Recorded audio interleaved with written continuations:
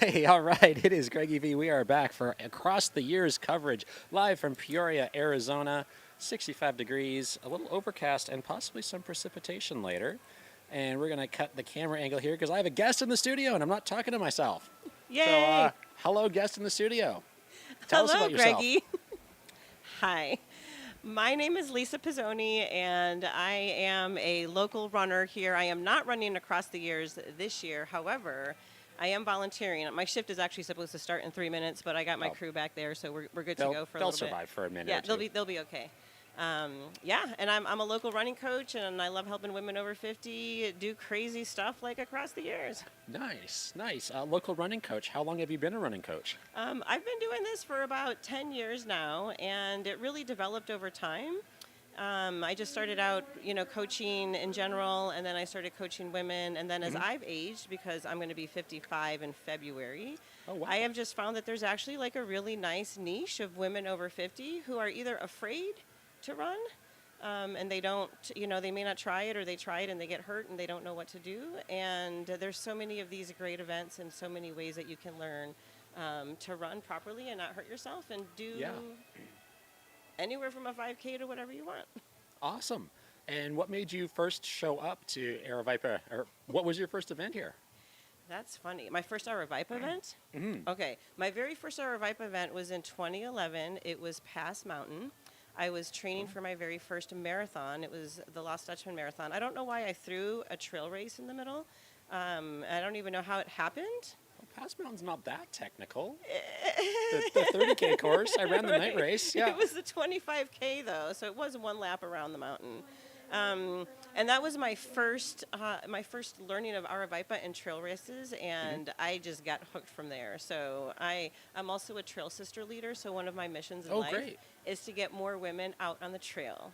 And so since I started trail running, and I don't know how many Aravaipa races I've done total. I know I hit 100 at Javelina 100K in 2024. Wow. So yes, so that was I think I was the first woman to hit that record. Wow, So, congratulations. thank you, That's a thank huge you. accomplishment. Yes, very much. And you're are you running any distance this year or Here. next year, which would be tomorrow?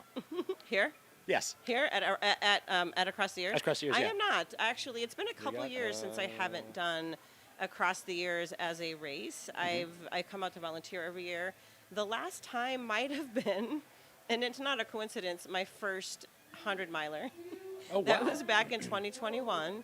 It was my first and only 100-miler, and I chose this race for exactly the reasons that I think it's a great race to try, because Yeah. it's a very safe environment. You're not out Yeah. in the middle of nowhere for 100 miles. I do love trail running, and I would trail run over going around in circles any day, but I just love this event and how it brings out people from all ages and all different backgrounds and levels. So, I probably have to get it back on the calendar. I did Jackrabbit this year. Those are tinier Oh, loops. isn't that like a 0.3? I have your ultra sign up on here. Oh, so yeah, amazing. okay, Across the years, what, Jackrabbit was, that's like is that 0.3. Nardini Manor or something like that? Yeah, it's 0.3. Yeah, and is that concrete or is that all I've not ever That's a done little that. bit. so- That's a little bit of a mix. I think it's gravelly. I think it's mostly gravelly. There might be like a little concrete part.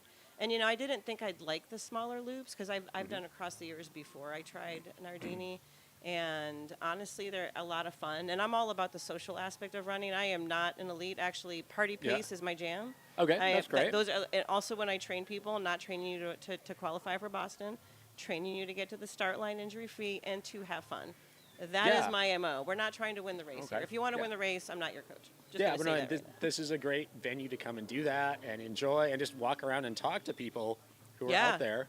Yeah, absolutely. And high five people as they're Yeah, walking but, by. oh yeah, and everybody comes in and it's funny because they all like look at me. I'm like, hi, I don't know you, but okay, I'll wave at you. Yeah, And- a lot of and people Some do people wave I at do, here. but yeah, it's nice to see. And like you said, it's a control, not fully controlled, but it's nice that every mile and a bit you see your crew. Every mile and a bit you got food. You got multiple places to go to the bathroom with running water. Like, This is a really Yes. nice place to come and try something out.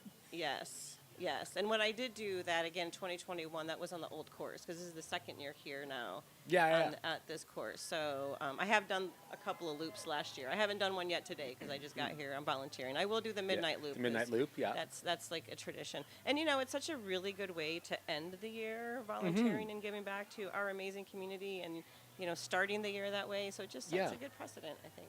Yeah. And is this the only day out here, or are you going to be out here for, I guess there's a couple more days next It year? I live in Tempe, so I probably won't be out. I might be checking out the live stream, which I just love now. I feel like the live stream since, I don't know, I feel like Cocodona is what really put the live stream on the map. I'm not sure. But Yeah. it just, Yeah. That was bonkers. Right, exactly. So I feel like this is such a great way. Like I could tell people, like, check this out. You could watch the live stream and you can see people going around in circles. Yeah.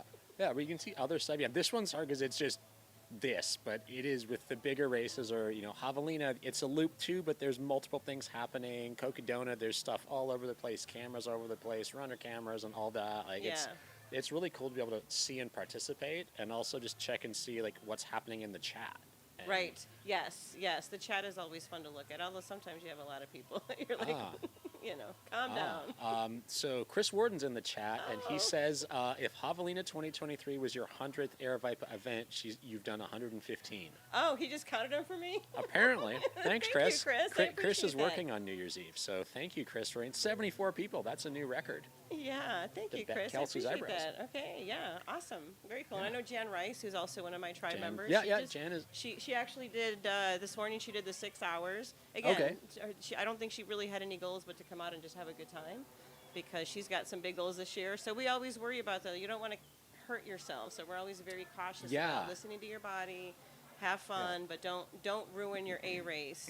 Yeah. How have you coached people for this race? Because that is one thing. I have never run a distance here. I've had a guest bib. I've gone out and walked with the guest bib or the memorial bib, but I go back and forth and I'm not signing up again for the 4th consecutive year, mostly because a number of people that I know who've gone hard for a 6-hour or 12-hour thing get injured. Yeah.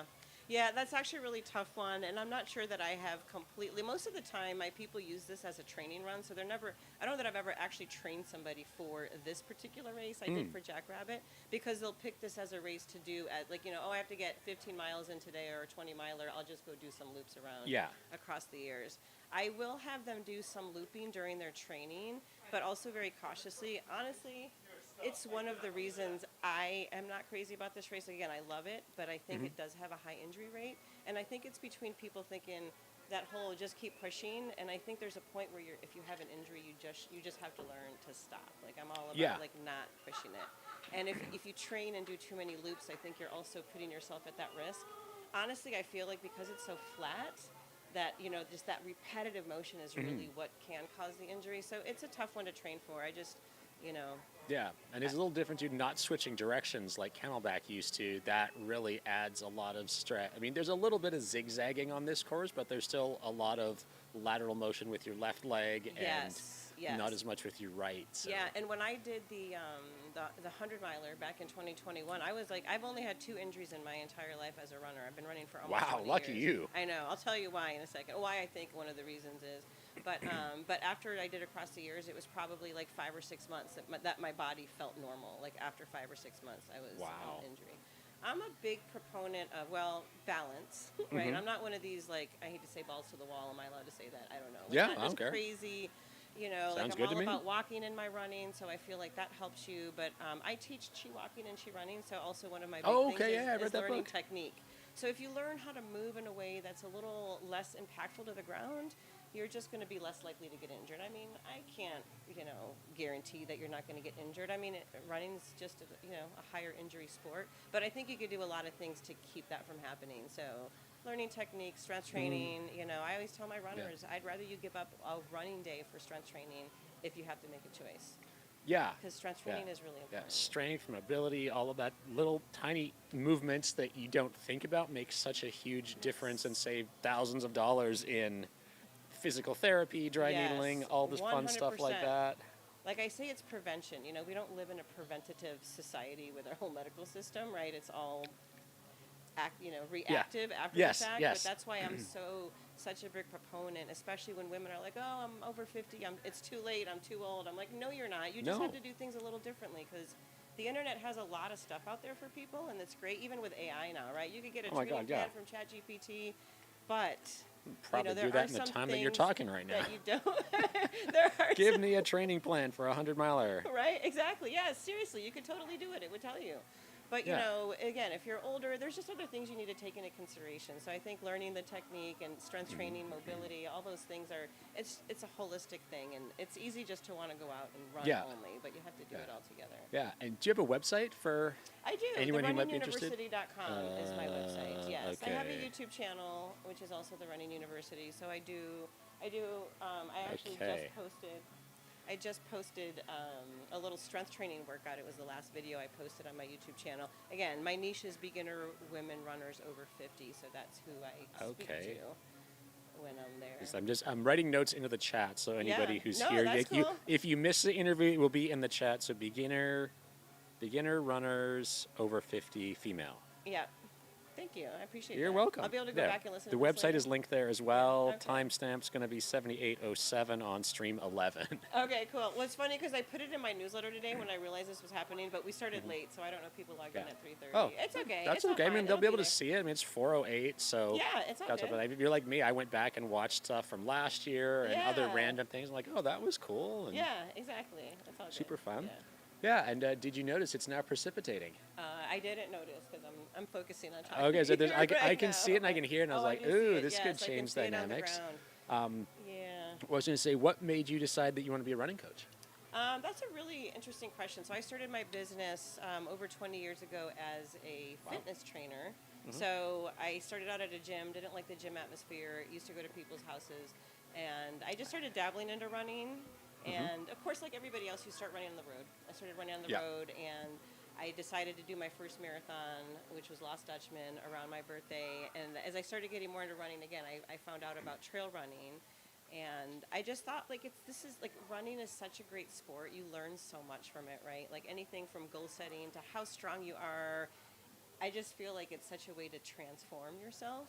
Yeah. You know, like you hear about so many stories about people who, you know, let's just say, whatever, cancer survivors or people who used to be addicted to, you know, alcohol. Just like running can be the answer to everything, I feel. And I think it's got a bad reputation, right? Like you can get injured, it's bad for you. And I don't believe any of that. I feel like that all just depends on how you learn how to do it.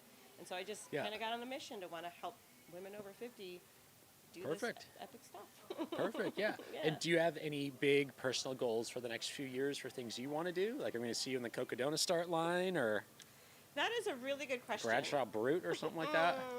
That's a good question. So I had Cocodona originally when the first year it came out. I was like, oh my God, I love our state of Arizona. I'm from Massachusetts, but I've lived here for a while. I love our state. And I thought that would be a good one. I hadn't even done my first 100-miler yet at that point, though. And I've had women, as a matter of fact, I have a ladies training program for Eldon Crest coming up this year, but I did one the last 2 years. Yeah. And last year I had like over 10 women, almost all of them over 50, that did Eldon Crest.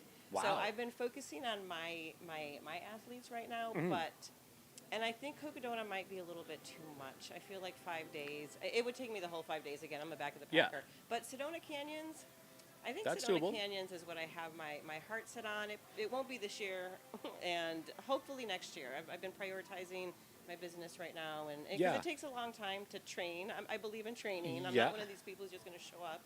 And I want to have the time. I've made mistakes before where I was trying to do some things and I had to train, and you know, so I'm kind of trying to balance it out. But Sedona Canyons is going to be my next big one. I think. Hopefully 2027. And if you decided you'd be number 112 on the wait list for Sedona Canyons, if for you this signed year? up right now If I for signed up right for 2026, if you this signed year? up Okay, right yeah. now, yeah.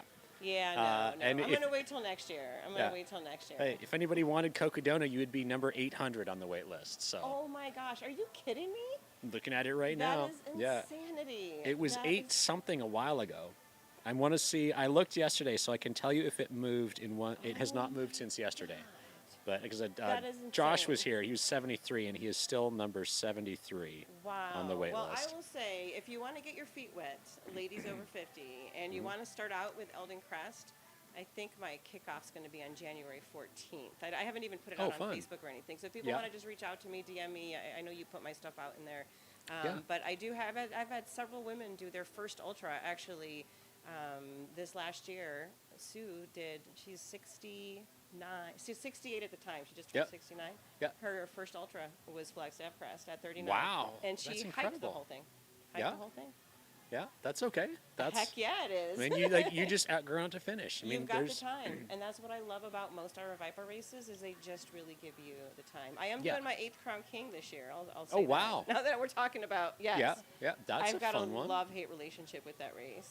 But when you're done with it, you just feel like a badass. Yeah. You know? Oh, yeah, that's a lot And of I'm always climbing. like within 5 minutes of the cutoff, so. Oh, well, that's okay. You went out and you did it and finished it. That is Exactly. equally as impressive as somebody finishing at the front or anything else. Like, you Right. never know what someone's goals are. And I mean, I know I'm in no danger of getting a golden ticket, so just go out and have fun and see what I can do. Exactly. That's what I say. I feel like, you know, I have a huge amount of respect for front of the pack, right? Like, they work so hard. Mhm. And it's just a different kind of hard. Like, every time I finish a race and I see what the first person did, they're almost always half the amount of time, right? So that's hard for me to think about, but to think about being out on a course double the amount of time physically and mentally, right? Like, that's hard too. So I just love that, you know, that it's a sport that everybody can do as Yeah. long as you can meet the cutoffs. Big Yeah. believer, and you got to know what the cutoffs are and stick within those. Yeah. Well, yeah, and that's a strategy too of looking for races that have them. I know I did one last year in Utah, and it's a 50 miler. It is a very aggressive cutoff at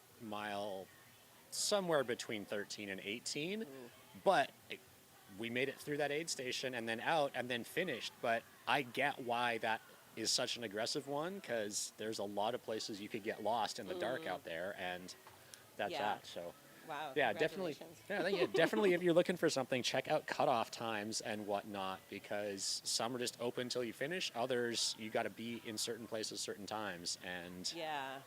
I Yeah. think that is a really big thing because, again, I love to train back of the packers, and I also believe that when there is a cutoff, you have to respect it because I've seen people actually try to tell the aid station manager, well, no, I'm going to keep going or whatever. And to me, again, there's a reason they're there. It's mainly safety, right, for everybody, the race people and for yourself. And so definitely watching the cutoffs. And, again, why I feel Aravipa, you know, there's some races that have tighter cutoffs, Crown King being one of the examples, right? But when people want to tell me I want to do my first 50K, oh my gosh, you've got Frenzy, you know, Coldwater. Yeah. Like there's so many. yeah, Santana's coming up. Right, exactly. Past There's so Mountain, many great there's a races. lot, and there's a lot that are significantly less technical and less elevation-y than other things you could pick in other states or wherever in the world. And even this right here, right? Like people do epic stuff at this, and this is always again. I always worry because I'm like people just keep going around and potentially getting themselves injured. But I know people that come out here and do some crazy, and it's hard to go around. You know what I Yeah, mean? I can't it's- wait to do my first 100 on the trail because even though I've done one here, it's going to be very different. You know? Yeah, yeah, it's a mental challenge, this one. Yeah, big time. Yeah. Yeah, I mean, you can go around and you can hit the aid station. I mean, the aid station's on course. You could eat every mile if you wanted to. Or what is it, 1.4 now? 1.42 miles, Okay. 2.27 kilometers. Yeah, okay. Or wait, according to the race result, 1.4108 miles or 2.2706. Okay. USATF certified course, Arizona 24012 JOE. So that doesn't mean anything to me, but whoever certifies this Okay. has proved it's X amount. So I believe good it sounds enough. legit. yeah. Yeah, so Awesome. that's awesome. Yeah, and said you're volunteering at the aid station today? Yes, exactly. I know my people are there already, so volunteering till midnight. It's again, Okay. it's been a cool tradition. I usually just throw it out to my group, so we volunteered this shift, and I also have a group doing the 12 a.m. to 8 12 a.m. to 8. shift. Oh, nice. So yeah, we've covered that shift pretty much. Yeah, it's been it'll be 10 years. So next year's going to be my 10-year anniversary of volunteering and being here at midnight. Wow. Except for, again, the COVID year. But yeah, again, I couldn't think of any better place to be. I mean, Yeah. here I am. I could either be at home. I'd probably be sleeping anyway at Yeah. midnight, you know. But here I Yeah. get to see, I know I have a lot of friends here. I've got Yeah. friends that are helping me at the aid station. Yeah. And we're just going to have a good Yeah, I time. mean, there's fireworks in the neighborhood that go off that Yeah, you hear. we get so, to do our yeah. little apple cider toast Yeah. at midnight, and we do the lap around with everybody, and then go back home. And Awesome. yeah. Awesome. Yeah. Anyone else you want to shout out to or congratulate? Any of your athletes? Oh or- my God, I just want to shout out my entire tribe. Basically, like they're all my ladies who just inspire the heck out of me, and I just, you know, again, if anybody wants to find out any more information, they can reach out. But you know, just get out there. Don't be afraid. Yeah, no, you can do it. Like I said, I got the runninguniversity.com is in the show note or YouTube chat, not the show notes. beginner runners over 50 female. So check that out if you are watching, you're interested. We got 82 people on the live stream now, so Awesome. Thank you. people are watching. You're Awesome. welcome. Thank you for being here and volunteering. I mean, Yeah. we'll probably see you in the background of one of these cameras at some point, or I'm sure. I'll when be I walking run around. over. Okay, awesome. Well, thank you so Awesome. much, Thank Lisa. you Have so a happy much. New Year. Thank you. You too. All right. Okay, well, thank you, everyone. Yeah, we got 82 people is the most I've seen on the tracker thing. I think. How about you, Jordan?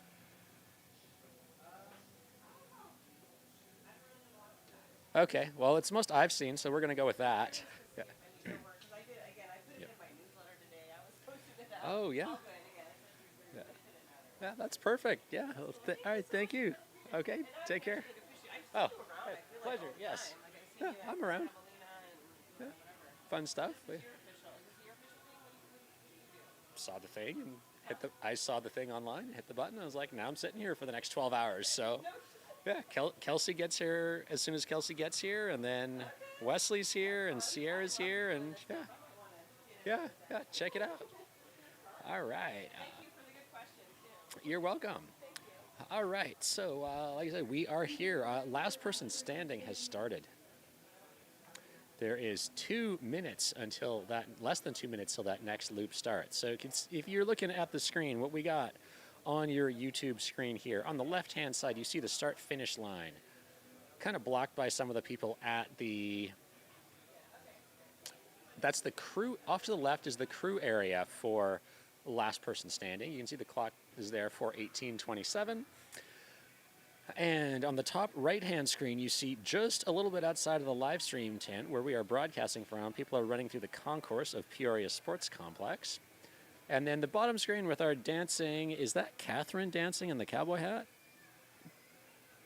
Maybe. Anyways, there were fruit smoothies that we were trying to hand out earlier. They were delicious. I loved mine. Brought one for Jordan. So lots of different food and things and snacks for people.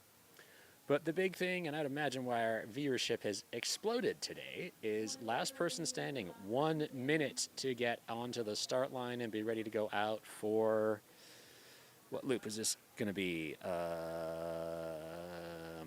Live update active. How do, results. Okay.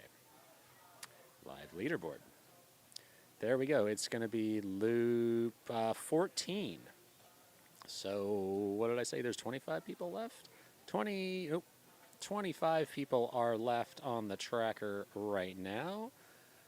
Who have we got in it? Gene Seymour, Tara Friend, JD Birdsong, Rocco Rasnick, Florian Singler, Nick Mullen, Stephanie Rosebaugh, Brandon Elmer, Mike McKnight, Jessica Hardy, Alex Huth, Michael Carson, Mike Bakes, Levi Rajnowski, Paul Nielsen, Tyler Clements, Krista Halston, Maya Detmer, Danielle Redinger, Tana Morgan, Seth Turner, Stephen Park.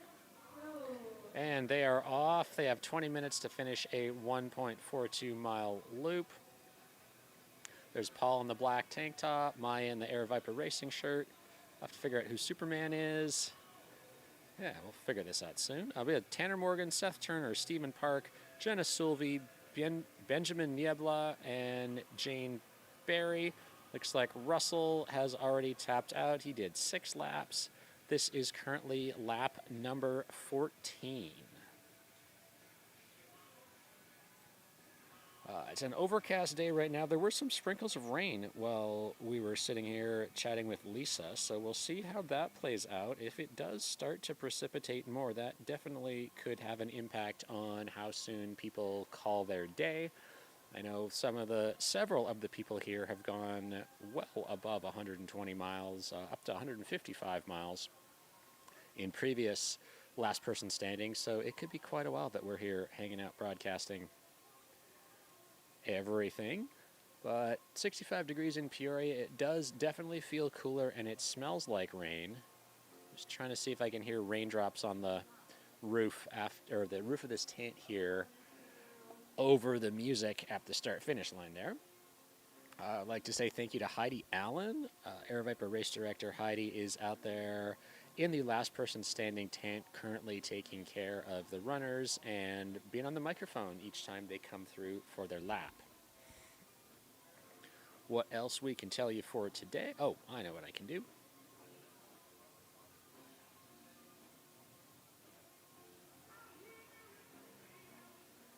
Chilling on Nick Mullen. All right, way to go, everybody who's there. I saw Nick a while ago, and I talked to Mandy for quite a while. All right.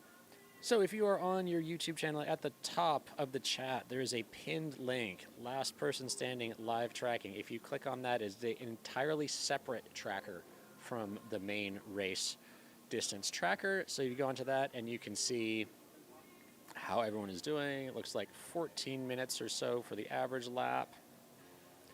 Fastest lap, 12 minutes. The course record, we were looking at that, is like 8 minutes. Let's pull that back up. Strava. Thank you for joining me. My name is Greg Varigan. We'll be joined shortly by Kelsey McGill, so I am not here all by myself for the day. If you are in Peoria, you need something to do tonight, why don't you come on down and watch Last Person Standing? Cheer some people on, watch the fireworks, just be part of it. We've got Mount to Coast is one of the sponsors here. They are set up, and you can come and demo a pair of Mount to Coast shoes. In that top right screen or top right view we have of the concourse area, they are just out of view on the right-hand side there. So if you're curious to try those shoes out, come on down. Peoria Sports Complex, Peoria, Arizona, home of the San Diego Padres and Seattle Mariners for spring training, and we're doing a 1.42 mile loop around the entire complex. There is concrete, there is dirt, there is a ramp, there is the descent of a ramp, there's a tent village, lots of stuff. The aid station is somewhere around a quarter mile into the course, and it's going to be a pizza dinner tonight. So everyone who is out there on course and all the last person people, they are going to be having pizza for dinner. No idea how many pizzas, but a lot probably. And we're going to pull up here, get back to that Strava segment, which I will put in the chat in a sec here as soon as I can find it. There's also some absolutely hilarious Strava segments in Peoria. I will let you investigate those on your own. There we go, that one right there. Across the years, Cole F. has the course record at 8:45. We have a new female course record set today by Sierra DeGroff, 10:13. Congratulations, Sierra. She'll be on live stream later.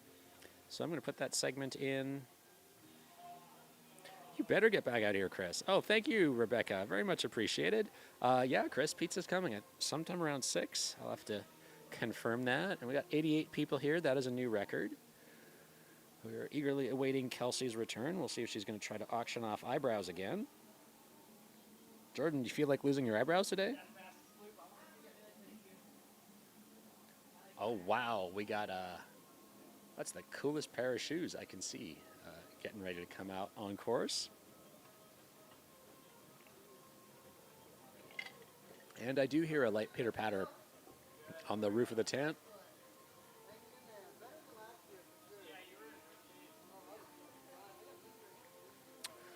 What else? That was Andy Glaze, just came through the start-finish. Let's see what Andy is doing. I didn't know Andy was on the list.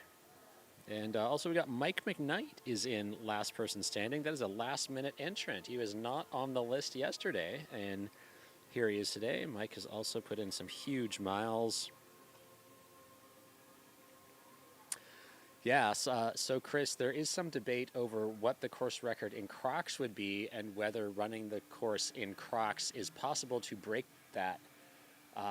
So there may be an attempt at some point in the next few hours. We'll have to just see how things play out here when our host joins us. Okay, what was I looking up? Right, Andrew Glaze. What is Andrew Glaze doing? He's still out there, so he's definitely not doing the 6 hour. The runners alphabetically. 100-miler started today, and he is currently on his 31st loop. Way to go. Results. There we go. So the deal with across the years, there's a lot of different distances, fixed time and fixed distance races going on right now. So other than the Mount to Coast 100K, which happened on the first day, any of these results are subject to change in the future, as people could run the 6 hour today, a couple days ago, tomorrow, later on in the future. There's also the 12-hour, 24-hour, 48-hour, 72-hour, 6-day, 100-mile, 200-mile, 100K, and a marathon every day. So the only results that we know are the marathons because they happen every day. And it looks like for today's December 31st marathon, our overall winner is, wow, we had way more people do that today than yesterday. There's 8 yesterday.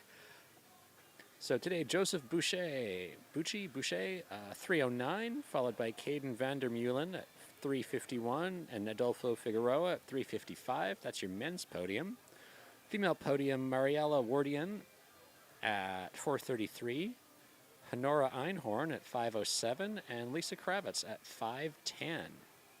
A number of people who are doing the 6 marathons in 6 days. So Annabelle Hepworth and David Holman, seen their names on multiple days. Congratulations to them. I know we talked to Hank Donegan yesterday about his charitable efforts and $150,000 that was raised for his charity there. For the 12-hour, our female podium at the moment, Megan Eckert, who ran 80 miles, 57 laps on the 29th. Kelsey McGill, 42 laps, 59 miles, also on the 29th. And Tracy Varga, 50.7 miles on the 28th. Men's current podium, Martin Lambert, 64.9 miles, ran on the 29th. Brandon Ropp ran the 28th with 60.6. And Mark Montepero ran also on the 28th with 53.6. Looks like we've got Matt Heacock out there. He's got a chance to move up. He's currently at lap 33, 46.5 miles, and he's got approximately 4.5 hours left to go today.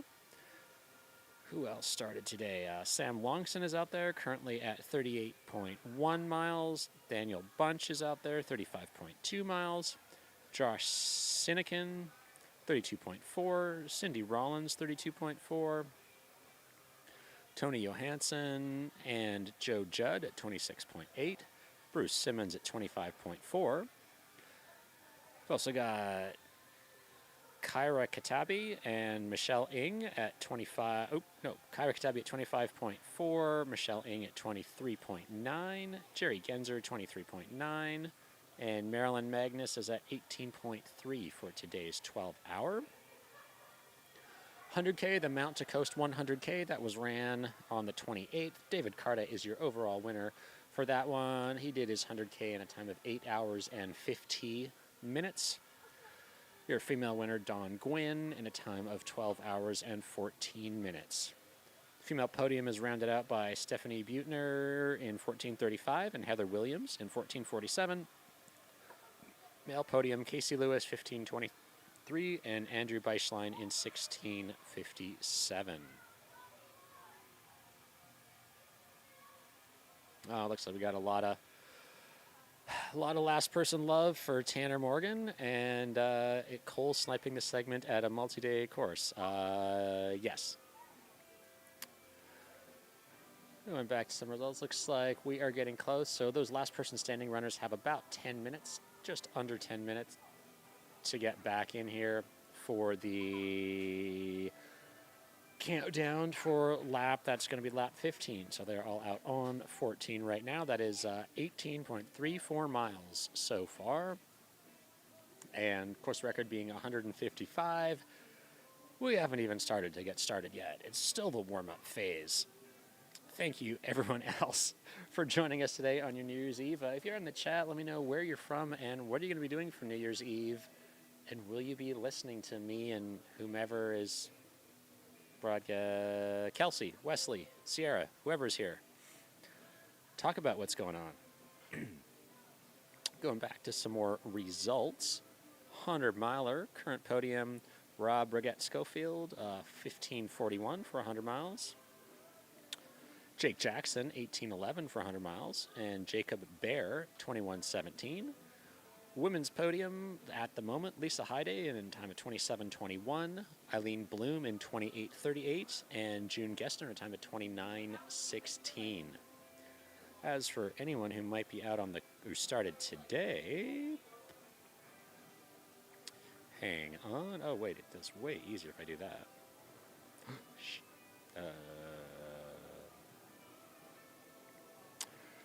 Wow, a lot of people started today. Carol Northrup, Eddie Isla, Stephen Goodman, Fred Case, Jill Hudson, Jerry E., Mark Lansford, Pamela Whalen, Annie McDonald, Zachary White, Benjamin Searles, Tom Davies, Julia Addison, Eugene Addison, Simon Gerard,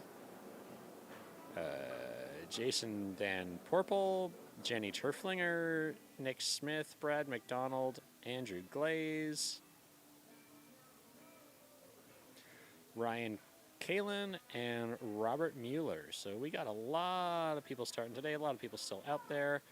And like I said, because of the nature of this race, as people finish or start different things, that podium could change, probably will change, so we'll keep you updated for that one. 200 miler, we have got one finisher so far, Avi Meyer, in a time of 47 hours and 23 minutes elapsed time. That is not just running time, that is entire elapsed time, so really cool to see that. Second overall, first female is Melissa Soper in a time of 52:36. Second female, Christina Abadi in a time of 74:01. And third, Brittany Heinzelman in a time of 75:54. That is the entirety of our finishers so far. Still out on course and currently fifth overall, would be second male, continuing at this pace. At 194 miles is Chris Sherwood. And a little bit further back at 179 miles is Kevin Dew. Looking to see who started that today. We have one person started that today, and that was Walter Handloser, and he has made it 9 miles so far today, but I know he did other stuff for another distance. I remember seeing that name somewhere else. 72 maybe? It looks like we got two DNFs, Hannah Carta and Jeannie Munoz for that race. So bummer to hear that. Best wishes to both of them for 2026. Going into our 24-hour results. Wow, we have two big changes on the leaderboard here. For a few days, Jacqueline Jacoby was our leader with 86 miles, but that has been redone in the last few hours since I left last night. Your current leader in the 24-hour is Aiden Shiloh Broyles with 121 miles in 24 hours, followed by Nancy Klinkenbeard with 102 miles in 24 hours, and Jacqueline Jacoby is now in third. First male, Eli Abbott, 131 miles, followed by Jess Koski, 129 miles, and Jeff Klabaugh with 124 miles.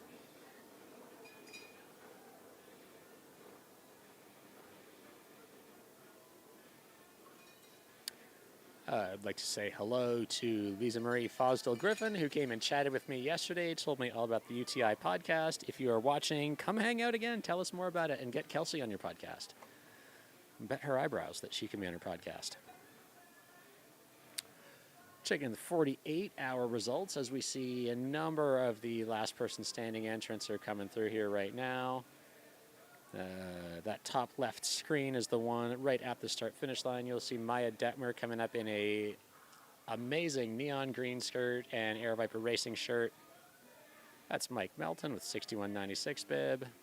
Trying to see any other people that I recognize. So you can see anybody's making a very sharp turn to the left of your screen there. They are definitely heading into the last person standing tent. There is a big 20 by 30 tent set up there.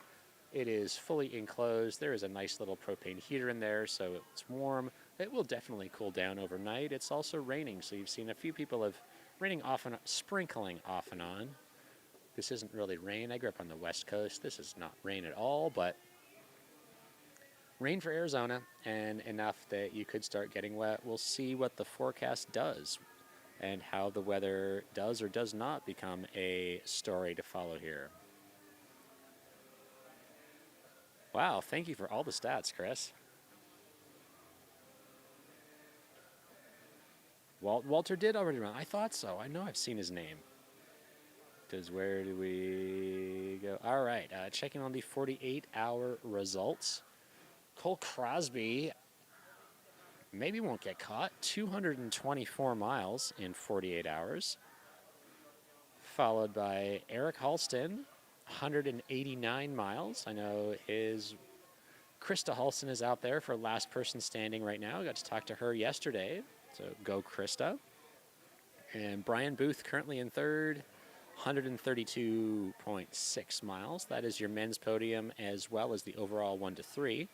First female, Jill Hudson with a 131.2 miles. Angela Salgado, 122.7.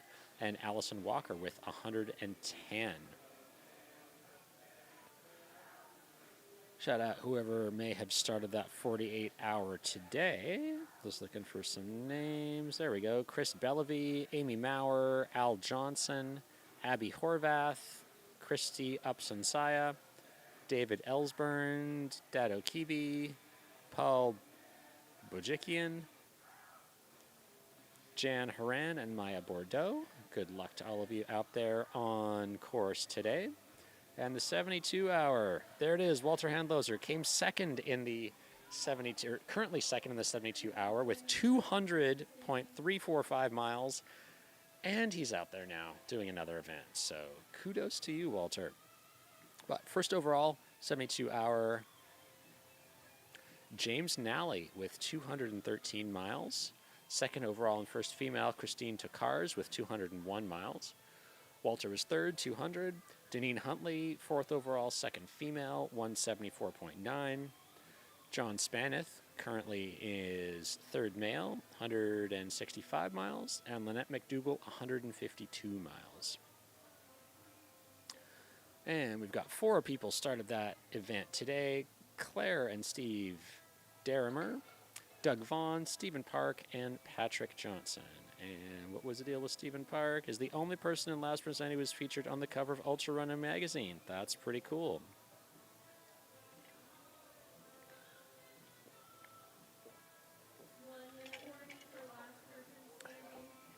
I'm not sure if that can be heard in the background, but Heidi just came on the microphone. There is 1 minute until the next lap goes out for last person standing.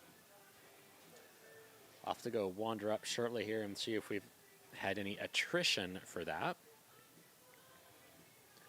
Still, the official tracker just lists 1 person so far who's dropped. And everyone here will be going out onto lap number 14.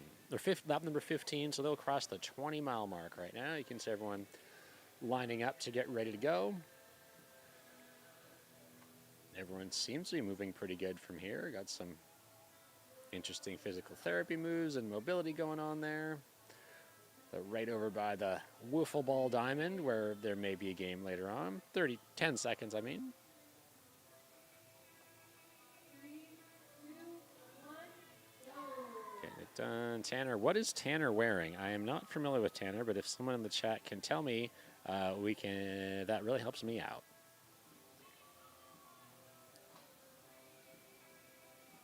Oh, wow, that's really cool. Congratulations, Stephen. That's quite the cutoff beating for Cocodona. Is anybody in the chat doing Cocodona next year? I know Cocodona 2027 is my big goal. And as well, I know a few people that are looking at that for next year. We're close to cracking 100 people. Wow, this is really exciting.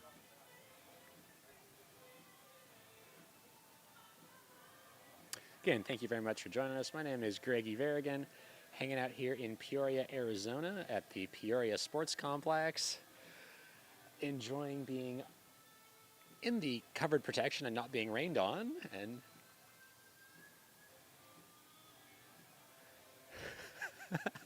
we might have a guest come on really briefly. Any updates you want to share? Are the mics hot, Jordan? They can be. Blue one? Okay. Hello. Is it on? Hello. It's on. Oh, Jamil might be going for the course record. Jamil is really moving as he comes through the start-finish line on those flashy pink shoes, and he just threw his shirt off. So I was joking about trying to set the course record in Crocs earlier, and now Jamil's got his pink Adidas and absolutely flying. Maybe he's going for the Strava segment. Yeah. Yeah, we were talking about that. Sierra just got the women's course record today. It was Shelby until today. Nice. Okay, fun. I haven't been following much of the other distances yet, but I'm directing the last person standing. I'm Heidi Allen, by the way. I was just walking by and decided to pop Yeah. on and say hi. Yeah. So- How's it going out there? How do people look out there? Because we can't quite see from here. You know, everyone is looking really strong. We've only had one DNF so far. He injured his hamstring, so he dropped out early. But, I mean, it's still early on in the race. We're just under 5 hours in. 20 miles. 20 miles. I mean, I only know one person that did that last year Yeah. that dropped out so early. So. Yeah. Well, and I will say Russell was volunteering all week. We vacuumed out a Yes. whole lot of tents the one day. Yes, he's so not- thank you, Russell, not for all done- your help. Oh, so we have word that Jamil is already coming in around for another lap soon. So I don't know how much he has left, but he's Wow. flying. Wow. Yeah, definitely. All right, he's almost to Wow. the aid station, which is pretty close to where we are. Holy cow. Yeah, That is fast. I wish I had timed that. Yeah, I wasn't even, oh, now I can't see. I used to be able to see, but that tent there, I can't see anything anymore. Yeah. Oh, well, that's okay. Well, I can see on the screen. Yeah. I'll make do. But yeah, Pretty no, good, I mean, so everyone is looking great. I don't know what you've talked yet about this race so far. Just a little bit about who's in it, and then got some results. We're doing an interview with Lisa. So, yeah, anything you Okay. want to share about that? Yeah, I don't know. Aaron Barber, why is he not out here running it? I know. Come on, 6 Aaron. minute miles for last person standing, Aaron. Yeah, he was infamous for running about 7-minute miles and then resting, and that was kind of his strategy last year. But had to call it quits early due to being injured. So I don't know if anyone is going for that strategy. Actually, I was talking about how people were going out a lot. They were finishing a lot faster last year, and I think it was because Aaron was kind of leading the charge and everyone was kind of following him. This year, everyone is coming in past the 14, Halfway. 15 Yeah. minute mark. So Yeah. they're coming in a lot slower, playing a lot more conservatively. So it's just kind of interesting. I honestly think we might be out here until Saturday. Oh, So. yeah. Yeah, like that, the lowest average lap pace, so that's 1.4 miles, is 13 and a half, and that's Gene right now. Yes. Everybody like 14, lots of 14s, lots of 15s, 16s, 17, 8. Oh, Russell was in it. Yeah, so it's, people are kind of enjoying it for now. I'm waiting to see somebody go and do a lap like Jamil did just to throw it in, but I we know. may not even see that. Yeah, someone throwing some speedy miles there. I don't know. Yeah. Well, I want to talk to more people. Like, maybe we got to get some boots on the ground and gather some data and see how people are See what feeling. they If do, any of yeah. them plan to throw in some speedy miles or just keep it nice and chill the whole time. Yeah. So. Yeah. Do you have a favorite for this? Well, 2 years ago was my first time at Across the Years, and I saw Maya Detmer and Mike McKnight going head-to-head, and I was really rooting for Maya to win, so I do kind of hope she takes the win this year. But also, Stephanie Rosebaugh has been putting in a lot of work. I think she just did a backyard ultra and won, or Oh, she that's- won or got second, but she ran 250 mile plus. So I think she is a strong contender, and I think that her, Mike McKnight, Maya, we're all gonna see them for the next couple days. I was gonna say, yeah, Babbitt's Backyard Ultra in Flag in September, 158 miles. First female, 5th overall. All right, 64 there we go. miles in 12 hours at Jackrabbit. Tahoe 200. Yeah, Last person she's- standing, she was 3rd last year with 142 miles. Her Like, results are pretty stout. So Yeah, won saddles in 2024. yeah, 3rd at Bigfoot. Yeah. yeah. So it'll be really interesting. I think we've got a lot of talent in the field this year, so it'll be kind of cool to see how it goes. But yeah, it's just not too exciting on my end. I just hang around and then Yeah. call them up to Ring a the bell. start. Yeah, no, I don't even get to ring a bell. I just say, Oh, go. Go. I know. I'm trying to figure out what other exciting things I can say instead of go. But no, You should change. It's Across the Years. You should just take Google Translate and pick something different, like pick vamos, like a new language. andale, Oh, that's kind of fun. Yeah, actually, I kind of like that. ale. Ale. I'm now out of languages to say the word go in, but Los. the internet will tell That's us. Yeah. German. Okay. But yeah, no, everyone's looking strong. It is fun to just walk around and talk to people. There's a sweet lady, her name's Jane Berry, and she's got her family crewing her at the tents, and Okay. they write her a little note every time she passes them. And Aw. so she comes and sits at this white tent, and she's Yeah. just been by herself. And so I asked her, I was like, do you have any crew or food? Because Yeah. it looked like she had nothing, but turns out, she's got her family crewing her. Okay. But I don't know, she Yeah. just is so happy and so grateful to be there. It's her husband bought her an entry into this race Oh, wow. for Christmas. Wow. And so I don't know, just really sweet, and she's been so Yeah. grateful and happy, and it's cool to see people's joy being out here and talking to all these people. Yeah. So. Yeah. Is there anybody you've noticed that has no crew? Because we're partly trying to get people to come on down and do something. So if you've never experienced this and you want to come and check it out, drive out to Peoria, especially in Phoenix. What else are you going to be doing tonight? The football Yeah. games have been awful so far. Yeah, So come on out and see if you can crew somebody. Yeah, I think most people here for the last person standing do have crew. Yeah, she was the one person I didn't think had crew, but yeah, everyone. And if not, you're all sitting in very close quarters. You're becoming friends with people quickly, so you'll probably have a crew if not. Yeah. So. Yeah, it's been neat. So this is the 4th year I've been here for this, but it's also seemed wow, who's back and who knows who and how many people know someone. I remember Eric from 2022 Oh yeah. doing it and lying on the ground and sleeping in the sleeping bag for a little while between laps, and then going out, watching Paul win and crewing someone who didn't win. It's a neat experience. And now here we are. Eric did the 48 out, whichever one he did, he's in 2nd overall. Krista's out here now doing it. Heard all about their backpacking adventures. It's super cool. Really cool people are doing it, but you might never know who they are. And Yeah. I know so many stories here at Across the Years, and I think it's a fun race to be at. I do love seeing everyone, and I don't know, it's a good Yeah. time. Yeah, oh, there's Jamil. Okay. There he is, sprinting in, hot pink shoes. Wow. Yeah. And did you get a chance to talk to Ann Trayson or say hello to? See Ann Trayson? I did see her. I've not yet had the chance to talk to her, but she just seems so full of life and happy and Yeah. amazing. So, yeah, I was following on the live stream for a little bit, but Yeah. Nice. Thank you. yeah, I don't know. Yeah. It's been a good Yeah. time. Anyone you want to say hello to or thank or anything like that for your 2025 year? Well, we've got you here. I know you'll have to go in about shortly, but Oh, I know. Yeah, I got to start these guys soon. no I one's don't come know. by yet, so you're okay. Yeah, no one's come by yet, so we're probably It's only good. been 8 minutes. Yeah, That would be a course record if Jamil didn't just break it. Oh man, I don't know.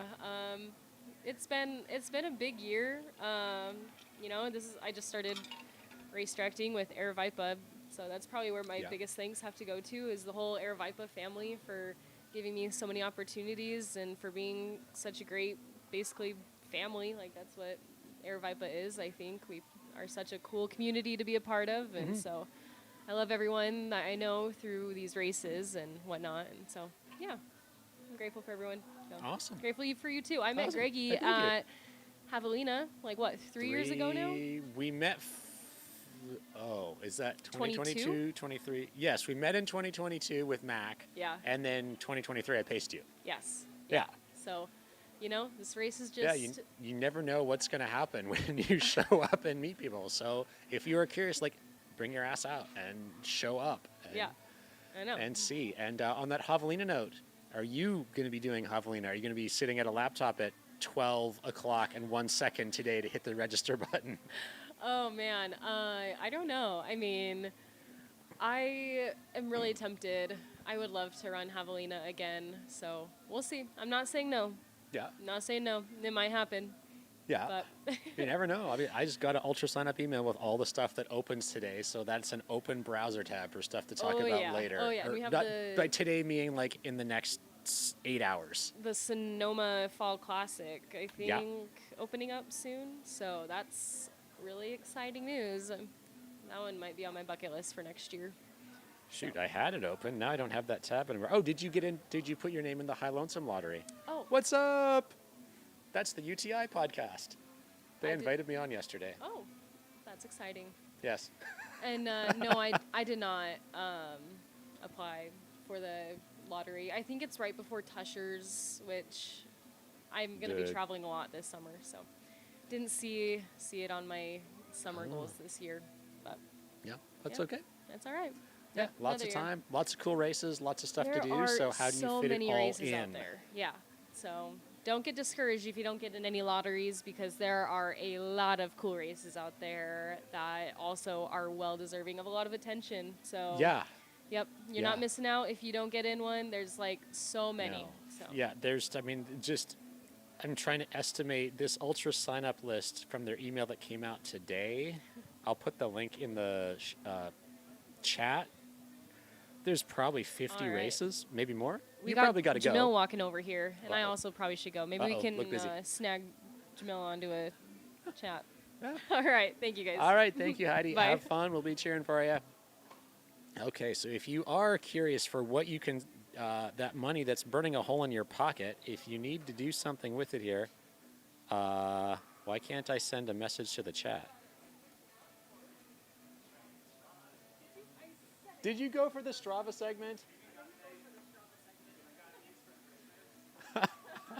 So Jamil did just go for the Strava segment. We will have to see why.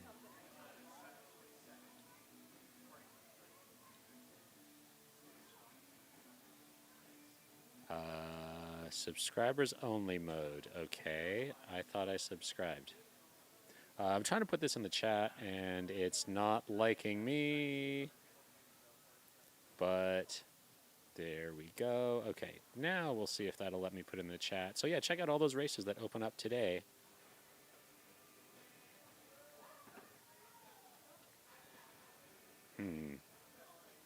Jordan, I think the chat hates me. It's not letting me post anything. I have a minus 98 score. I don't know what that means. Hello. Thanks for being out here. Shout out to Kara Morgan. Kudos to you, Kara, for doing everything. Tanner Morgan's got the Superman shirt. Okay, thank you. Tanner has a super. And here's a herd. Hey, there's Rory. Trail gangsters are here. It just keeps not doing anything. Oh, your message is too long. Oh. Yeah, that's what the minus 98 is. Oh. Well, It's too many- dang. It's 98 characters too many. 98K. Thank you for the troubleshooting there. Oh, I know what I can do. All right, I'm just messing with my email link here. There we go. Now it will let me post it. Technology is awesome. And fret not, friends. As soon as Kelsey gets here, we may have some very poor karaoke coming for you.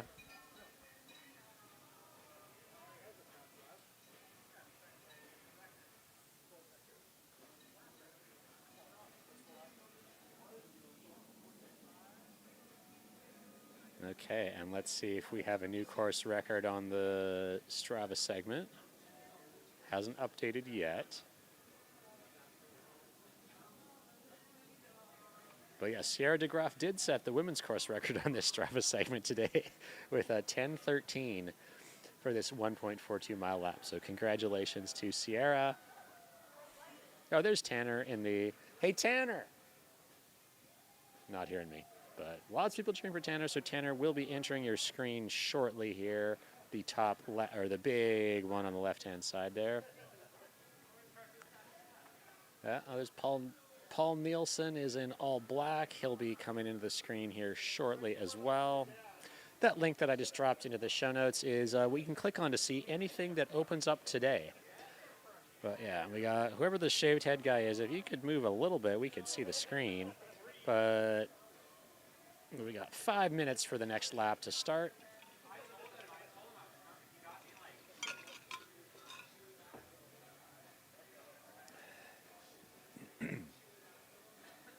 Thank you, everyone who's joining us today. We also thank our sponsors, Gnarly Sports Nutrition, Peoria Sports Complex, the City of Peoria, Aravaipa Running and Mountain Outpost, Mount to Coast. If you are in the area and you want to try some shoes on, come on down and try a pair of Mount to Coast. They had 4 different varieties on their display out there. Looks like we have the H1 is currently here on the table with me, so looking forward to giving those a try at some point in the near future here. It may not be today because I will be here talking for a while. And also thank you to Airfiber for sponsoring the live stream. Oh, and Happy New Year, Big Dave. Hope you are having a fun time skiing at Whistler.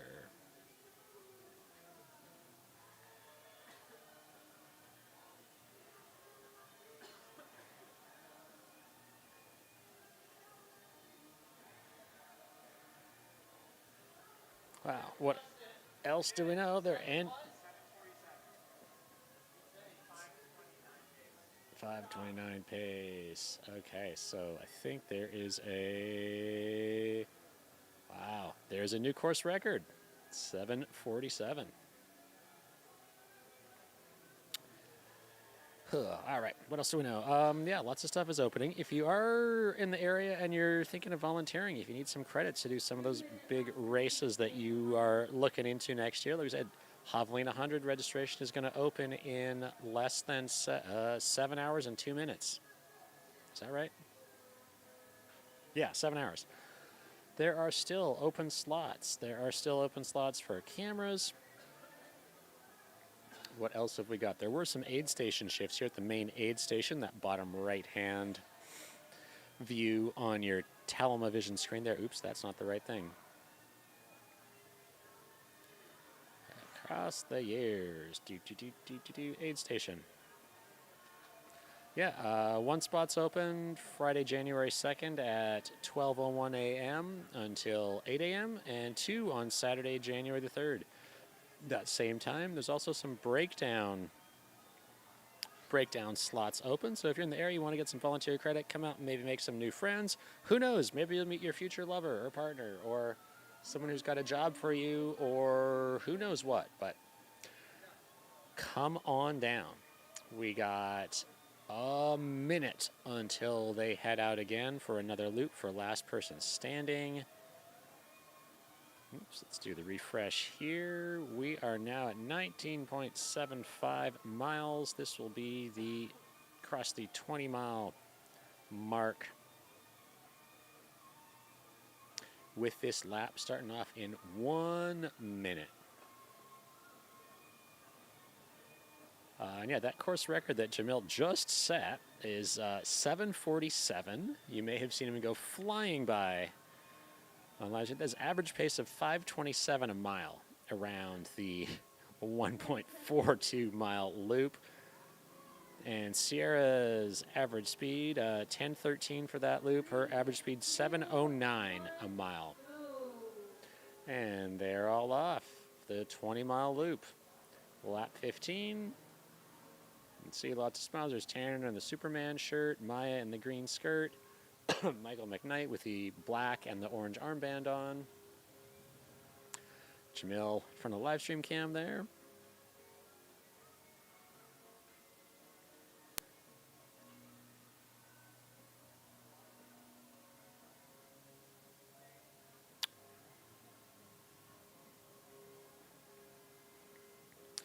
What else? Yeah, Airvipe has a great volunteer program. So if you are looking to maybe 2026 is the year to get into trail running or get into ultra running, check out airviperrunning.ivolunteer.com. You can see all the different events that have volunteer openings, pick what assignment you would like for that, and see what you can do. There's almost always people needed for different things. I'm just taking a quick look at Black Canyon right now. Yeah, lots of volunteers for aid stations needed for Black Canyon. Actually saw something too. Hidden Treasure Mine was looking for people on Instagram. I'll be at the Squirrel's Nut Butter at Bumblebee with Chris Thornley. Hello, Chris, if you're watching this. Thank you for all the stuff that you do. Squirrel's Nut Butter is also a sponsor of this event, so thank you as well for that. There's some big credit ones. If you want to do Cottonwood Gulch Shift 2, 4 p.m. to midnight, you need a 4x4, but you get $150 in race credit. Table Mesa Shift 2, the big race credit one is full. Doe Springs has got $150 credits. Lots of people still needed for that, as well as the Finish Line. If you're a dude that wants to watch other, oh yeah, US ATA elite athlete chaperones, so that's the drug testers, and you'll be assigned to a runner until the runner is able to provide a urine sample for doping control. So 3 spots are needed for that. Sweeps, yeah, there's lots of stuff. So just check out those links on airviperrunning.ivolunteer.com and see what might fit into your schedule. Black Canyon will also be on live stream, so very excited for that. It's going to be a very fast race, lots of big names in there, golden tickets on the line. So I'll be curious to see who's running that as well as who shows up to crew and pace people. They have seen David Roach won a golden ticket at Javelina and gave it away, but he is on the start list for Black Canyon, so one of the big favorites for that race. Well, let's see who's in the women's field for Black Canyon.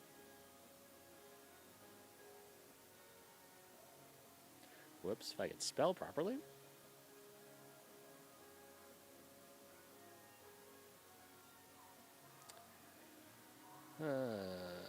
Who've we got? Names I recognize. Jennifer Lichter, Ann Flower, Tabor Hamming, Sylvia Abel, Ingvild Kasperson, Nicole Hansen, Deanna Doan, Shay Aquilano,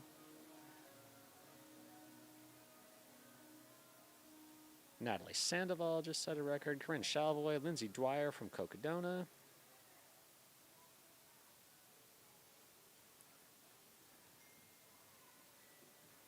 Oh, okay, thank you, Kelsey, for that update.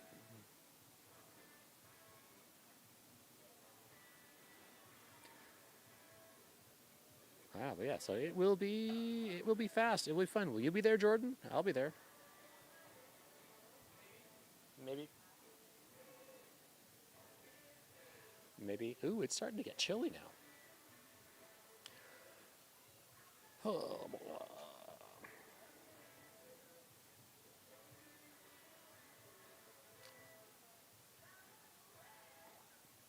So as you can see, there are lap 14 for last person standing. How did we get down to 17 people? We got another DNF here. Alex Huth is no longer in last person standing, so we're down to 24.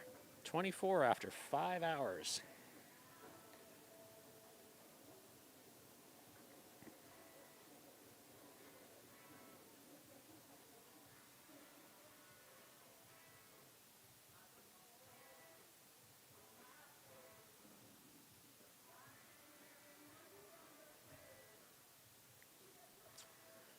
But yeah, for that last person standing, we're on lap 16, 21.6 or 0.1 miles is where they started at. And we got Trail Gangstas. What's up, dude? Good, how you doing? I am. If you want to do something, you're welcome to join me. No pressure, do what you think, but if you want to come talk. Yeah, we have, yeah, okay. We No, but I wasn't necessarily watching. I'm kind of looking all over everything. Oh, dang. Okay, but yeah, Rory Moynihan, Trail Gangstas just ran by, so Happy New Year to you, Rory.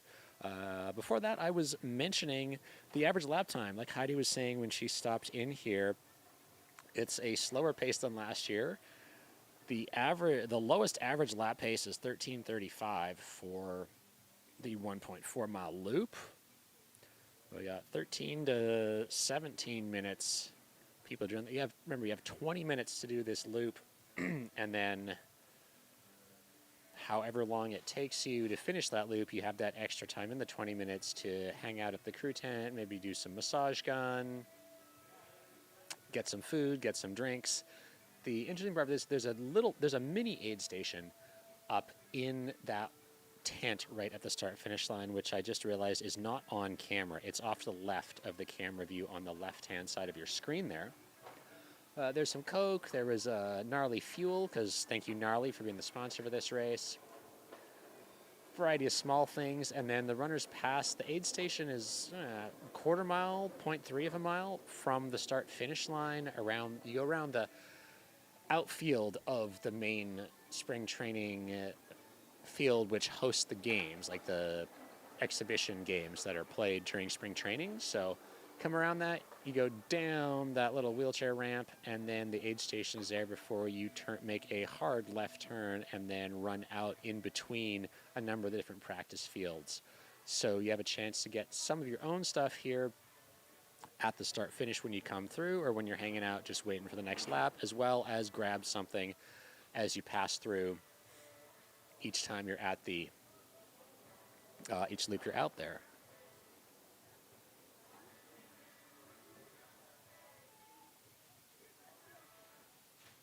Yeah, Rory doesn't have time to drive. Rory's looking for people. And if anyone's looking for Rory, he just went that way. We've still officially got a temperature of 65 degrees, but I'm noticing the temperature start to drop sitting here in the little live stream tent, huddled away from everything right on the race course. It's starting to get dark, but there's a lot of light out here. It's also New Year's Eve, so we're going to hear a bajillion firecrackers start going off at some point, probably any point after it is dark.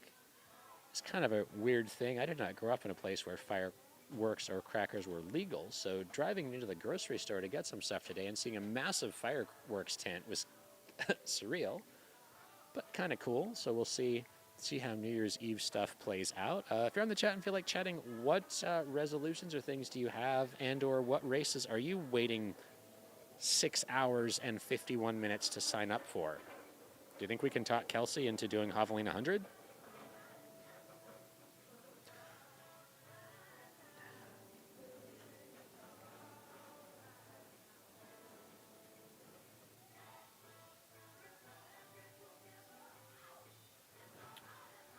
Oh, what else do we know? Yeah, if you're in the area too, we got Coldwater Rumble is coming up in the middle of January, January the 17th and 18th.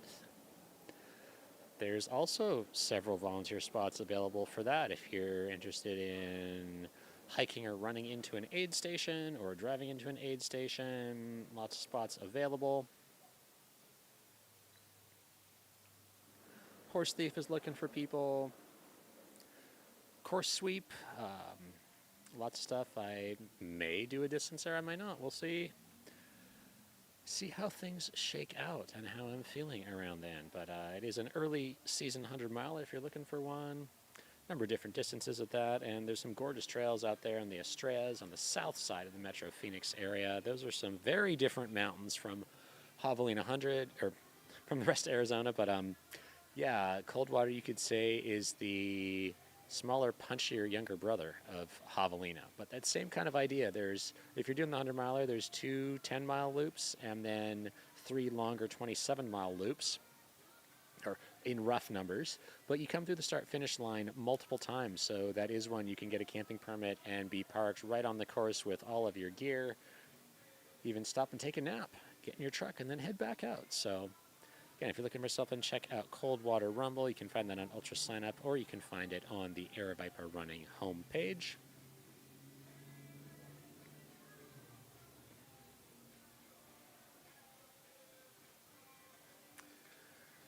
Wow, we have some...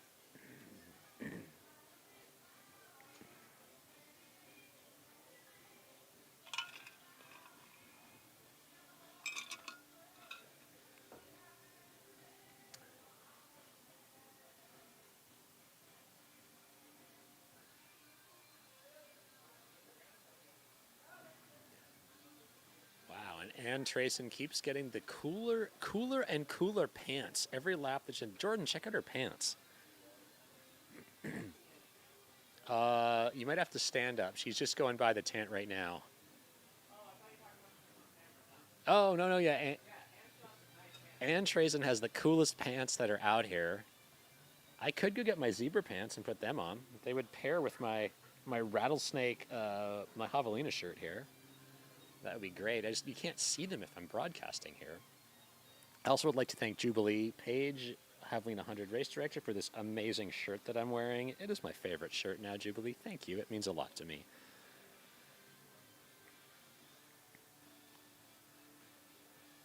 Oh, well, that's lame.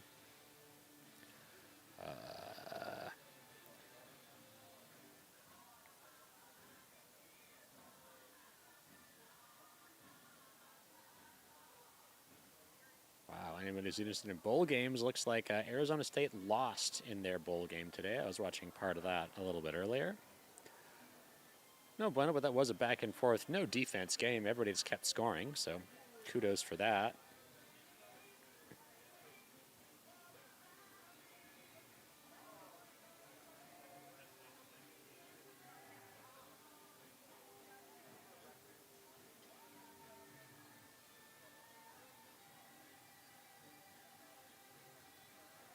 Oh, yeah. As you can see, you're starting to see people get layers on here. It's definitely getting darker. There is Anne, just crossing the finish line, 5:12:41 on the race clock. Or that is not the race clock, that is the time clock.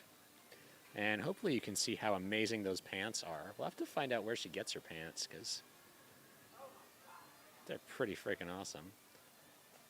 Oh, yeah, and then you can see there's a gentleman there. Oh, that's Mark. I know Mark from Sedona. So everyone is pointing at the leaderboard, because there's a giant leaderboard set up right there, so you can see how many laps you're at and your mileage and things as you cross through. So the camera is pointing, is like right beside it, pointing this way.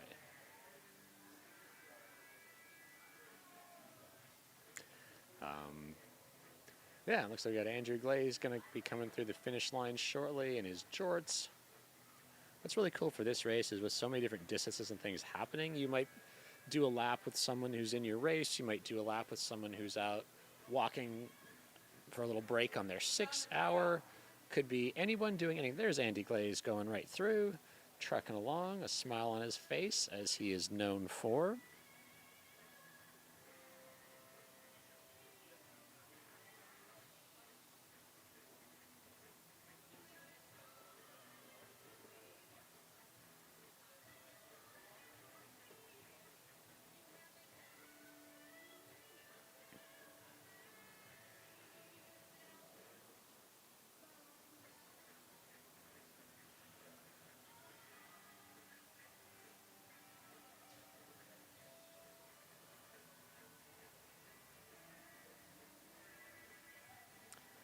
All right, yeah, what else do we know? Lots of things are happening, lots of race distances. It's sprinkling off and on now. Let's check the weather and see what does Wonderground say. We got 5 more minutes for people to come through for the last person standing. You can see that top right corner, that top right screen there is runners as they're just about to pass us sitting here in the live stream booth. And from there, it's about like 0.02, 0.03 into the finish line. There's Michael McKnight jogging by. You should see Maya here sometime. But, ooh, wowza. What have we got? How do I read this forecast? What on earth is going on? I just want to see... No, today. I don't need the 10-day.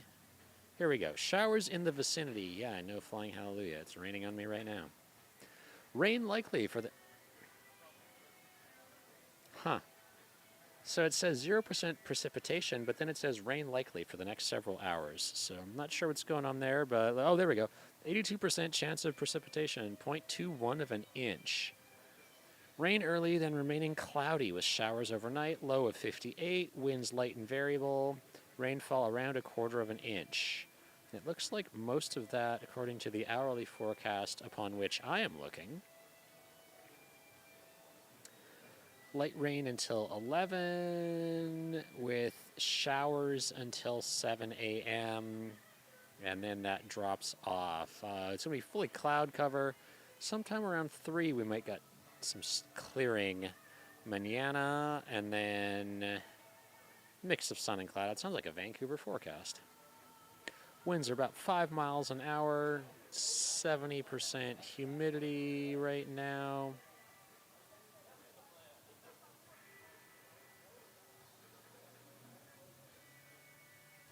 Yeah, hourly forecast for today. Oops, nope, wrong button. There you go, yeah. Oh, actually, my mistake. No, I read that wrong. 37% humidity, 2 to 5 mile an hour winds, 55 to 90% chance of precipitation for the rest of the evening here. So if that precipitation does happen, there could be some pretty quick attrition because it may, once you're cold and wet, it gets less fun to go out and do things. The interesting part about this race, there's a lot of concrete and then just a few stretches of dirt. So it seems like about 70% of the course is on concrete this year, as opposed to the previous course at Camelback Ranch, which was pretty much all dirt. One little section of concrete, or two little sections of concrete coming through. Go, Paul! Cheering for Paul Nielsen. What's up? Paul Nielsen, 2022 champion for last person standing, is just about to come through the start finish there.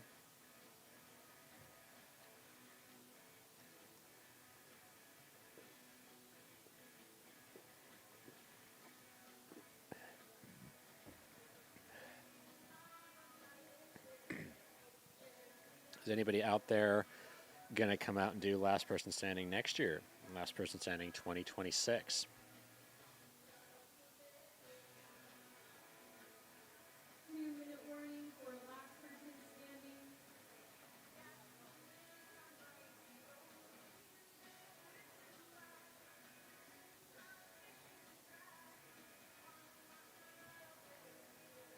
I'd like to thank Air Fiber for supporting the live stream. Peoria Sports Complex, home of the Padres and the Mariners for spring training, home with a $14 beer.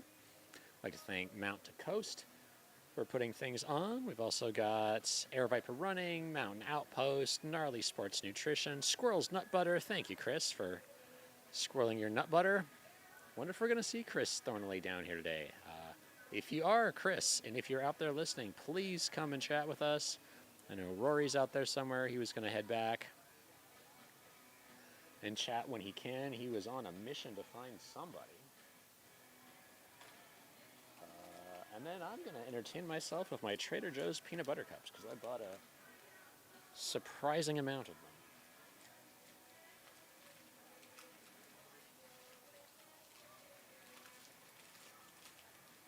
So we'll kind of hard right now being the only one to get over and see what people are doing in there in that last person tent, but I know there were several different strategies employed for nutrition for the last couple years. Some people were just drinking their calories each time, some were going for food, all kinds of different things, milk. From where I can see down into that tent over there as Jordan's heading out to get some more light on our camera, there's Rory. Yeah, it looks like mostly liquid fuel right now.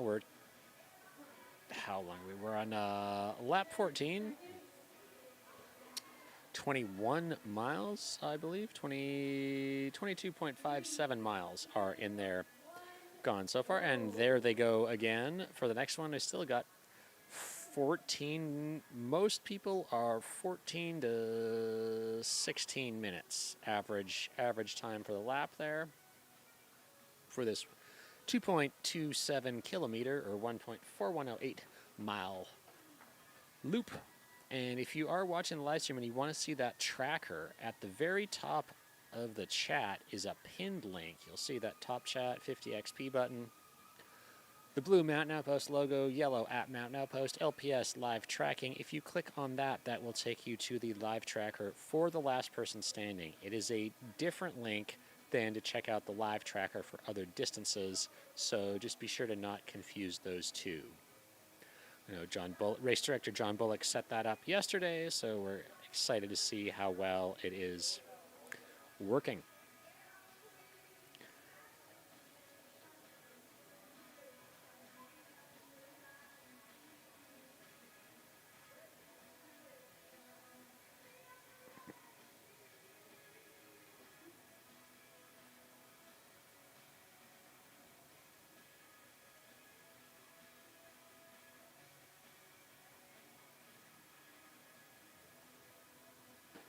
Checking on Troy Croxdale has completed 148. Where did that go?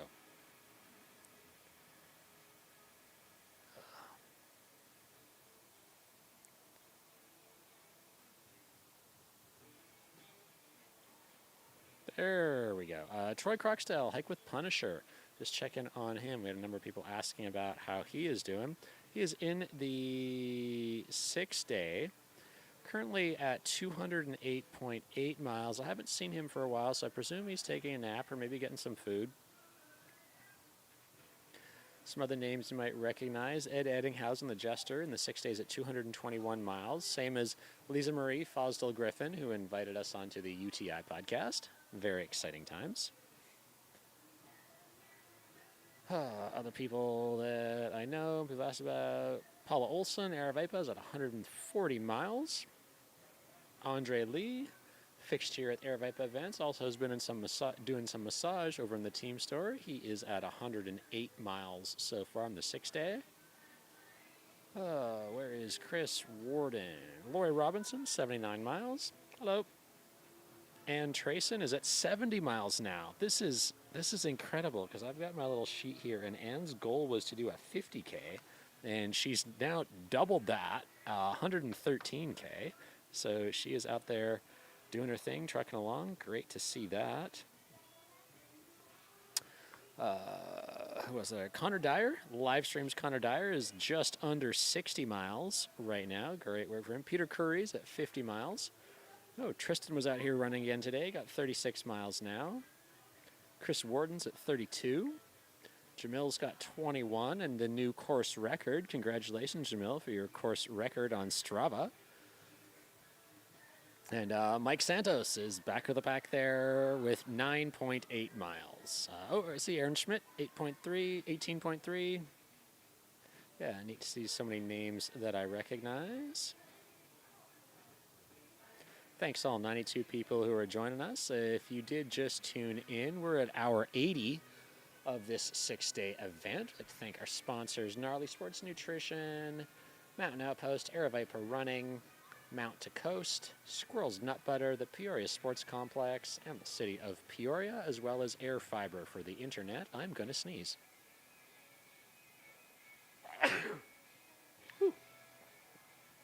Wow. Runner 5297. Don't know who runner 5297 is. Maybe we can figure that out. All timing questions would have to go to timing.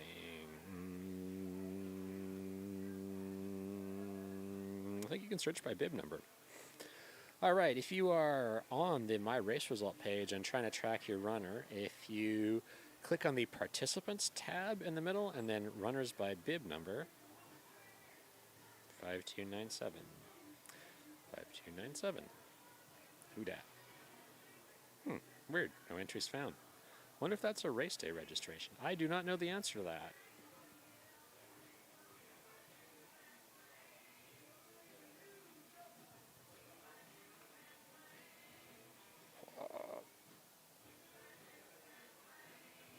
Yeah.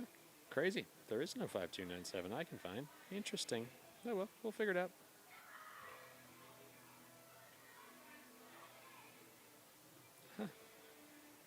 Yeah, good question, though.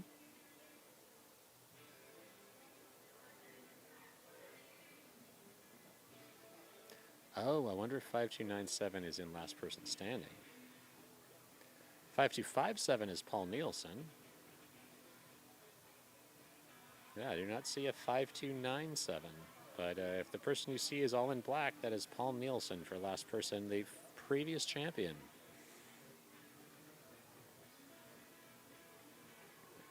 And yes, that's right. We have two previous winners of this. Wesley Smith, last year's winner, is going to be here chatting with us in a while.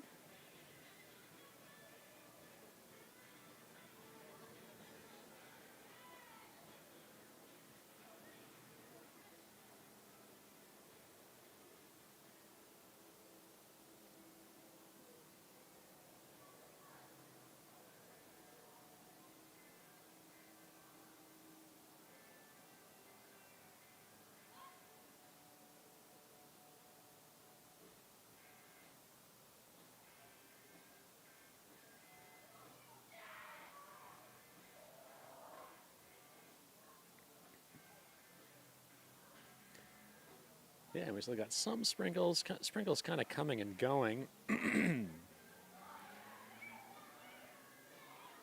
with every few minutes here. It is definitely cooling down. It is definitely darkening up. We're going to have to go see if the pizza's ready soon because I'm getting hungry.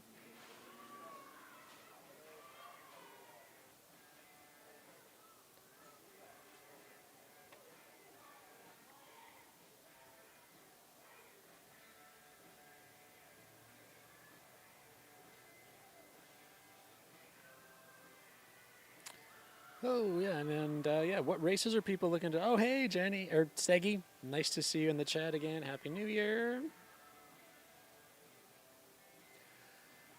I'll have to go see. So what have we got for last person standing? They are 6 minutes into this lap, so probably start seeing people in about 8 minutes based off of their current paces.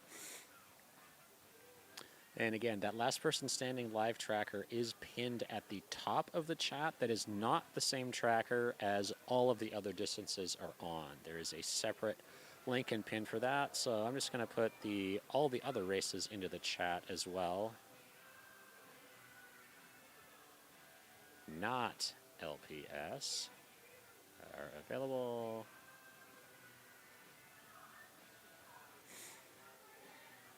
All right, and we got, 6.5 hours until registration opens for a number of big races. Did I close that tab? I did not. Races opening on January 1st. Lots of really cool and fun ones. Frozen Heart 900, a 15-hour in Rock Fall, Connecticut. Interesting. Summit for Her in Amos, Pennsylvania. Northern Nipmuc. Wow, we should pick some of these to go and run just based off their names. Serengeti Trail Races in Urda, Utah. Virginia Run for Cancer. Here we go. Squatchy Mountain Fest in Ellenville, New York. San Diego 100 opens today, or in 6 hours. Lazy A Backyard Ultra in Kansas.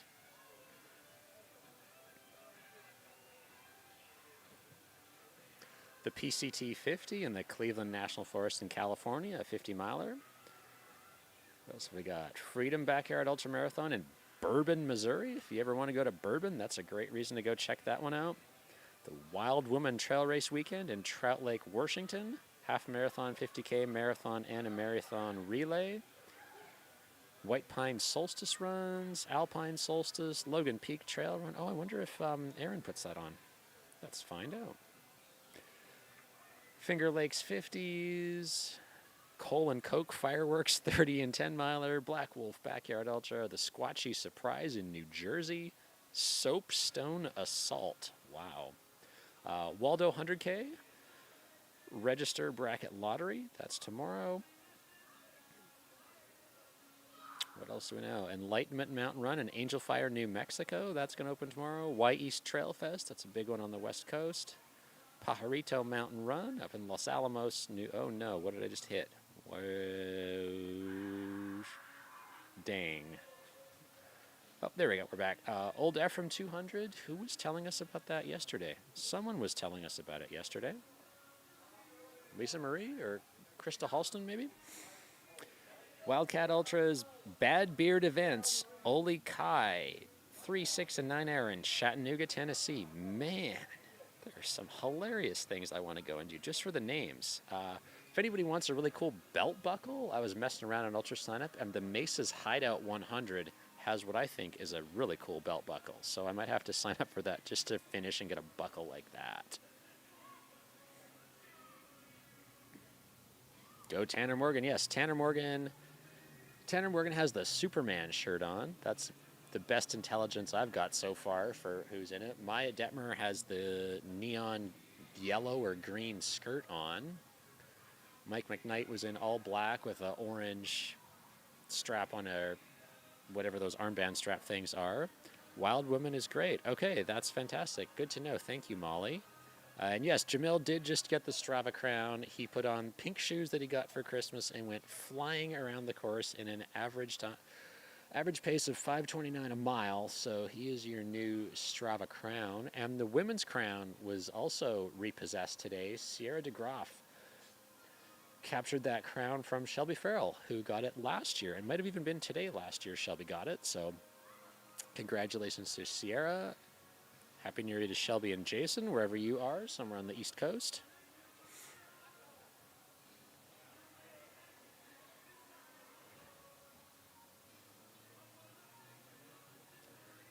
Chris Warden, are you still in the chat and are you out on the course right now? You. Boom. If anyone does see, the next time Ann Trayson comes around for another lap, she has had the coolest pants on for the entirety of this race. She keeps changing every so often, and I don't know where she gets them, but they're almost like pro wrestling tights with the amount of cool colors and patterns and such on them. So hopefully she'll come through here and we can get a good view of her. Is the pizza here yet? It's got to be coming soon. Pizza? No. Pizza? We have pizza for dinner, but we don't know when it's coming. So We have pizza for dinner? that's what Patty told me. Yeah. And Probably borrowed them. Yeah, probably. Pizza the Hut,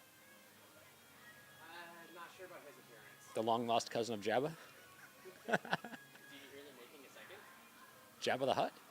No, Spaceballs. Really? Oh my gosh, wow. Currently just finished wrapping up filming, so it's all on post-production. Holy cow, we have just been informed the new Spaceballs movie is coming out. This is why I love live stream, all the random stuff that we talk about. Mel Brooks came back for it. He's not dead? Nope. Hold on, we've just been informed Mel Brooks is not dead. We have to verify this on the interweb. Oh wow, we got Aerosmith playing, and I'm not allowed to sing along for copyright reasons. Rick Moranis, he came back for it too. He's not dead either? But John Candy's dead. Yes, he is. Okay. So, I But don't know it's like AI. AI can bring him back.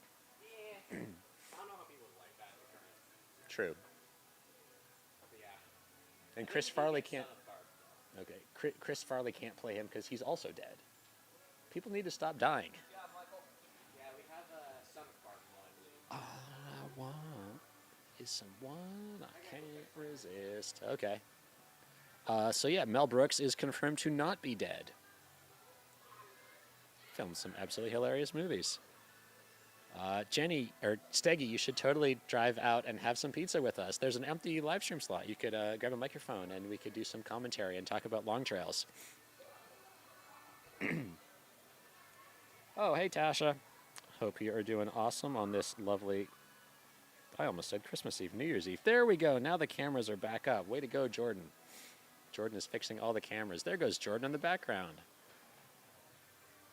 Who else do we see? Okay, looks like we're starting. So 13 minutes into the lap, 14 minutes into the lap, my mistake, for this lap of last person standing. So should be starting to see people come by here pretty soon. That top right corner, that top right screen is just as they come past us here in the live stream booth. So I get a little bit in advance notice of who's going to be coming through, and then it's few seconds before they come into that left-hand screen is at the start-finish line, and then that bottom right screen is the aid station. So you can see that big blue tent, that is a 20 by 30 foot tent, which is full of food and goodness and a whole bunch of M&Ms and other goodies. And the white tent off to the left is the eating tent. There's some charging stations in there. Just a nice area out of the elements to eat some food, hang out for a while if you'd like. And then behind that blue tent, off to the right-hand side, is another tent where all of the cooking is being done. There's a full kitchen set up in there. I know we were doing some barbecue repairs a couple days ago. There's a refrigerator. There's a full stove set up. Hannah, Patty, Jen and Catherine have been cooking up a storm, so thank you to them for keeping the runners fed and nourished. Plus, there's a ton of volunteers. We had Lisa Pozzone on earlier chatting about her whole group, the running universities out there volunteering. This is their 9th consecutive year doing the New Year's Eve at the aid station.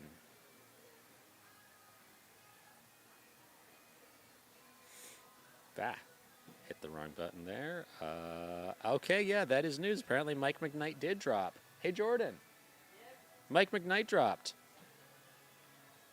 Mike McKnight dropped. He did? Look at my computer. Thank you, Who brought that up to our attention in the chat? Troy and Steggy. Wow, that's big news. Maybe we can find out. I'm going to text Heidi. Hopefully Heidi's got her phone on. Heidi. Air Viper race director Heidi Allen was in here chatting earlier too.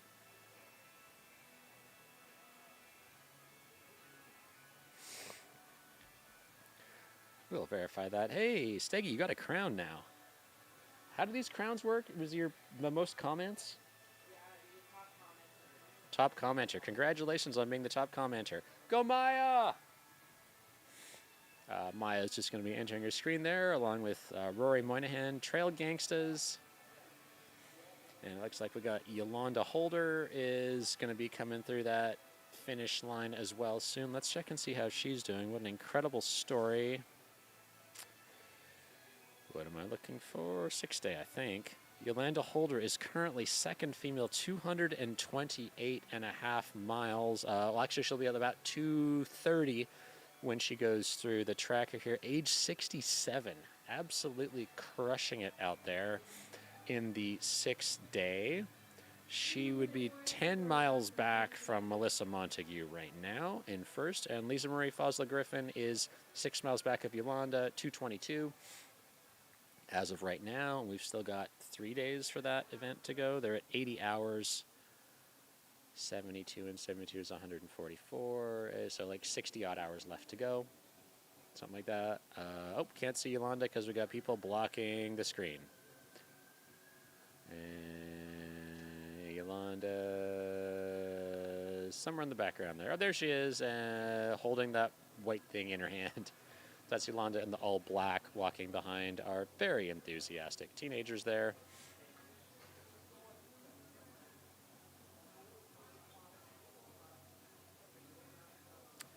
We've got less than a minute, just over a minute for people to get out onto the start line to head out for the next lap. There's Heidi with the 1 minute lap.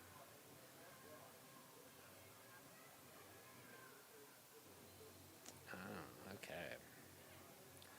So this is going to be heading out. They have completed 17 laps. Just a hair under 24 miles for last person standing right now. Yes, I can see people starting to conglomerate at the start-finish line there. You got about 20 seconds to get on the line and get ready to go.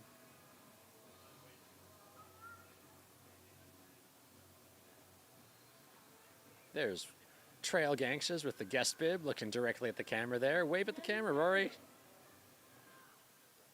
10 seconds. 5, 3. 3, 2, 1, go. And everyone heads off again.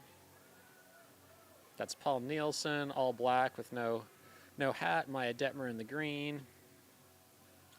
There's Heidi Allen with the funky colored hat on there. Looks just like my Bass Pro hat.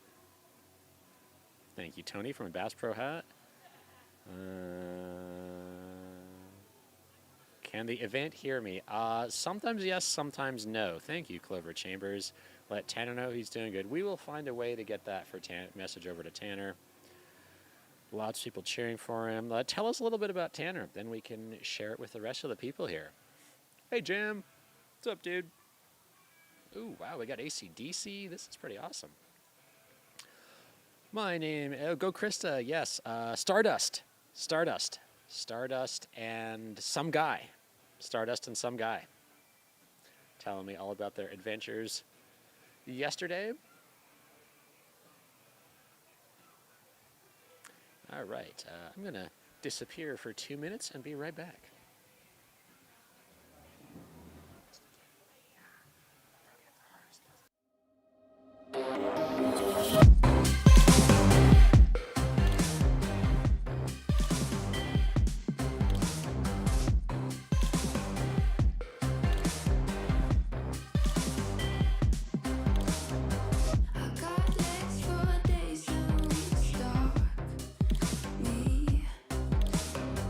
Make up for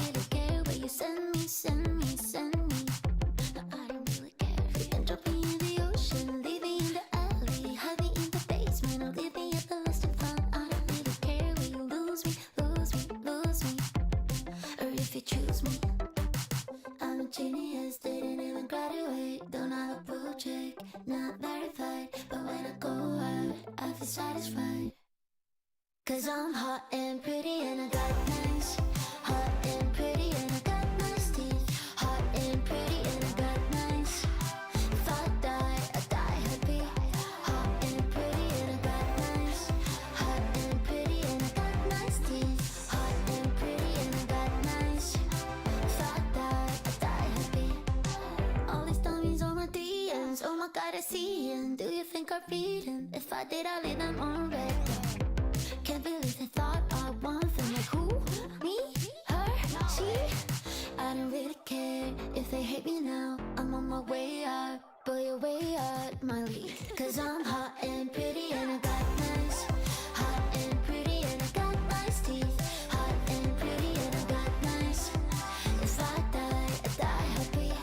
Hot and pretty and I got nice.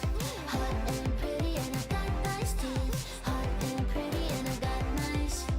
If I die happy. Happy. On the coffee you spilled, the text you never sent. Play this full of feelings where you never listen to the outfit that you loved, but your ex couldn't bear. Yeah. On the top you never closed, maybe overshared. Drug that went too far, crush you never named. Lipstick on your mirror, staring at your face. Hot and pretty and I got nice. Hot and pretty and I got nice teeth. Hot and pretty and I got nice. If I die happy. Hot and pretty and I got nice. Hot and pretty and I got nice teeth. Hot and pretty and I got nice. If I die happy. Happy.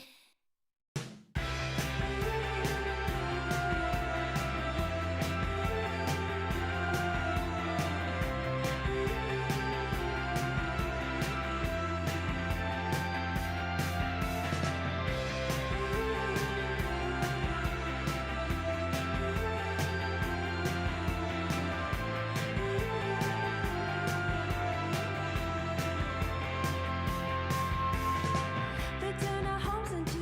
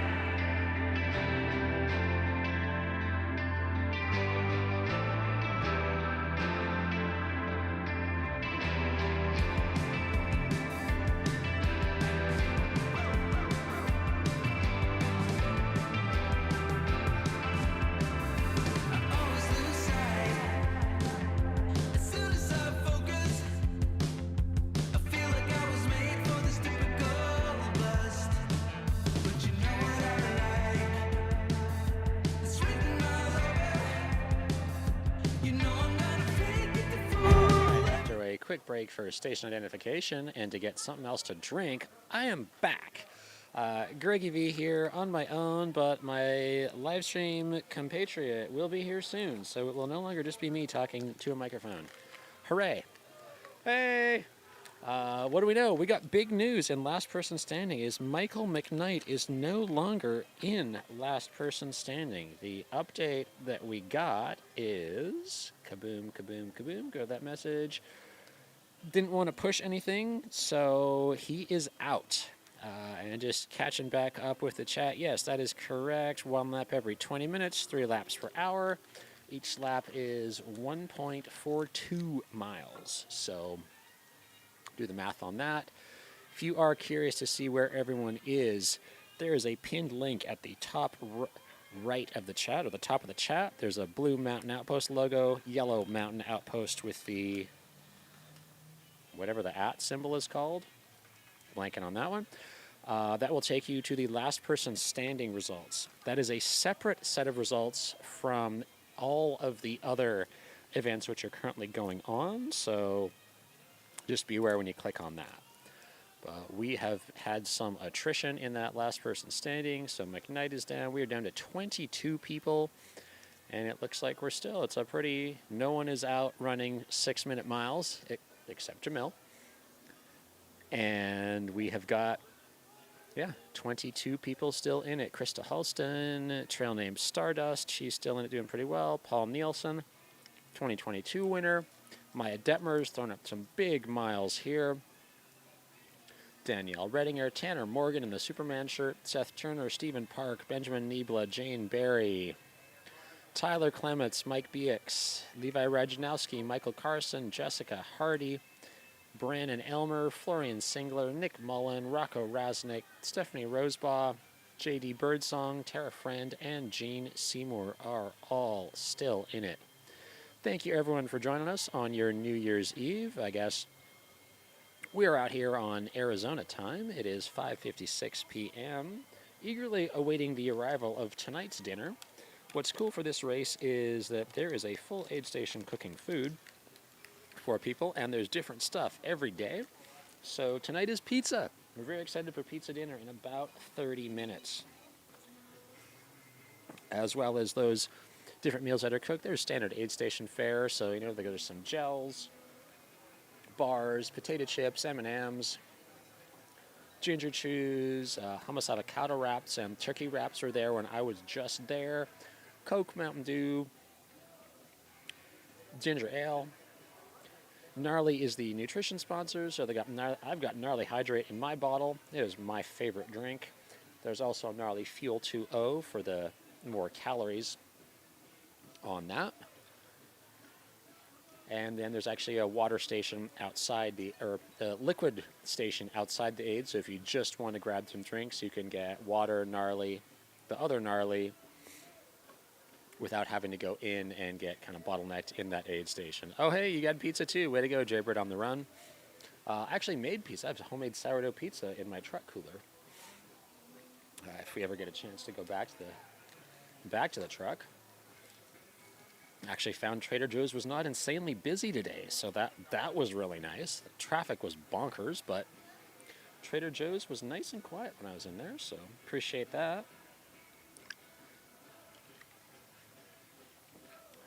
What else have we got? Looks like it's the John Bullock 70s rock playlist right now with the Rolling Stones and Aerosmith. And whoa, why did we just lose the internet? That's not cool. Now we're back.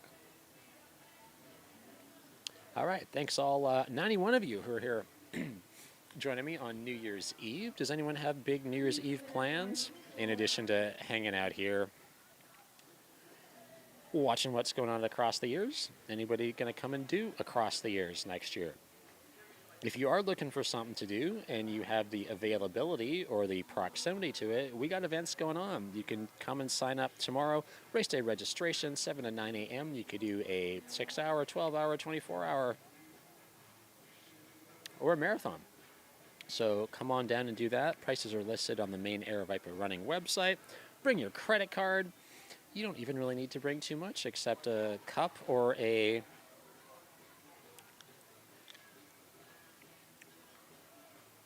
handheld because it's 1.4 miles, 1.4 mile loop. So every 1.4 miles you hit an aid station once you get started. So, you could bring a water bottle. I could put my hydro flask out there on the aid station and just run around without carrying anything. Got 1 minute remaining until the last person standing heads back out again. We've also got Andy Glaze is going to be coming through the start finish there, probably around the 5:59:20 mark. See how well I can estimate it. 17, 18, 19. Oh yeah, there's Andy Glaze in his jorts. Big smile on his face. Got a high five from him when I wandered over to the aid station. And yeah, hooray, you're all trying to get my eyebrows. Well, brace yourself because Kelsey's about to arrive and we can discuss eyebrow things, and I've even got a razor here, so yeah, we'll see how that goes. Hangover half. Hey, you totally could do that. Damn, the people doing a hangover 100 as well, if that's your thing. I know we heard some mortars going off a couple minutes ago. Firecrackers or fireworks are a thing out here. 3, 2, 1, go. And there goes everyone again for lap. What lap is that going to be? 18? 18 sounds reasonable. Lap 18. Cross the 24-mile mark.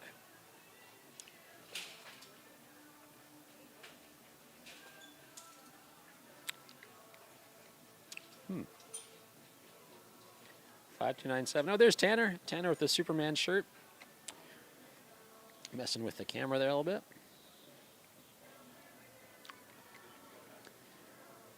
Oh, right. I have information about Tanner on my little sheet here. I remember reading that. Thank you very much, Clover Chambers, for sharing that.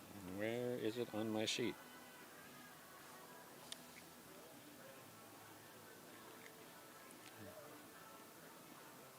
And we have got rain. I can hear that pitter-patter on the roof of the live stream tent. I am very grateful that I am sitting here in the shade, or in under cover, not in the shade. Although I guess it is shady now. It's very quickly got dark here. In Peoria, Arizona, home of the San Diego Padres and the Seattle Mariners. Who am I looking for? Tanner.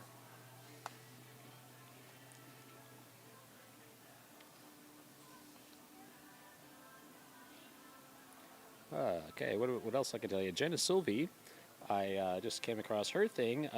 Female, age 26, her first looped event, and hopefully a new mileage PR, shooting for 52 miles.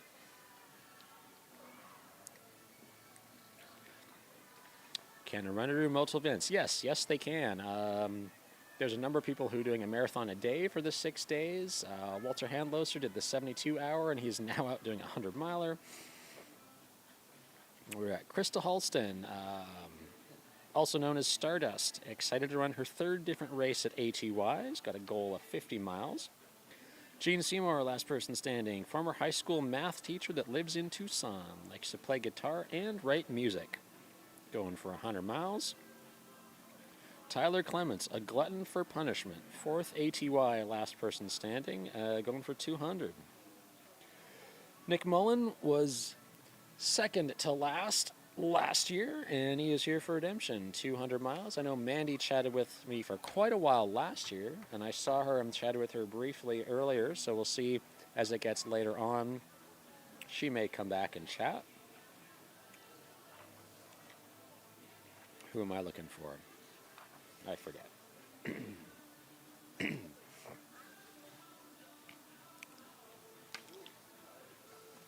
Tanner Morgan, there we go, running for a brother. That is correct. So thank you very much for sharing all that information, Clover. With Benjamin Niebla, male, 28, rookie ultra runner from the Northeast, looking to test my grit at a last man standing event, going for 200 miles. All right. Northeast is a little different from this beautiful weather. I think the temperature's probably cooler than 64 now, because I'm cold. Yeah, yes, Rebecca, next time I see Tanner, we'll pass your message on probably in about 12 minutes or so. Florian Singler. Is Florian still in? Yes, from Columbia, South Carolina. Running an ultra marathon in all 50 states in 2026. That's pretty cool.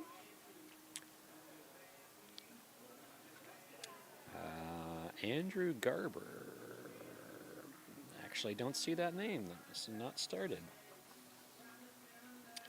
Russell's already out, but congratulations, Russell, and thank you for all your help during setup for this event. Like I said, big thank you to all the Air Vipa staff and all the volunteers who are out here on their New Year's Eve here in Phoenix. It does take an army to put on events like this. There is a crew of about 10 people in the aid station right now, getting food ready, getting things prepared, serving drinks to everyone as well. There was a lot of us out here setting up tents, setting up the start-finish line, putting up the 10x10 pop-ups, the live stream, all of that. So thank you everyone who has had a part in putting on this event, and thank you everyone who volunteered in some capacity at any trail race or any trail event this year. I appreciate everyone who has had some part in putting on the events I have run. Going back in, we've got Jeremy Perry in the last person standing, I think. Or not. Okay, Jeremy must be a last minute drop. Paul Nielsen, age 64, from Colorado. Works for CSU, did the 72-hour the last 2 years. But yeah, he was, I guess, Paul won in 2022 at Camelback Ranch, and he is excited for the challenge of the new 1.42 mile course in the 20-minute format. We've also got Stephen Park out there as a father, 3 kids and 2 dogs, and an awesome wife, accountant and group fitness owner. Enjoy long, slow journeys in the woods. He is DFL for Cocodona 2022, 777 finisher, and the Monster 300. He has lots of back-of-the-pack experience, both positive and in lessons learned. So yeah, kudos to everyone who's out there that's even started any of the events here, or they got on the start line of any ultra marathon this year or any running event this year. It is such a minuscule part of the population that does that, whoever will run a marathon. So remember, celebrate yourselves this year as we reflect upon all of the fun or challenging or growth-oriented moments that the year may have brought. I know my year was a challenging one, to put it lightly, but excited for 2026. And all the Aquarius horoscopes say it's going to be amazing. So if anyone else up there is an Aquarius, I got you. We're going to have a freaking amazing year. You an Aquarius, Jordan? Okay, going back into people in last presenting. Rocco Raznick, age 30, male. I've played sports throughout my life, 30 years old. Mainly played football in college. I'm not a CrossFit. I've been a CrossFit athlete for the past 5 years, run many 10, 15Ks and halves over the years. Got a goal of 40 miles for last person standing, so he is more than halfway to that goal right now.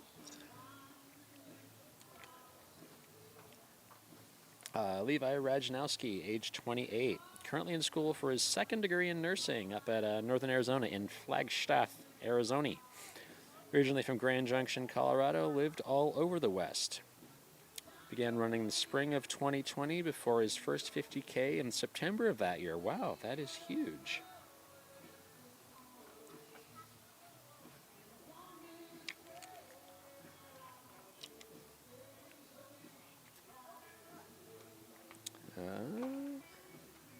We got here Jenna Silvey. Right, I think that's where we started for those people that had some bio information on their entrance list and ultra sign up. For anybody who's in the chat, I am curious to hear, what events are you excited about for 2026? We got anybody to waiting eagerly for 5 hours and 51 minutes for Javelina 100 2026 registration. Question in the chat. Jaybird on the run. No, the 6-day, if you want to do multiple events in HUI, you would register for them independently. Nice work. cheering on Yolanda Holder as she walked by. The 6-day event is a 6-day event. That is one event on its own. So if you want to do multiple, you could sign up for a 72-hour and a 6-hour. You could sign up for a marathon and last person standing.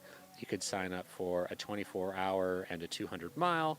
You would do the registration separately from that. It's a little complicated to explain it right now because it's off. Ultra Sign Up doesn't have the registration buttons anymore, but when it does come back up, when it goes live for 2026, you'll be able to see the different prices for different events on that, and then you choose the day that you are going to compete.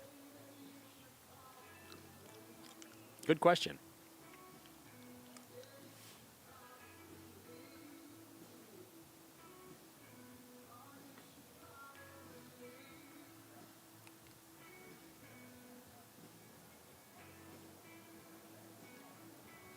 Given the timing of the break I took, we should be approximately 15 minutes away from pizza dinner, which I imagine we'll see on the bottom screen. So it's kind of entertaining to see that. Oh, we got someone doing Javelina 100 2026. Jaybird on the run. Are you going to be in there? I guess I have 5 hours to decide if I want to do that again. Here's a question for people out there. Would you rather run Javelina 100, crew and pace Javelina 100, or do the Jackass Night Race? I know what I'd do.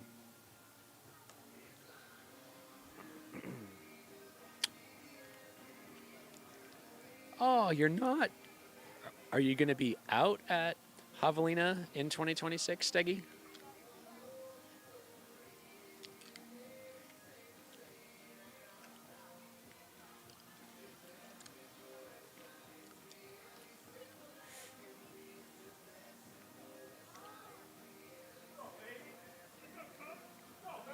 Oh, hey, we got our American flag guy coming through here.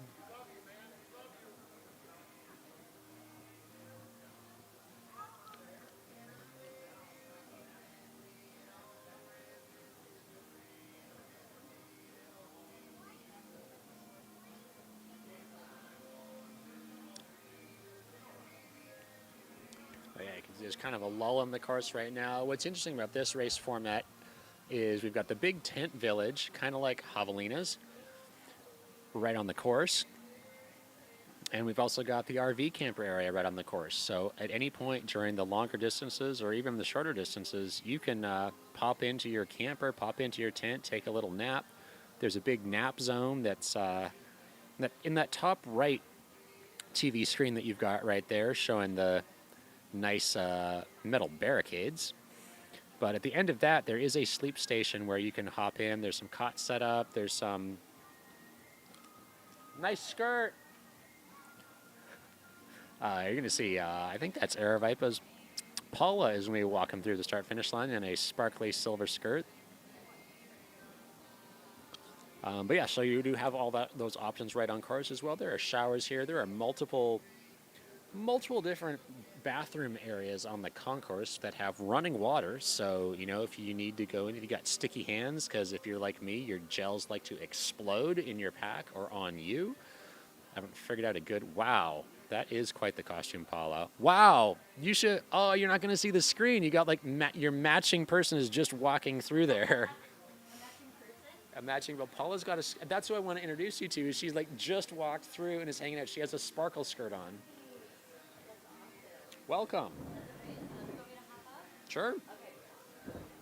And my co-host is here. Hooray. That is quite the outfit. Thank you. Yeah. I realized I have my sunglasses in my truck that I forgot to bring. They're the matching ones to yours, but yeah. Oh, we should plan better next time for that. I can run to my truck and when we go get pizza. Pizza should be here in 20 minutes. Ooh, nice. Yeah, let's do that then. Yeah. Hey, I see you. Look at how much cooler your shirt is than mine.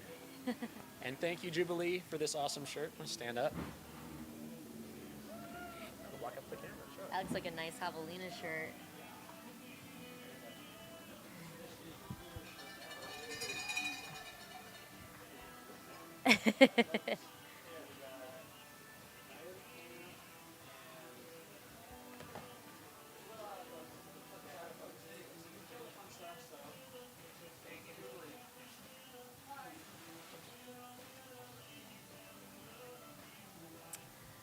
Well, how we doing? We're surviving. Yeah? It's a fun day. How are Yeah, you doing? I'm doing well.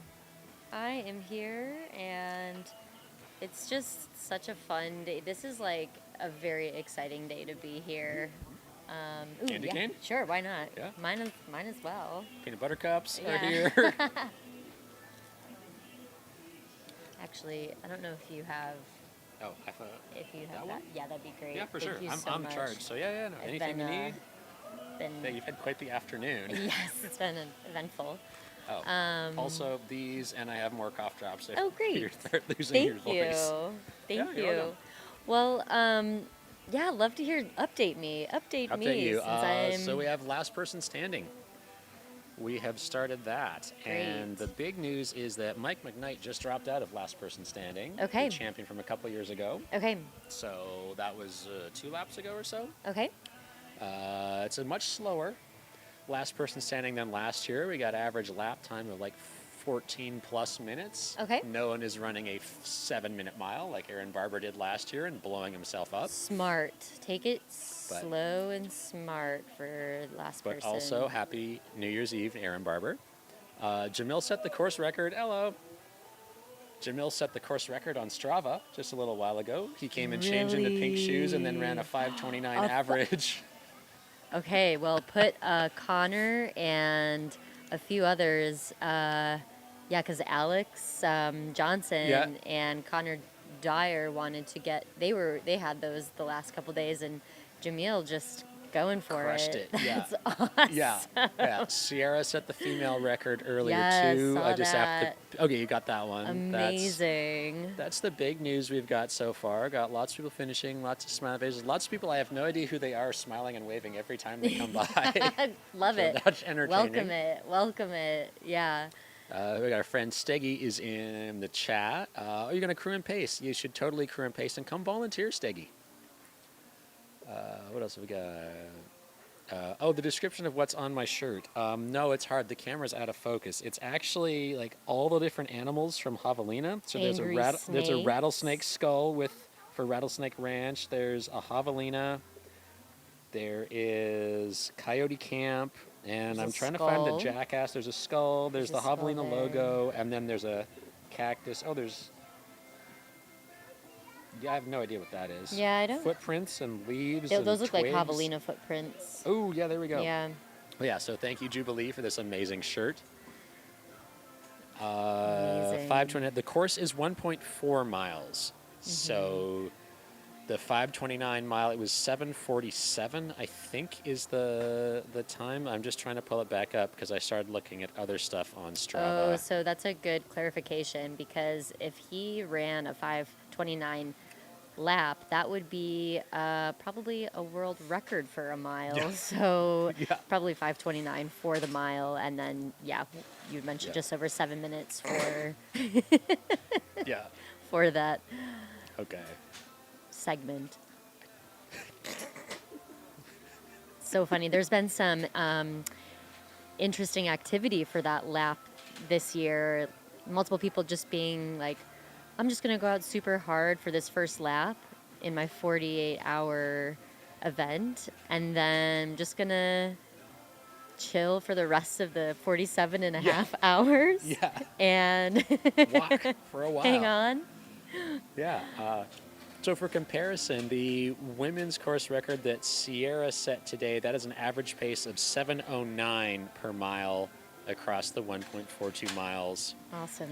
Now, Sierra also was in the 6-hour event, so she didn't just go out and run it to have a hard mile and Yeah. do everything, but that's still an impressive, Very impressive. very impressive thing. And to be the current leader in the 6-hour on the women's side and overall. Yes. So congratulations, Sierra. Overall. Excited to officially meet Sierra and chat with her at midnight plus today. Right, right. So yeah, she's coming on for commentary. Is it 8 to 12 tonight? I think she should be on tonight. Sometime later tonight. Where do we go? That tab. So many midnight to 4 a.m. Midnight to 4 a.m. Great. Love a Yeah. good Love a good crew that is down to commentate at Doing midnight all to the 4 things, yeah. a.m. Yeah. So for last person, you can see that race clock is at 6:18:45 right now. So, oh, Oh, great. what would you like? Cheese. Cheese. Okay. The pizza has arrived. So pardon me for a second. 2?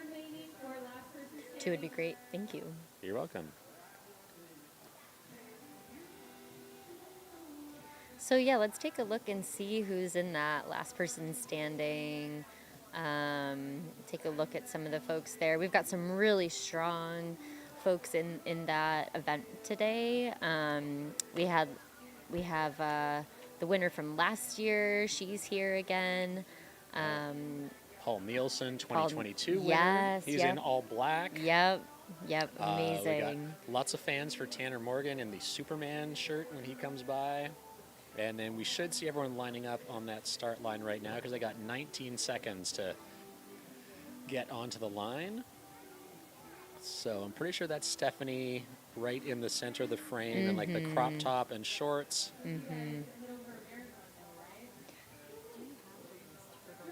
Yes, yes. There they go, off for their next loop. And that's the guy who keeps saying hi, but I don't know who he is. Maya's got the neon green skirt on there. There's Tanner with the mustache and Superman. Haven't yet figured out who anyone else is, but... So figure yeah, that they out have shortly. 20 minutes to complete the 1.4 mile loop. And they have to be at the starting corral on the dot. There we go. So, say that again? Emailed it to you. I can't. I emailed it to you. Oh, great. Yeah. Yeah, they have to be ready on the dot, so they can't be, 3 seconds late. They have to be ready to go. So, but if, runners need to go to the bathroom or take care of needs, they're welcome to do that on course. They can't get crewed while they're on course. They can only get crewed while they're here at the start finish. And then they have that 20 minutes. So Yeah. that's how that format works. And it's always fun to shake things up a little bit because last person standing races can look different from race to race. There's a lot of like vert backyard ultras that are becoming more popular. And some races are even deviating away from the 4.16. Like that's like the exact distance that was created by Laz, and a lot of races are now deviating from that just to, depending on the terrain that they're working with and what makes the course interesting. I don't know if you have much experience yourself. I've just watched them. It's just okay. Yeah. Yep. It's a whole other beast. It's Yeah. such a different mentality getting into that race. Congratulations on your mentality. crown. Yeah, people are debating already. Yeah. It's interesting seeing the format and just the changes. Like this is my 4th year at Across the Years, so that was 2 years at Camelback. Okay. With the 1 and a little bit format in 15 minutes, and now this one. And I know that's Paul's reason to come back out and try this. He's done the 72 for the last 2 years, and now he's back. Yes. One at Camelback on gravel, and now here you go on a big chunk on concrete. What would you say the percent of concrete is compared to dirt? I would say 70% pavement, 30% concrete. Yeah. And it's been really interesting to chat with folks throughout the last few days of what their strategy is for approaching a course like this, because we've got folks that are, from so many different backgrounds that are running this race, like those who are really specialized in the road running scene, those who are more skilled fast walkers or speed walkers. We've got folks that are more mountain athletes. It's such a wide range of folks and different strategies. And so I feel like there's been a lot of people integrating both the running and the walking to be able to quote unquote save the legs, because the pavement does do a number if you're not trained for it.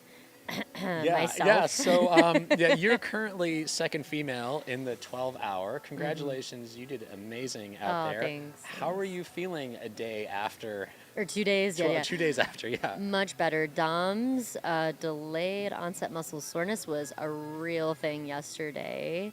I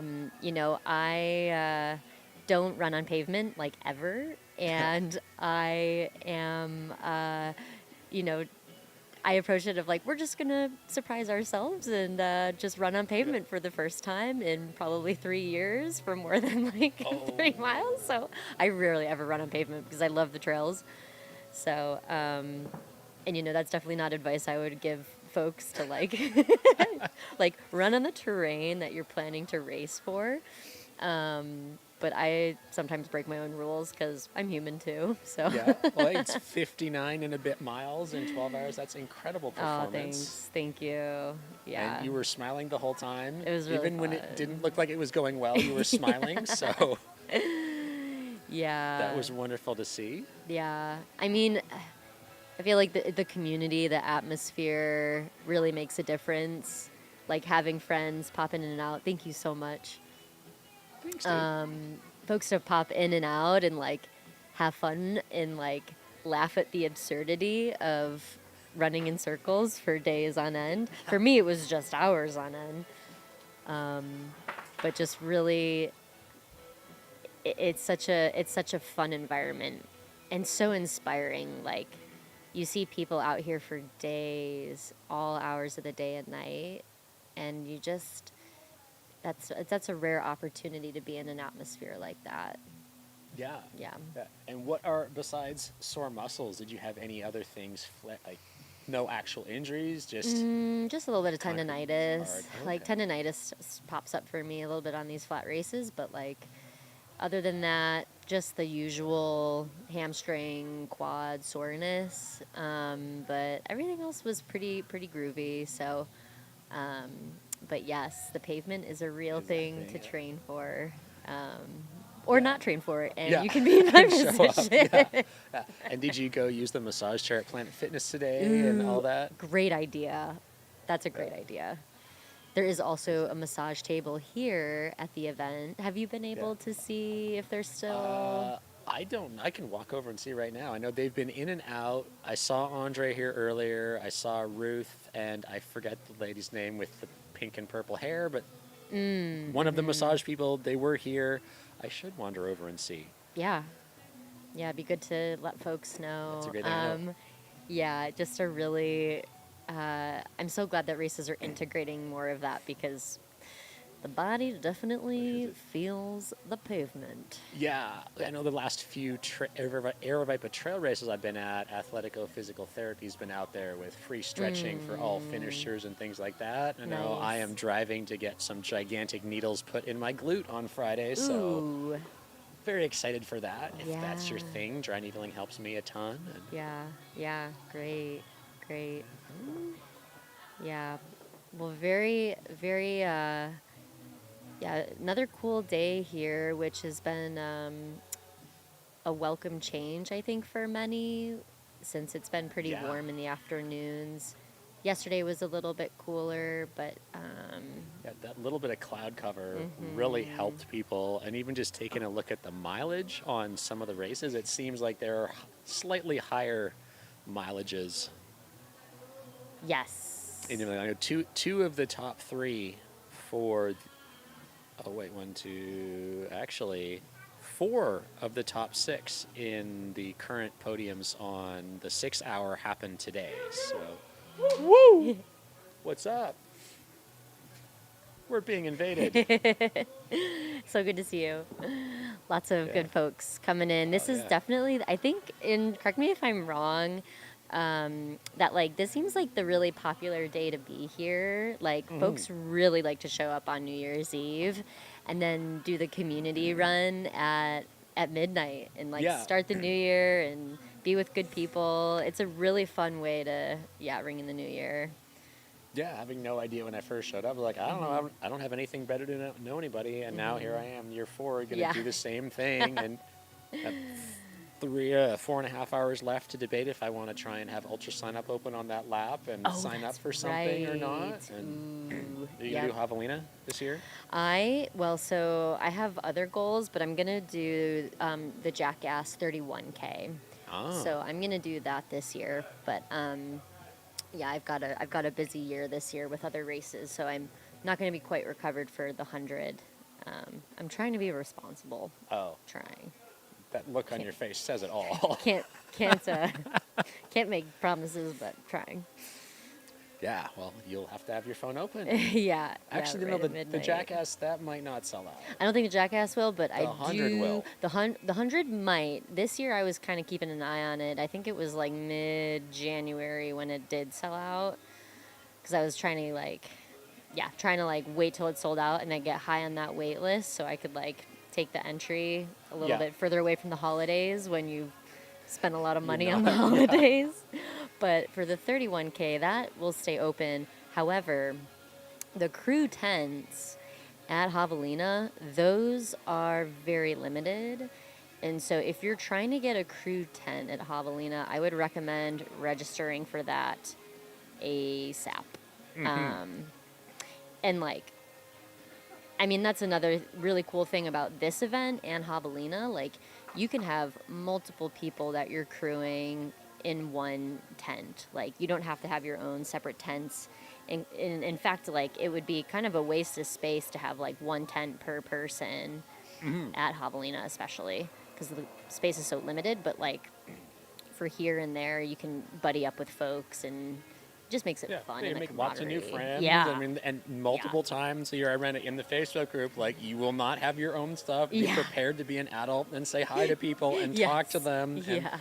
but I mean, for all the different years I've been there, I've given out, my pack has gone out with somebody, a pair of shoes went out with somebody, fed big day, lots of different things have happened. Everyone is trying to get you to that finish line, whether it's Yeah. here's some lube or Chris Thornley's handing out popsicles, Goo's got the little ice cream cart. It's a good vibe. If you haven't been, definitely check it out. And Yes.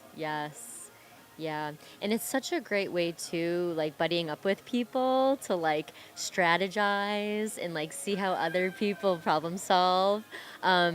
Jan Savage is out on course right now doing her first 50K at 70 years old. 70. 70 Wow. years old. She just decided to do this yesterday. Yesterday? Oh, wow. Is this your new friend from RV Land? So we are kind of bad influences on each other in terms of signing up for races last minute. That's okay. It's You very did it okay. and Those are you're good here. friends to keep. Yeah. Oh, yeah. That's it's awesome. I mean, seeing the whole group, your whole group is out there. Everyone's Yeah. out. You were putting Voltaren on somebody yesterday, and then Josh was here talking about his book yesterday, and all kinds of fun people. Lot of good It's people. a really cool vibe. If you're in the area, come and check it out. And if you want to do something, we got race day registration from 7 until 9 tomorrow. So go to bed early, don't drink your face off, and come out and run a marathon or a 6-hour. That's right. Or just come out and cheer, because last person standing will definitely still be going. We'll be going. get an What do you idea. think? How long do you think the last person's going to stand for? I think it's going to go over 130 miles. Okay. I could see it going shorter if the rains come in. Okay. I think if we start getting rain, it will be much shorter. Okay. But there's also multiple people who've gone over 140 at this Yeah. event before. Yep. And everyone still looks pretty smiley and pretty strong. I think it's going to go longer than 140. I wouldn't be surprised if it gets closer to 175. The temperatures are going to be so cool the next couple days that there's steep competition. Yeah. Steep competition. Do you have a personal favorite? Ooh. Or you think is going to go? Because I'm going for Maya. You're going for Maya? Yeah. Okay, oh man. See, this is the Did you hard get the thing. link? You got the yeah, link, Yeah, I yeah. got the link. This is a hard thing about, choosing favorites, because I'm rooting for everybody. And I always want to make space for the underdog to rally and surprise people. So it's hard to pick names. There are a couple in mind where I'm either of these could be very much the last people. Stephanie Rosebaugh from Prescott she won this last year, and she is a very, very strong competitor. So, I mean, she's definitely has a solid shot at it. And then, like you mentioned earlier, Paul Nielsen, he ran this a few years ago. Him and I shared a few laps together, and when I was running the 6 hour that year in 2022, and we were just chatting, and I mean, he was so positive, like, just really seemed like to be just really happy to be out here. Like, some people could easily turn away from the mundaneness of this, but he was just like soaking it in, easy to chat with, like a very receptive athlete to this sport. Oh, there goes Stephanie. Yeah. Yeah, there's Stephanie. She looks very good. Yeah, she's a very That's strong. a pretty fast lap. Yeah. Back at 13 minutes. Yeah, she's very strong. She got third in Bigfoot in 2024 when I was volunteering that year. But yeah, would love to like dive into some of these athletes' backgrounds just to give some context of, you know, what kind of competition we have here right now. Yeah, I know. Chatted with Maya a little bit yesterday when she came to scope everything out, and she had a great year. She was just recovering from knee surgery last year at this Wow. time, and here she is back out. But then she ran Cocodona. Amazing. She said Cocodona was a great stepping stone, and to know that she could do it. And she was excited to be an Ultraspire Pro for 2026. Awesome. So great to see her out there. That's great. That's the only person that I've spoken to. I saw Paul. I know Paul. I saw Paul enough to say, "Hey, Paul," as he walked that way yesterday. And Yeah, we've got I mean, a lot of the folks that do the last person standing, like, some of them have lots of experience, like returning year after year to across the years, whether it's in the last person standing or other events. But yeah, not like, I would say a lot of these folks are not strangers to the event itself. no, even Krista Halston, chatted with her yesterday, and her now husband Eric was in the 2022 one that Paul won. He was one of the last 5. I don't remember exactly where, but saw him out running. So she hasn't done it, but she's been around it for a Yeah. lot, and That's awesome. you never know where somebody could go. And we got Yeah. lots of people in the chat cheering for Tanner Morgan. Yeah. Pretty Tyler exciting. Tara Friend, it looks like her last name is. She's had a pretty good year the last year and a half, placing pretty well in other races, 100-mile, 6 and 12 hour. Definitely has a shot. Yeah, lots of and lots of time left to go. We're only 6.5 hours in so far. Yeah. I mean, we're at lap 18. Who have we got coming in through here? Yeah, and I mean, it's always interesting to have a race start either in the afternoon or the evening. Like, there's something, yeah, Paul, woo! Go Paul! It's always like, it can be a bit of a mental shift to not start your race first thing in the morning when a lot of races do start.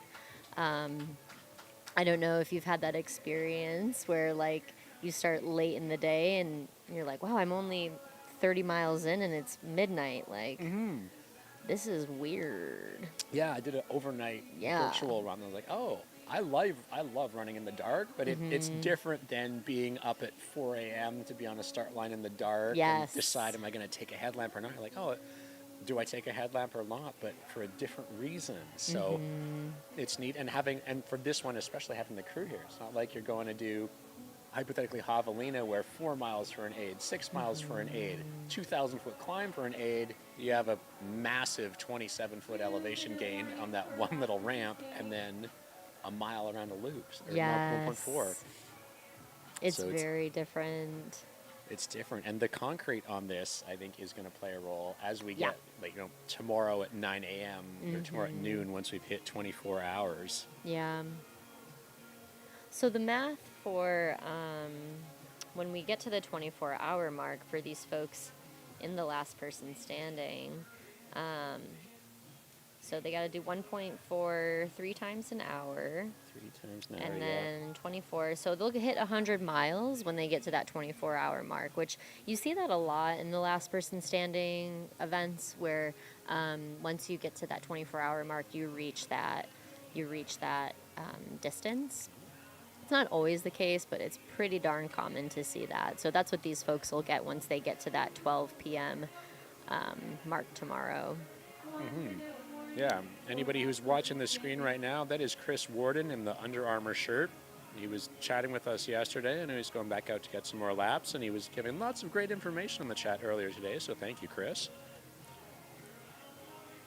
Awesome. I'd like to thank our sponsors too, Mount to Coast, Gnarly Sports Nutrition, Mountain Outpost, Air Viper Running, City of Peoria, USATF, Peoria Sports Complex, home of the Mariners and the Padres. And the folks are about to go out for their next lap. Let's take a look and see. So they've so far completed. I'm trying to take a look here. So they're heading out on their 18th lap in just less than a minute here. They're lining up.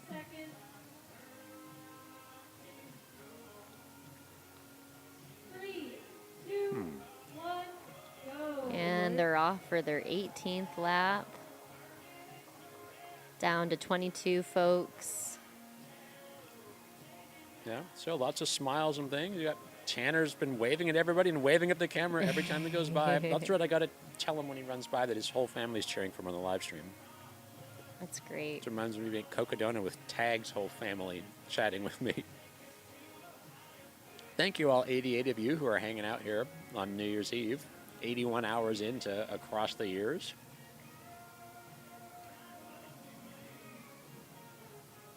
So yeah, I wanted to go back to highlighting some of these folks in the last person standing, just to give some shout outs. So going back to Stephanie Rosebaugh, she's had an amazing year. She just did a last person standing, Babbitt's Backyard Ultra, back in September. She was first female, 158 miles. She also did Jackrabbit Jubilee, 12 hours. First female in that, 64 miles. Tahoe 200, fourth place this year. The VUE 12 miler in Sedona, got second in that. And then last year she won the last person standing for the females. So 142 miles, just amazing. So that's Stephanie. And then looking ahead at some of the other folks, we've got Jessica Hardy, that's in there as well. And let's see.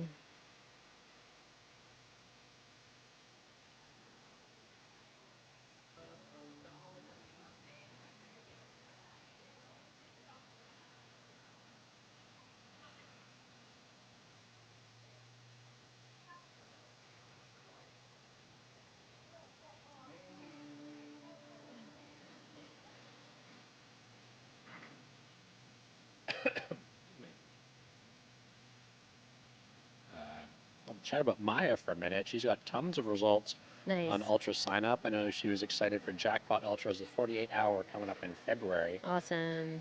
in excuse me, Las Vegas, where she is. She also got Tahoe 200, so you get to hang out with her there Nice. for a little bit. Great. Some great results this year. Female winner of Flagstaff Sky Peaks 50 miler, Hurricane 100 third overall, Red Rock Canyon third overall, 11th for Cocodona in 101 hours. Female winner Trail Trashed Ultra and second overall in March. Mogollon Monster 2024, second female, fourth overall. Lots of great results, and back on the Air Viper racing team again this year. So go Maya, go. So yeah, we're down to seven ladies. are in the last person standing still.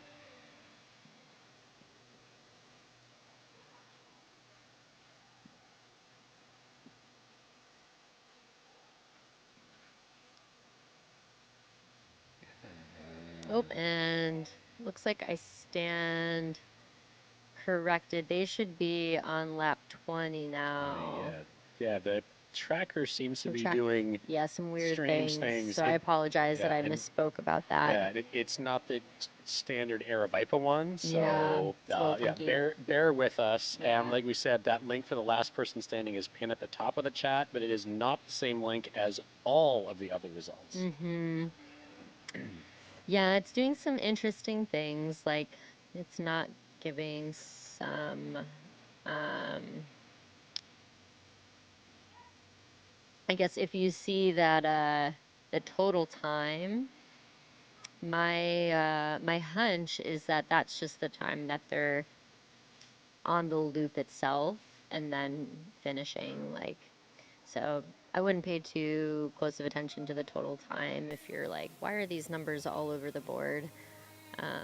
Just as long as that runner is still in the race, that's a good sign. But it's definitely indicated if they're DNFs. Yeah. We have Jane Berry from Scottsdale, Arizona. Looks like she's got a lot. Well, she has a lot of Aravaipa races on here. Crown King coming up. Another Saguaro Showdown Backyard 24, great. January 24th over in Mesa. But yeah, this looks to be her longest thing. I see 31K. She ran Jackass in 2021. That's the longest distance showing up on Ultrasign. Oh, and again this year she ran Jackass, the night race at Javelina. So curious to see. Let me see on my sheet if we've got a goal for her. Oh, we've got a goal sheet. Love a goal I've got a sheet. goal. Yeah, an love being actual printout goal-oriented. instead of the spreadsheet. So I just got to go through it. Jane Berry. Krista. Krista's goal is 50 miles. Go, Krista. Get that 50 miles. Yeah, our background playlist has changed to Chris Stapleton and classic country at the moment. We've gone from 70s rock to classic country. We had Cake on a while ago. Race director has some eclectic tastes, it seems like. Yeah, I also want to say, thanks for coming out to everyone who has already left the last person standing. And I remember Russell, who helped us vacuum all the tents out. That's right. Yeah, Russell was the first one Russell's- out, unfortunately. Okay, sorry to bit of hear an that, injury. Russell. I hope you're doing okay. What a kind human. Just, I feel like Russell has been just volunteering in so many different pockets of this event every day that I've seen him out here. Yeah, So, big part of the Aravipa community. Yeah. Also Alex Hulth, Jenna Sylvie, and Mike McKnight. That is our 4 DNFs so far. They got their nice little, I think it was a little bottle opener that said loser on it, is what you got for your gift Love that. for this. Okay, I don't actually have Jane on this sheet. Don't want to stop and ask her goal. Let's put these here for everyone to look at. Oh, sure, that's great. Yeah, thank you everyone who's joining us. Hi, Mom, if you're out there watching. Hi, any of my friends that are watching. Hi, Tony.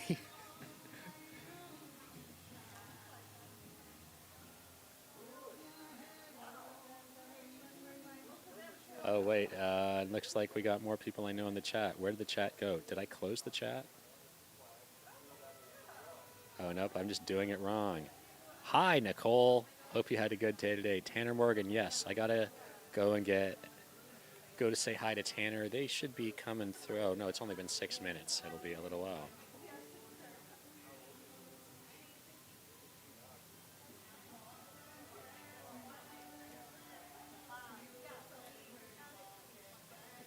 Yeah, I'm quite the noob when it comes to last person standing events. I've only done one. And it is such a different shift from doing the continuous running. So I would say if you're at all interested in doing it, like, it is a very commendable undertaking. I just really, I have so much respect for those who sign up to do those events, no matter how far you get into it. Really, like any distance that you sign up for, it doesn't have to be last person standing, but like just the mentality that you go in with the last person standing events. It sounds very feasible and attainable to like, okay, I'm gonna do like, you know, 4+ miles for each loop, Yeah. which sounds quite reasonable for many. And you're also very confined to the clock in more of a way than I think many realize. It's not like a cutoff time of like, all right, you got to get to mile 30 by like 2 p.m. It's Yeah. like you cannot be in the bathroom when they send people off on their next lap. Oh, You will get pulled. Yeah. And so, if things start to go sideways, you have to really flex and accommodate to that time because it can be really, really tricky. Yeah, So- it's a challenging, like you said, like any type of bathroom break. Like Yeah. you all of a sudden have an emergency, and you're gone from the race. Yeah. Yeah, so Which is different from so many other things. But that definitely, I know it's played a part in people at other ones I've been in. As you get into like 80 or 90 miles, your stomach's like, nope, we're not having it. But you don't have that extra time. Yep. Like even. This is kind of nice because with these bathrooms right here, you can just run in and not deal with doors opening and Right. closing. But totally. And there's so many bathrooms on this course. There are porta potties, there are indoor facilities. But you have to pray. I don't want to say you have to cross your fingers and toes if you to not have a volcano with the GI system at the top of that 20 minutes. Yeah. So as we're sitting here eating pizza. yeah. Oh, pizza is wonderful on my GI system. Oh, that's good. Yeah. So how did you do your race? Because that would be helpful to talk about. You did 12 hours. Anybody who's doing last person, I presume, is going into this anticipating they'll be out here for at least 12 hours, 1.4 miles every 20 minutes. What is your food strategy for a longer event? It really depends on the intensity of the race. So I would say for the last person standing, you're going at oftentimes a much lower intensity than I was for like a 12-hour race. So when I think of like lower intensity races, I think of getting more fats on board, more of that slow burning fuel. And you still want to get carbs in, but it doesn't need to be like, 120 grams of carbs an hour. It's not quite like that for me personally. And I think for a lot of people, there's this shift from being really carb focused to being more fat focused. Protein too, like eating like a burger when you get in after the lap, and then you can take it easy when you start out for your next lap to digest, walk it out a little bit. I think that's a really common approach that I see, especially later in the race. And yeah, really switching the type of fueling. I think what can also be important to note is like you don't want to like overdo it at the same time. You don't want to overdo eating the food because every 4 miles, yes, like it's not that far, but it's also like you want to be careful you're not getting in too much so you don't get like cramping or something. So eat to the point of where you feel satiated enough, in my opinion. Eat to the point where you feel satiated enough, and then and listen to that cue within yourself. Yeah. I typically like to do like a carb drink mix that is like like a carb drink mix that you can just sip on throughout the race, just as like keeping that blood sugar relatively stable, but then really have your solids on board to have when you finish a lap or take some like gels or whatever. Yeah. How would your strategy change having the aid station every 1 mile or 1.4 for this one? Gosh, Versus I that felt format? so Like, needy. I felt like every time I passed through, I was like, okay, now I need salt pills. Okay, now you got to spray me down. Okay, now I need my carb drink mix. So I felt very needy, and my crew was freaking amazing. But when you have that support close by, use it. Like, you like lean on it. Like, you can really use it to your advantage. Be deliberate in taking care of yourself. Don't let the small things pile up, because that's when problems come up. So, yeah, I feel like it's like a blessing and a curse to have the crew every 1.4 miles. Yeah. But it's also really encouraging because you feed off of that energy. Like, you feed off of their enthusiasm, and it just like keeps you going. So, like, that's a huge perk. That's a huge perk of having yeah, that. and your crew specifically, there was people stationed in multiple spots. I see her. I can here's some, she needs this. That was really cool to see when I was out on course for that. And, you know, to some degree, we're seeing a little bit of that here for Last Person with, you know, we got a couple of crew tents set up out here. Jamil's up in front of us set up. It's pretty awesome. pretty cool. Yeah, looks like we got our first people coming in here. Oh, no, don't screw that up. Volcanus. That's a very Volcanus, funny wow. trail name. Somebody must have that. Yeah, well, I mean, the That was first... that was in the chat. That was not That was something it. we made up. No, it wasn't. Yeah, it wasn't the first podcast I heard Tara Dower on. It was like a random Appalachian Trail thing long before she had the FKT and stuff. I was listening, and she was talking about having lava shits in the middle of a backpacking trip. And I was like, okay, well, there we go. That's... Here we go. Oops. I think I just said that out loud. Oh, well. Yeah, yeah. It's just sometimes how the sport goes, and sometimes you go forward, sometimes you go sideways. Oops. That's not right. Okay.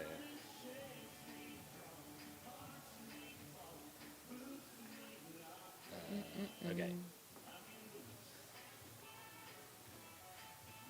Yeah, we've got quite the eclectic playlist here, John Bullock. I don't know if someone has hijacked your phone or we're going to go through the whole variety of music that we can imagine tonight. I heard there might be some karaoke Ooh, karaoke, coming that on. could be. I will poorly sing songs from Monty Python and try not to lose my voice.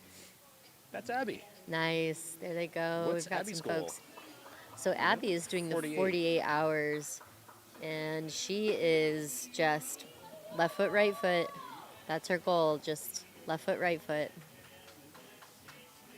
I think a lot of people come into this with a goal and oftentimes far surpass it, because it's motivating to be next to the course where you're seeing people go all hours of the day and night. You kind of feel like, oh, I should be going, or I need to keep moving because everybody else is moving.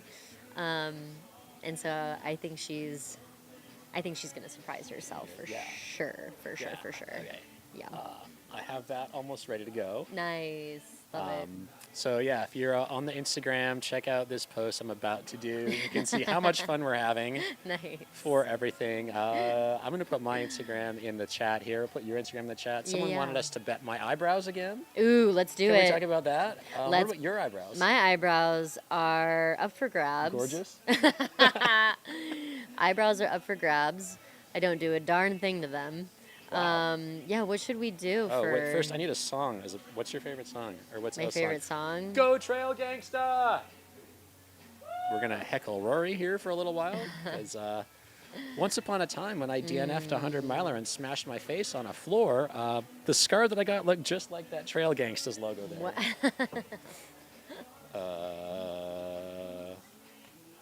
What's a good song for that? That's a good question. Jessica Hardy for the win. Go Rocco. Freebird Totem Remix. Jordan, what's a song that you like? Crazy Train 2002 version. Seven Nation Army. For What It's Worth, Buffalo Springfield. Great Day to Be Alive. Let's do Seven Nation Army. I haven't Nation Army. haven't heard that one for a while. Where did it go? Oh, there it is. Okay. Nice. Folks are coming in from their 21st lap. Only got 3 folks out there that are coming in. 2-minute warning for that last That's person not standing. Heidi anymore.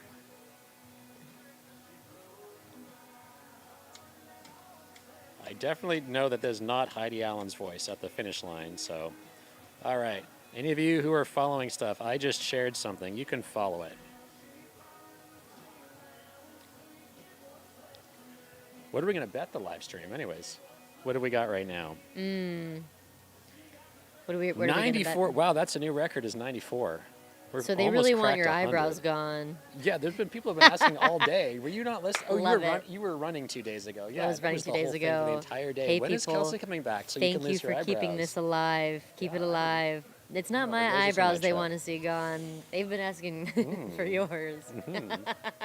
Jordan, what do you think we should bet? What's up, Noel? Congratulations on Hard Rock, Noel. Crush it. Yeah, Noel Kingston is out there doing some laps. Been a fixture in the Air Vipa community for a while. He got into Hard Rock this year. So, Nice.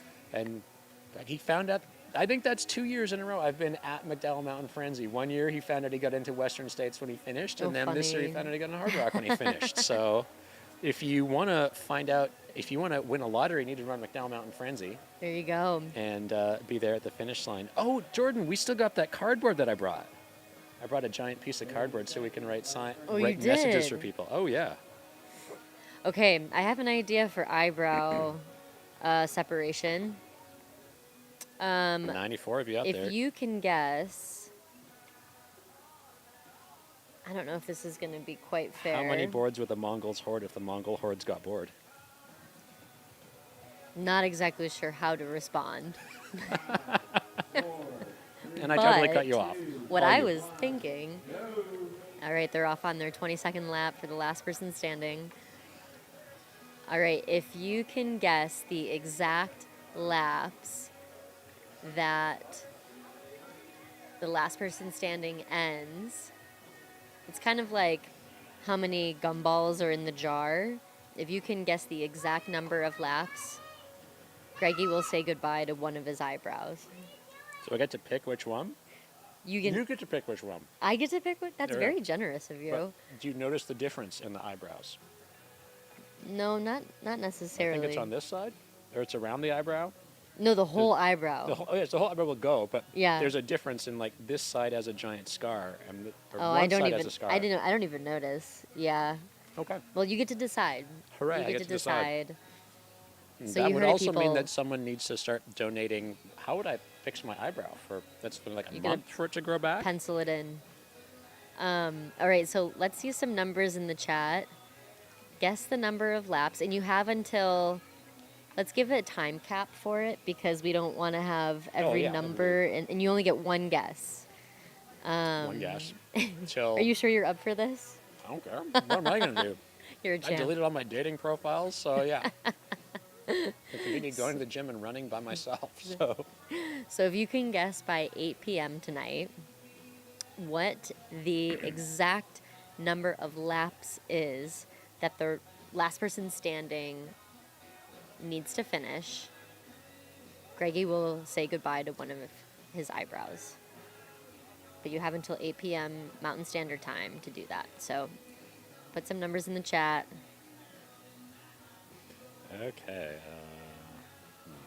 Okay, hang on one sec. All right, yeah, sending out the link to there. So yeah, so you got an hour for that, and we're down to like 5 hours till Halflane 100 registration comes on. Steggy, if you're still there, give an estimate for things. Air Viper After Hours. Yeah, you are correct. I am very excited for Air Viper After Hours for Black Canyon. If anyone remembers last year, we were taste testing a variety of the gels at sometime after midnight. I think I had an hour of sleep after that. And then the 50K. Ooh, and we got mortars going off now, too. So anything you hear in the background is fireworks, because in Arizona, firecrackers are elite. You can go buy firecrackers at the grocery store. That's terrifying. Someone should go buy. Oh, we could have a Roman candle war in the middle of the Oh, course. gosh. Okay, so we've got Why some did you numbers. DNF? Because boys were having a firecracker battle. Numbers, yes. Numbers in the chat. We've got 112 laps. We've got 101 laps. What else? What else do we got, people? Well, let's figure out what those distances are. So 112 laps times 1.4.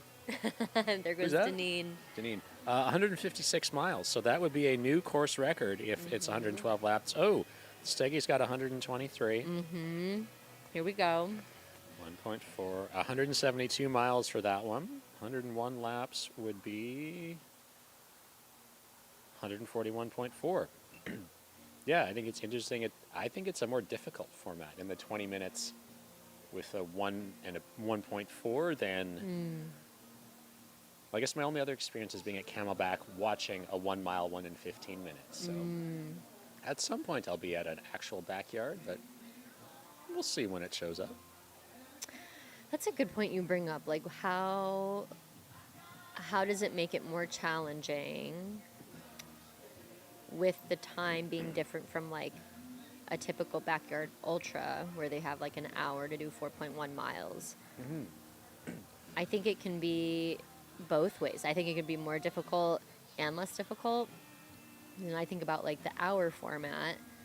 Folks typically are finishing that 4.1 miles in like, if you're going at it like from a more smart approach, in my opinion, like 48 to 52 minutes is pretty common to see people finish. And so that gives you like 8 to 10 minutes to take care of any needs, grab food, change anything, have your crew take care of something that you need. So that gives you like a wider window. But when you start shortening that window, which is probably why we see relatively low numbers for mileage completed for this specific last person standing, that window gets really short the more frequent that turnaround is. So 1.4 miles for that 20 minutes. You're not getting a whole lot of time to take care of those needs. No. And with this course being set up the way it is, you do have an opportunity. There's multiple porta potties, there's multiple running water bathrooms, but the aid station, there's a little mini aid station at the start finish, but that full aid station is back, your crew is back. So I was trying to do the math, and I didn't get here early enough to go and walk a lap at what I would consider a fast pace, like what I would be if I'm doing a 100 miler or 100K, like my walking pace for that, like 15, 16 minutes a mile, to see how I could do it. But you would not be able to maintain that pace and make it back in the 20 minutes. Exactly. So you have to run at some point on this lap. Yeah. Whereas I know, like in the 1 mile loop at Camelback, my buddy Tony, there were a number of laps he just fast walked and was there. But you can't do that here. So we'll see. We still haven't yet seen someone pull off a really fast lap. Whereas the other previous ones I've been to, someone has gone out and pulled off like a 7-8 minute mile, A hot just lap. to mess things up. But you know, we're only 7 hours in. Someone might rip a hot lap soon. Sometimes that helps wake us up a little bit more when you can like do a speedy lap, get the blood flowing a little bit more. Sometimes that can be like a boost of energy, but you also don't want to like play that too hard to where like, all right, like 5 laps later, you're really regretting that life decision. So it's kind of a balance to not rip it too fast. Surprised me to see, maybe 8 o'clock, 9 o'clock, we'll start seeing or maybe we'll see someone do that. Also, did you notice there's a giant, like, inflatable champagne bottle just went by? I did see that. It is Arizona. I will say one of the highlights of my day today was driving out here and seeing all the random carts on the side of the road selling things, and there was all kinds of piñatas, and if I wasn't later than I wanted to be, I thought about stopping to buy a piñata and bring a piñata for, we'd hang it right out there and have people come and bash it. And What would you put inside the piñata? gummy nerds and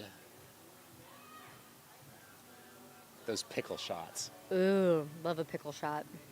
They're good. Actually, they were here a couple years ago. I haven't seen them for a while, but one year they were here set up on the back. Maybe it was the first year, the Dodger Sox Lake at the back, and they were on the RV thing, and they had like their giant tent, and you could spin the wheel and win a what did I win? Somehow I won a headband that I think I gave to Heidi. Did our sound die? I know my internet died really briefly, and I'm on the official one here, but Oh, it looks like the sound might be lost. Jordan, is there sound?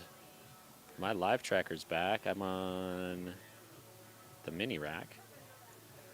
I don't know. Let's see. I feel like we should make a sign now. Ooh, anyone want to go to Egypt?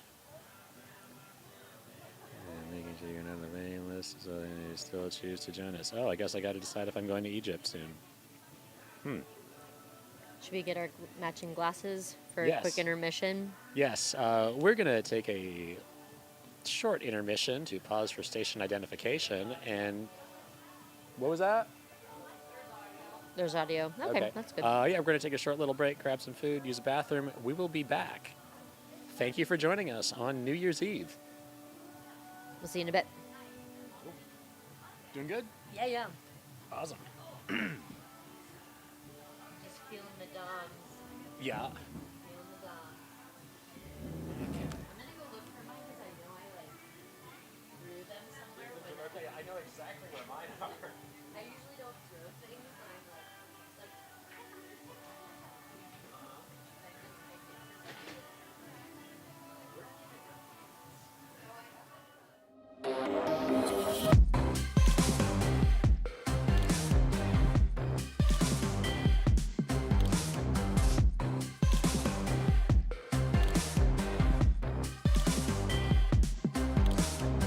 I got legs for days and stalk me. Make up a reason to abandon me, please.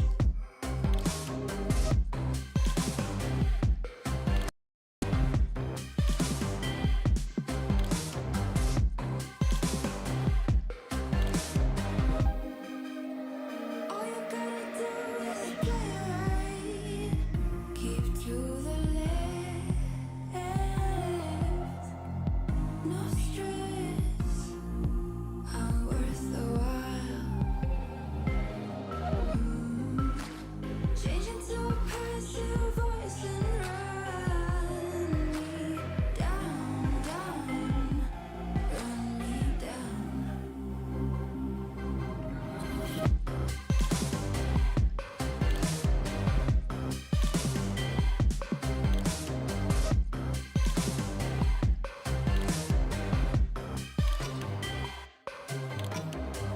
Make believes not for me, say raw.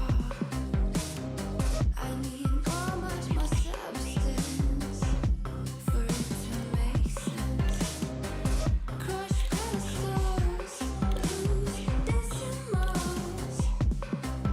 Reinvent your every sense, and all you gotta do is play right. Keep to the left. No stress. I'm worth the while. Change into a passive voice and run me down, run me down. You don't need to carry this weight. Why we put our past aside just to stay alive. But when we're done with this city, we're going back to the hills to take it all back somehow. We're taking it back somehow. Oh no, we don't need another wolf at the door. Oh no, we don't need another wolf at the door. Oh no, we've been through all this so many times before. Oh no, we don't need another wolf at the door.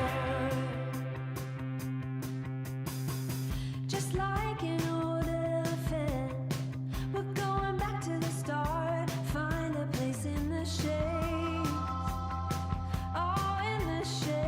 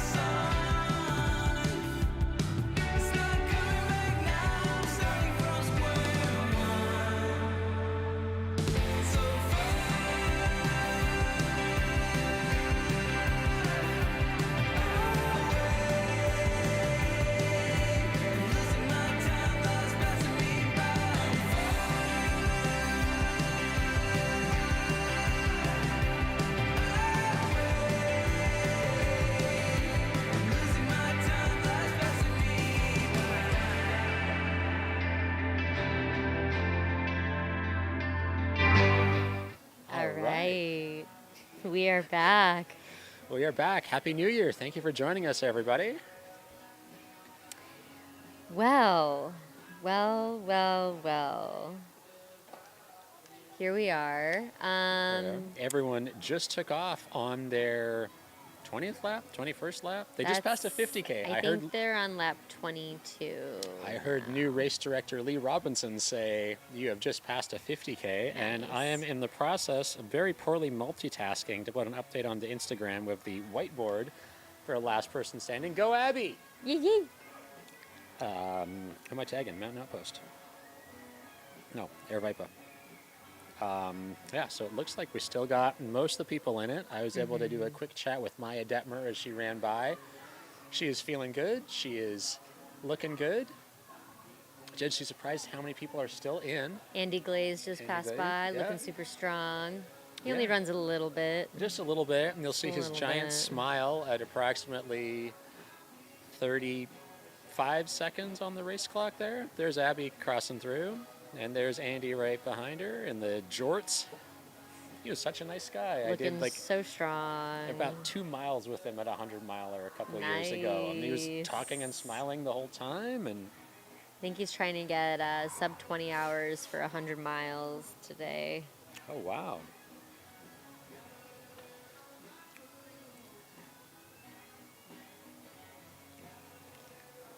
What time is it here? 19? Ooh, 1919.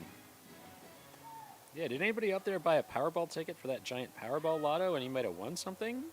Because I definitely did not. There we go. All right, get you to refresh. So if you are just joining us, we're live in Peoria, Arizona, Peoria Sports Complex. We did have a little bit of technical difficulty when the internet just died. So it's back now. Thank you, everyone, for your patience with this. We're back to 74 people. We got on there, Ty's there. Yes, got a chance to say hello to Tanner. I'm actually also in the process of trying to post a video of that last lap taking off on the Instagram. So if I can poorly multitask, we'll have this here shortly. I also want to say thank you to Carla Molinaro for these amazing sunglasses I'm wearing. I'd love to share a little bit about the brief bio of these last person standing folks. It's always fun to just always fun to hear what they have to say about themselves. So we've got Benjamin Niebla in the last person standing, and he says that he's a rookie ultra runner from the Northeast looking to test his grit at a last person standing event. Wow. Quite the environmental change from the Northeast to Very much. 66 degrees at almost 8 p.m. in Phoenix. It's quite tropical here for Benjamin. We also got Andrew Garber in the last person standing. His bio, stay dangerous. Ooh. David Goggins' friend, maybe. Russell Pettick is no longer in the last person standing event, but he took up running in his 50s, and his best accomplishments are 4 Javelina 100s and Crown King. Just trying the last person standing to see how far he can go. So great work out there, Russell. Welcome. We hope that you learned a lot and come back again.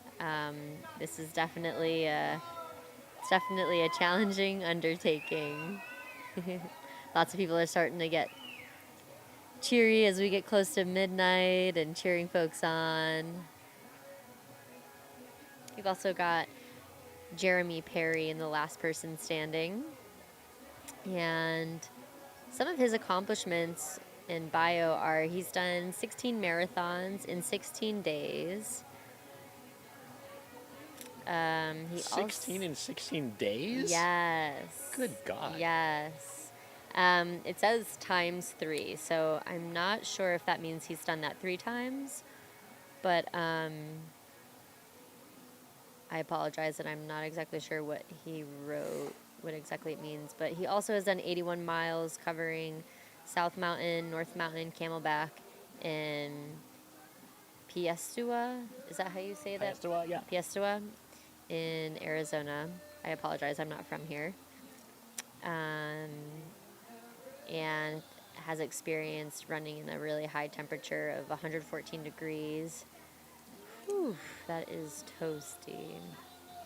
So great work, Jeremy. We hope that your adequate heat training has carried over from 2022 when you've done that 114 degree day. Wow. Yep. That will work. That'll definitely last. That'll Yeah. definitely last for this. We've also got Maya Detmer, who we were talking about earlier, born and raised in Las Vegas and is a former D1 women's soccer midfielder at University of Las Vegas. Wow. Has carried her competitive drive from the field to the trails. As a trauma nurse for nearly 2 decades, she thrives under pressure, which has developed her resilience. It's been a passion of hers for over a decade. Yeah, and being a midfielder for UNLV was Mountain West. So yeah, you would get a lot of practice running around and just being on your feet doing stuff. Totally. A lot of midfielders do really well in ultras. Totally. And I have so much respect for those who work in hospitals where you're working long hours on your feet, and it's really hard to like stick to any sort of regimented training when if you're working 48-hour shifts or even just a 12-hour shift, like to be on your feet that long throughout the day. Holy cow. It's really hard to do training. So really, really rooting for you, Maya. Hope that Yeah. the day works out for you, or days work out for you. Days, yeah. I'm rooting for you, Maya. You are my pick. I'm saying it on live stream. Nice. Yep. We've also got, Paul Nielsen. Welcome back.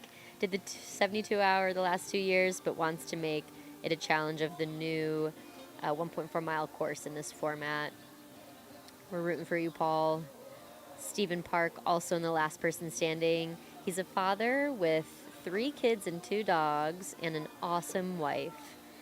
He's also an accountant and a group fitness owner. Oh, wow. Yeah. It's quite the eclectic mix of people and backgrounds that come out and do ultras. I It makes it so know. cool to see Very cool. and hear what people do for, quote, work. Isn't it? Yeah. It's really, really interesting. He enjoys long, slow journeys in the woods.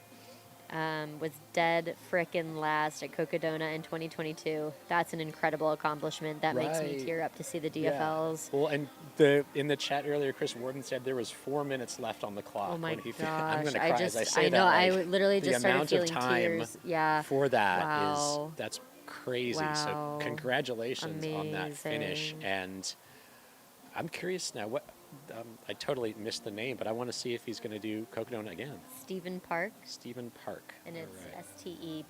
STEPHEN. Yep. He's also a 777 finisher no. and of Monster 300. 777. And lots of back of the pack experience, both positive and lessons learned. Jeez, we just looking at all this Divide 200, Tahoe 200. Hey, Lost Soul, that's Dean and Lori's race. I was signed up for that but never made it there. Bigfoot, Lost Soul, Canyons. That's a lot of stuff It's amazing. he's been in. Just amazing. Yeah, I just, again, those folks in the back of the pack, so much respect. Y'all are, I definitely was in the back of the pack when I first started out running these distances, and it's, there's pressure. There's pressure to make cutoffs. There's pressure to, there's so much troubleshooting that you have to figure out to, be in this sport, and it's just you're out there for fighting for that much longer than those in the front of the pack, etc. So I just commend all of the folks, whether you're in the front or the back or the mid of the pack. Everyone's working so incredibly hard no matter where you stand, and that's a really special thing that this sport, more often than not, you don't need to have a certain entry qualification to be able to compete at most races. Some races you do need qualifications, but 90% of the races, and that's a rough estimate, but most Yeah. races you can You just do throw not. your hat in and give it a go. And that's a really cool thing that we can do a sport at this age, not necessarily be professional to still be a part of it. Yeah, and that part of it, whether you're running it, whether you're volunteering it, like you can just show up, and it's really fun. What was your first ultra? Ooh, so I ran the Sun Mountain 50K up in Winthrop, Washington, and I had run the Sunflower Marathon 2 weeks beforehand. Was not planning on running a 50K, but one of my buddies, James Varner, shout out to Rain Shadow Running. He lived in the same town as me, and I was like, I think I want to do a 50K someday. And he's like, well, you should come do Sun Mountain in 2 weeks. And I was like, okay. Yeah. So that was my first ultra, was Sun Mountain 50K. Beautiful, beautiful race up in Washington, North Cascade, just like outside the North Cascades in May. So check that out if you're interested in being in the beautiful balsam root and lupin flowers. It's outstanding rain shadow running. Nice. How about you? What was your first ultra? The first one I attempted in person is Dead Man Peak's 106 mile. On pretty much no training. That was your first That was my ultra? first. Yeah, You are a week, wild. And that was a week after I had come to my first javelina and volunteered and paced and got all kinds of stuff. And I borrowed a pack. Thank you, Tony and Nicole. I borrowed Tony's pack and went out there and had no crew, no pacers. Wow. And I'd been at javelina the week before, and you know what that circus is. Like thousands of people in one place. This was like 16 cars parked in a random Forest Service lot in Cuba, New Mexico. Wow. 22 people started it. I think 8 finished. Wow. I did not finish, but I had a hell of an adventure. Heck and yeah. then Black Canyon, a couple months later, is the first thing I actually finished. But Okay. I was like you, back at the, I finished in the middle of the night. It was dark. There are no good photos of me. There's an I am so excited and so happy, and it's me holding a buckle. We're about as far away as the finish line is. You can't even tell it's me. And I'm like, wow. So yeah, I know what that's like. I'm here to talk about that because I am not in danger of winning a golden ticket. Kudos to those of you who are, but there's just as many people that are doing it for. I can do it. Yeah. I ran a 50K. Lisa was here Yeah. a little earlier chatting, like women over 50 that want to do an ultra. That's who she coaches. Like anybody can come and do it. So if you're thinking about it, just go and do it. But yeah, that was I feel like it was a good strategy because my strategy was I will learn more by trying it than I would in run this distance and build up. It's different than most people would probably say, but I mean, I made it almost 70 miles on not a lot except guts and learned a lot. Yeah. Sometimes you gotta go to the beat of your own drum. Like, go against logic, because why not? If that's what you're called to do, that's amazing. Yeah. What were some, like, big takeaways that you had gathered from that first There's this go? thing called training, and it's really helpful if you run long distance. I was working on a farm at that point, so Okay. and I mean now for like the summer job I have, if I get 5 to 6 miles a day, that's good. Days off, I can do longer runs or go climb the mountain. But I figured I'm confident I might be able to be on my feet for that long, and I've been awake for 36 hours multiple times. It was I didn't have enough strength in my glutes. Okay, And it was like, oh, hey, glutes started bugging me, hamstring started going, other Achilles went, I T-band, and I was eventually hobbling and then crawling for a little while. So Oh, man. Yeah. injuries, but, at the same time, I tried different strategies, did a lot of dry needling, got a great physical therapist. Shout out to Megan Slavin in the Phoenix area, Ultra Performance PT. Nice. Incredible ultra runner. She really helped me out, and I did the little tiny exercises, like little hip raises and things, and none of those issues affected me at all at Black Canyon.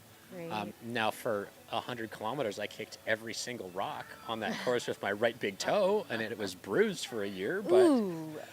I finished the race without any of the pain. So Yeah. it was a great learning experience, and I Wow. met some really cool people out there, and the race director, great guy. I was like, if I'm running, I love these races, like to be part of.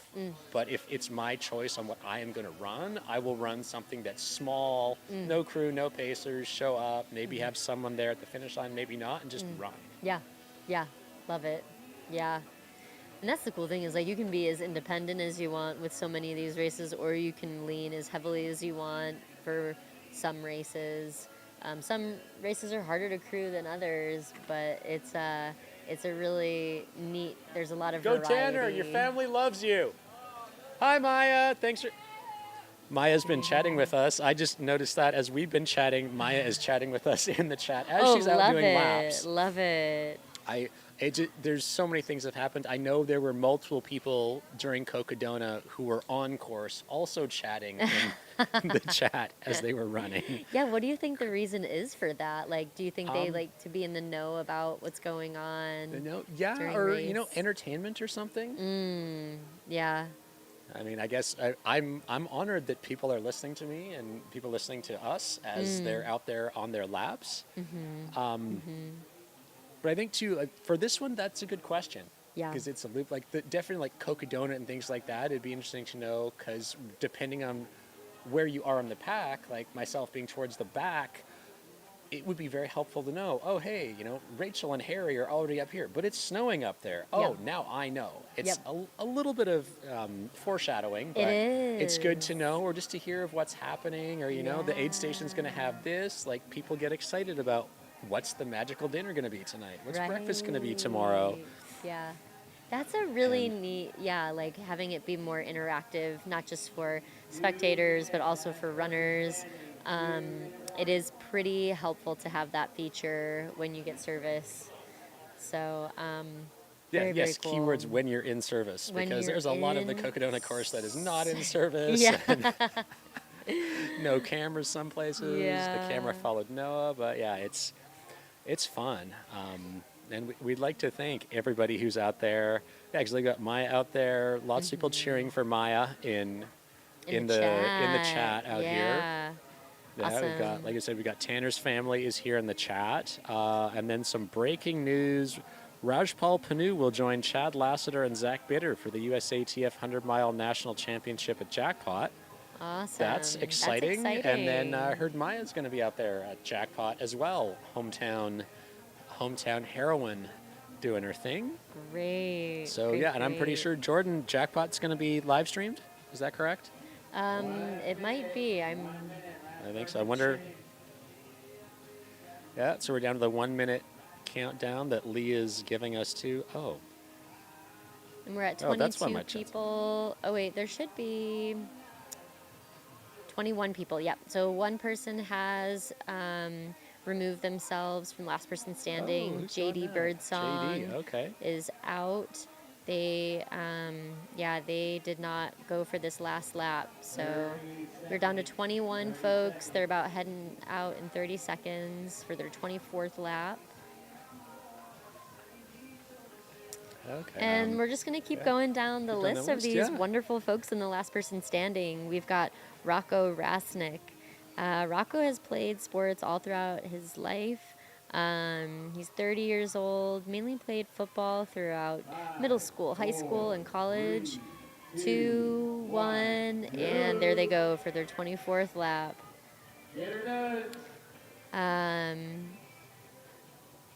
And it sounds like Rocco's been a CrossFit athlete for the past 5 years and has run lots of sub-ultra distances over the years. So it's really taken a big step up to the last person standing event, which is very commendable. It's a very exciting next step in Rocco's journey. Yeah, no, the different reasons people have for trying to do a last person and what they're trying to achieve too. I think there could be a number of people going for the 100-mile buckle and then leaving after that. It's a hard one too. With what other events do you have coming up with this concrete course, the longer format? That if you're doing Black Canyon, do you want to go all out for the win here and then potentially have an injury for Black Canyon? I don't know. It's different strategies and things. Yeah. And I'm not in the race, so I'm just sitting here speculating. Yeah. Yeah, very interesting. And I think, one thing we could do is like, for these folks that have been coming back here for years, a lot of them are doing this 6-day event, and we have volunteer sign-ups. So if you're running at any event this week, we would love to hear you chat about, what your race was like or how it is going, because those who are doing the Yeah. 6-day, you're in it for the long haul. But we have the volunteer sign-ups to chat with the commentary folks. So Yeah, it is now in the the show in the chat. Awesome. Keep saying show Thank notes. you It's not so show notes. It's the much. chat. Please feel free to send that up. And I think the biggest barrier from what I'm noticing is people not signing up is maybe because people are often really humble in this sport. There's a lot of people who really maybe don't, maybe it's hard to talk about some of the like achievements they've made because there's so many of us of all different experiences doing these races. So it might be fun to like call on some people and just like, hey, will you sign up to do this? Because I think that's a way to bring in more perspective versus just highlighting, some of the more elites or more established names in the sport, because we really do want to hear from all the ranges of folks. Yeah, just being here for the past couple days, we had Hank Donegan came on. He's age 70, did 3 marathons in 3 days. He's raising money for the Semper Fi Fund, and he had $150,000 raised and got multiple donations after we chatted So from cool. people on the live stream. We had Lisa Marie Fosdale Griffin was with me yesterday. She was talking about her podcast and some of the other 200-year, What's up, dudes? You're alive. Aren't you supposed to be running a 5:29 to get the new course record? Connor Dyer went Try for harder. for the segment record yesterday. Got Not what was quite. it? Oh, I guess we could look that up. Well, because yeah. Connor got it, and then Alex Johnson got it today. And then Jamil got it. So people okay. are kind of spicing it up with the ripping laps. Yeah, that'll be interesting to see if someone else comes and goes for it tomorrow, or if someone's going to come in the middle of the night and do it. Okay, so just pulling up the Strava segment. It might become like a Chipotle challenge situation where people God. fight it out till the end. Yeah. You take my record, I'm taking it back. That's an interesting. Did you read the segment name? Oh, wait, hold on. Wow. We I will not we be- can't talk about that. we're not gonna but say it, You can just look at the yeah. segment map in If this you want to be area. entertained and you have a teenager sense of humor, just put Peoria, Arizona into your Strava map search and just zoom around in there and you'll see how long is this segment? It's a segment in Sun City. It's 7 miles. 6.7. Course record, 6.7 miles, course record of 48:02. Nice. That's not that far from this facility. I feel like Nope. someone needs to go and run that tomorrow. Wow. What are you doing tomorrow? Tomorrow, Running that? maybe. We will. I'm doing the runner cam tomorrow, so Oh, we'll nice. be out on course, Okay. asking now folks how they're doing. Oh, that's awesome. Thank you for doing that. Of course. How do I don't want Well, while you're local looking for that, legend. Greggy, I'm gonna keep Yeah, keep going, keep listing going. off I'm some trying of to these figure other out. folks. So we've got Levi. I think the last name is Rajnowski. And Levi is currently in school for his 2nd degree in nursing at NAU in Flagstaff. Originally from Grand Junction, Colorado, he has lived in Montana, Wyoming, California, and Colorado. He began running in the spring of 2020. I think a lot of us can relate to that. Before running his first 50K in September of that year. Very cool. Welcome, Levi. We are excited to see how it shakes out for you. Still in. They're on lap 24. There goes Ann Trayson, just Okay, go having Ann. a light up party. Did you Just- see the pants she was wearing like 2 hours ago? I don't think I did, but Oh, remember, did you see her festive. yesterday? There was like the tights with the like big circles and things. It was a similar pair to those. might. Yeah, it's kind of like a Okay. mix between your shirt and my shirt Ooh. and kind of like those flowy yoga pants, like the I did. Indian Okay, style. So, but she has yes. like multiple pairs of them. So it seems like every time I see Anne, she's wearing a different pair of fun pants. Festive. And you just hear, She is so festive. I love, and not only is she festive, she is just chatting with everybody and anybody, and like, just so thrilled to have her here. It's amazing to be like, yeah, in the same yeah, space with so her. phenomenal. Like former Hard Rock course record holder. Yeah, And just such Leadville a legend. 100 Leadville, record like holder all of the races she until this did, Born to year. Run. She was a key person in that book, which had such an impact on so many Yeah. people. And So cool. uh, Would love if somebody could make a documentary about her. Her story needs to be shared. What's Connor doing? We could do Connor's that. currently doing a Connor's 6-day really running busy. event and working media. Where are we here? Oh, here we go. Okay, now we have the leaderboard. Okay, Connor. Oh, Connor didn't get it. Okay. Let's take a look and see other folks that are doing the last person standing. Some people opt to not fill out their bio, so that's okay too. We got Jenna Sulvey. Yeah. This is her first looped event and hopefully a new mileage PR. Awesome, Jenna. That's so exciting. Holy cow. Like, way to really just put yourself out there and go for it. Come and So chat yeah, with Jenna. us. Oh, and we're just looking at the results. So Jenna wrapped it up at around 21 miles. Great work, Jenna's Jenna. out We now? hope that Okay. it's a PR for you. You know, like any distance is a huge. Just towing the starting line, that's half the battle. So Yeah, really good work you're out out there there. doing it, and I mean, who knows? You never know how things could shake out. We could have a winner. Oh, I wish I had a kazoo. If someone is out there who has access to kazoos, please bring us kazoos so we can continue to do fun things down here. And also, yeah, we got Maya in the chat saying thank you for sharing the information about runners. It's really Nice. helpful and fun to hear. So thank you for engaging with us, Maya. We also got Krista Halston in the last person standing. Yeah. Excited to run her third different race at Across the Years.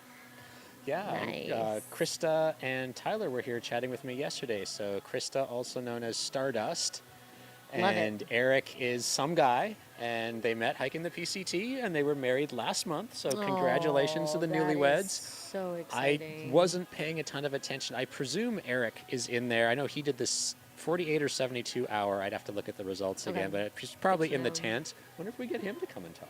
Yeah, that would be a Well, great. maybe after 8 o'clock here, when the next lap goes out, we'll wander and see Yeah. if there's a crew member that wants to come and chat really briefly and tell us how things are going. But yeah, Krista was excited to be out here, and lots of big stuff coming on. I think I threw her Substack into the chat yesterday. And thank you, Clover Chambers. Announcers are brilliant. Way to go. That's a I'm high-fiveable glad offense. you think so. That's great. Let's see. So we've got Chris. We got a couple more folks here. We've got Jean Seymour, and Jean Seymour is a former high school math teacher. So much respect to you, Jean. Lives in Tucson, likes to play guitar and write music. Goal mileage is 100 miles. Bye, Heidi. So- Happy New Year. Rooting for Eugene. Tyler Clements is also in the last person standing. His bio is glutton for punishment. Fourth across the year, last person standing. Heck yes, Tyler. Goal There you go. mileage 200. 200. Let's That's freaking Tyler go. Clements? Okay, so Yep. you weren't here, but he has this cat lap. So I got to pull this website up because I heard all about A this cat lap? yesterday. Catlap.run. Check this out. It is in Lyle, Washington, so it's not too far from where you're going to be in the summer. Okay. 0.7 mile loop. It was totally not fixed for the winter this year. Wow. And you have multiple options for multiple things. 6 hour last cat, 3 hour. There's a cat involved. You may have to Very pet the cat. cool. And then it's a, where was the trail thing here? The course. So the course goes, it's how he was training for this race, was on a 0.7 mile loop he did himself to get used to pacing and everything. So we're curious to see how Wow. Tyler does. I'm also going to put this cat lap into Yeah, the Cat go Lap for it. Backyard Ultra into the chat because Wow. it's random. I can't even find a way to pay for it. I don't. It's probably not the best idea to heckle him to find out the cost during the middle of his race, but Sure, sure. Well, we'll find if out it's your afterwards. Oh, jam- Molly can tell us because Molly's here. you can go to, there's a register button that you can click on. Oh, It's in the good top thing you right. saw Yeah, there that. you go. Register. Oh, Sing. oh, check your email for confirmation and payment details. Okay, Got it. Well, we'll get back to you. Cat Lap is your Cat thing. Lap. Cat Lap's your thing. There you go. Feel like Tara needs to know about this, and Sierra, anyone else who's ever dressed as a cat should be out there at this. It's in Lyle, Washington, so that's in the Hood River Gorge, so a That's- beautiful part of the world. That is a beautiful area.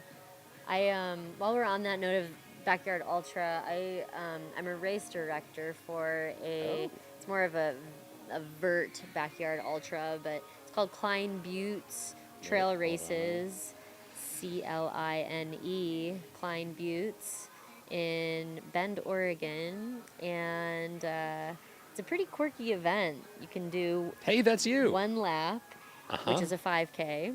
And that's nice because I like to have high schoolers. I coach Races. high school track and cross country. Yeah. I like to have them come on out or folks who are new. But you do a 3.1 mile loop and you climb Oh. 900 feet in a half mile. Wow. So you climb, it's a pretty stout power line climb. And then you've got a really gradual descent. So you've got a 5K. You've also got 3, 6, 12 hours. And then a last person standing event. Ooh. And so, yeah, that's Memorial Day weekend. Memorial Day weekend. Oh. While we're on the topic of that, Fundraiser. but And more hey, of that we- vert yeah. Backyard Ultra. Yeah, well, I situation. love this part. A portion of the proceeds will go to the cross country team at Mountain View High School in Bend, Oregon. That's awesome.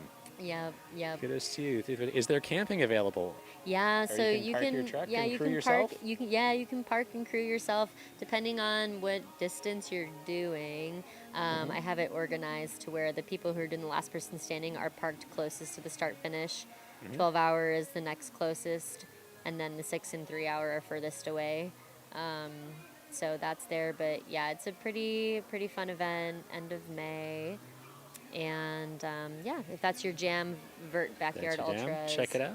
feel free to check that out. It's there. Yeah, the link is also in the chat box. Nice. It's not show notes. I keep saying show notes. I do too much Show podcast notes. stuff. Hey, do you want to be on my podcast at some point? Sure, why Awesome, not? thank you. Yeah, of course. Oh, and I was gonna recommend you for if ever Lisa Marie comes back for her podcast. Oh, If yeah. not, I'll find a way to connect you to. 'Cause, Okay, yeah, that they sounds were great. hilarious. And We've got one more. there's We've got one Stephanie. more person. Yeah, woo woo. We got one more person we got to shout out to for the last person standing who filled out the bio. Again, not everybody fills it out, but for those who did, we've got Nicholas Mullen Oh, and yeah. got the last person standing assist last year Hello. and is back Nice for shorts. redemption with the goal Yeah. of 200 miles. You know, I wouldn't be surprised if that 200-mile barrier gets broken. It's going to be such a Yeah. cool couple days, and I really think it's in reach. Yeah. And we're getting close. So it is almost the end of the year. Do you do New Year's resolutions? Or anything like that? Ooh. You know, I'm not like a huge New Year's resolution person, but I do like to set goals for each year. Like I'll get my race schedule ready, and then like personal goals. I'll kind of think through like, you know, what do I want to leave behind this year? And sometimes it's not super cut and dry. But some it's like, you know, what do I want to leave behind this year? What do I want to take forward with me? And I really think the biggest thing that I'd like to work on in regards of running this next year is like, I feel like I can sometimes have a hard time asking for help when it comes to crewing for races because I just don't want my friends to feel like they have to take off so much work and travel all that way. And going for the Triple Crown of 200s this year, I'm going to have crew. And Yeah. so the folks that have been here this weekend have been absolutely instrumental for me to figure out, who I'd want to have on that crew. And shout out to Abby Horvath, who is just a phenomenal crew chief. I'm going to have her with me. So Awesome. Yeah, that's Yeah. my goal this year. How about yourself? Ooh, this has been one of the most difficult calendar years of my life, but at the same time, lots of growth. So, not being injured is the big one. I lost a Yeah. lot of time to injury this year, and that was tough in the prime summer months for doing things. Yeah, I'm sorry to hear that. No, just kind of keep going, keep meeting cool people, keep doing cool things, and Nice. then in the next, I'm not going to do it today, but the next little bit, figure out the whole race plan with the big 2027 goal we both share and have talked about, and we'll not talk about right now, Yeah. but Yeah, how sometime. to plan for that over the whole year. Yeah. But yeah, just more crewing and pacing. Really need a hand anytime. Yeah. Yeah. Likewise, same. Like, Thank you. yeah, I'm always like down to crew and pace, and then also when I have to ask people to do that for me, I know people want to do it, no question, but Yeah. it's also like, do you really want to take a week off of work to come crew me for this really long race? So anyway, Yeah. really great people you get to make friends with out here, and just Yeah, amazing. you never know who you're going to meet or what random connection comes. I mean, we're sitting there, we're looking at the last person standing 10th. They got 4 minutes left to come in. Go, Paul! Woo! And, there are probably friendships being formed there or people coming in going to be doing their thing. Yeah. It's a great way to meet people. And, It is. I just think of all the random people I've talked to just in the past couple days sitting in this spot. I haven't even really been out on the course at an Yeah. aid station or even in the RV area talking to people. It's really amazing. Amazing, So many and good so much people. inspiration from so many different ways that are out there. Yeah. Like I want to do one last big shout out to Yolanda Holder in the 6th day. I just got to Nice. get to that right tab here right now, but Yolanda is currently second female. She is 6th overall, age 67 at 200, Wow. just about 236 miles in Holy the 6th day. moly. Still got a smile on her face. She looks over and waves every time she comes by us here. There are some incredible stories that are going on out there, and it's wonderful that we can be sitting here and celebrate them. So anyone out there who's listening, or if you're listening and other people that are on course aren't listening, if you have a story to share, if you have a charity you're raising money for, please come, just wave, and we'll get you a mic on and chat with us. So cool. And a lot of these folks that are in the 6th day, I don't see anyone in that top range, like the top, gosh, I'm trying to look, but I don't see anyone that's below 30 years old that's in the top, like, 14 Yeah. of it. So, for those of you, I mean, this, I say this with, how do I want to say it? I don't want to, like, I'm trying to figure out how to say it, but like, I don't take it lightly, like the body does age. And there's also something to be said about endurance really surprising us when we age. Like, people who are well into their 60s and 70s are still out here doing the 6-day challenge well over the 100, 200 mile mark. And so I obviously can't speak from a place of being at that age because I'm not there. But for those of you who are curious about doing those distances and you can just walk the whole time and do that, that's possible. It's very possible to do that. So anyway, I think there's a lot of times when, like, we age, we can start to give up on that possibility of ourselves doing hard things like this, but it doesn't always have to be the case. But obviously there are certain things that come up that can limit that. So anyway, Yeah. I digress. Yeah, it's inspiring to be out here and sit and watch what can the body do. And while you were talking, I was thinking of how we've come from, like, women can't run because your uterus will fall out to there's a 67-year-old who I potentially know. is going to be the highest mileage in this entire 6-day event. Yeah, it's It's really bonkers. amazing. It's amazing, amazing. Yep. Yeah, I'm really excited to do the runner cam tomorrow and just chat with folks, like Yeah. ask some questions of like real on the ground folks. So pretty cool. Pretty darn cool. Yeah. I guess what would be your top 3 questions that you would want to ask the folks out on the course? What would you want to ask them? I'd like to know their why. And then my second question, especially for like thinking of people that are older than I am, that are out there who have been doing this. Like when Hank was here, he's like, I've been running ultras since 1980. I'm like, that's before I was born. Okay, wow.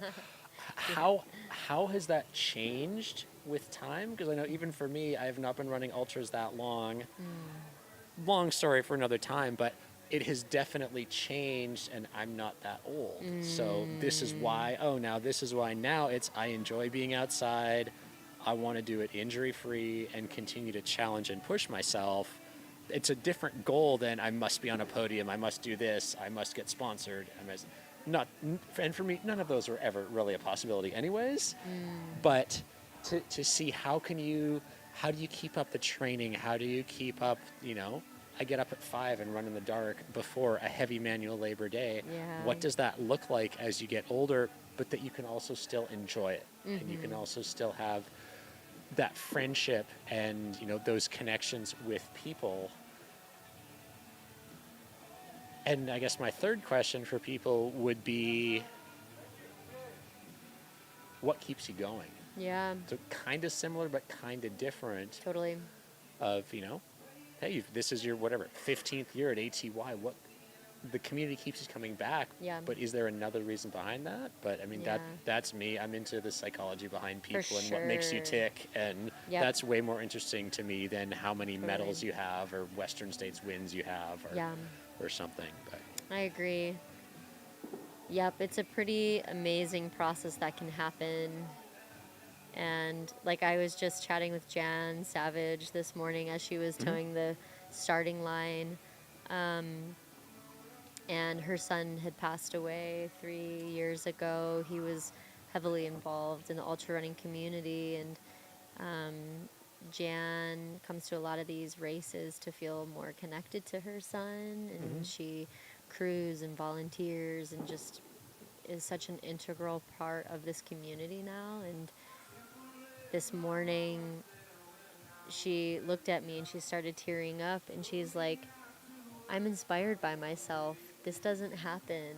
And for her to experience that, perhaps for the first time in her life at 70 years old, that is really powerful. yeah, Really powerful. So I'm really just moved by witnessing that for her, and for so many of these people, like, okay, what are you going to take from that? How are you going to apply it to your day-to-day life? yeah. So, Yeah, I mean, if you ever want to see like raw emotion or something, like if you have the chance to volunteer at a finish line of 100 or be at a finish line, or if you can't, like watch the Javelina live stream and watch it till the end, because it is incredibly inspiring to be like one of the years I had the buckles and to be standing there holding a buckle as people cross the finish line, and you get the full human experience Yep. of everything imaginable. And at the same time, I've been at other races, small races in Utah, and had those same experiences with people, 30K, 50K, whatever it is, first Yeah. thing, running it in memorial for somebody, running it for somebody. I'm going to cry, but Yeah, like, of it's course. very powerful to be out there and see that, and to be able to celebrate everything for people.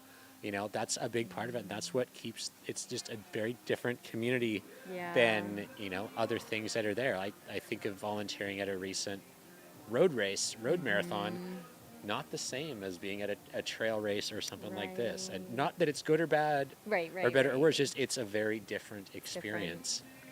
Absolutely. And how lucky we are to be in a sport that has a community like this.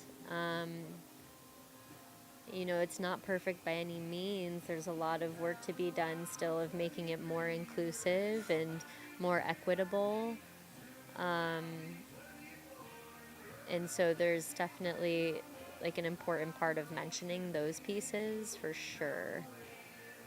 And also living in a world where we can really confide in each other and complete strangers and uplift each other is such an amazing gift that us as humans can create that when that can be hard to find in the world. Yeah.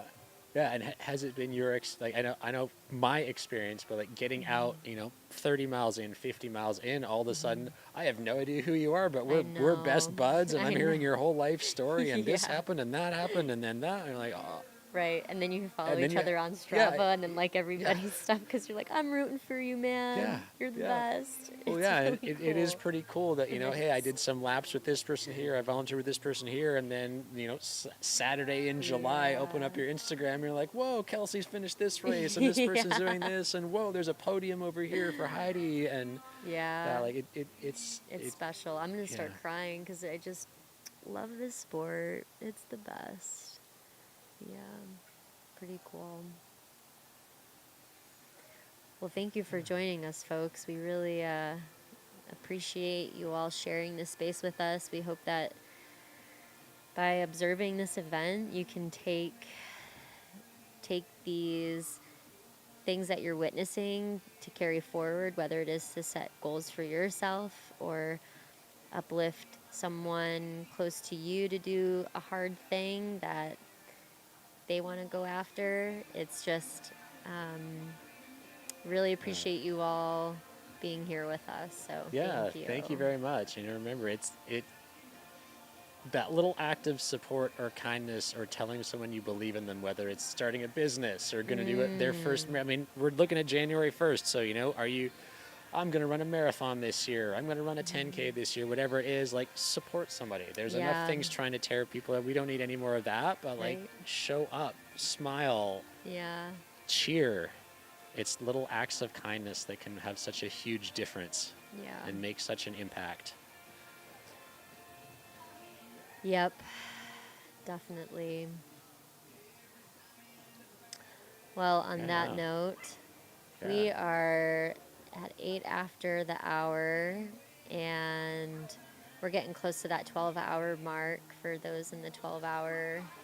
Yeah. Do we have Wrapping up. any more drops on that lap?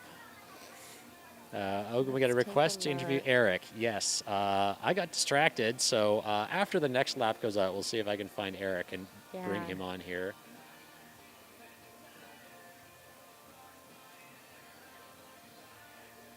And yeah, if anyone out there is listening to this and wanted to sign up, I put that link for guest runner interviews into the chat.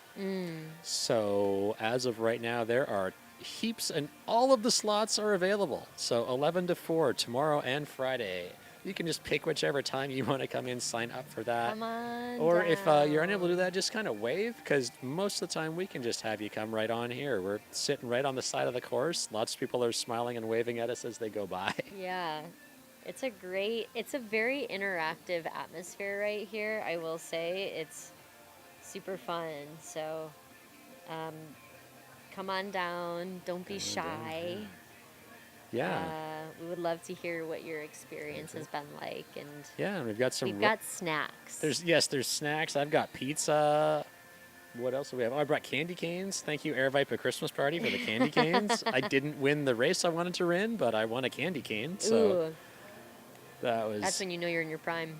Well, that's how I got into Javelina. Is I went to the Christmas party and won the jackpot. Oops, that was not what I was looking at. There also looks like we've got there were a couple slots open for the aid station and for breakdown. So if you are available from 12:01 to 8 a.m. on Friday, January 2nd or Saturday, January the 3rd, there's spots available volunteering and for breakdown as well. Break it down, break it down. Breakdown, yeah, that's Saturday. So, and I also realize if you have a quote regular real job, it's a weird week of who's working, who's not working, what's on holidays, what's not on holidays. Traffic's been all over the place, at least here in Phoenix, but come on down and hang out as well. I'm going to put the volunteering link in the chat as well. There's plenty of events if you're in the Phoenix area, or if you or someone that you are crewing or pacing is doing one of those Airvipe events throughout the spring. Come on down. There's volunteer slots. You get volunteer credit. You get snacks. You meet cool people. You never know who you're going to meet. And, maybe you'll find out about a bunch of other races that you need to do. That's right. Pretty great time here. So we've got commentary going all night until 4 a.m. So stay tuned. Yeah. We've got Wesley Smith joining us momentarily. Yeah, I see Wesley over there if he wants to hop on. Oh, come on down. Wesley, come on. He's busy. He's busy. Thank you for that update, Jordan. Awesome. Well, I'm going to head on out. You're going to head out? Greggy, Okay. a Happy pleasure. New Year. As always. Always. I'll Yes, see you for the yes. community lab. Oh, yes. Yeah? I'll be down Awesome. here. Yeah, Come you're down around the for a few community more lab. days, right? Oh, yeah. I'm here for the whole thing. I'm Okay. all here for it. So, Excellent. cool. Awesome. All right. Well, thank you very much, Yeah. Kelsey. Appreciate it. Did you get one of those guys? Ooh, I'm going to take one Go for for the... it. Go for it. I was going to say did the road, but Yeah. there's no road. No, It's there's a no walk. road. It's a walk. Technically, there's road. There's road, I did yeah. the math when I was at Trader Joe's. It is more cost effective to buy the big package of peanut butter cups than to buy the small package and eat the entire package. But you still face the same dilemma of, am I going to eat the entire package? You should take more than one. You ran 12 hours I know, and 60 miles. but Take I more will than say, one. to be cost effective with chocolate is the least of my things I think about. Fair enough. Hey, Wesley, come on in. Great. How are you Good. doing? Yeah. Okay. Are we still live, Jordan? Must be. Okay. Yeah. Thanks, Blue folks. ones are- Thank you. You got everything you needed. Yeah. If you decide you want more peanut butter cups, I'm just gonna be sitting here, hanging out for the next while. Nice. Yeah. So you're I'm welcome to Kelsey. have this. Oh, Nice Kelsey, to meet Wesley. you. Wesley was the champion last year, right? That's right. Oh my gosh! The Buckle of Doom. Oh, he's got a congrats. costume. Connor. Eee! Yeah, we're switching. Yep. Do you have a trail name? It's not fish. Okay. So I had gotten a dress from a thrift store, like, I don't even know, a month before I started the PCT, and it was covered in a bunch of fish. Started the PCT, super sick, and blew my nose into my dress, and that is how I got my trail name. Classy. Why would you carry a handkerchief when you have a shirt on? Exactly, that's what I'm saying. That's what I'm saying. Wow. And you did the PCT? Yeah, 2017. Oh, nice. Congratulations. Yeah, thank you. Love it. Is that the year Emily did it? No, she did the year before 60. me. Okay. But I'm trying to go for, don't tell anyone, but I'm trying to go for the supported FKT record on it in 2027. So. Oh, We okay. will Well, see. if I can support that at all, you have my number. Thank 'Cause you. My claim to fame is when the whole world was closed, Uh-huh. Emily and DQ hiked in from the Washington side, and I hiked in from the BC side, and we Oh. high-fived at the border and hung Nice. out at the border. Oh, that's awesome. Yeah. Wow. Yeah, we Oh have my a whole God. series of photos of like I'm on one side and they're like reaching across to do a handshake. Oh, I love that. Unknowingly filmed an engagement. This dude Oh was my like, God. this couple finished and I was hanging out and the guy's like, oh, can you like take a video? I'm like, okay, sure. So he gives me his phone. I'm sitting there and then I'm looking at the phone and it dawns on me like this dude is gonna propose right now. And I'm like, oh, actually pay attention to this. And, yeah, incredible. We're still all in contact like 5 years later. And Jeez, that's so cool. That's the best. Anyway, Yeah. have fun. Hey, Such a blast. pleasure. Thank you, Kelsey. Wave and smile when you come back. Peanut butter cups are here if you decide you need more. Thank you. You are welcome. Hello. I'll see you guys soon. Be well. Thanks, Jordan. Appreciate it. All right. Still have no idea who that guy is. He waves every time he comes by, and I have no idea who he is. Hey, How you doing? good. How are you doing, Greggy? Grady? Wes? Yeah. Great to meet Yes, you. I remember you from last year. Okay. Congratulations. Thank you. Yeah. All right. Whoops. Yeah. Have you done this before? No, Any questions? I guess we just talk. Pretty much talk, wing it. I've got all the stuff up here on my laptop. There's like different. I can give different updates on Okay. last person. I've got all the other results. We've just really been shooting the shit and talking about people. Yeah, sounds good. We have an actual spreadsheet that's Oh, got information. That's like people's why, and then just different distances. Okay. So every so often we're talking about Yeah, it. I can text Eric, by the way, whenever you Oh want. yeah, for sure. If you want, because people have been asking, and then Yeah. Krista and Tyler came on and talked with me yesterday. Got it. And it's my friend Jenny, also known as Steggy, is her trail name. She's been asking for Eric, so I was like, I'm pretty sure we can get him, but I don't want to go bother. Nice work, Paul. Nicole says you're crushing it. I'll tell her to bring the boots. Yeah, I talked with him a lot about his race today as well. Oh, nice. Yeah. He was hanging. He has family in Tucson where I live, and so he Oh, stayed cool. with me over Nice. Christmas. Yeah. Where are you in Tucson? I live in the Catalina foothills. Yeah. If you know Pima Canyon Trail, Yes. I live like Right 2 miles. Oh, no shit. Okay. Kind of go a squiggly way to it. Yeah. But no, Okay. That's Yeah. my, Yeah, that's my- home, that's my home trail. Okay, yeah. My ex, up until like a year ago, was in Oro Valley, like Oh, right yeah, by, it's right by Catalina State Arthur Park. Pack. I Pack don't know that. Trailhead. How would I describe it? Is it not What's the road? Tortolitas? Not the Tortolitas. South of it's like 10 minutes south of Tortolita Preserve, Okay. and then what was you know the outlet malls Yeah. on 25, like basically by there. Okay. So I know a lot of the Tucson trails. Got I it. totally prefer them to here. I just Yes. haven't been I back love the since Tucson she's trails. now the ex. And Yeah.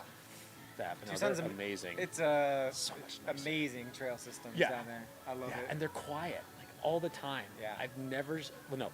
Once I saw it busy at Tortolita Preserve because I was there at like noon Okay. and all the mountain bikers were out. But otherwise, I'm like, it's one car. Yeah. I hiked Push Ridge after the marathon. I was like, there's nobody else up here. It's a Sunday at noon. Like, I did the Bear Canyon Loop, which is a Yeah. classic, 2 weekends ago. It was nice. amazing. So good. Nice. Yeah. And there's actual water in Bear Canyon right now. It's just, Wow. Wow. Cool. Good anytime, Jordan. Oh, we've been on. Okay, right. cool. So we're on. So we're back. Kelsey just left. That was Kelsey McGill, Alpenglow Endurance, trail name Snotfish, we just learned. Betting my eyebrows against the live stream, so thank you, Kelsey. And we got a new guest, Wesley, hi guys, Wes here from from last year's person standing, champion. Couple Yeah. years. So I had quite Yeah. a progression and managed to pull out the win last year. Yeah. Tell us about last year.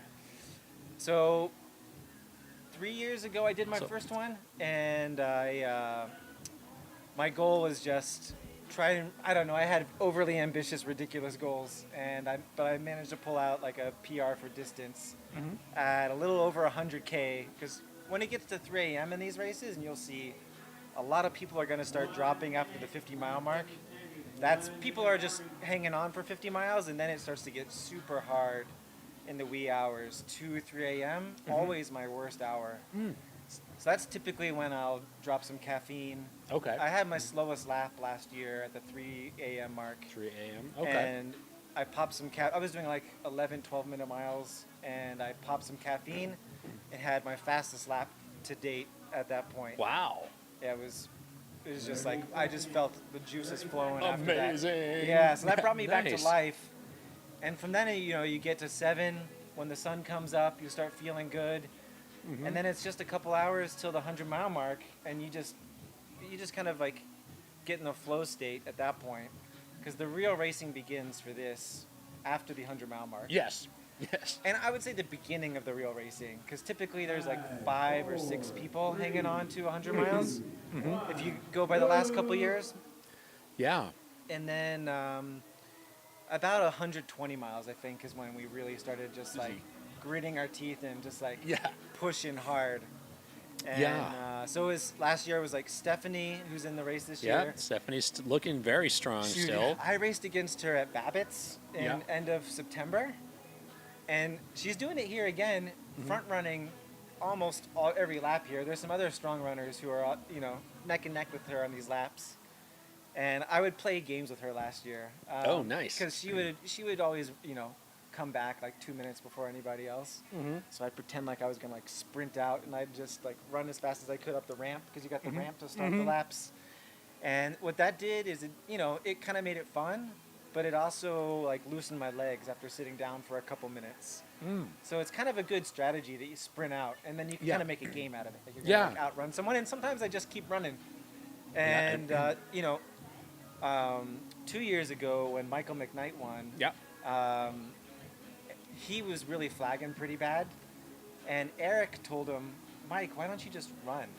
Because he was doing slower laps to try and keep in it.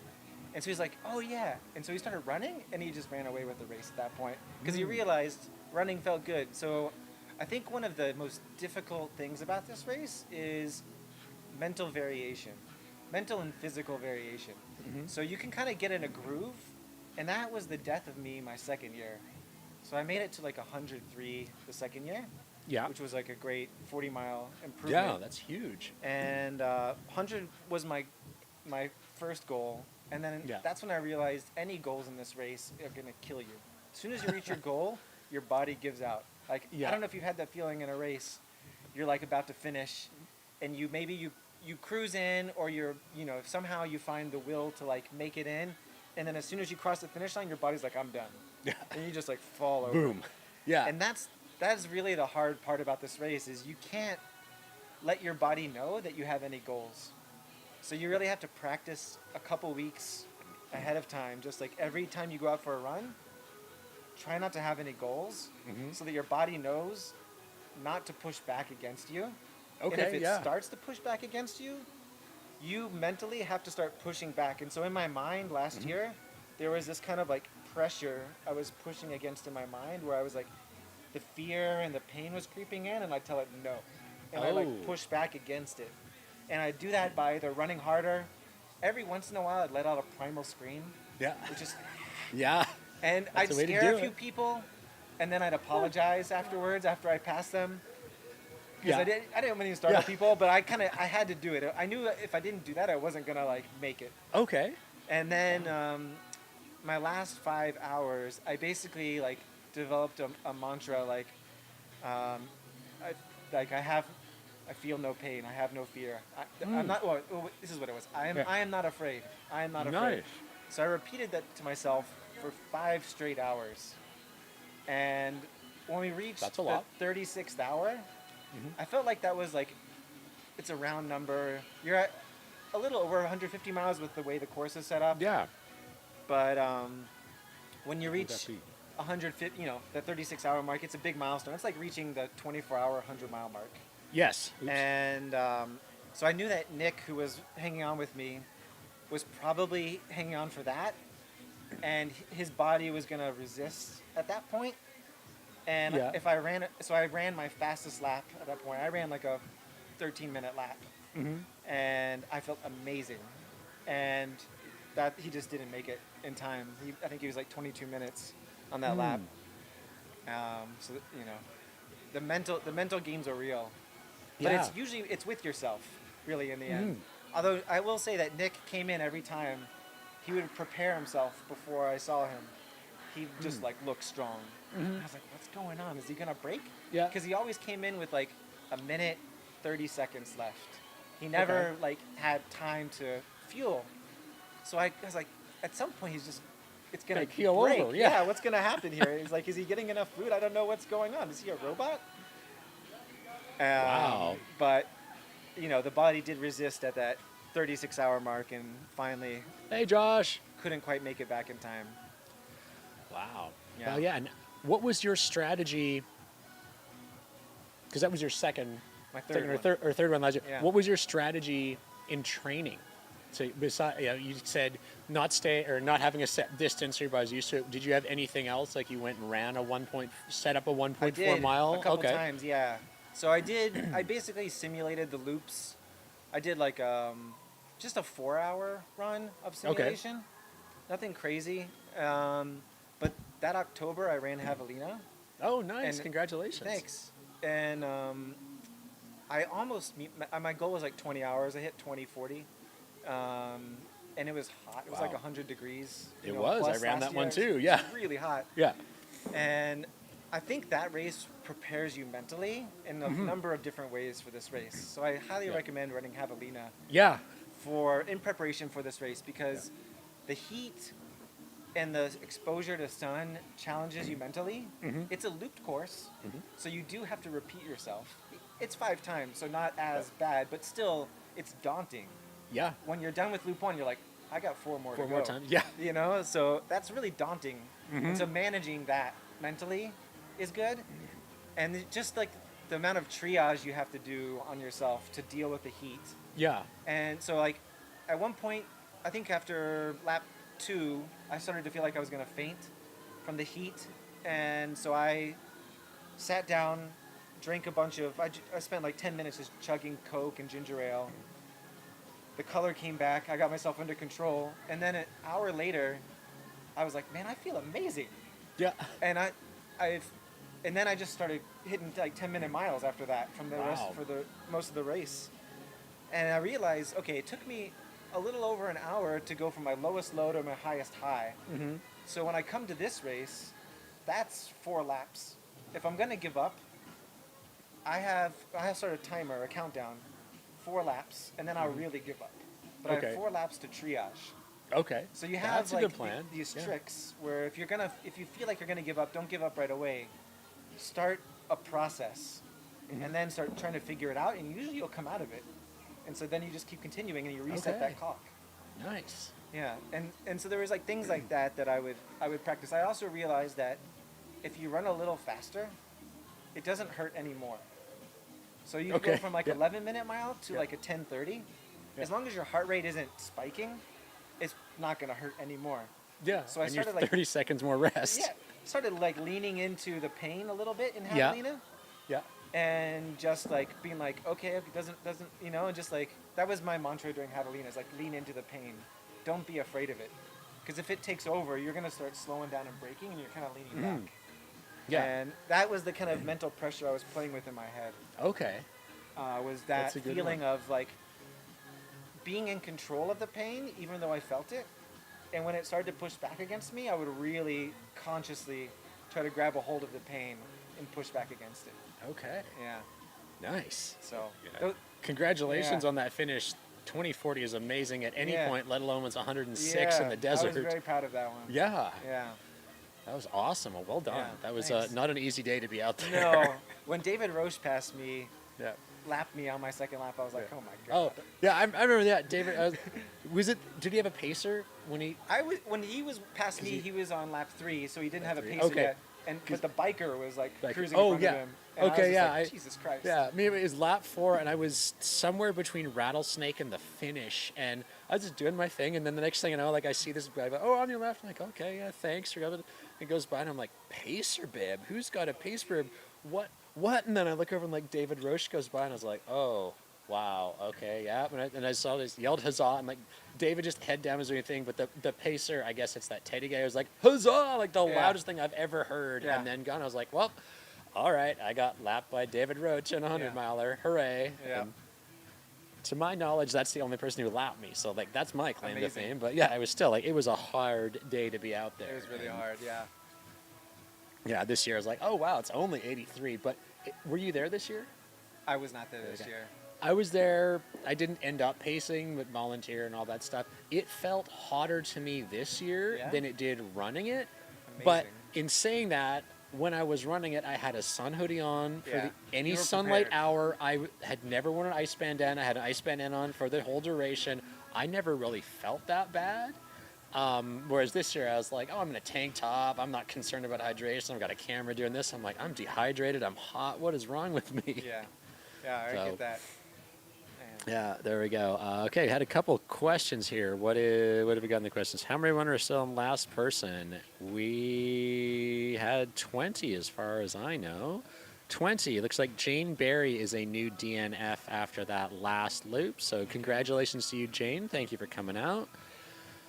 20 people are still in the race. And I know we have had a little bit of technical difficulties, so that's okay. But yeah, thank you for your questions in there. And thank you all 85 of you who are watching on the stream right now. And we know Maya is out there on course chatting with us sometimes. So thank you for really? listening, Maya. We got Wesley in the studio Yeah, Maya's now. great. Yeah. Maya is great. Yeah, I am cheering for Maya. I Yeah. have told that. Well, that's right. Maya's going to win. Maya's gonna win. That's your Yeah, call. that's my call. Yeah. I feel like the front runners of this year are Maya, Paul. Mhm. Paul's very strong Yes. and experienced. Past Yeah. winner. Yeah, he does a lot of these. Yeah. Of course, Nicholas. He broke the course record with me last year. Yeah. Stephanie. I don't know if you guys have talked about Stephanie's season this year. Not a lot, no. So I ran with her at Babbitt's, and Mm-hmm. she hit 200 plus, like low 200s, like 210.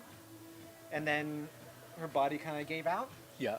And that was a silver ticket for getting on the U.S. national team. If you Oh, win that wow, race, you yeah. get on the backyard U.S. national team. Wow. So that's what we were both there going for that. Yeah. She crushed me on that one. And then there's another race in November in Marble Falls, Texas. Okay. That's the next silver ticket race. That was I looked at that. I was like, if I don't do well at Babbitt's, I'm gonna run. I thought about running that one. She actually did it. Okay. I was not recovered at all by Yeah. that point to go for Yeah. another 200 to 300 miles to win that kind of thing. I think she ran something like 2:33 I was like, at that race. Something insane. I want to say she came in second. As well? Like she got the assist? Babbitt's.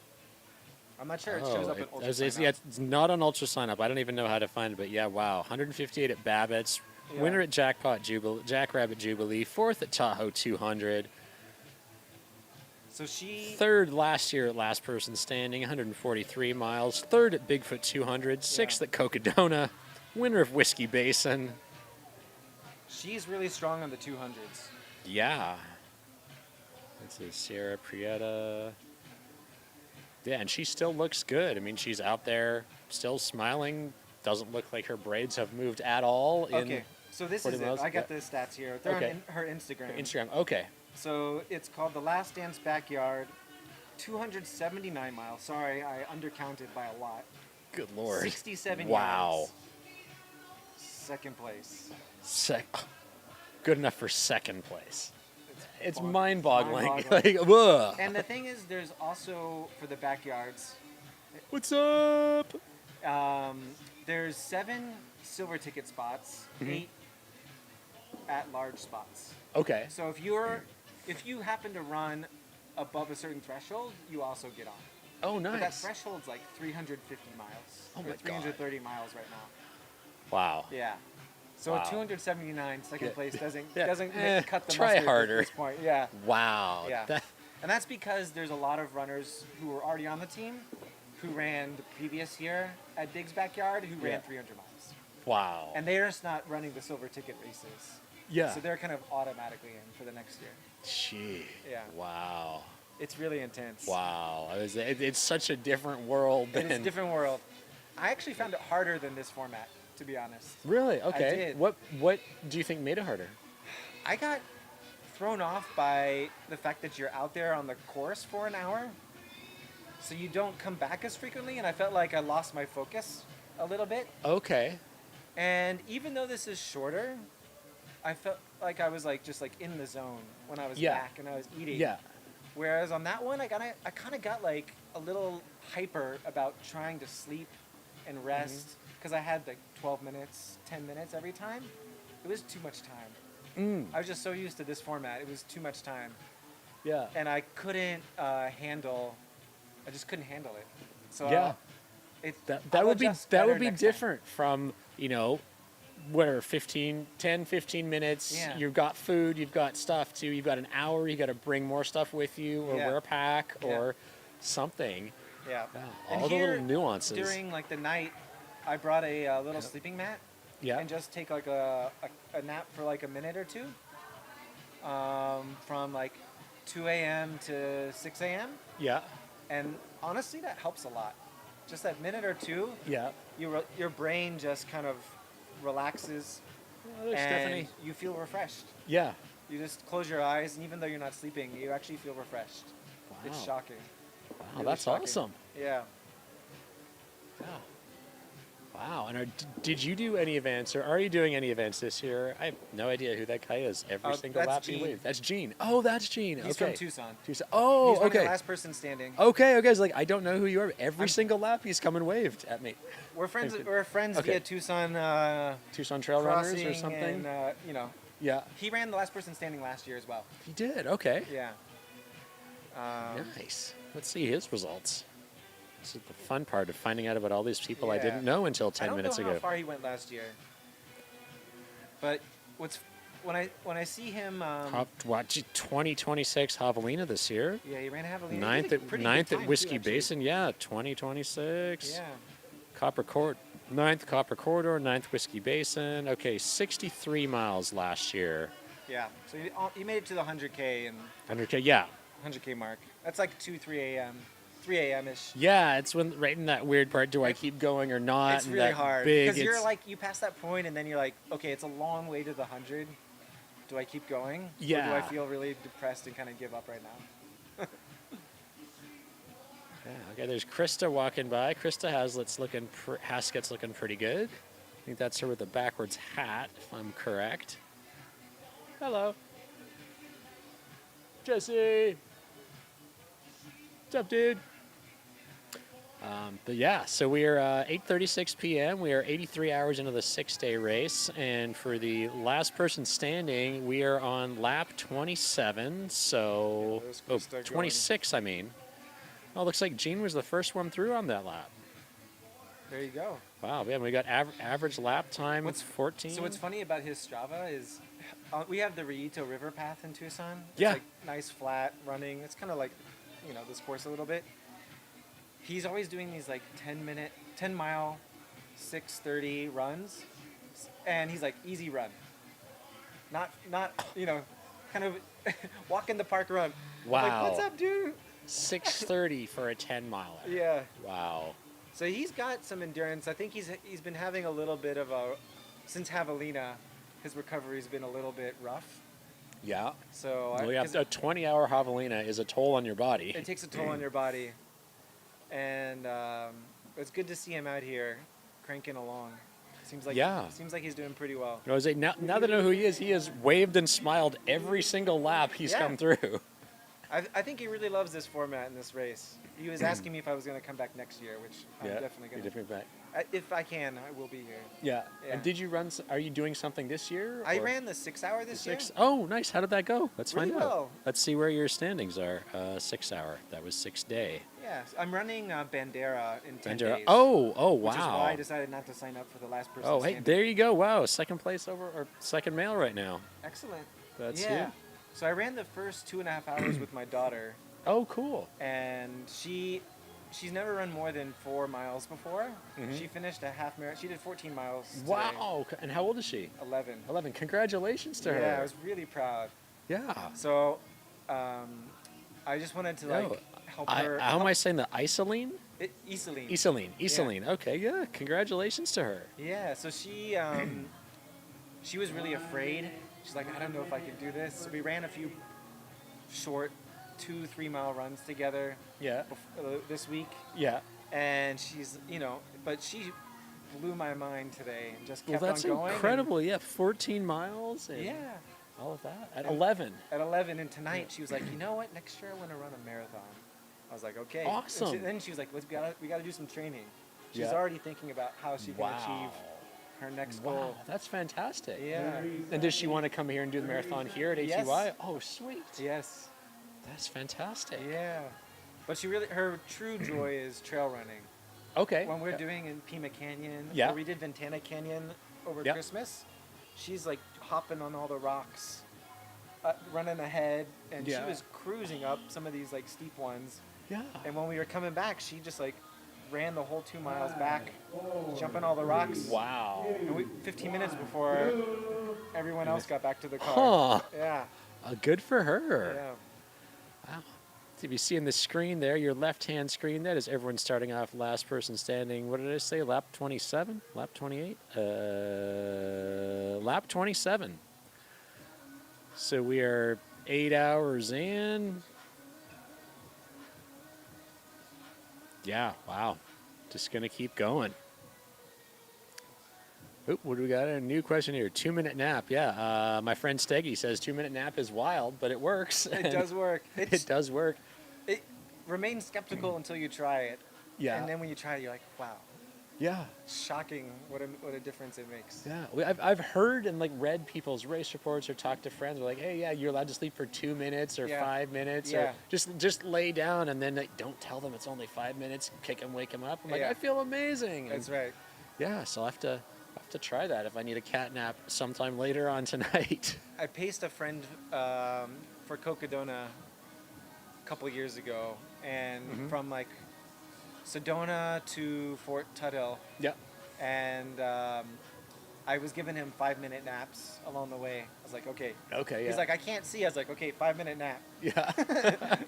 Okay, I'm good now. 5-minute Yeah, nap. yeah. And then Yeah. Oh, we nice. continue on that way, and yeah. he ended up getting 10th that year. Oh wow. And Congratulations. Yeah, so I paced him for 50 miles of that, and just giving him precise nap directions Yeah. to kind of keep it going. Yeah. Yeah, it really works. Awesome. really Yeah. works. And do you have any plans for doing Cocodona? Are you in it this year? No, Let's no, look at your I'm ultrasound. No. Okay. I've wanted to do it. I am doing my first 200 this year. Okay. Which one?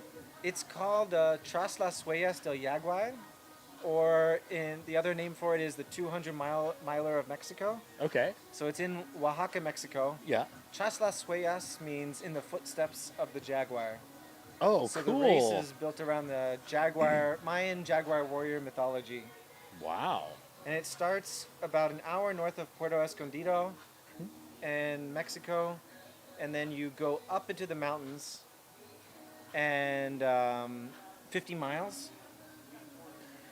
You get about Wow. 11K of elevation on a loop. Okay. So I did the 100-miler this year. Yeah. So it's like, Oh. so let's say 7K up, 4K down, because you're kind Yeah. of going up and down. Yeah. Yeah.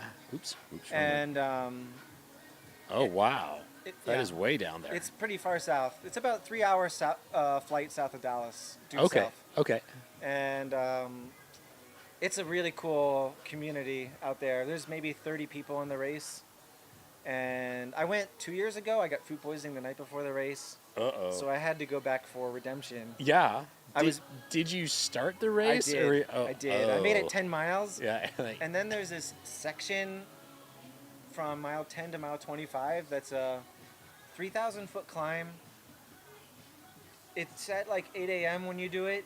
It's about 100 degrees with 80% humidity Ugh. and full exposure. Oh, gross. And I was like, this is going to be dangerous. I'm puking. It's not.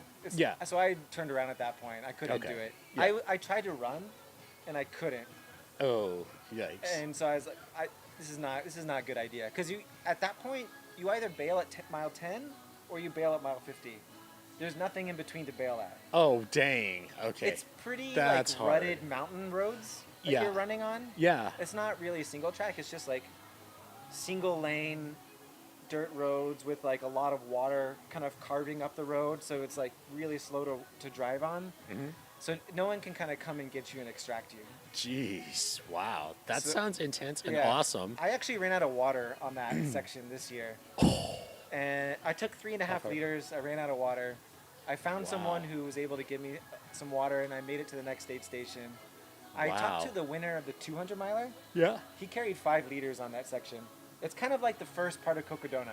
5 liters. You know? That's like 12 pounds of water? Yeah, it's a 13 lot of pounds? water. Wow. He finished that in 54 hours, the 200. Dang. So his name's Roberto Meyer. He's the Mexico 24-hour world champion. Oh, wow. He set the record this year, 160 miles in 24 hours. He's a beast. Jeez. Yeah. 160 miles in 24 hours. Yeah. To contrast that, let's check and see who our 24-hour 121 miles by Aiden Shiloh Broyles is the current leader here. There you So go. that's, Jesus, 40 more, like a Yeah. third more. Third more, a lot. A lot. Holy. Yeah. He That's is strong. bonkers. He basically trains on an incline treadmill in like full humidity and heat. Well, it shows like Yeah. you acclimate to your environment, do. and like all You the do. people who are moving up to Buena Vista and Yeah. Leadville and that, like 10,000 feet is. Yeah, he lives in Guadalajara, which is at 5,000. So a lot of the cities in Mexico are at altitude, like Yeah. 5,000 and above. Yeah. So you get that just natural altitude, bonus Yeah. from running in those places. Okay, well, yeah, I was talking to Megan Eckert yesterday when she did 80 miles on the 12-hour, and Yeah. she's like, yeah, I'm in Santa Fe, it's 7,000 feet. 7,000, and highest like, capital that's- city in the U.S. Yeah, well, I went to grad school in Laramie, so that's 7,200. And There it was you like, go. I remember flying back to the coast for Christmas and like, oh, the air's heavy here. Yeah. Why is my shirt wet? My shirt's not wet at 7,000 feet. I remember running in Santa Fe my first time there, and I just felt weak. I couldn't do it. Yeah. I was coming from sea level, but Okay, yeah, it was hard. Yeah, I really miss living. I need to move back to elevation. Yeah. It sucks living in the low. Tucson's a good middle ground because you're Is at it? Yeah. 3,000 there. Yeah. A little bit below 3,000, but most of the trails are at 3,000. Yeah. Well, you can get up to 9. You get up right? to Like, 9, yeah, pretty easily. That was, and you Yeah. have so much more access to higher mountains that aren't just Mount Lemon. I found You being are. down there, and the that was classic helpful. one being Wrightson, Yeah. one of the coolest mountains to go run because it's five-ish miles, 5.25 miles from like the canyon, Yeah. Madera Canyon trailhead to the summit, and then you can either take that down for like 11-ish, Yeah. maybe a little under 11 miles, or you can take like a 7-mile for about 13 miles downhill, and it's Oh, nice. Super Trail is what it's called. Super Trail. And Okay. it's fast. Making a note of that. This is going Yeah. in my notes file. Super Trail. My new email to myself from myself. Super Trail in Tucson. Yeah, on Wrightson. The first part of it is just like smooth. They've redone it. Oh, year and like a a half ago. smooth downhill that's flowy. You can actually run. or Yeah. I could run on, and it's not a great. technical mess It's of great. caltrops. Yeah. Wow. Yeah, moving to Tucson from San Francisco, I got real slow on the trails. Just because they're so much more rocky and technical. Going Yeah. from that nice California carpet. Oh, yeah. Yeah. Yeah, it's Arizona. It's been interesting for me running in Arizona with the diversity of everything, like Javelina, like Pemberton Trail and the McDowells are like, oh, this is like so nice. Yeah. And then like running the White Tanks and like running Mesquite Canyon, and like, what in the hell is this? And There's a all lot in of variety between. to be had Yeah. Yeah. Definitely. Yeah, I mean, you see it in Cocodona with all of that. Like, look at Sedona is so completely different from the trails in Flag. The Yeah. Eldon Trail coming down, or the new course coming down the Eldon Trail. Yeah. Plus, like, running part of the Black Canyon Trail, part of Crown King, like Bradshaw's and all that. You're like, oh. And this is just one small segment of the state. It's not even the 800-mile AZT. Absolutely. Wow. So yeah, for any of the viewers who are just joining us, thank you very much for joining us on your New Year's Eve. We appreciate you being here. We got approximately 3 hours until Javelina 100 goes on sale, so get your butt at your computer with your Ultra Sign Up already open, ready to go for midnight and 1 second for that. We got a number of things going on. Mostly we are excited about the last person standing. We are on loop 27. We have had attrition. We are down 6 people so far. There's 20 individuals left in this event, and it's slower than last year. I mean, the fastest lap that's been done is 12:27, 12:28 by Levi Rosnowski. On that note, the new Strava course segment record was set by Jamil Curry a little earlier today. Nice. He ran a 5:29 average pace. Wow. So that That's came out to booking. 7:47 for the 1.4 miles. I also want to shout out the new women's Strava crown is Sierra DeGroff, which got was some like bubbles. 10:13. And oh yeah, we got bubbles down there at the finish Celebrations line. are beginning. Yeah, what is going on down there? I got where to put? Oh, my sunglasses are here. Yeah, I got all my decorations on. I know there'll be the champagne toast at midnight. Is that Tristan? No. Champagne toast at midnight. We're still chowing on some pizza. See, Chris Warden's going to be coming through the start-finish line shortly here. Also with Jamil, who we were just talking about. I'd like to thank Mount to Coast as a sponsor for this event. If you are curious to try a Mount to Coast shoe, they are here doing shoe demos. Doug might have been the guy's name. I kind of forget. The Mount to Coast. They're here. They're in the concourse area between the aid station and where we're broadcasting here and the start-finish line. Come and check them out. Grab those shoes. If you're not a participant in the event, grab a guest bib and go take them for a spin and see if you might be getting yourself some brand new shoes for the brand new year. Coming up, there's Jamil, middle of the frame. Lost track of Chris Warden. I'd like to thank all of the 71 people who are still in the live stream here. Big shout out to Steggy, who's been chatting with us in the chat.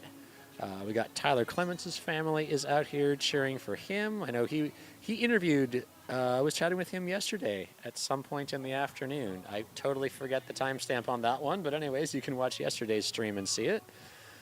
I heard you guys talking about his cat laps. Oh, yes. Did you see this? I have my... Well, I remember the you were second listening? year I ran, he had Yeah. pictures of his cats on him. He was mentioning that. If Yeah. he would look at his cats for the whole lap. He sent me his spreadsheet from that year. It's pretty intense. He had his nutrition measured out to the gram for all the different ingredients and when he was going to take it and everything. And then in addition to that, which laps were specifically cat laps. At which point he would bring out a picture of his cat. Interesting. Yeah. Wow. Yeah, we've heard all about that. I got the website up right now. Impressive. I Yeah, got- he told me you made a website for it. Yeah. for Oh, this yeah. year. I There's haven't seen there's it a yet. lifetime miles tab. You can see who's got the Amazing. lifetime miles on everything. I can't figure out how much it costs. You have to fill out all the info and then Okay. submit it, and then you find out how much it costs. That's funny.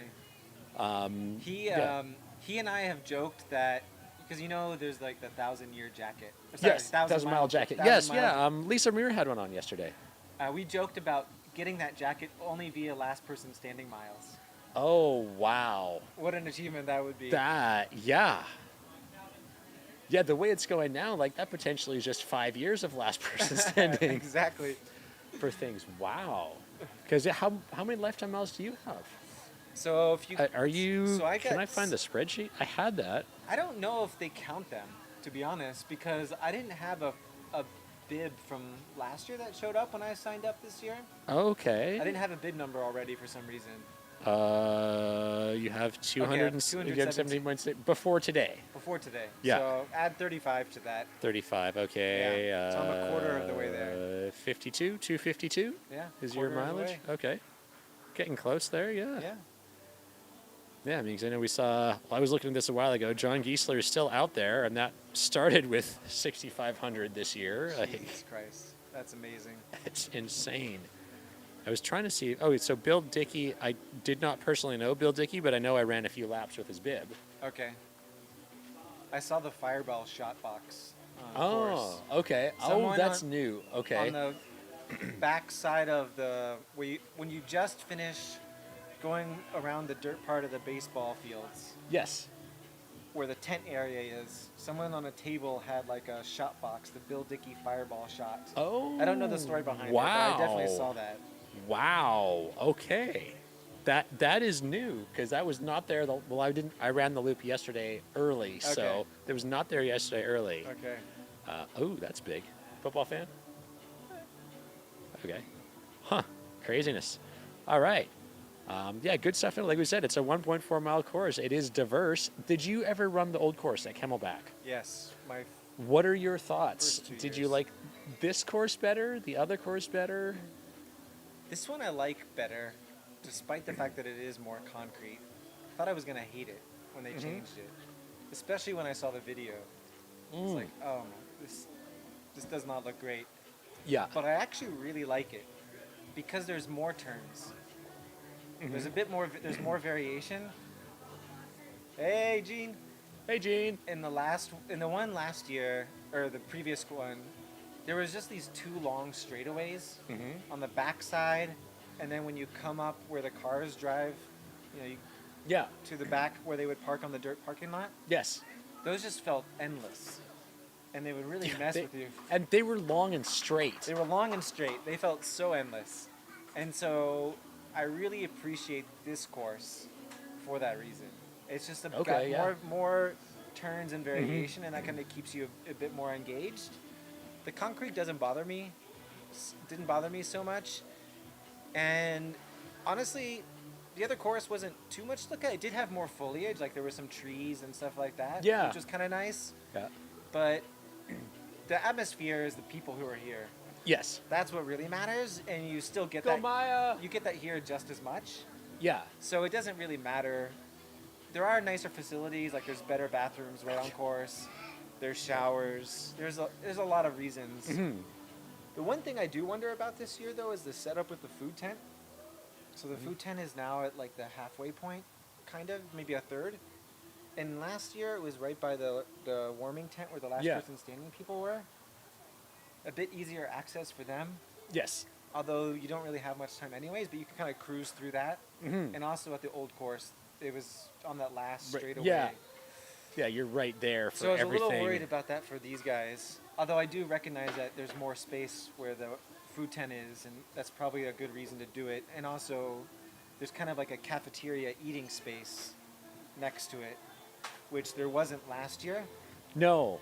And No. I'm imagining that space considerations for all of those facilities were why it was moved over there. I think so. Yeah, I Yeah. don't know the whole reasoning behind it, but Yeah. it's different. I see pros and cons to it, Yeah. but it definitely I think it's going to have an impact later on in last person, like after like 3-4 a.m. Yeah. when you're starting to be like, oh, I might need something. That's the part you're depending on your crew at Yes. that point. Because I definitely, when I went over to get some pizza, I was like, oh, yeah, someone's here filling up bottles. You were definitely in last person. Yeah. Yeah, and Doing the other that. issue, well, they do. The last person does. There's have a little mini one there. There's a mini Yeah. table with some snacks.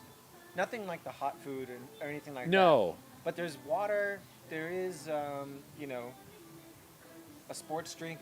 I guess gnarly. What, Yes, yeah, it's gnarly is on course this year. So the Fuel 2.0 was the caloried one. I don't know if the Hydrate is there or not. I Okay. know they have Hydrate at the main aid station. Yeah. So you got your nutrition drink. You got your water drink. That's all taken care of for you over there, and then they're replenishing the snacks. But last year I didn't eat any aid station food. Really? No, none whatsoever.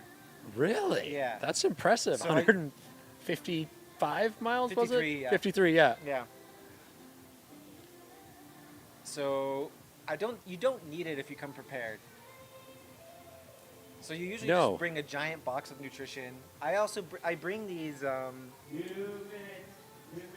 gallon-sized thermoses. I brought 4 of them last year, Okay. and I fill them up. I filled 2 up with the Scratch recovery drink. And Yeah, that's a really good one. it's great. And Which, the horchata flavor or people the love chocolate? the horchata. I've had that once. I- I yeah. go for chocolate. Okay. Yeah, I was given like a half-used bag of the chocolate. Thank you, Gus Gibbs, and then a full bag of the horchata. And I haven't opened the horchata yet. Okay, it's horchata's very quite good. okay. I was like, it's probably good. It's buried in the bottom of my truck, and I was like, Okay. I don't want to move all the stuff to get it, but I really Yeah. want to try it. But okay, thank you. That's good to know. And then I also do the super carb. Oh yeah, yeah. So I really like densely filled a bottle with super carb, 2 bottles of that. That kind of gets you through the first 100 miles, and then I kind of need a refill after that point. Okay. So I probably And did, I'll do I'll do like the Morton's gels as well. Okay. as supplemental. Those were Yeah. kind of my go-to nutrition until I didn't like them anymore. yeah. And then, it's family bringing like a burger or soup or something like that kind of supplements. Yeah. And that did it for me. And then I Okay. was kind of like eating maybe like a really small amount of calories at the end. I was just eating like a cup of Fritos.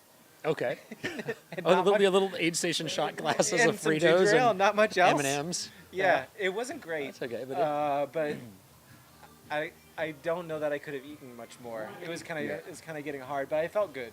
okay. I would hit Morton gel as well, Yeah. just to kind of keep going.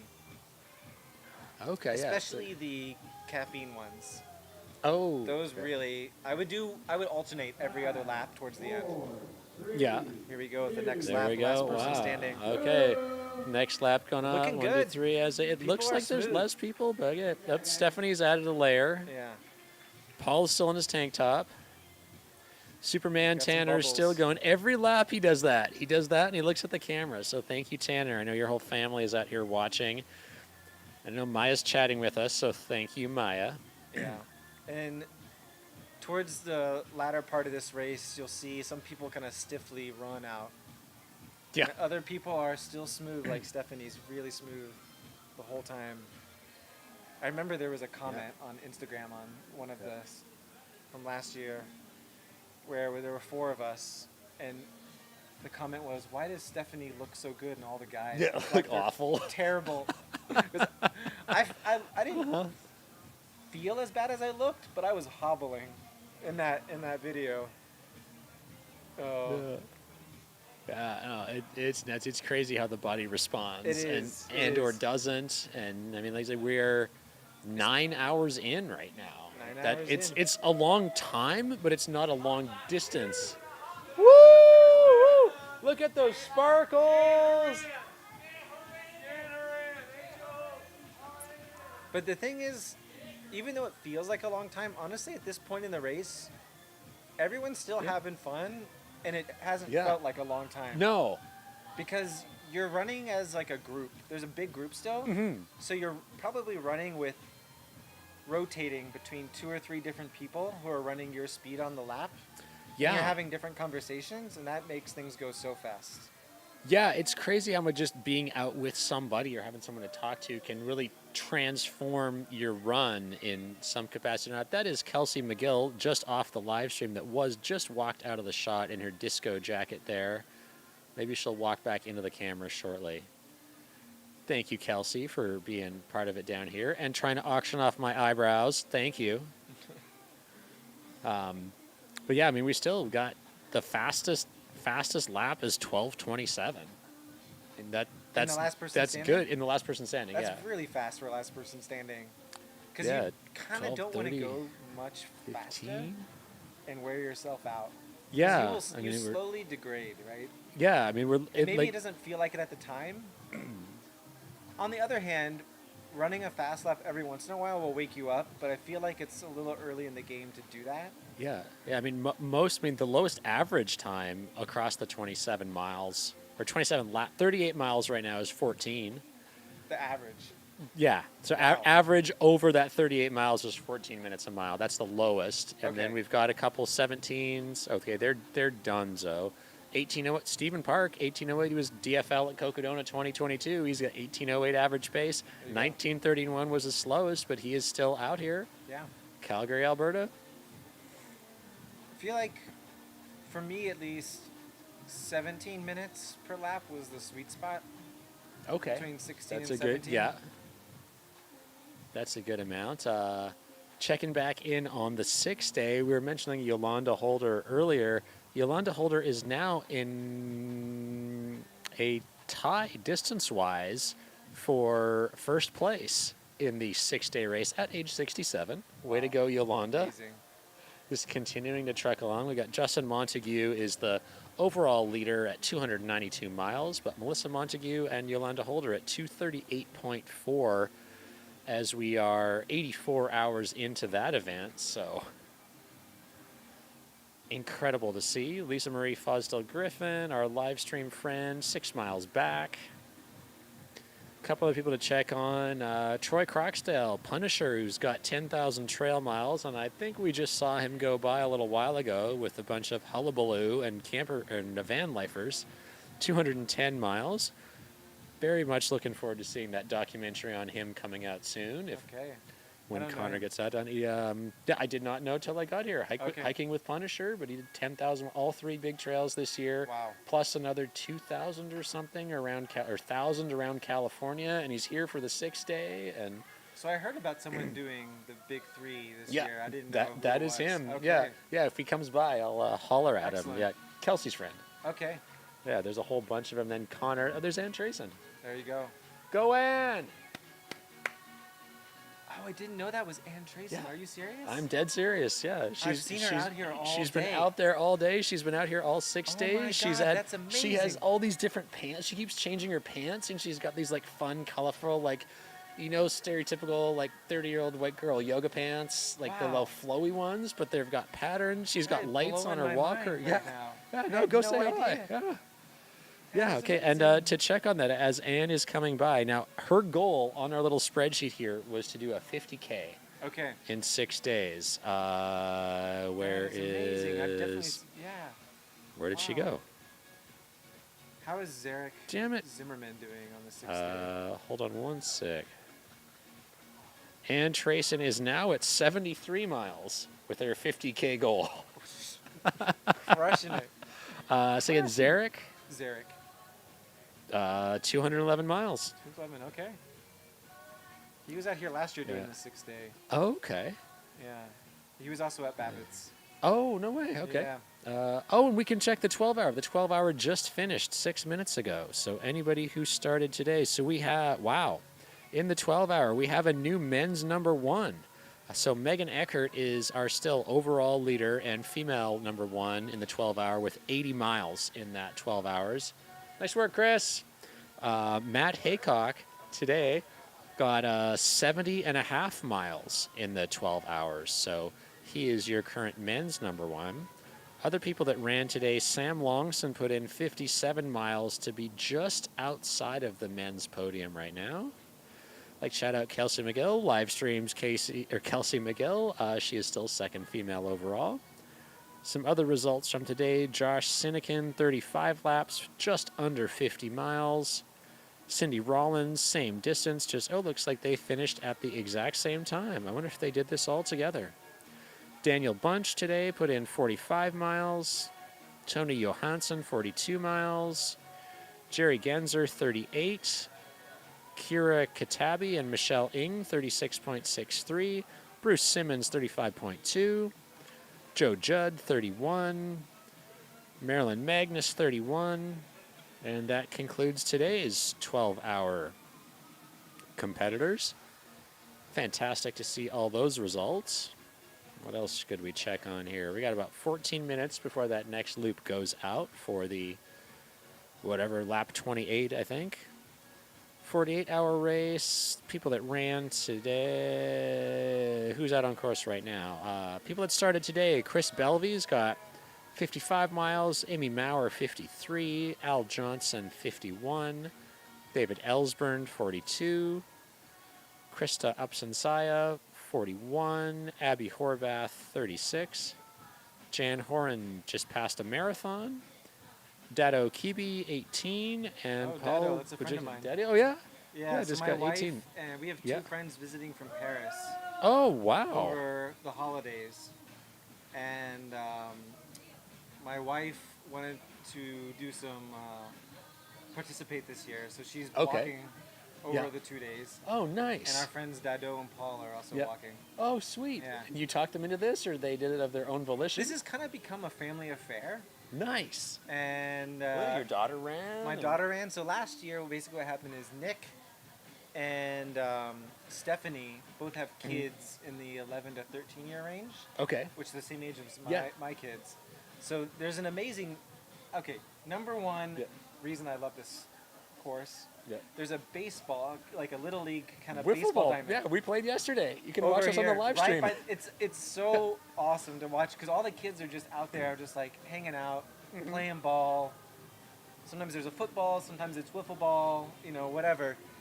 And they hung out for the 36 hours. Like they Wow. were here through the end of the race, just playing. And when we would come in, they'd run with us the last 100 meters or so. Yeah. And they became really good friends. And they've been texting this whole year, begging us, we have to go We back have to to come across back. the We have years. to come. We have to come. We have to come. So it's become like a big event that they really Awesome. love too. Yeah, they have a great time. Awesome. Yeah, it's great to see the whole community aspects for Yeah. any ultra, but for this one in particular, because Yeah. you see people so many times. You do, and because it's of the loop, and every different event is on the loop. You Yeah. see, you interact with everybody basically, and you're not just out somewhere in the middle of nowhere, and then coming back and it's like, hey, and you're 30 seconds in and out of the aid station. Yeah. It's definitely way more. There's a lot more connectivity that happens, connective Yeah. tissue that develops. Yeah. Yeah, I'm just thinking back to my javelina. I started off with several people that I know, and then at one point, like, oh, I'm going to stop and pee over in the cactus over there, and that just like 30 seconds never caught back up for the rest of the. But then I stopped at my crew tent and like never saw some people again. Whereas this one, like, oh, I could do that. I'm like, I will catch up to you at some point. Yeah. I'll stop for Exactly. a drink, or you'll stop for a drink, and catch back up. So it is a nice way to feel like you're never too far from anything. But it's a great format to go, Connor. And what I love about it is like everyone's kind of on the same playing field as well, you know? Whether you're walking, whether you're running, it doesn't really, and tracing out here, you know, just cruising, you know, everyone's on the same, like mixing it up together. Yeah. It's really cool. People are cheering. Like I had a guest bib. No, I had the memorial bib, and I was just doing a couple laps before I came on. And, you know, I had a hoodie on. I had my shorts on. I was like, I'm just out doing laps. I was doing my own thing, and tracing it. Hey, good job, runner. I was like, wow, that was super cool. And like, I'm not doing this race. I'm just out here for. Yeah. That's it was nice. And you don't have to have. You know, because for some of these races like Javelina, you have to put in a lot of work in training to. Oh yeah. To kind of get through that one sometimes, and with this one, you know, it's a great way to just bring in the new year. You know, try something like just for fun. Maybe you have like a goal of some sort to, you know, for the year, just like finish it off. It could just be as simple as just like walking for a couple hours every day. Yeah. You know, it doesn't have to be. And everyone's out here cheering for everybody, no matter what their goal is. Yeah, it really is the community coming together, and that makes it fun. And you know, if you are thinking of doing any of the events or any ultra, like come and check it out. If you're in the area, if you're in the Phoenix area or coming into town, did the Fiesta Bowl happen already? I don't even know. Maybe.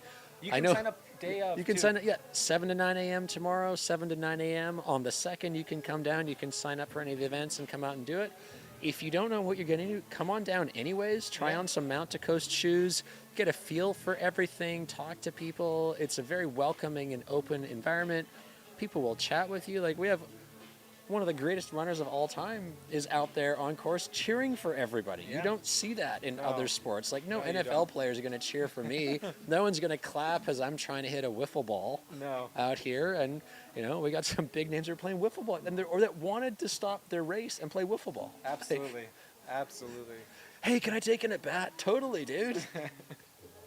So come and do it. It's what makes it fun. And you know, whether it's this race, whether you're going to go and check out Javelina, if you are in the Phoenix area or any of the states Aravaipa operates in, check out the volunteering tab. I put the link in the not show notes, YouTube chat several times because you can sign up and volunteer and see what it's like, see what the aid stations are like.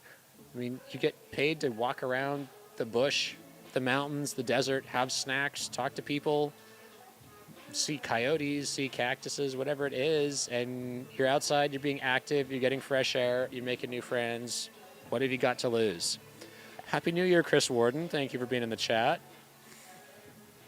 Do you want some pizza? It's right there.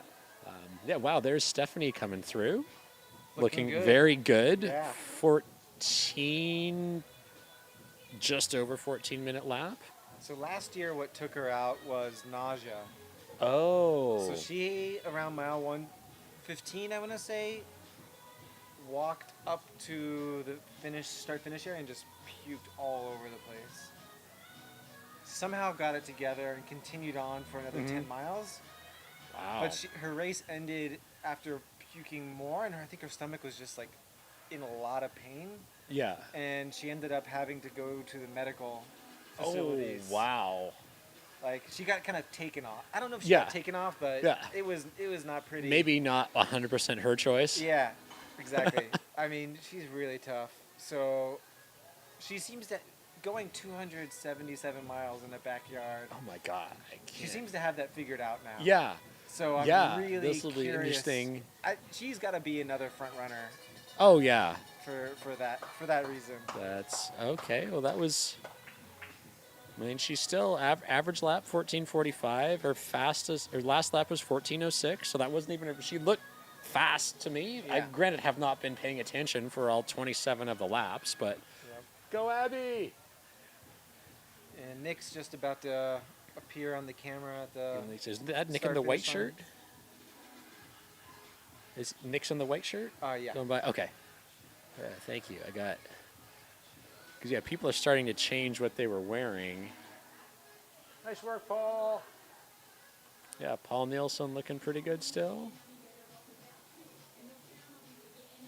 I want to say he lives in Fort Collins, like northern Yes, he Colorado. works at CSU, yeah. And his wife runs a running. They have like a running events company. Oh, really? I Yeah, did not in know that that. area. Okay. Yeah. I did not know that. Oh, here comes Maya coming by. Go, Maya! All right, Maya. Yeah, I did not know that. I saw them really. I haven't got a chance to talk to Paul yet. I was here and saw him walk by and he waved, but I haven't actually spoken to him. Oh, not Paul.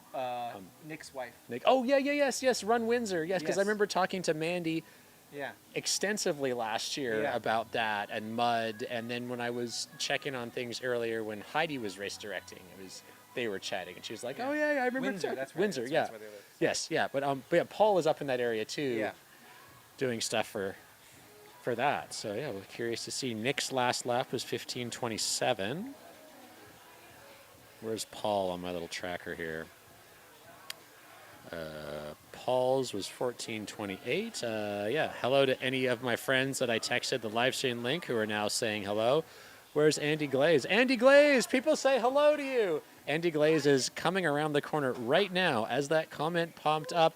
Hey, way to go, Gene. Andy Glaze is going to be coming through your left-hand screen pretty soon here once Carmen Miranda moves out of the way there. There's Andy Glaze in the background. Still got a smile on his face. Yeah, so JR, yeah, as you said that, Andy came around the corner. So ask and you shall receive. Unfortunately, it didn't work like that with my Powerball ticket, but I'll continue to try.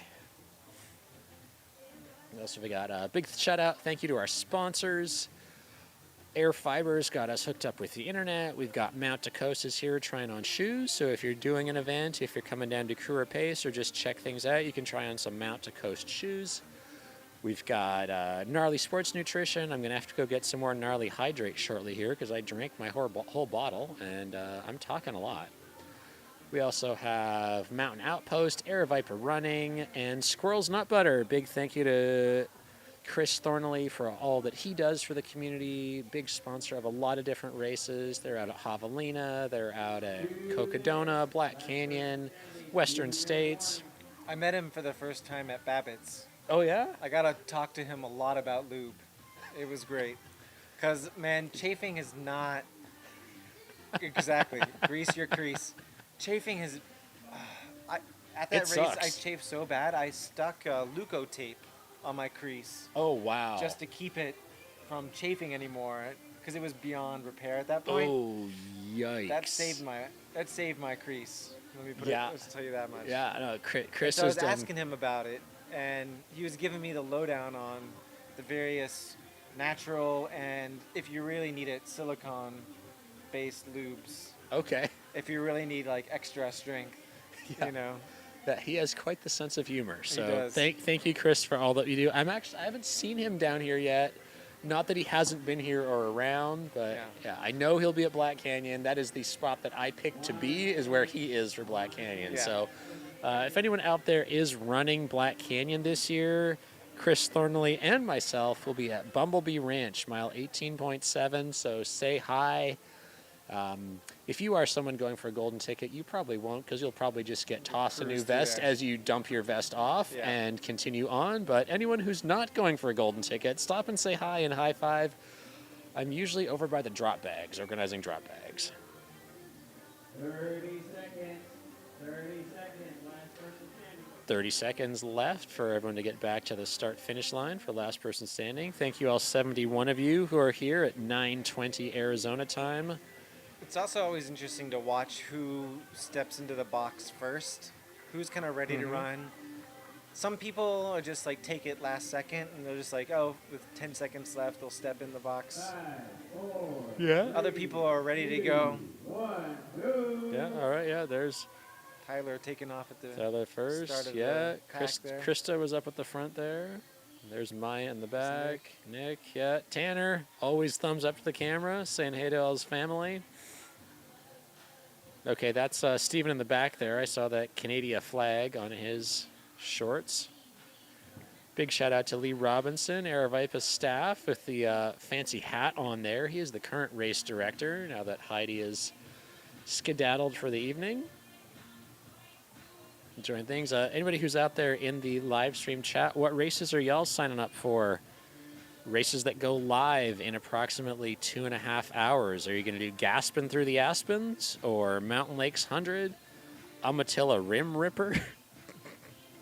I've actually, Bad Beard Events? I think it was 2 years ago, I thought about signing up for Javelina while Oh, I yeah? was in the race. I was like, I got to get in the race. Yeah. I need to sign up during the last, and it's like, oh, the last person standing's happening during the opening. Oh, yeah. Am I gonna have to like bring my laptop Yeah. and sign Dude, up during yeah. the race? Dude, yeah. I won an entry at the Christmas party a couple years ago. Okay. And as I had it up on my phone, I got a special entry code because of that. And I registered as we were walking the loop, and it like kept crashing on my Oh, phone. I was like, no. am I going to get in? Am I going to get in? And then, yes, at 12:10, I signed up, and I was like number 600 at that point. Okay. And like, oh, God. So I and- think it will sell out It tomorrow. probably will sell out. And the other thing to note about Javelina, if you don't know, because I can't tell you how many people I've talked to in September-ish about the lottery for the tents. They don't know about it. Yes. I don't know if you guys are doing that this year. That is a great question. I don't know the answer to that. I know that it comes out. It's not, the tent sign up is not the same day as registration. No, the so tent sign-up please is do in not freak September. out about that. It'll be later on. And you have to be Johnny on the spot with the tent sign up. Yes. Yes. And if you don't get a tent, don't fret. There is a big community crewing area which works Yeah. well, and there's lots of people that are one person to a tent. So everyone is an adult, and we can share, Yeah. and you can make new friends. Well, the other thing I did is, if you see a friend who's running Javelina, and they're like saying, "Oh, training for Javelina," say in September or October, and you don't have a tent, message them, because if they have a tent, they can then go and say, "Oh, I've now got 5 or 6 people who are in my tent," and you get double the tent space. Oh. So even if you sign up for one tent in the lottery, Mm-hmm. if you then get more people, you can post lottery, change it from 1 to 2 tents. Oh. Okay. I didn't even know how the lottery works because I didn't do it. Yeah, it's kind of amazing. So Wow. I had a friend from San Francisco Yeah. who became random Strava friends with. I'd never met the guy before. He's very fast. And I was like, hey, so you're running, he messaged me like, you're running Javelina. I was like, Yeah. oh yeah. And I was like, hey, did you sign up for a tent space yet? Yeah. Because this was in early October. Yeah. He's like, no. I was like, oh, No bueno. this is not good. Yeah.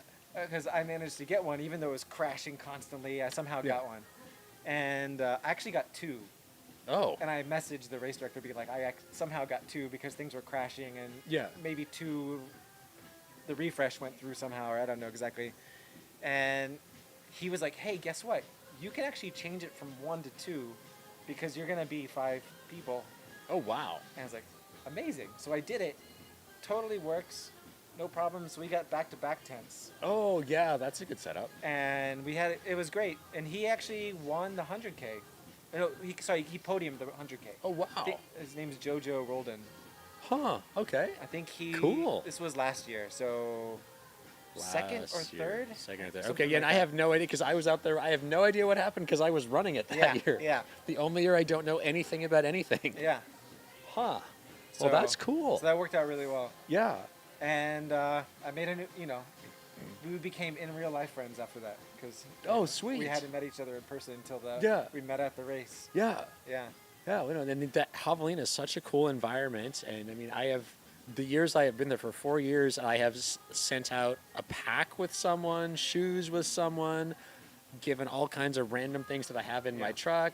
When I paced the 1 year, I had 3 headlamps on me because my runner at first hand lap died, second hand lap died. Oh, cool. I'll wear my waist light. Had to change our pacing strategy because the waist lights are so freaking bright. Yeah. And then, well, here's my spare headlamp, and I still have a spare headlamp in the back. Amazing. But you never know. But, there are things that happen. Luggage gets delayed or lost. People just forget. My pack went out because the guy got there. He's like, dude, I didn't pack my pack. Oh no. They're like, that's a big here's my, what size are you? Yeah, you'll fit. Here's my Solomon. And I forgot my shoes on a trip recently. My running shoes. This is the one thing I forgot. But at Javelina, the other thing is there's a lot of people from outside of the Arizona area who fly in, right? And it's sunny, so you want a pop-up tent, but you're not going to bring one on an airplane. So a lot of people will go to Walmart and just buy a cheap 10x10 pop-up tent. They're not going home with those things. No. So they leave them by the main tent.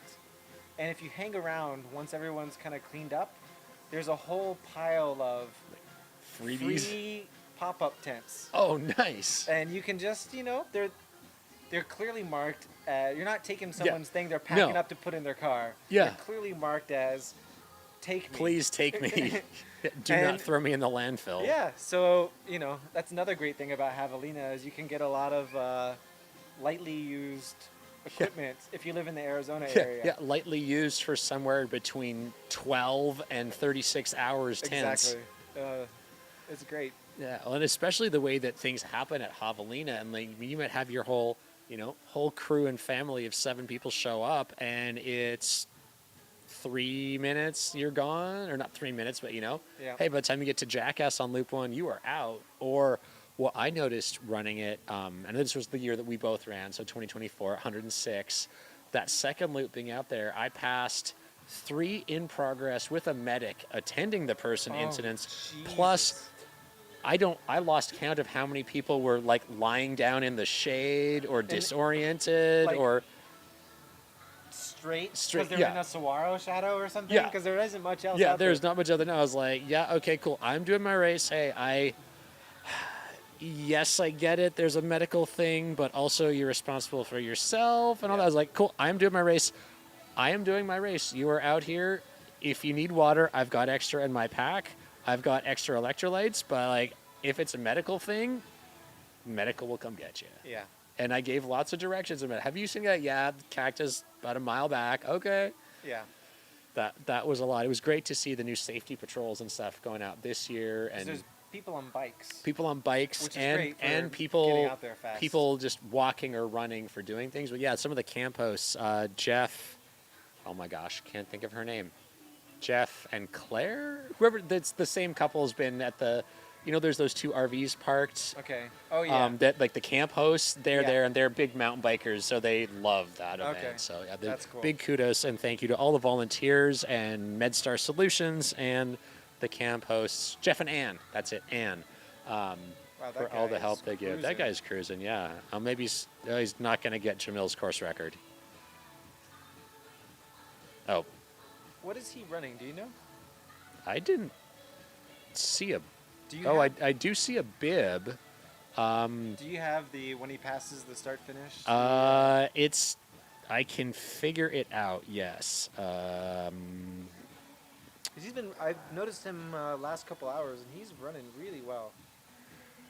Oh man, how do I? There He'll is a come way up- to do this. I have He's to. taking a quick break at his aid station, so he'll come up across the start finish in a few minutes. It's a guy in a yellow shirt, and yellow cap. I say okay, or like, what's the easiest way? I'm trying to get that screen that's up there to show up Is it on my last seen on computer. course, or no? That's different.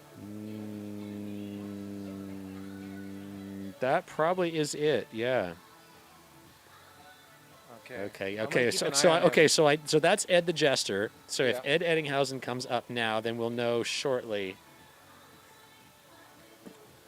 what's happening. But yeah, it's a little bit different. If anybody's out there doing the live tracker, it's a different system than the standard live.aeroviperrunning.com. So It's a complicated. I've been here for a tracking while, system. and it's complicated. There's a lot going on, and I'm still figuring it out 4 days in. So thank you for your patience. No, it says it's, I don't know, it's playing music or something in the background. Okay, so Ed has crossed. Does it go from the Oh, there we go. There it goes. Okay, so that is it. Okay, so that was Ed and Patrick. Okay, so let's keep an eye on And this Buddy is guy. still there doing his thing. Yep. Looks like a very intentional aid station, so he's ready to rock. Yeah, that was a significant amount of squirrel's nut butter being applied there. Yep. Okay, here we go. Okay. Great. How are y'all doing? Excellent. Have fun. Nice shoes. Okay. He crossed, so. Robert Robert Mueller. Okay, I've and heard the that name. Someone was 100 telling me about it. miler. All right, so 100 miler.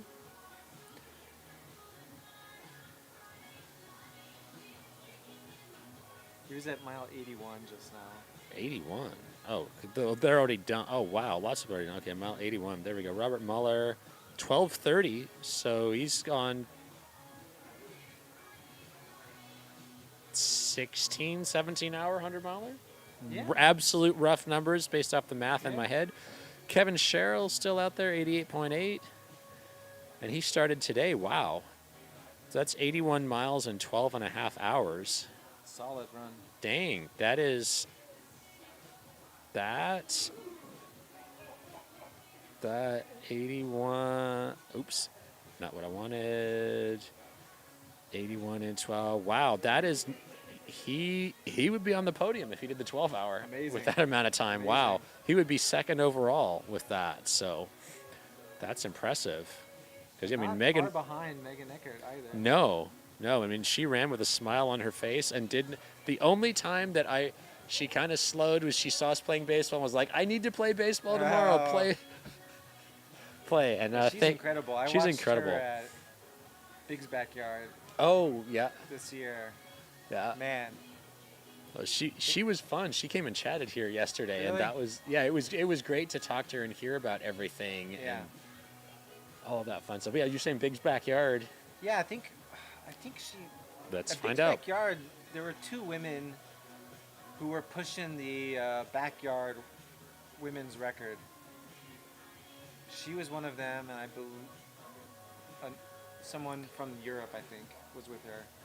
Okay, Megan Eckert, Santa Fe, Sarah Penny. Okay, Cockermouth does not sound like it's in America.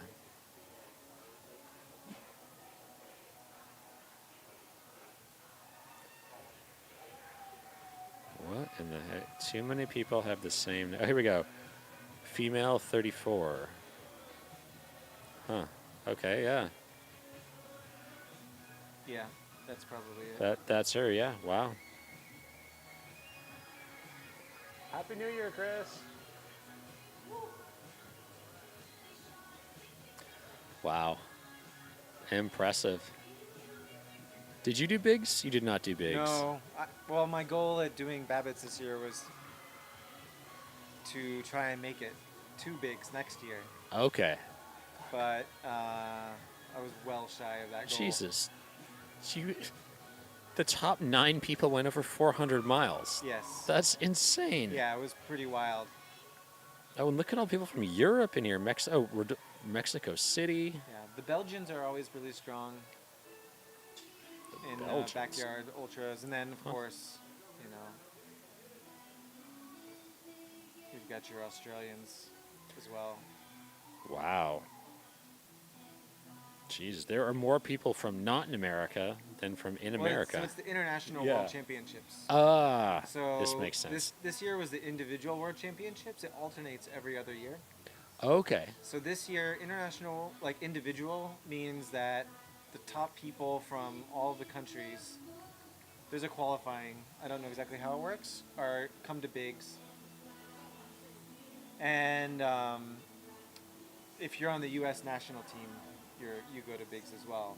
Ah. And there's a huge threshold for that. And then next year is the team championships. Oh, okay. Where a team of 13 people, I think it is, or maybe 15, sorry, a team of 15 people run in every country on their home course Oh. simultaneously. Oh, that's And interesting. then it's kind of like cross-country rules, like the top 7 Mhm. count how many laps they did, and then the country with the most laps Yeah. according to that scoring Right. system. Yeah. wins. Oh wow. Cool. And I remember, I'm blanking on the name now, but who's the U.S. Harvey Lewis. He was. Yes, there you go. Harvey Lewis, I heard 462. I heard that one time he asked Laz, "Can we run on a different course sometime? Because the Big's backyard course is actually pretty tough Yeah. when it comes to backyard racing. Okay. It's got a lot of some technicality to it during the day, and during the night they run on the pavement. Okay. It switches, Okay. but during the day it's a pretty tough course. And he's like, this is a tough course. The other people are running on flat courses during the team event. Yeah. And Laz was like, you just got to learn to run better. Wow. Yeah. Nice. All right. I am going to take a little pause to go grab some drinks. Do you need food or drink or anything? I do need some water. Okay, yeah. We're just going to push the mics away for a minute. We'll be back shortly after we go to the aid station for a snack. Thank you very much for joining us. Happy New Year, everyone.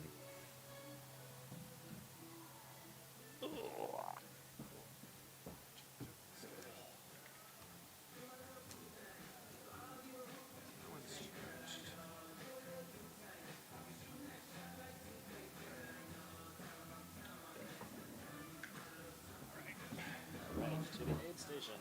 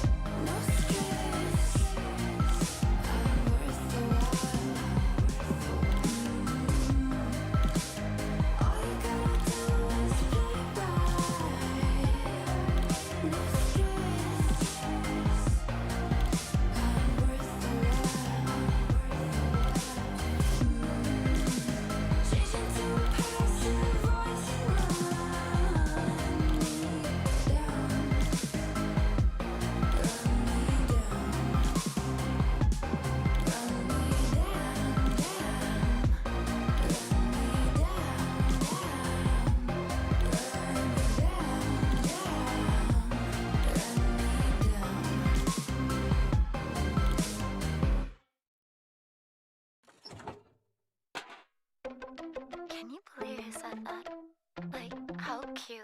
You can put me in the trash can, throw me on the sidewalk, drop me at the crossroads, sell me at the thrift shop. I don't really care where you send me, send me, send me.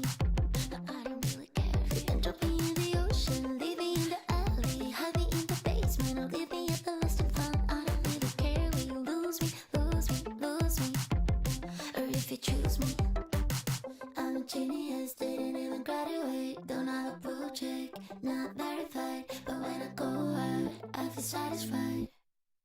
Cause I'm hot and pretty and I got nice, hot and pretty and I got nice teeth, hot and pretty and I got nice.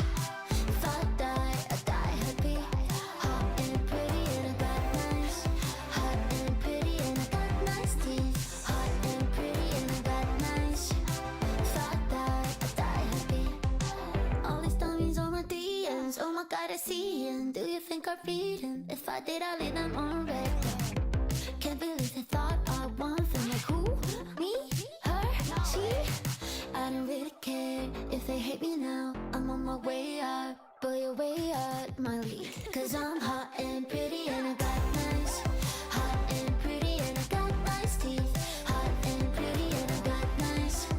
If I die happy, hot and pretty and I got nice, hot and pretty and I got nice teeth, hot and pretty and I got nice. If I die happy, happy. On the coffee you spilled, the text you never sent, playlist full of feelings where you never listen to the outfit that you loved but your ex couldn't bear. Yeah. On the top you never closed, maybe you shared, drug that went too far, crush you never named, lipstick on your mirror, staring at your face. Hot and pretty and I got nice, hot and pretty and I got nice teeth, hot and pretty and I got nice. If I die happy, hot and pretty and I got nice, hot and pretty and I got nice teeth, hot and pretty and I got nice. If I die happy, happy.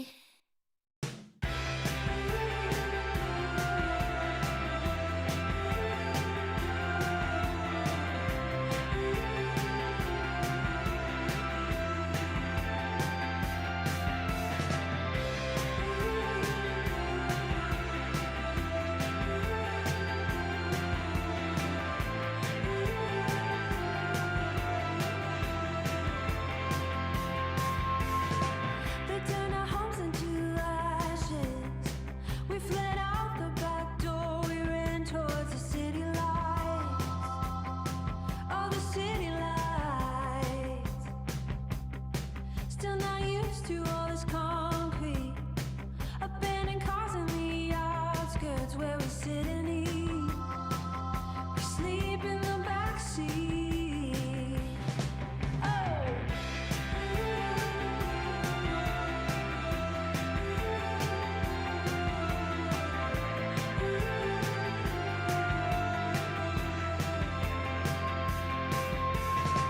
We knew we had to forget for now. In order to survive, we put our past aside just to stay alive. But when we're done with this city, we're going back to the hills to take it all back somehow. We're taking it back somehow. Oh no, we don't need another warfare, warfare at the door. Oh no, we don't need another warfare, warfare at the door. Oh no, we've been through all this so many times before. Oh no, we don't need another warfare, warfare at the door. Just like an old elephant, we're going back to the start. Find a place in the shade. Oh, in the shade.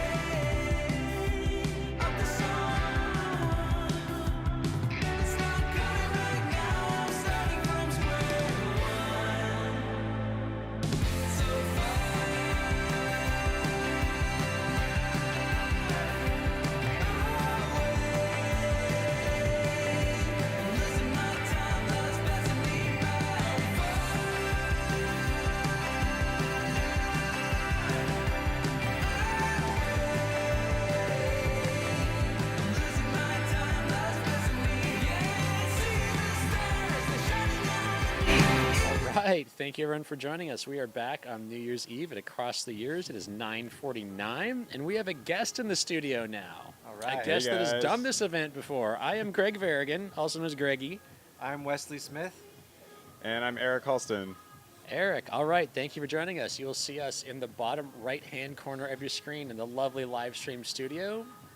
The screen on the top or on your left is the start-finish line, and the top right is just before runners hit us here at the start-finish. So, Eric, you are a former competitor of this. You also did an event Yeah, I over did the past few days. the 48-hour finishing How'd- this morning.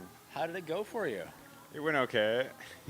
Yeah, The first day was really good, and the second day, it was hard. It was but- hard, and just pulling up the results, you are currently second place in that. Oh, cool. Only 189 miles. Wow. Yeah. Congratulations on that. That is Thanks. huge. Yeah.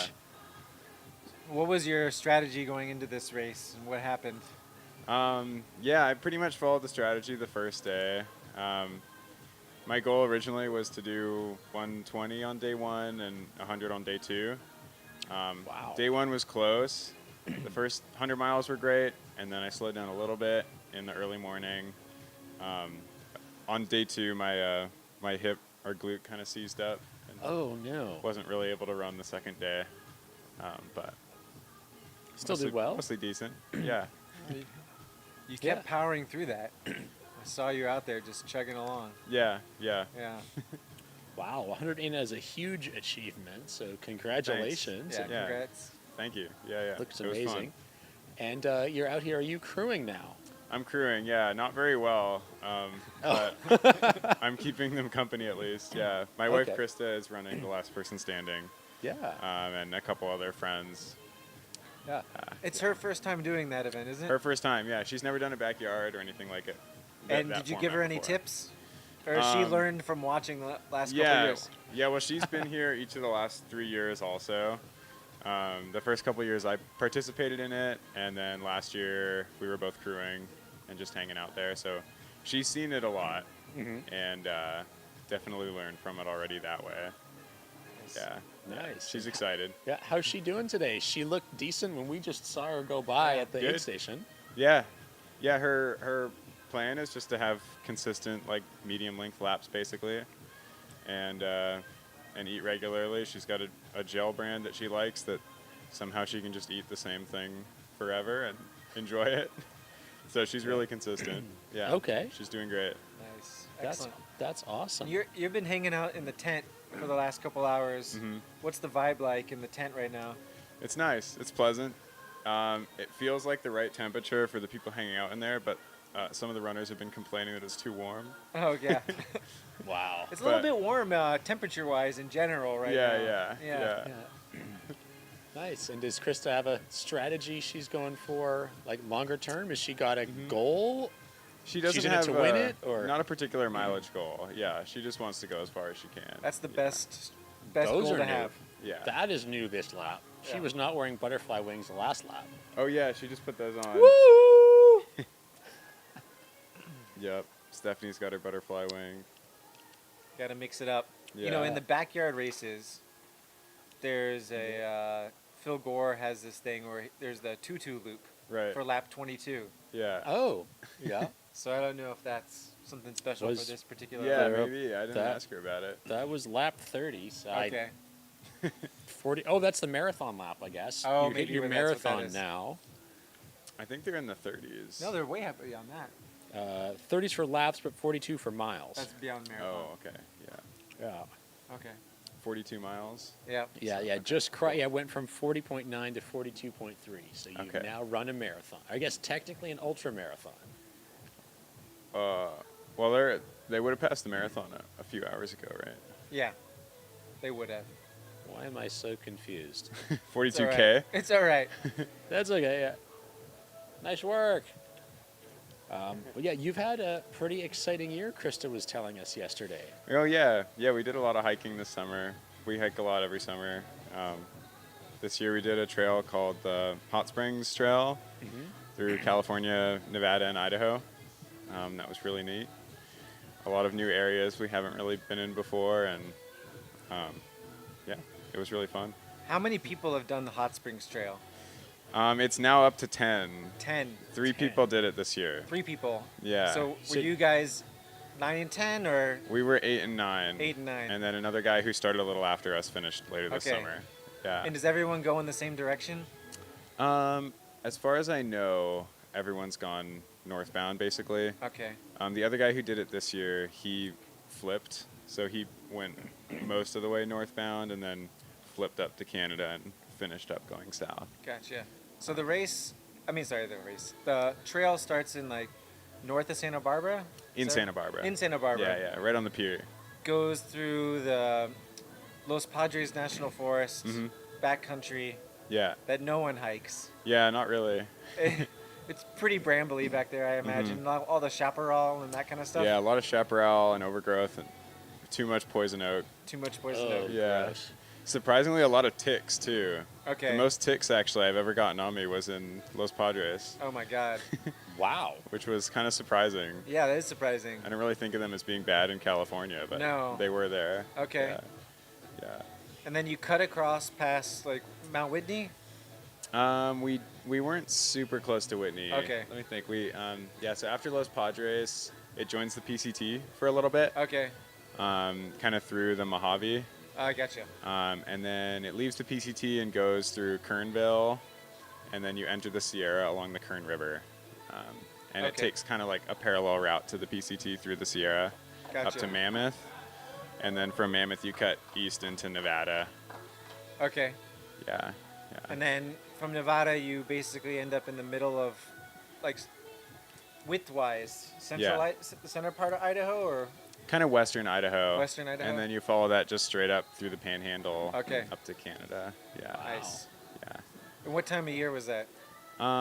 We started in mid-May, I think we started May 1st, and we finished in late July. Late July. The question on my mind when I saw that was, how did you make it through Nevada at that time of year? We got pretty lucky actually with the weather. Okay.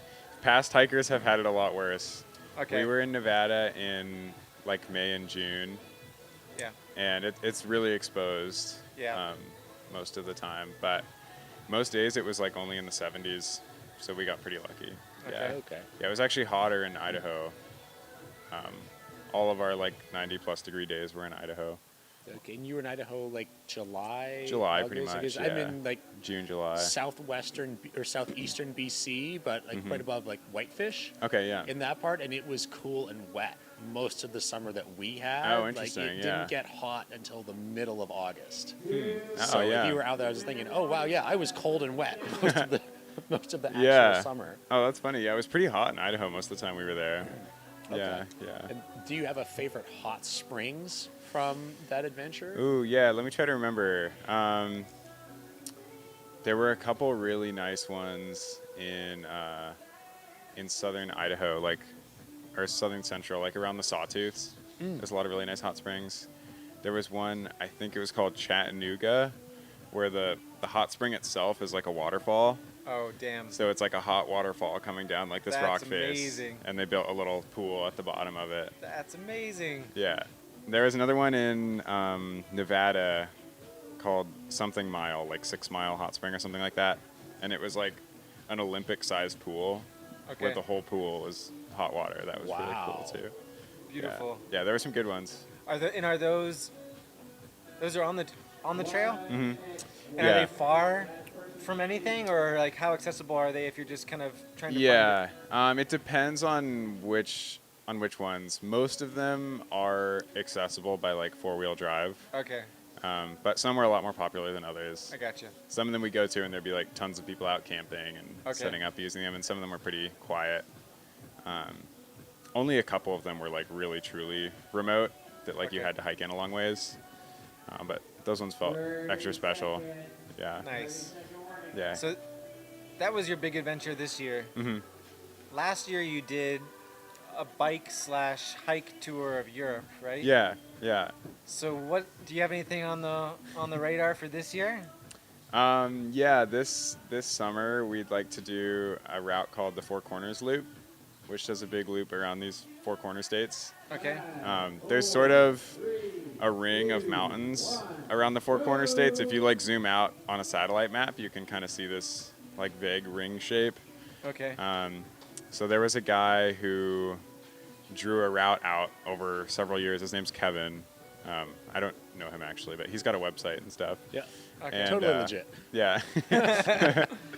Yeah, he drew out a map, and then like 3 years ago, I think, he walked it and made his website, made it public, and has been trying to like get some traction for it. Okay. And then 2 other people did it last summer. What's the water situation in there? Because it seems that Mhm. might be kind of off the top of my head without looking at it. It seems like it might be a little short, like desolate in terms Yeah. of water. Yeah, definitely some sections are. I know there's some like 40, 50-mile water carries Okay. in some of the deserts. It's a pretty good mix of like deserts and mountains. Okay. So like within each of the 4 states, there are some high mountain sections and some lower desert sections. Gotcha. The mountain stuff, generally water is not really an issue, but yeah, all of the desert stretches, it's Okay. definitely some long water carries. Yeah, yeah, Very cool. yeah. The Hot Springs Trail is like that too, though. Yeah. So I think it'll be a relatively similar experience. Okay. Yeah. So you're well prepared for this one then. Yeah, I think so. Yeah. Yeah, the Hot Springs Trail was probably a bigger jump in difficulty, and then this is more like in the same realm, I think.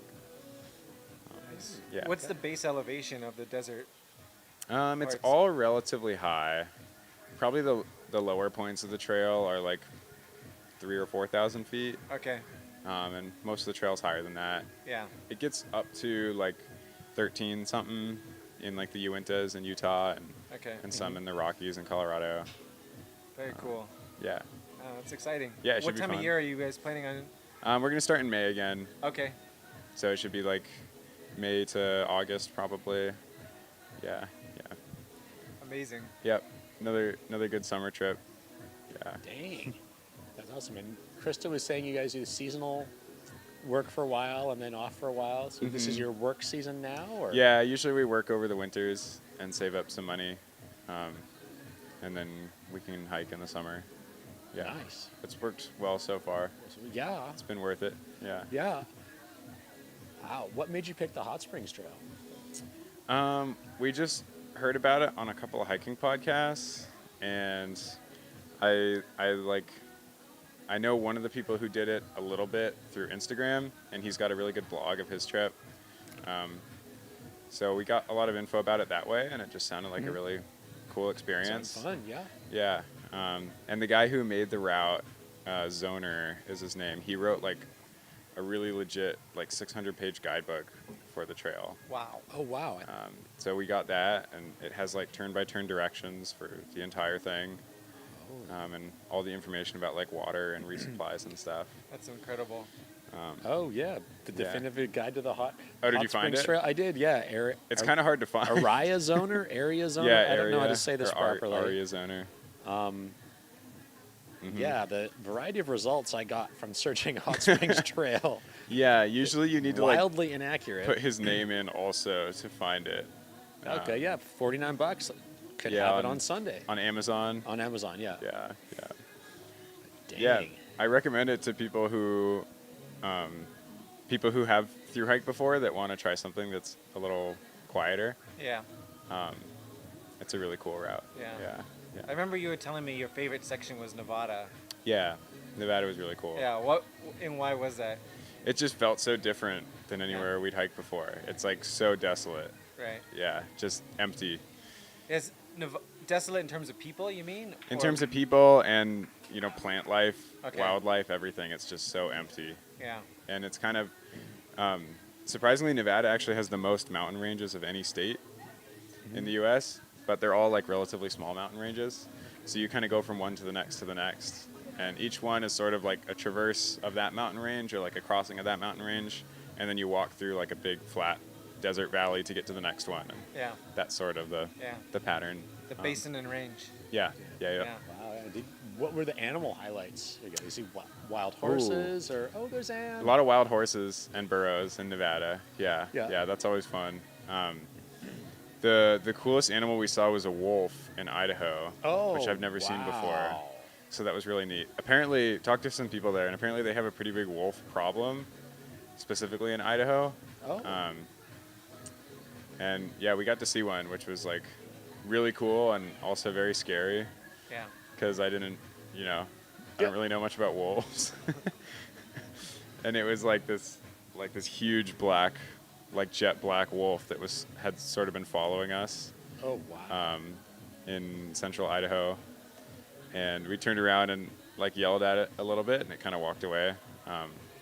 But then I was having like wolf nightmares for a while after that. Wow. Amazing. Yeah, it was neat. Awesome. What else are some of the things that you and Krista are thinking about?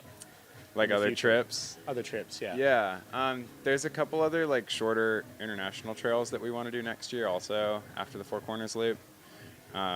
We've never been to Australia, and they have some good hiking there. So we want to go there and do the Bibbulmun Track, which is like their best West known Coast, trail. right? West Coast, yeah. Okay. It's Perth to, I forget what the name of Something another small town with a is. funny Yeah, name yeah, in the yeah, middle yeah, of yeah. nowhere. So it goes south? Yeah. Okay. South from Perth. Yeah. Yeah, and there's it kind of not follows much the there. coast. Yeah. No. Not at all. It doesn't seem like it. Because I think the landscape there on the coast is basically giant cliffs.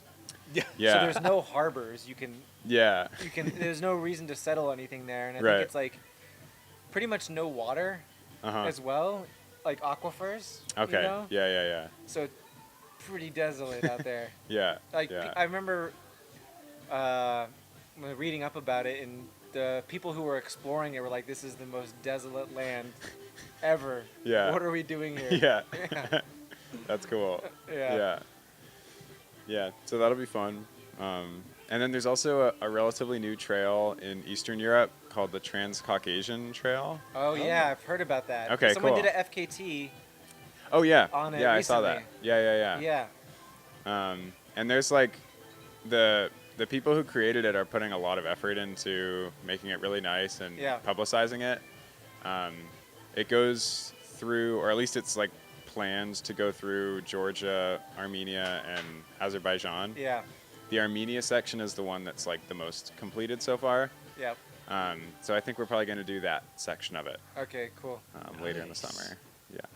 Yeah, that'll be fun. Those look like some wild mountains out there. Yeah, super pretty. Yeah. Like big, giant mountains. huge and mountains. glaciers and stuff. Yeah. Yeah. Wow. It looks really neat. Jenny Levois says hello. Okay, If nice. I'm Hi, pronouncing Jenny. that right. I don't know or not. Or Steggy Yeah. says hi. Who does? Steggy. Steggy, yeah. Yeah, that's my friend from Albuquerque. How did you guys meet? We met at Cocodona. Oh, yeah. 2 years ago, we were both supporting our mutual friend Josh We've got there. Ann Trayson on the Oh yeah, live stream there's right Ann. now. Wow, she's got more lights every time she has Yeah. something slightly different, and she's got She's the got a hat bunch that of matches different Lee. hats. Amazing. It's looking great. Did you share any laps with Ann when you were? Not there? any complete laps, but I mean, I saw her out there a lot, Yeah. and she's so nice. Everybody that went by her, she talks to and says good job and hey, how's it going? Yeah, Incredible. yeah, she's really cool. Oh, somebody got a record. Oh, nice. Oh, That yeah, must so have been there's that a woman that bell. I don't just- know if anybody in the live stream could hear that, but there's a bell that you ring if you set some type of personal record. So somebody just, I have no idea. Oh, I guess I could check the results and figure out who that was. There was a woman that just kind of sprinted across the line. so Yeah, that in was the probably- background there with the braids. Mhm. What did I hit? Right, general. There we go. Thank you. Madoka Spence? Madoka Spence? 100 miles. She just finished the 100 mile. There you go. Congratulations, Madoka. Awesome. Done and perfect timing. 2 hours till New Year's. Yeah. Amazing way to bring in the new year. Have some pizza, have some champagne or apple cider or sparkling apple juice, whatever it is.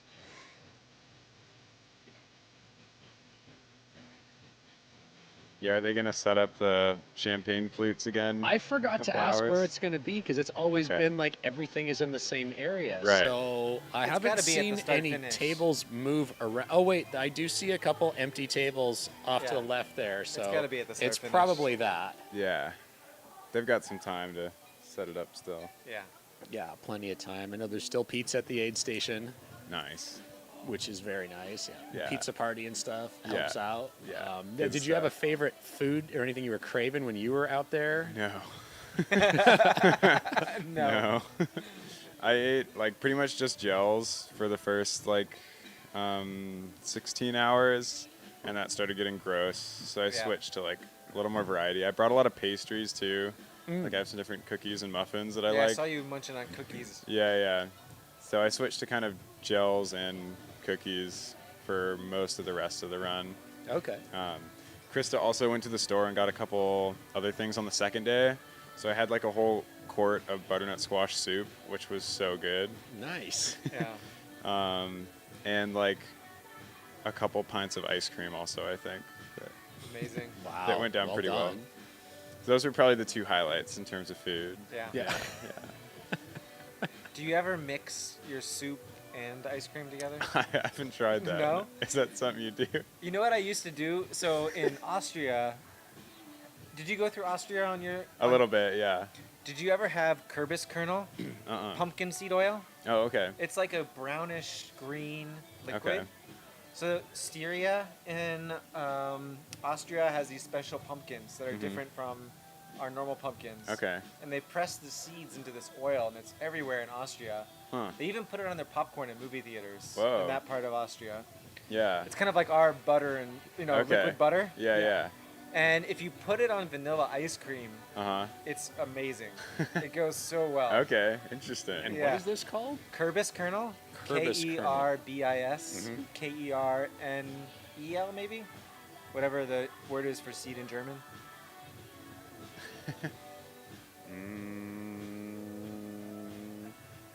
Trying to see if we can find that on Amazon. Yeah. Yeah. Maybe Uh, search Google first, and then, because it might come up as pumpkin seed oil on. Oh, yes. In Amazon. Yeah. Yeah, but I just want to buy some. Oh, here we go. Kürbis kern oil. Yeah. So that'll get you started. Maybe you can find Wow. out Amazon from there. But it became so popular, they started growing the pumpkins in Hungary Okay. next door Mhm. because they didn't have enough land to grow all the pumpkins to make the supply. But then they Yeah. would press the oil in Austria, Yeah. so it got its its appellation. I don't Okay. remember what the English word is for it, but like champagne can only be made in Champagne, Right. and this Oh, oil can yes. only be made in Austria. So in order for it to qualify. Yeah, Yeah. They would press it in Austria. Yeah. Wow. Yeah. That's well, cool. for $74, we could have 16 fluid ounces delivered on Monday. Yeah, Wow. pass on that one. Yeah. Yeah. Next time you're in Austria, though. Wow. It's good stuff. Actually, it's really good on salads too. Oh yeah. And it's kind of got like the vitamin equivalent of like salmon, all okay. the like Yeah, yeah. oils and stuff like that. Yeah. It's actually pretty healthy stuff. Some healthy, Yeah. unsaturated fats. Yeah. Anyways, Wow. What's Krista been fueling with so far? She has the carb brand gels, carb fuel gels. I love that. She really it's likes pretty simple. those. Yep. It's just carb, It's just that. Yeah. nothing else. Yeah. We also like mix some like lemonade, and she does that as well. Yeah. I tried making my own gels Oh yeah, how'd those go? for today. Yeah. It actually went pretty well, Okay. except the bottle soft flask I was using has like a twist knob Mhm. because you don't just suck it like you Right. do where you kind of bite and it lets stuff through. Uh huh. And I was in a hurry and forgot to twist it back. Oh, and when I no. came back, it had leaked all in the. I have a box Yeah. of all my gels, and it's basically the base is like a couple millimeters of pure sugar Yeah. in the base of that box right now with all the other gels Yeah, mixed nice. in there. Yeah. Whoops. Yeah. That tasted good though. They were great. Yeah. Okay. Nice. Very sweet and sugary. I'm Right. gonna try to figure out how to like tone that down a little bit. You gonna put some like lemon or lime flavor? Something Yeah, I'm in gonna it? put some or more salt maybe. some kind of like more like acidic Yeah. juices or something in there. Okay. Yeah, maybe Nice. add some salt. Not a Yeah. bad idea. I know Tyler's done that before with his gels. Okay. They've leaked. Yeah. Like in his I forget which race he was doing, but he was doing a 100-miler where his gels just kind of ruined his like running belt. Oh no. The whole thing was like soaked with his homemade gels. Oh no. And he uses like a lot of maple syrup in them, so it was really sticky. Oh, Yeah. man. Yeah. Whoops. Wow. Did you make your own recipe, or are you going off of I just something you found watched a quick online? YouTube video and was like, okay, these are the maltodextrin to fructose ratios, Yeah. and like this is Yeah. the pectin. Yeah. And made a batch last night before today. Do you kind of Wow. like cook them It up in a doesn't take that pot? long to make. Honestly, it takes like 5 minutes. Oh, It's really okay. fast. You just boil some water Yeah. and just to get the. It's like making simple syrup. You're kind of just hot water just to get the sugars dissolved. Yeah. Right. And then you put it in the fridge inside a gel, a container, and you're good to go. Yeah. Yeah. But I think the trick is getting your ratios right for your body, because I found that I'm pretty 80 miles into a race, my stomach doesn't handle fructose as much. Oh, interesting. So that's why I want to like play with the ratios a little bit to try and Yeah. dial down the fructose and like up the other carbs. Yeah. So that's my goal. So early in this next year, I'm gonna do a simulation backyard Yeah. You tell me about where that. I try to run for 2 days Mm-hmm. and see if the gels can get me be don't make me nauseous. Yeah. 100 miles into Yeah. into what I'm doing. That'd be So, nice. It'd be amazing if that happened. Yeah. Yeah. Do you always get nauseous toward the end of 100? If I just rely on Morton gels, Mm-hmm. I do. Yeah. And it sometimes it can take me 20 minutes to eat a gel, and that's not a good place to be in Right. because I'm basically just taking a little bit, Yeah. and if I accidentally go a little too far, I'll puke. Yeah. So at Javelina, what I would do is I would put water in my mouth, then chomp on a bit of gel, Mm-hmm. and it wouldn't touch my palate. And then Oh, I'd that's chew it nice. through the water and swallow it, which Yeah. sounds really gross, but it actually No, that works. sounds better. Okay, yeah. That actually worked for me. Yeah. That's Yeah. interesting. I haven't thought of that. Yeah. I was also getting sick. I used a few different brands of gels. Martin was one of them. Yeah. And I was getting sick Precision of that. I also like as well. Yeah. Precision gels. Yeah, yeah. Precision tastes better to me. It does. Morton can kind of taste a little gasoline-y. Yeah. Yeah. Especially when you have the caffeine one. Right. Yeah, But yeah. the caffeine one, it hits Skyhook. really well. Skyhooks. Yeah, that's right. So last year, I was telling these guys, because I was really digging the Morton caffeine gels. And I have a friend in Tucson who calls the caffeine gels Skyhooks. Okay. And the reason he calls them skyhooks, because when you're like stuck in a canyon somewhere on Mount Lemon, and you basically got like one of the bigger Morton gels, and that's the only nutrition you got left, and you got like 12 miles or something to get home, like 4,000 feet of climbing to do. Skyhook will get you out of there. Okay. And the Skyhook name comes from a military operation from the Vietnam War, Okay. where they would send these GIs in to the middle of nowhere, outfitted with a backpack with some kind of like hook on it, and like some kind of plane. I don't know how big this plane was supposed to kind of fly low over the jungle with a hook attached, like dragging through the jungle, and yank these guys out of the jungle as their Wow. extraction Wow. method.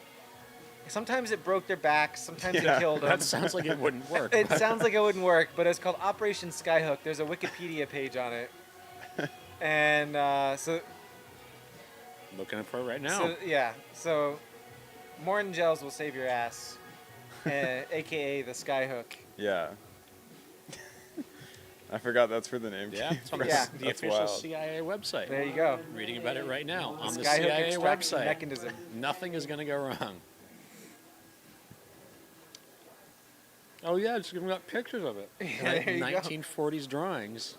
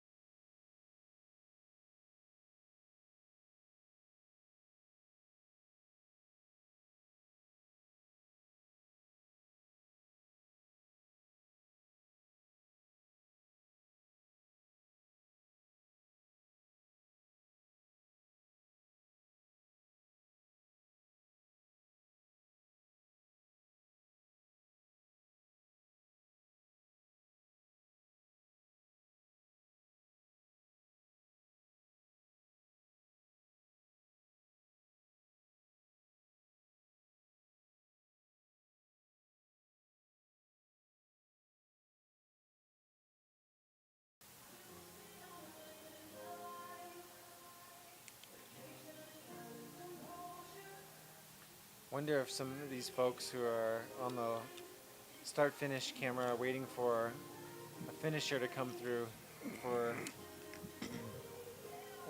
Looks like it. for a race. Oh yeah. Wait a minute, there's probably... Oops, that's not the one. That's the one. What have we got? Oh, yeah, we got... Okay, so Kevin Dia is on his last lap for the 200-miler. Oh, that's cool. So that could That's be a big the... finish right it'll be- there. yeah. Yeah, so he just hit 198.9, so he will Wow. be done when he's He'll be done. All when he's right. done. Look out for that guy. Yeah, look at that. Number of 6-day runners have been through the start finish. 48-hour. Yeah, Andrew Glaze just hit. He's at 75 miles now. And he smiled as he ran by, so getting close to his 100-mile goal. Is he doing the 100-miler? 100-miler, yeah. Okay, nice. Yeah, Jackie Fritsch in the 200-miler. She's got about 10 miles to go. Jenny Turflinger in the 100-miler has about 4.5 miles to go. Robert Mueller's 14 miles from his 100-miler. We were checking on him when he was doing his stuff over here. Wow, that's pretty quick. Yeah. That's fast.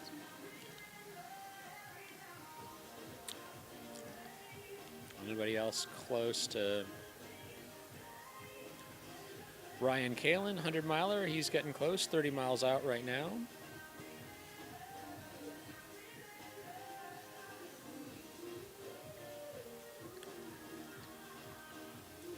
That was Nick Smith, just came through the start-finish line. He's in the 100-miler. That was mile 67 and a bit. We got Derek Anthony in the 24-hour, hit just under 70 miles right now.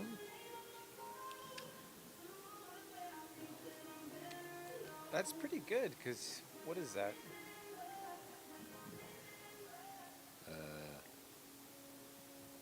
That's 13 and a half hours? 70 miles? Yeah, 24 hour? That's pretty good. yeah, there's some impressive performances that Yeah. people are doing out here.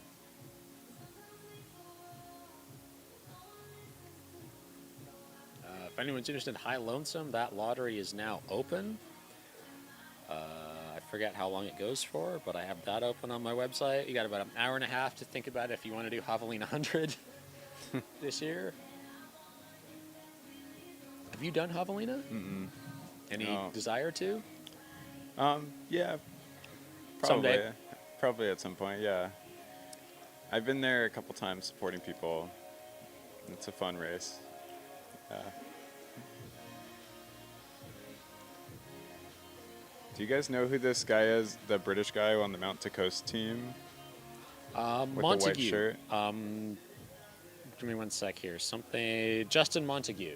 In the 6-day, right? Yes. That was, yeah, he's going to hit 300 miles on his next lap. Wow. Yeah, he's been flying. Yeah. Looking pretty good. And Yeah, he's looking solid after 300. 300 miles, and how long has that 6-day been going on now? 85 hours, so 3 days, Wow. 3.5 days almost. Yeah, yeah. Good. We've got a question for you in the chat from our mutual friend, Jenny. Yeah. Who she just commented, you paced her at Javelina. Yeah, I did. Did Yeah. Eric make a prediction for how many laps they'll go? Because Kelsey bet the live stream I will lose an eyebrow if you are correct in this. Okay. For how many but laps yeah. the last person standing? How many laps last person standing? Ooh. I'm going to bet that it goes even further than last year. What was it last year? 154? Yeah, 155? 153, ish. So Okay. it went 36 hours plus 1 lap. Okay. I'll say 40 hours. 40 hours. I'll say 40 hours. 40 hours, yeah. okay. Wow. That's a tough one because that means that someone gives up Right before 40? before the 200 mark. Yeah, that's true. Yeah, 8 more hours, though, is a long... it's a long way, yeah. Yeah. And you're in the depths. That's like It's the witching How many hour. hours? It's 8 hours before sunset. So that's 1 like in the a.m.. depths of the night. Oh, or no, because noon. Basically. 4 a.m. Yeah. Yeah. Yeah, I could see that happening. Yeah. I could see that happening. I'm going for that. I mean, I know. Every year, people expect that it'll go further, so you Yeah. never know. Yeah. But Yeah. yeah, I'll say 40 hours. Yeah, I'm going to check the weather because there was a chance of rain. We still got chance of rain 80% I think But early it in the also morning, rained right? today. right now. Yeah, yes, rained. Rained today. Yeah, sprinkle. Where's the hourly? There's the hourly. And it does look like all our champagne stuff is, or whatever is being toasted at midnight is making its way down to the start-finish area. Exciting. How do I work this? I want the hourly forecast today. Oh, Hit next okay, day, hourly. 55%. There we go. 77%, 82%. But yeah, that's like 0.07 of an inch. Yep. Yeah, this forecast has completely changed from when it had 70% rain for the entire day. I know. A couple days Yeah. ago. It Well, might the not rain even was do also anything. supposed to be kind Whoa. of shifted a day later. Yeah. Someone just did a cartwheel. Oh, was that the Nice. finish that we were looking at? Where the Oh, did he just finish? I'm forgetting his name. Well, someone's got with a the long shark hair. coming out of them. This guy in the Yeah, white all tank. the- Yeah, all yeah. the costumes are coming out now. That's amazing. What's his name? Oh, what you have the No idea. Oh, He's the guy who won the 48 last year. I'm blanking on his Abby? name. Thomas Nolan? Thomas Nolan just finished the 200. Where did that go? That must have been him. Yeah. Or no, 6-day just crossed the 200 miles. 52:15. Another cartwheel. Maybe they're just having fun. Oh no, they're still going. Rory? Oh, we got some cows on course. Cheering What for else do we folks. have? What is happening here? 100 mile. What's up? Oh, that's Coops. How's it going? You look utterly fantastic.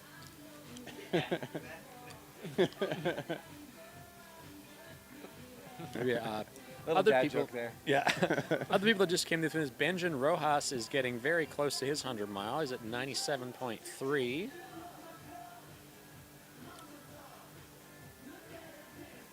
Let's see if we got Andrew Redinger, 87 miles of his 100 miler. Ryan Kalin, 72 miles of his 100 miler.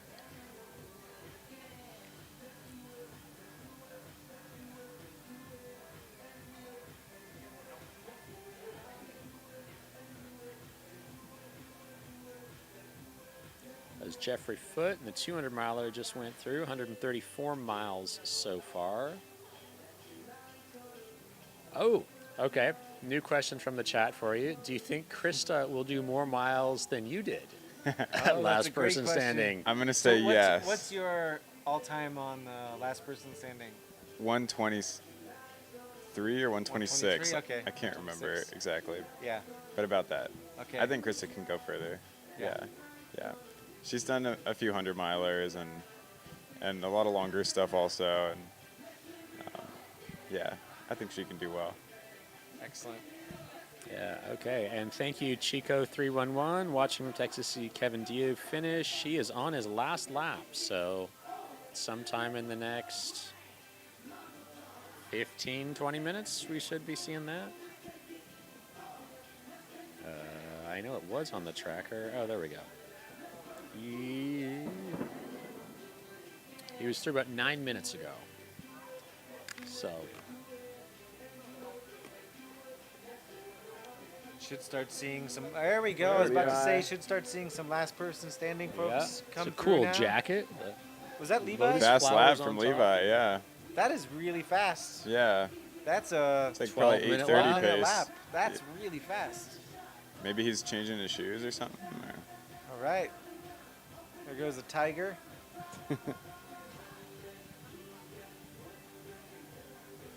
Levi's cruising. He seems What's in that? great spirits. Oh, Levi, yeah, he Yeah. does. He had terrible stomach problems last year, Oh, okay. so I think he's really happy he's not Yeah. experiencing Yeah, well, 12:21 is the that same thing again this year. Yeah. There goes Mr. Tiger. Wow, 12:21 is the fastest lap so far. Was that it? That was what he just ran. Oh, wow. Damn. Yeah, Gene has a 12:27. There's nobody here sprinting this year, so No. No. that might be the fastest. That strategy didn't work very well last yeah. year.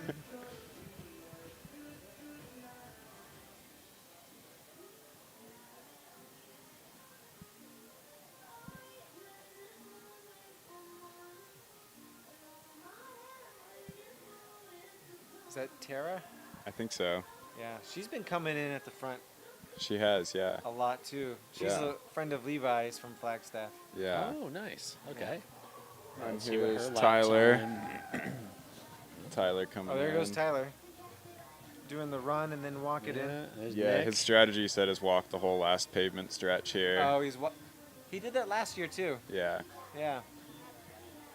Did you talk to him about anything before this race? Uh-huh. Yeah. Because last year he had kind of stomach problems. He did, yeah. At the very end, Yeah. I forget if he had much during the race, but right at the end of his race last year, he had a bunch of coffee, and it really messed him up. Oh, he had coffee. Mhm. So is he going no coffee this year? I believe no coffee, or if he Okay. does, just a very small amount. So does he Yeah. have caffeine pills or something similar? I think so. He has some caffeine. He's Yeah, got a yeah. caffeine supply of some sort. Yeah, of some Okay. sort, yeah. Yeah. Because last year I told him about my caffeine strategy, Mm-hmm.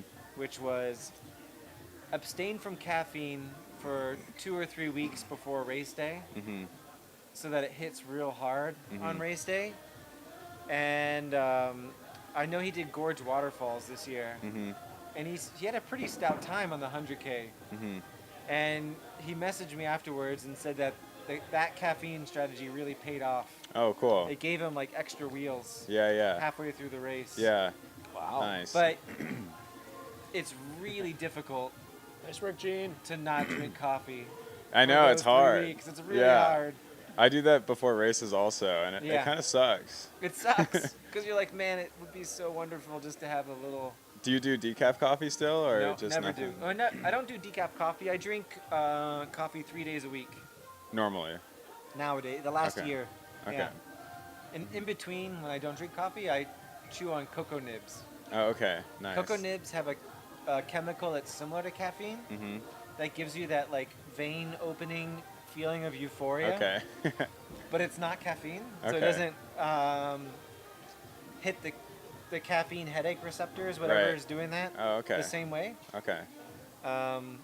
So I just that's my way to get that same feeling without having caffeine.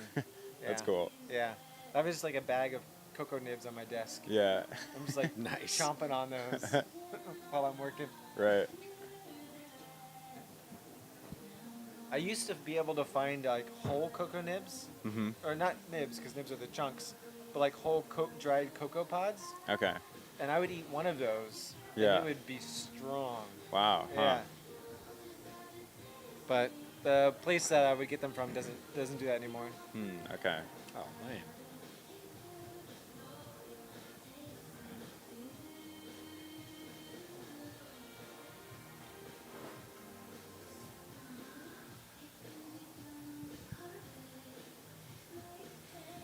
Okay, who's this? Is that Danielle coming through? Looks like it. Yep. Did I miss Maya? She come through I yet? don't think so. I didn't see her go Yeah, I by. didn't see her go by. Okay, yeah. Oh, Paul hasn't gone by yet. Tanner. Okay. Crystal will probably be coming by in a moment here.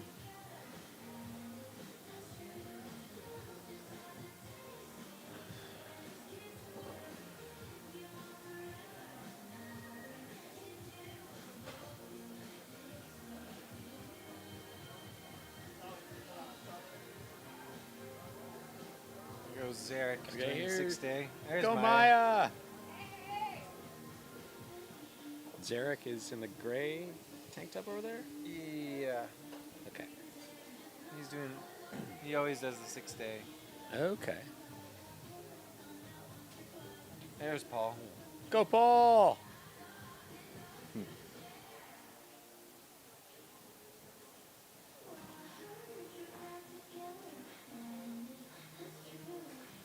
The first year that I ran the race here was the year Paul won. I might Yeah. have told you this before, Wes. And I believe he was 61 at the time, and my dad was 62. And I was talking to my dad after the race, and I told him a 61-year-old beat me. I was just about to text you.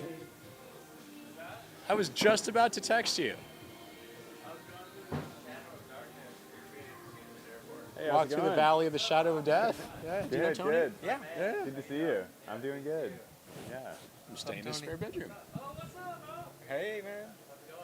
Great. Good. Yeah. Eric, Wes. Wes, Eric. Eric. Yeah. Yeah. It's a big circle. So I've heard. Yeah, Tanner running with wings. We also got sort of a minute and a half till we head back out for loop whatever number it is. 3.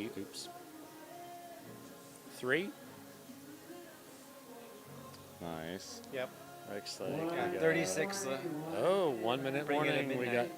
3 left to cross. Yeah, we're down to 17 at the moment. We'll see if we drop anyone else on this lap.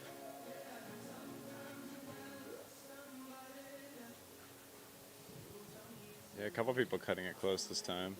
Yeah. It's getting there. Is there anyone we're waiting for right now? The tracker hasn't updated for Michael Carson yet. I don't know Michael or what he's wearing, but the tracker...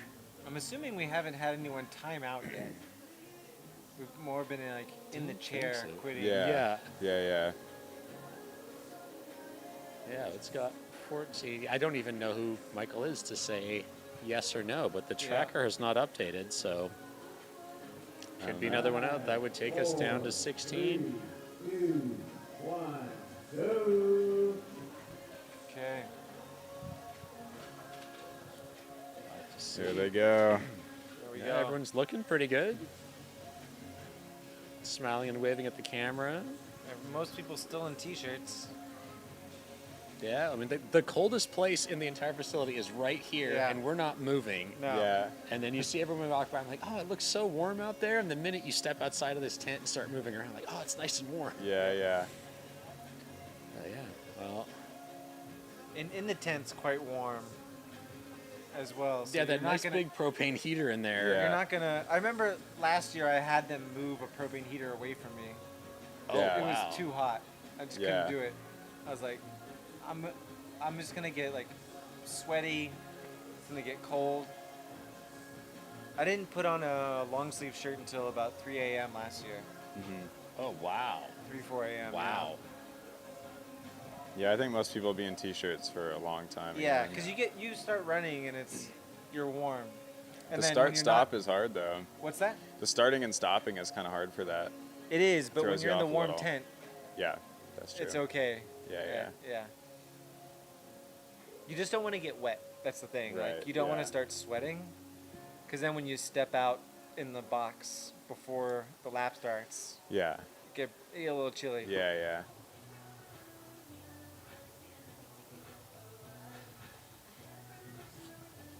So did we have a drop? Hasn't updated yet, but it's not official, but the lap counter did not go for Michael Carson, so we'll see. All right. Okay. We might be down to 16. Yeah, it's still not there yet, but yeah, I mean, Stephen Park was the first 19-minute lap, so Okay. came around with 50 seconds left to go. It looks like, yeah, Paul, Maya, 2 minutes.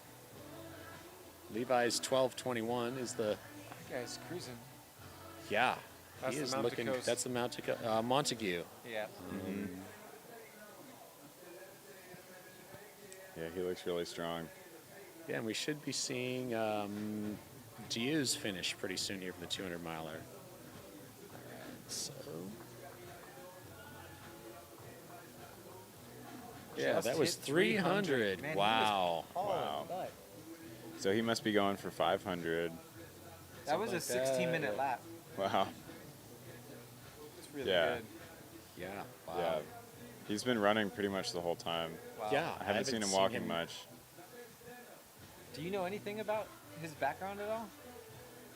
He must have done a lot of races like The this only before. thing I saw, there's one of the Mount to Coast signs says something about a long distance that he did, but I don't know anything about him okay. or what's happening. I just knew nothing until I saw the sign.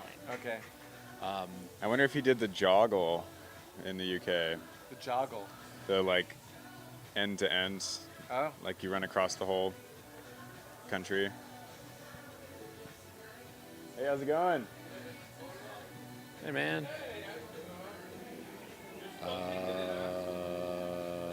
Yes, he did. He completed the 854-mile Joggle Ultra in 6 days, 2 hours, and 44 minutes. Wait, how far? 854 miles, Joggle Ultra, Is that kilometers? miles. In 6 days? 6 days, 850 miles. I don't. That's incredible. Performance broke the overall record by nearly 40 hours and set new stage records for each of the 17 daily legs of the race. Oh, right. I forgot it's a stage race. He ran the entire distance in a single pair of Mount to Coast R1 shoes, a feat that highlighted the shoes' durability and performance under extreme conditions. Right. Okay. That's impressive. 'Cause Yeah. The R1, because don't they have a trail shoe now? Of Yeah, some they sort? do. The R1 is the road shoe. It's a what? Road shoe. Road shoe? Okay. Yeah, this is the I H1, guess it and would be looks R. trail-ish. That's trailish, yeah. Yeah, he also 2024 won the Jurassic Coast 100-mile Ultra and the East Devon Round. Also won the 2024 Joggle Ultra. 2023, the Thames Challenge stage race, Kennet and Avon Canal Race 145-miler. Is he British? Former Marine and currently serves as a Vicar. I don't know what that is, but It doesn't sound like a U.S. Army. British ultra runner born in There you go, 1980. okay. Yeah, I think in there it's on the Royal Commando or something like that. Okay. Okay.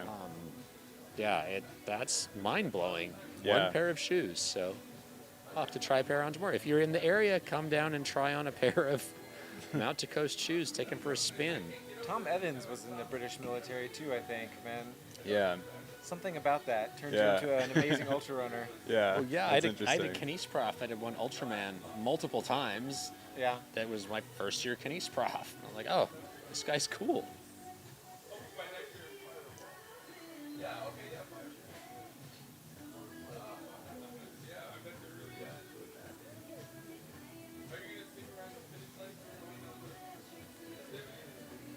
What else can I find about him? Oh, here we go. Do you know if there's going to be a Chipotle challenge this next month? I have no idea. I would say ask him, but they're not here anymore. Yeah. Because wasn't it in December last year? No, I think it was January? I think it was January. Okay. I Okay. don't remember. I don't. Hey, Jordan. Jordan might know.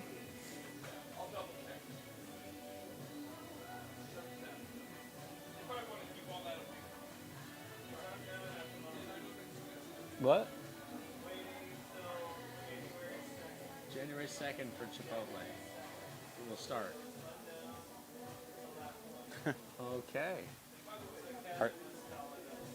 Okay. Are you going to do it if it's... I wish I could, but it's If you're in Tucson, it's not... a little bit of far it's a afield for pain. me, yeah. Although my kids are in club volleyball and they have tournaments in Phoenix. Yeah. So if there happens to be one in Phoenix during the Chipotle Challenge, I will come do some miles on the Chipotle Challenge. Nice. Nice. Yeah, okay, we got Kevin Dia has finished. Congratulations to Kevin. 200-miler done. Sound like that Congrats, was Kevin. the bell. Nice. Can't quite see the finish What did he end line. up running? 85:46. Awesome. It's incredible. That's good. Fourth male, seventh overall in the 200. Cool. Let's take a look. Oops, no, that's not what I want. That's what I want. Yeah, those 200-mile results. Avi Meyer, again, 200 miles in 47 hours elapsed time. There were multiple multi-hour breaks that he took with that Wow. as well. He just kept going. Female one, Melissa Soper, in a time of 52:36. Second male, Christoph Tuscher, 63:10. And third, Chris Sherwood, 81:13. So Kevin is fourth male, seventh overall. Rounding up the women's podium, Christina Abadi, age 52, 74:01. And Brittany Heinzelman in 75:54. Then we've got John Willman is 5 laps out, Jackie Fritsch 6 laps out. Then there's a big gap, 21:36. Harold Treese, Lynn Treese, Audra Brooks, Jeff Russell, Jeffrey Foote, all getting close. And then 2 DNFs in the 200 miler, Hannah Carta and Jeannie Munoz. So What did you say Avi's finishing time was? 47:23.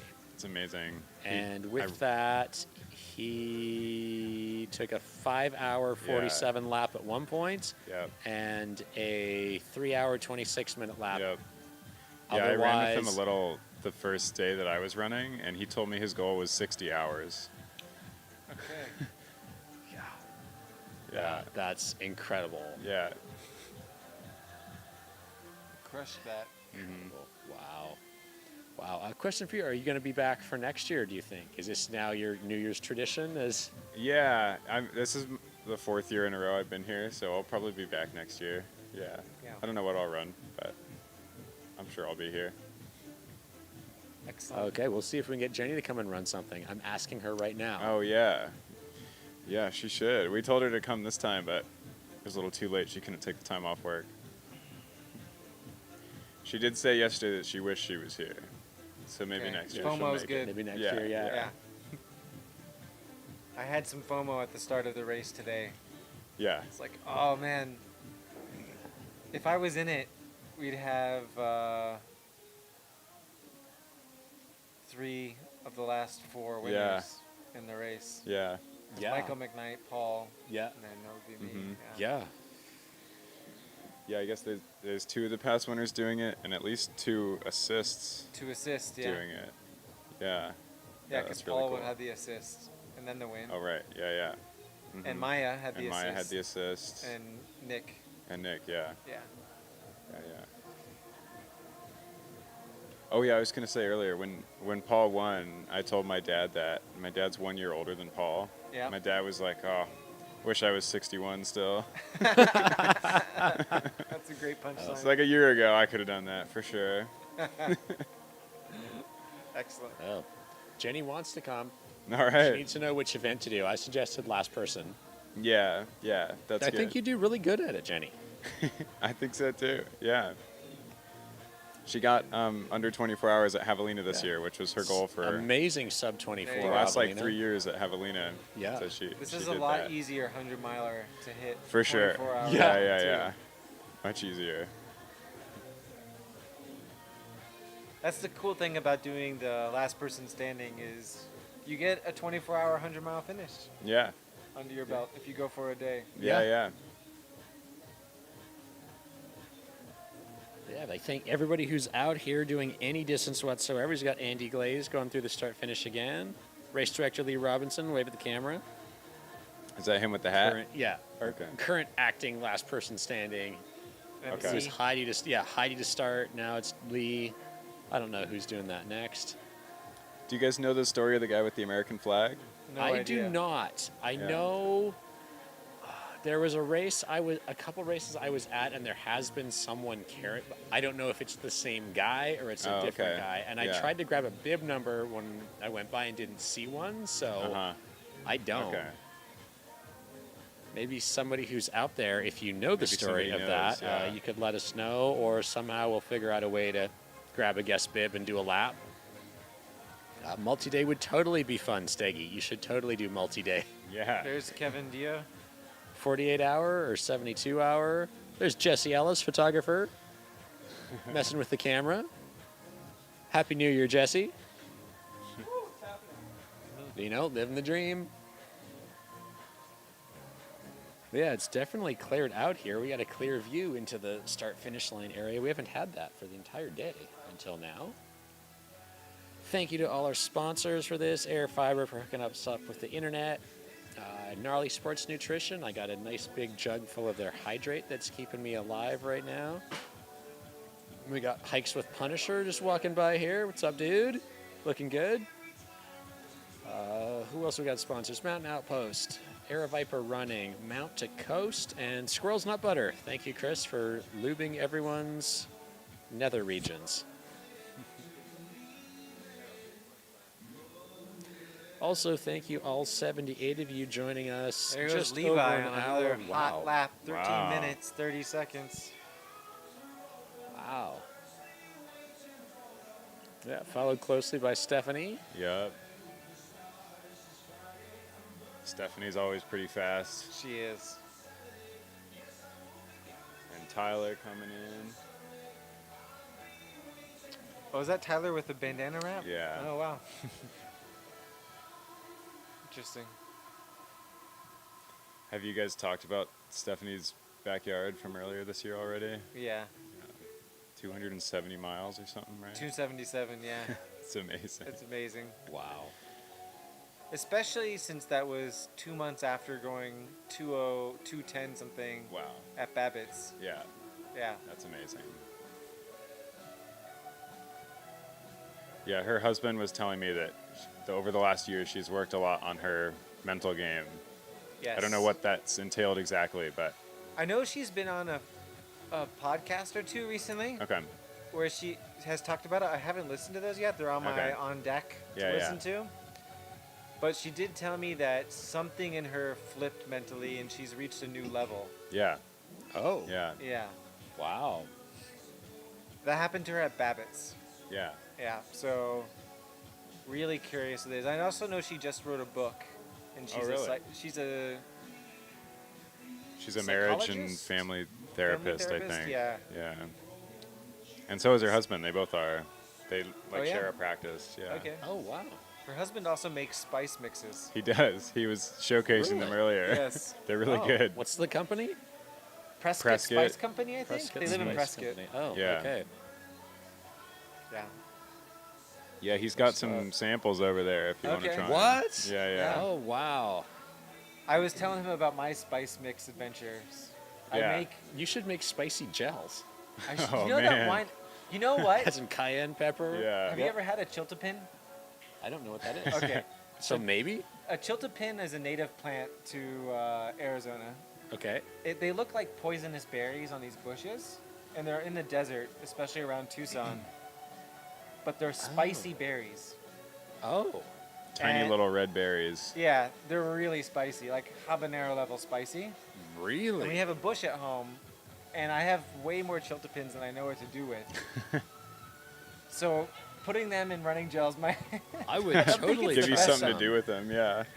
Whoa, whiskey smoked sugar? Yeah. Like, they're sampling these over there? Yeah. Okay, Yeah, if that you one need was something really to do, good. come down and sample these things, 'cause I have to try these.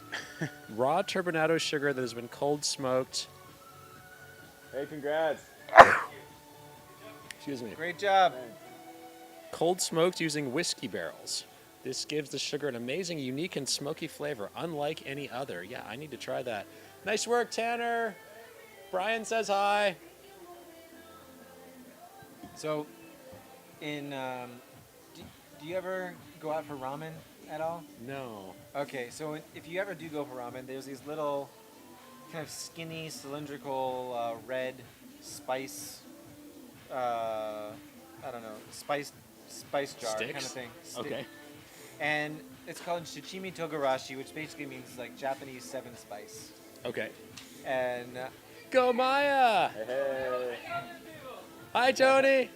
and so I decided to replace the spicy pepper in that recipe with chiltepins. And Oh. so basically the ingredients are chili pepper, Szechuan peppercorn, orange peel, black sesame, white sesame, and seaweed. Okay. And so I replaced the orange peel with some citrus that grows in our backyard called kaffir lime, That's it. and the Huh. chili with chiltepins. Wow. And it's a great little spice mix, good on soups, good on curry. There's some questionable plant research that these are like the progenitors to chili peppers themselves. Yeah, I'm not they- sure how much I believe that. Yeah. but they've been around a long time. And they're really nice. They have a good burn, like a good It is full flavored burn. They ranked very high on the Scoville scale, or an 8 on a scale of 10, but their heat is very fleeting and does not last for long periods of time, unlike other spicy chilies. It doesn't mean you won't go running for a glass of milk. No, but 65 bucks a kilo in 2011. Wowzer. I could make some bank off my You children totally plan. could. Yeah, you should. I do see people selling them for a lot online. And you can get these like wooden mills that just kind of sit on your table. You just like grind them up yourself at the dinner table and sprinkle them on your food. They're great.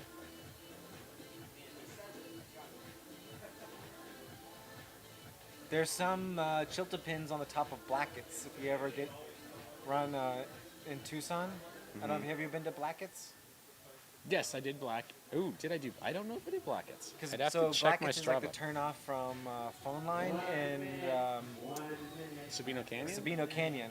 No, I didn't do Blackett's. I've done something else in Yeah. Sabino Canyon. When you get to the And very then end up of the forehead. Blackett's, it kind of Yeah. dead ends on the ridge. There's a chiltepin bush on the southern side when you reach the end. Okay. Well, yeah. Now that I know this, I'm gonna have to take a photo and put it in my phone because, like, I'm going to Tucson Friday, so Okay. like I will have to look for this stuff on the side of the trail. Yeah. 30 seconds. 30 seconds.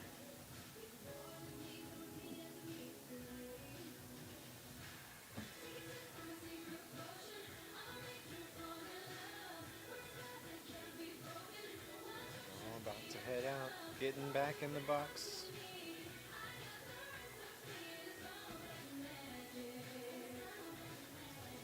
All right.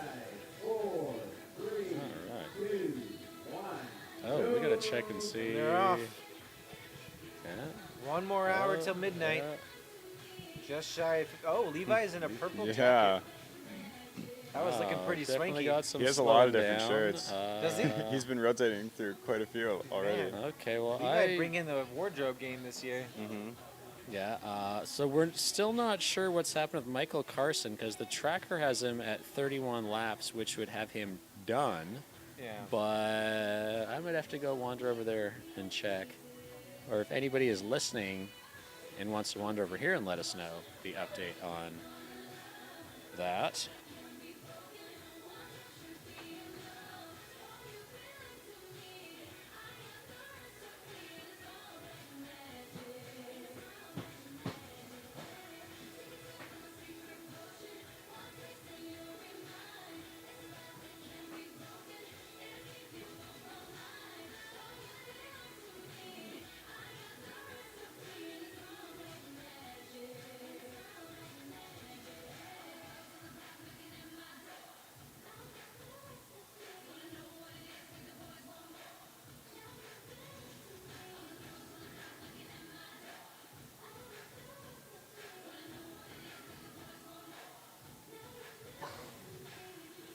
Either of you guys have any 2026 resolutions or goals or anything like that? I know you're a newlywed, so I heard Yeah. yesterday. Congratulations on Thank that. you. In Vermont? Somewhere on the East Coast, right? Yeah, Connecticut. Okay. Chris is from there, so all her family's there. That was Yeah. my daughter waving to us. Oh, guys, I have no idea who that was, Yeah. but it's happened for the last 3 days, Yes. so I just roll with it and wave at Yeah. everybody. The one that ran today? No, that was my older daughter. Oh, okay. My youngest daughter. is Youngest the one daughter that ran today. Yeah. Oh, okay, okay. Yeah, Did you hear that? His daughter ran today? Okay. Yeah, Yeah. half marathon. that's right. Really Yeah. cool. Crushed it. She said in like 2 hours. 2.5 hours. 2.5 hours. Yes. That's so cool. Amazing. Yeah. Yeah. Wow. Really neat.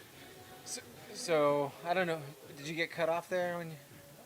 Oh. I got distracted. Oh, I Yeah, was just don't saying. know Yeah, what's we up. got married in Connecticut. Yeah, Okay. Yeah. Krista's family's all there, so it's a place to do it. Yeah. Just last month. Yeah, congratulations. Yeah. Thank you. And you, I remember this, you two met hiking the PCT. We did. Yeah. She started with Tyler, and then you met a few days later. Is that right? Yeah. We all started separately. Okay. But they met before I met either of them. Yeah. Yeah. But we ended up hiking together, starting in pretty much in like the southern Sierra Nevada, and then hike the rest of the trail together. Wow. Yeah. Together ever since? Together ever since, yeah. Awesome. Congratulations. What year was that you met? That was 21. 21.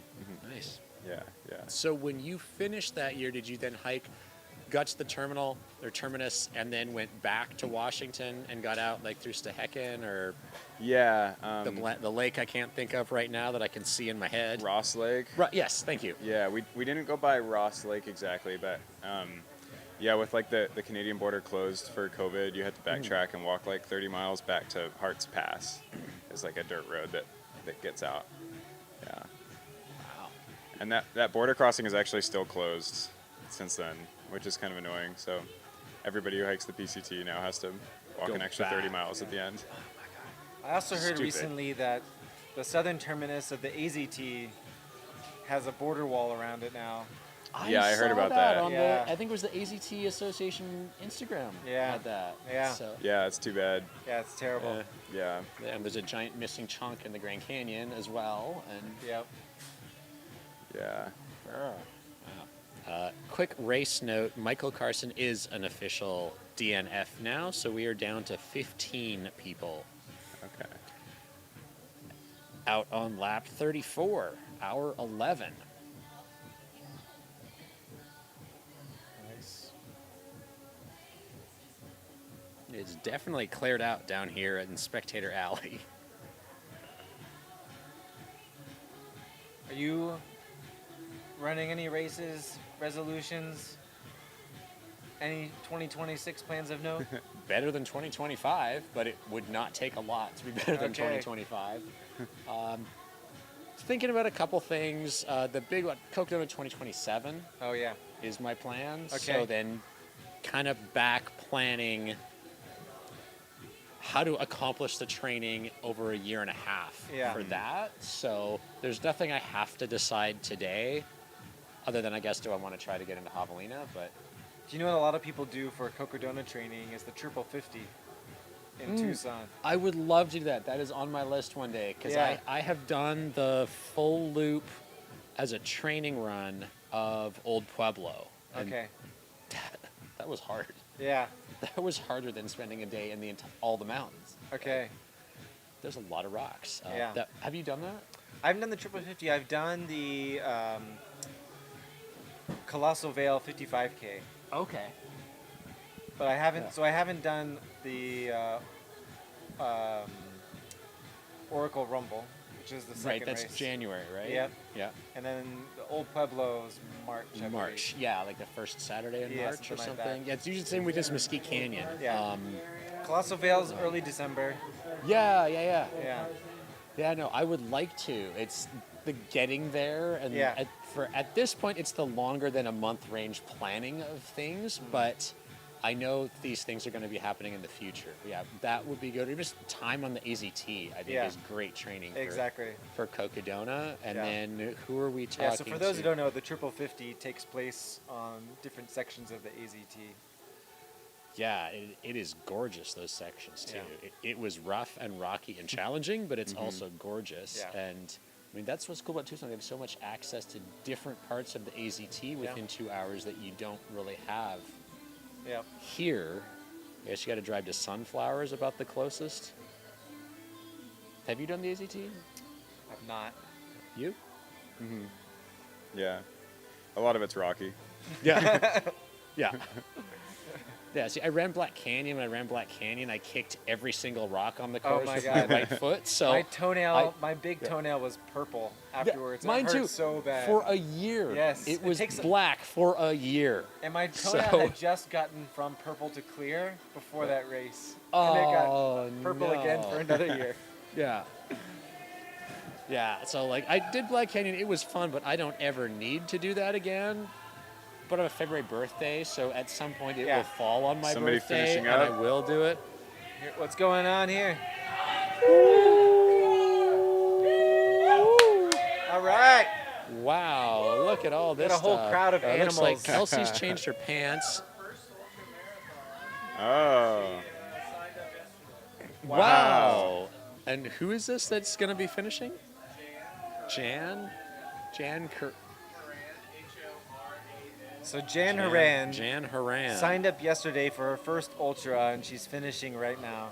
Wow. Just before the end of the Congratulations, year, Jan. 2025. 11:08 in the sparkly shirt that looks like it came right out of Kelsey's closet. 70 years old. Oh, this is okay. Thank you. This is Kelsey's friend.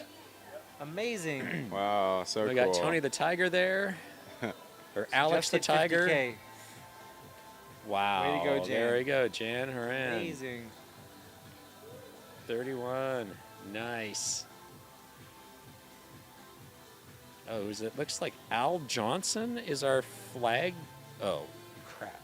Al Johnson or Ryan Kalan. Okay, it's not Andrew Glaze, so that would make it be either Ryan Kalan or Al Johnson is our flag bearer. Can I see the spreadsheet? Let's see if I can find the name in there. So you have a Al February. I have an Johnson. April birthday, Oh, and last year, Zane Grey was on my birthday. oh, nice. So I ran that for my That's fun. 46th birthday. It was a lot of fun. Great race. That's cool. Yeah. Zane, have you ever been out on the Mogollon Rim out there? Just the AZT. Just the AZT Yeah. portion of it? But I've heard about that race. Yeah, It seems like a good I've been one. on it. I keep wanting. I have a friend that lives in Payson that keeps saying, "Hey, if you ever want to come and run," I'm like, "Yes, I will come anytime." Or do trail work because I heard they're building a huge new network between Payson and Pine up there. So Okay. that would be incredible. And Yeah. then the Monster. You got the Mogollon Monster. So that's what I'm thinking of as a training There for. you go. A lot of people go up for the Monster from Tucson. Mm-hmm. Yeah, and everybody I know It's a big said race. it is hard. It is big. It is hard. And I Yeah. was like, all right, cool. I will attempt that. If then. you, and I haven't run the Monster myself, so I haven't seen like all of the technical steep trails there are out there. But the one that people talk about as being most similar to the technical parts of the Mogollon is Finger Rock Trail in Tucson. Where's I've It's one heard of over. it. If you Yeah. go across the Catalina foothills, it Yeah. goes Pima, Yeah. Finger Rock, Ventana, Sabino. Okay. Oh yes, yeah. Okay, I can see it now. Finger And Rock. it's last February we added a new trail on Finger Rock. So you can do basically a six plus mile loop going Oh. up the steep part of Finger Rock. One of the miles is 1,000 feet of climbing with some pretty Oh. stout stuff. There's like I'm making a note of this because maybe I'll do that Friday early. Go do Finger And then Rock. you run down the most buttery smooth single track that exists in Tucson Oh. on the backside. Oh, that sounds called fun. the Pontotoc Connector. It's wonderful. That's a great run. Okay, so Finger Rock Trail down the Pontotoc Connector in Tucson. Yeah. That might be my Friday early run. There you go. And then I'll go get needled off of Oracle, and the world will be a better place. Okay, so I'm trying to find out Ryan or Al, if that is who our flag bearer is, and if we have any information on that.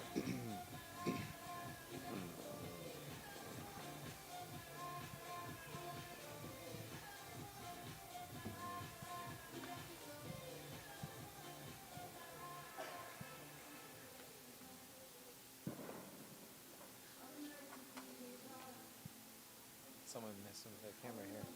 Yeah, it got bumped a minute ago. Oh, it did? I think they're Okay. trying to straighten it back out. Yeah, it's definitely a little crooked there. Unfortunately, I do not have any further information on either of those two runners that I can find in these little spreadsheets here.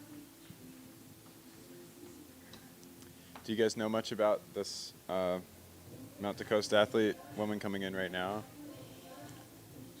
I About think to she. cross the finish line? No, Yeah. but I think it's the other Montague. She's with the yeah. I think they're probably husband and wife. Yeah, I don't know anything about them. She's cranking too. Just waiting for the tracker to pop up here. Alyssa Montague. Yeah, that's 241 miles in 86 Wow. hours. She's currently female 2 in. Okay. What are we doing? The 6 day. Let's go back and take a look. Oh, wait, did Yolanda take her? Is Yolanda now Yolanda's number 1? first. Yes. Wow. Yolanda is now in the lead. They must be close, huh? They are at the same distance. Yolanda 84:46.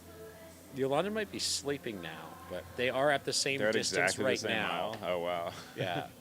Again, I'm still figuring this tracker out. So her last lap, she came through at 84:46 for Yolanda, and clock time, and 86:12 for Melissa. So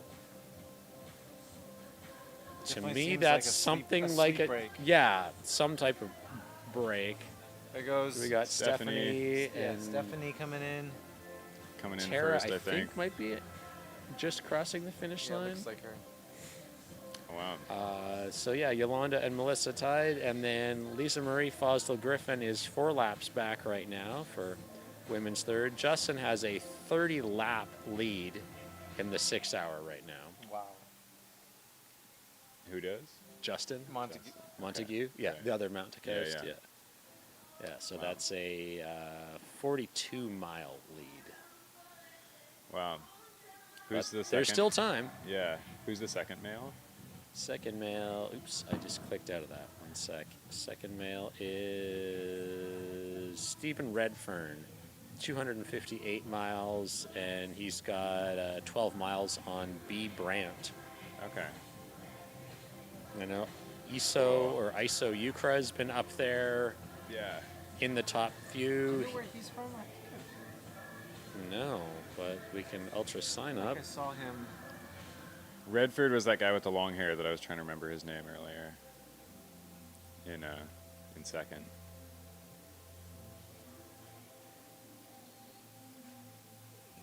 Okay, probably the guy because he's done jackpot.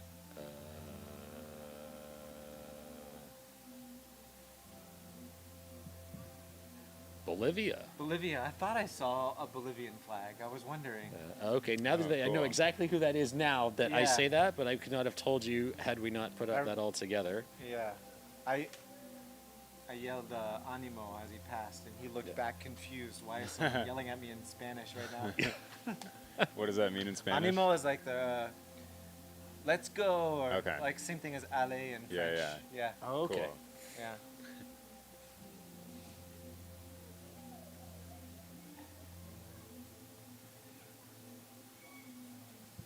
That couple that just crossed the line, I'm forgetting Oh, the their red shorts people?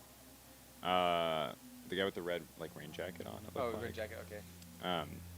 I met them.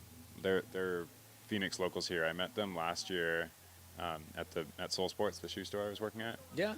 And the guy, I think kind of last minute did the 24-hour here last year, and he's not like a runner at all. He's actually like a mountain trail unicyclist, Oh. like Wow. super hardcore unicyclist. And that was his girlfriend or wife. He came last year, and he ran and walked the whole 24 hours.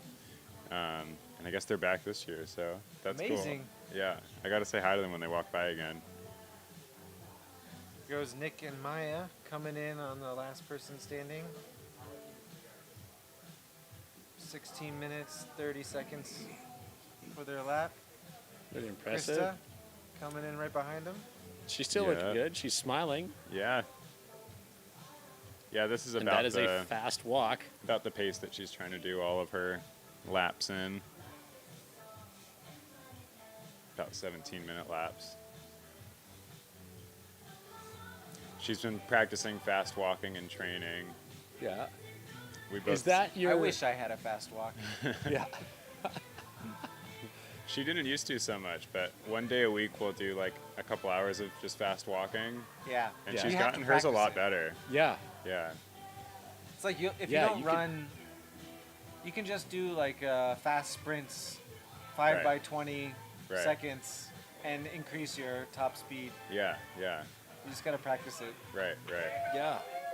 Yeah, but the walking, if you can cut down a minute or two on your walking pace, that pays a lot of dividends Yeah. on A something lot like of this. dividends. It absolutely does. 16 minutes versus 18 minutes is A fast hiking pace up Yeah. mountains also Yeah. pays off a lot. yes. Yeah, I don't know. I will go uphill all day long, and running downhill is fun, but I will go uphill all day long before I will choose to go downhill. Yeah. but that's me, and I'm strange. But so if anyone out there ever wants to do, someone has to make a race where you run up and you tag off, and someone else runs down. I think that would be like male-female teams. Yeah. Do that. That'd be fun. I know who I'd pick to go with me. You prefer uphill, you said? I would go up. Yeah, I'll go up all day long. I did one cycling race, and it was uphill, Mount Yeah. Evans Hill climb in Colorado, Okay, yeah. 14,000 feet. And Cool. Did you guys hear about the this vertical backyard that happened recently Yeah. No. The one in New England? in New England? Yeah, I think it went for 3 days. I don't remember. Something ridiculous. I want to say they got like 100,000 feet of climbing. Exactly. Wow. Yeah. I need to check that one out. And I don't Maybe it remember was the in New name of the Hampshire? guy who won. Probably New Hampshire. Yeah. I think the assist was Bill Tidd, who's like 60, Okay. and he's done a lot of long FKTs in New England Okay. for a long time. Nice. Happy New Year. Yeah, that was pretty wild. I think they did it like on a ski slope, right? Yeah. Just going up Oh, and down yeah. it. What was it called?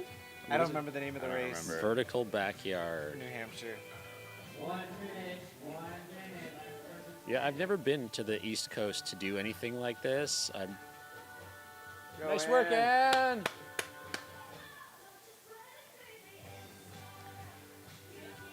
Oh, vertical backyard designs in New Hampshire can be enhanced with a That's- variety of features that's tailored not to it. the region's That's climate not and it. terrain. But there's a bunch of pictures of bobcats in terraforming somebody's land. You might want to put running in there. Backyard Ultra. Battling Bubba, big miles at New Hampshire's last skier standing, 1,100 vertical feet, Yeah, and that's ski down within an hour. Oh, that's I don't think skiing that's though. it. That's different. Okay, what says Bubba, battling Bubba. It wasn't Bubba's either. That's a different one. Yeah, the one's probably different. I don't think it was Bubba's.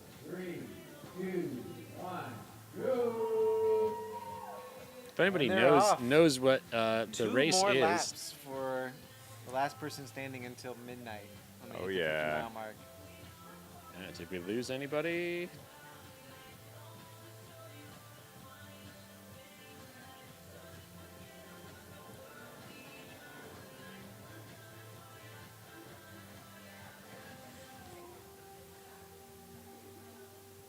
Okay, Gene's tracker hasn't updated, but I thought I saw Gene go by. I would be surprised if he dropped.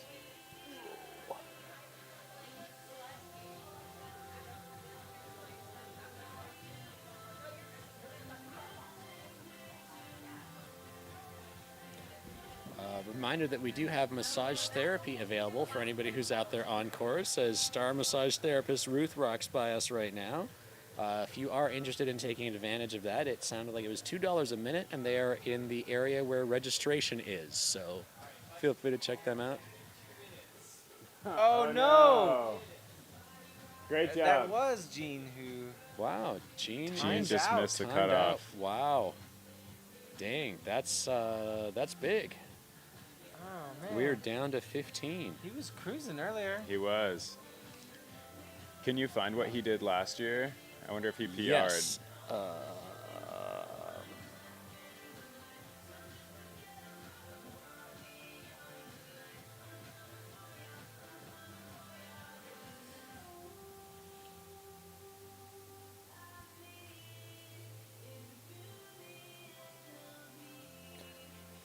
Gene was the 8th to go out last year, 63.5 miles. Oh. He didn't make it as far this year. 20 hours ish. Yep. Mount Ascutney Vertical Backyard Ultra. Thank you, Katie Murray. Okay, cool. So yeah, now we know. And what are the stats on that? Mount Ascutney. Okay.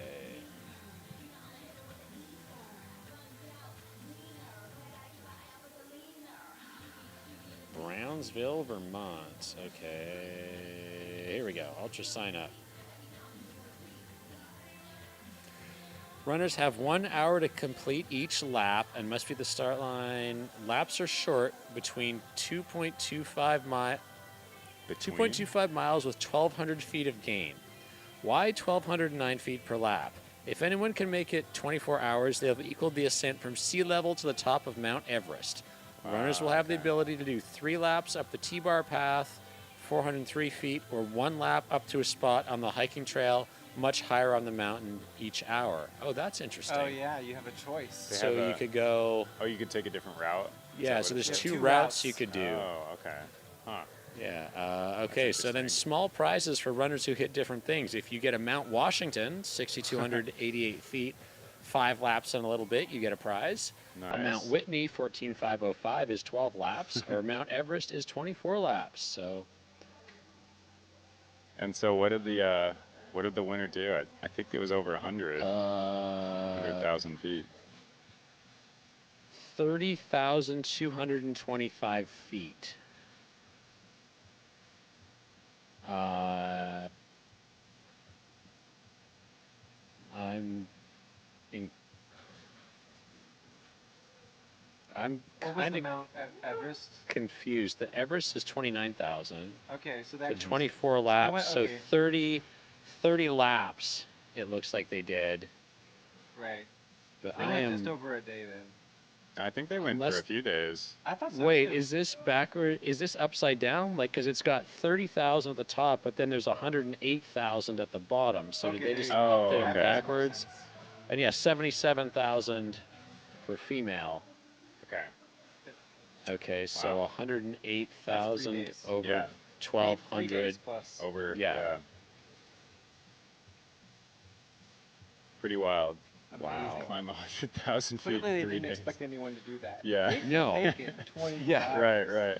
Yeah. And I think it was just the last 2 guys for a really long Right. time. Yeah, it looks 107, The assist is really 107 important. and Yeah. 108, and then yeah, the last person was 77,000. And that was the woman. Female. Yeah. Yeah. Wow. Just checking out their website here. Join our mailing list. So for like almost an entire day, it was just those 2. Yeah. That's incredible. This is a late November race on a mountain, so be prepared for any weather, and it will get cold at night, and there could even be snow. Yeah. I mean, the photo has snow and Yeah. Fall foliage. Yeah. definitely. Oh, okay.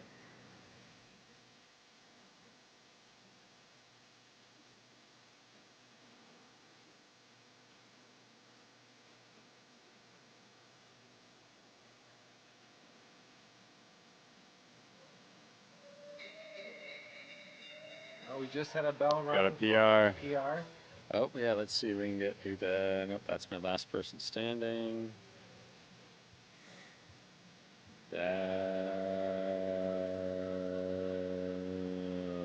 Well, it looks like Wendy Ann Zanders just finished a marathon. That could be it. I thought it was a woman. From what little I can see. Looks like it, yeah. We got a dude there filming.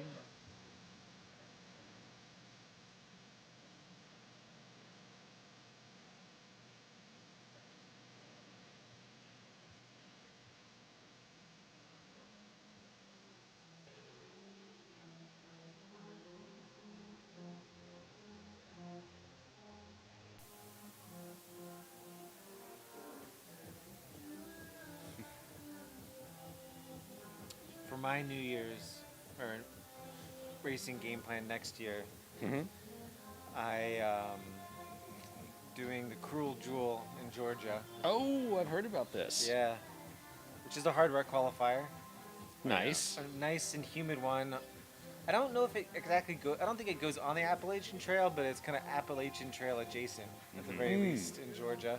Nice. And the reason I'm doing it is so when I ran my first marathon ever on my birthday in San Francisco, I was running towards Golden Gate Park from the north side, Yep. and I saw someone out of the corner of my eye pop out of a doorway that looked like a runner, and he caught me as I was crossing the street. I stopped at a light to cross the street to Golden Gate Park. He's like, "Hey man, what are you up to?" And I was like, "Well, I'm running my first marathon." He's like, "Cool, I'll run some miles with you." And then this was just as I was getting into ultra marathons. Okay. And I finished that one. I had no idea what I was doing. I barely ate anything, and I was bonking towards the end. And I was like, "Hey, man, can you show me like the Marin trails? I hadn't run up there yet." And so he took me around, and we did Mount Tam, Okay. up and around Mount Tam. Yeah. And then told him about I was gonna do my first 100K in Puerto Vallarta. I did the inaugural year of UTMB Puerto Vallarta, and there the race is named after the Widatica. They're like the names of the races are in the Widatica language, Okay. which are the keepers of peyote Oh, in cool. Mexico. Yeah, So yeah. they have a lot of lore about peyote and sacred sites around that part of Mexico. Yeah. And so he's like, "Oh, I gotta come do this race with you." The race is called Hikuri, which is their word for peyote. Okay. And so we did that, and then he had done CCC already. He's like, "Man, we gotta sign up for UTMB." It's like, okay. I've never done 100 before, but I will do this because you want to do it. And we ended up getting picked to do UTMB. So UTMB Wow. was my first 100, Wow. and it was amazing. But if anyone out there wants to sign up for UTMB, basically the trick is get all your friends, go run a UTMB race, 100K. Yeah. And if you sign up as a group, if one of you gets picked, you all get picked. Oh. So it increases your chances immensely. If you get like 6 people, you have 6 times however many stones or whatever they call Yeah, it, points. And Wow. your chances increase dramatically. that's cool. Yeah. So we ended up doing that together, and he did Zane Grey with me on my birthday. Nice. And last year he ran Cruel Jewel, but Yeah. at the end of the race at like mile 93, there's a diversion you take. It's not a pure out and back. Okay. And Yeah, he, in the fog of 36 hours into a race, skipped that. Oh. So he Oh, finished no. in 39 hours, but missed that turn. Yeah. And he got the finishing medal, but the next day they took it back because they realized Oh, what man. happened. Yeah. And so he Wow. texted me. He was like, "I got to go back this next year." So Yeah. I'm going back to run it with him. Cool. This year. Oh, That's why cool. I signed up for it. That's awesome. Yeah. And that's a training race in quotes Yeah. for the, All your for the other- 200 Yeah. this summer. Wow.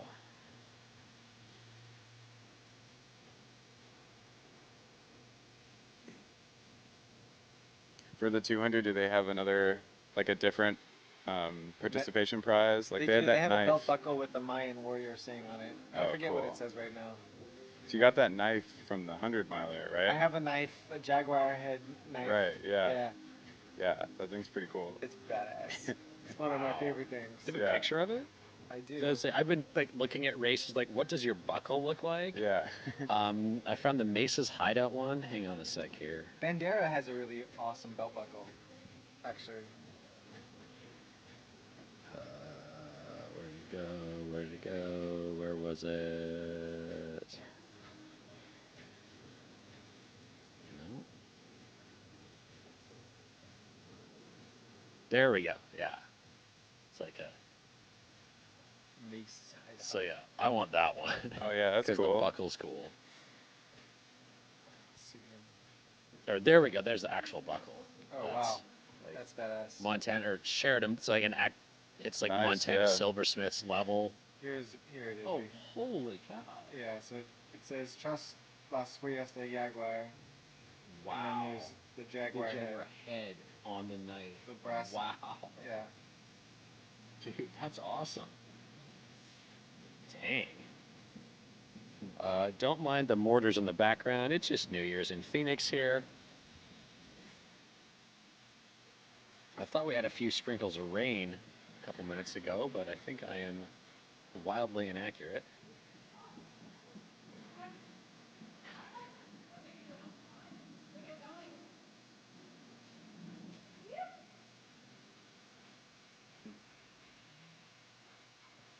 I do see some people.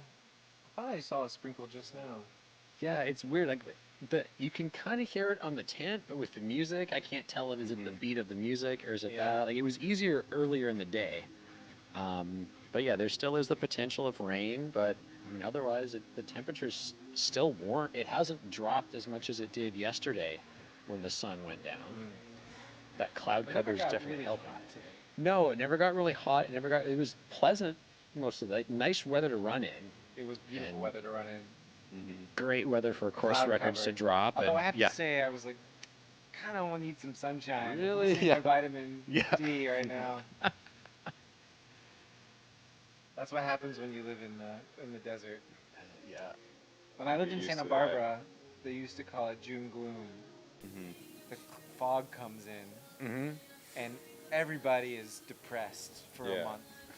It's noticeable. Noticeable. yeah, It's yeah. really incredible. I grew up in Vancouver and I lived there off and on. Like, it is a thing. Yeah. Everybody leaves to go somewhere warm and sunny in the winter. Yeah. Oh, here come our first two on Levi and Tara. Tara and Levi. Wow. Yeah, they're really Flagstaff moving. duo. Yeah. Do you remember, was Levi running slower last year? Definitely. Yeah, I feel like he's picked it up a Yeah. lot. Guess that's his new strategy this time around. Yeah. More rest. Definitely running slower last time. Wow, we want to say thank you to all 60 of you who are in the live stream chat right now. We got 26 minutes left in 2025. Stephanie about to cross the finish line again. Stephanie's there. Did she take off her wings? Or is she She still? did. Or, I think she just or had him the for one lights lap. aren't on them. Just saving him for special occasions, That's I right. guess. Yeah, you got 26 minutes left to decide if you want to register for Javelin 100 imminently and make sure you get in. Or any of those other fun-sounding races we were looking at earlier. Thank you for joining us. Thanks to our sponsors, Squirrels Nut Butter. Happy New Year, Chris and Ben and everyone else at Squirrels. USATF, Air Fibers hooking us up with the internet. We're here with Mountain Outpost broadcasting live from the Peoria Sports Complex. Thank you, City of Peoria, as well. Gnarly Sports Nutrition and Mount to Coast are our sponsors. Oh, Waldo 100K opens midnight. Old Ephraim 200. Someone was telling me about that yesterday, but I don't remember who. Tyler walking in again in good spirits. Walking Yeah. the pavement. Yeah. And here comes Nick right behind him.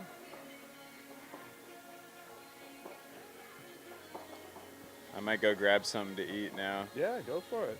All right. Great Yeah, having nice you. joining Yeah, you guys for a thank bit. you, Eric, for joining us, Yeah. and congratulations Thank you. on Yeah. your recent wedding, Thanks. marriage, fun things. Hey, Steve, Happy New Year. Yeah. All right.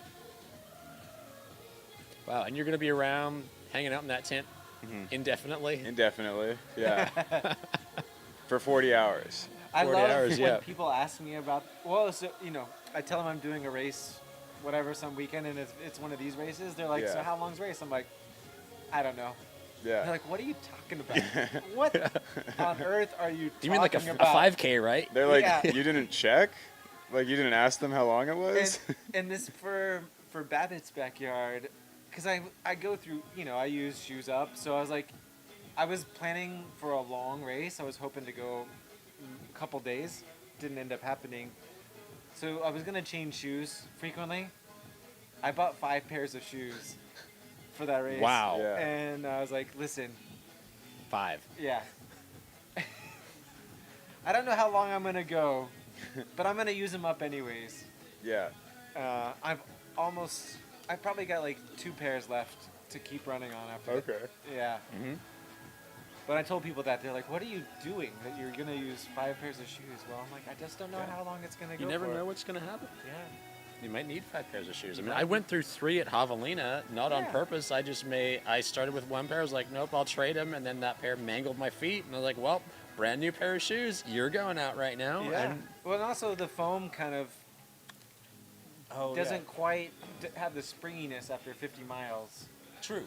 So I was, gonna take advantage of that a little bit and just kind of keep swapping them and let the foam come back.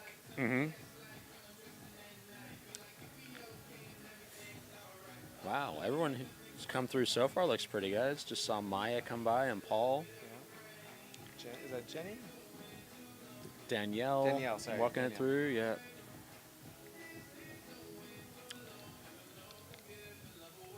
Still got, was it 15? 15 people are in. Looks like we got, Danielle's just going to cross. That leaves Steven to cross for this lap. He's got just over 2 minutes to do that. As we're getting close to the celebratory New Year's lap. Yeah, great coming lap. up.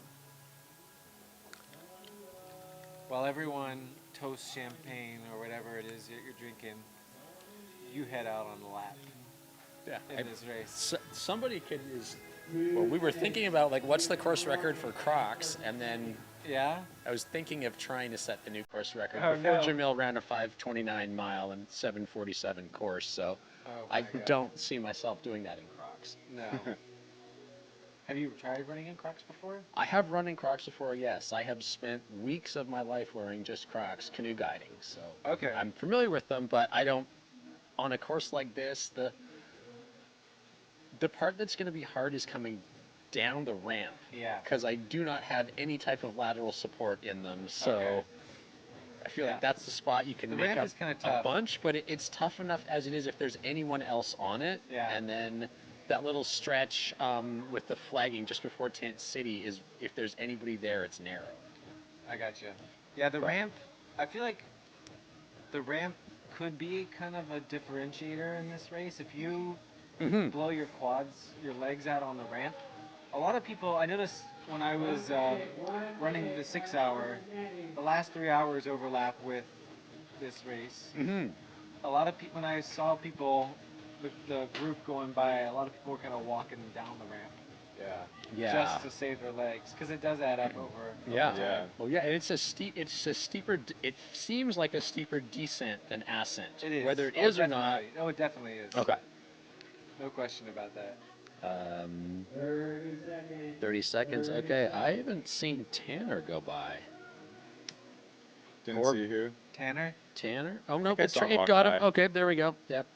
So it looks like everyone has got back to the start.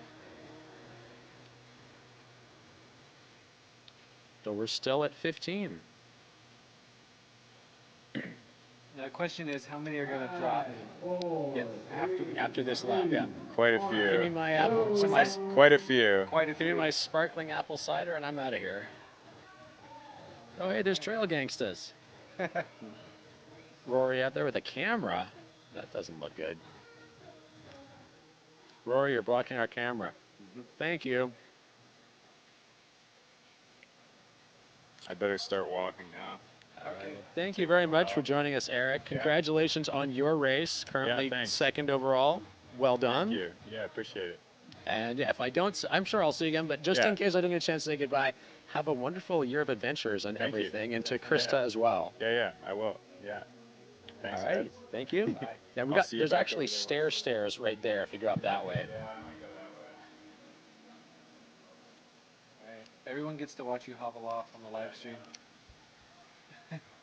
Yeah, Andy Glaze going through start finish again. What's his mileage at now?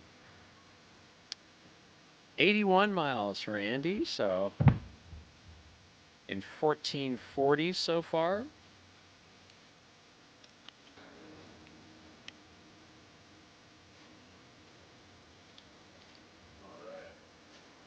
That's weird. Right. All right, thanks, Eric.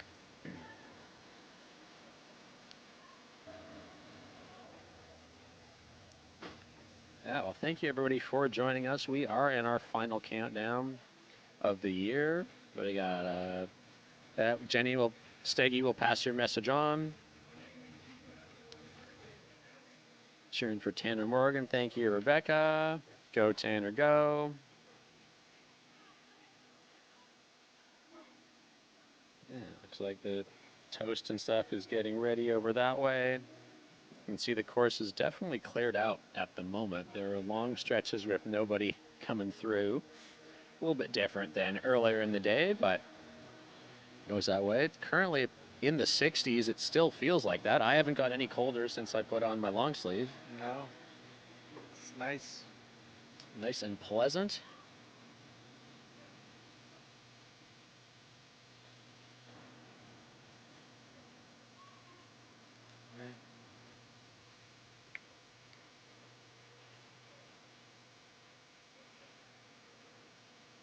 Huh.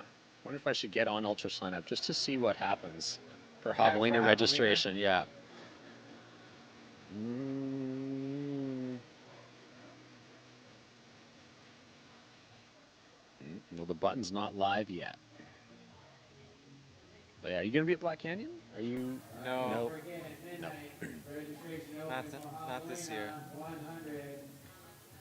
I do have unfinished business there. Yeah.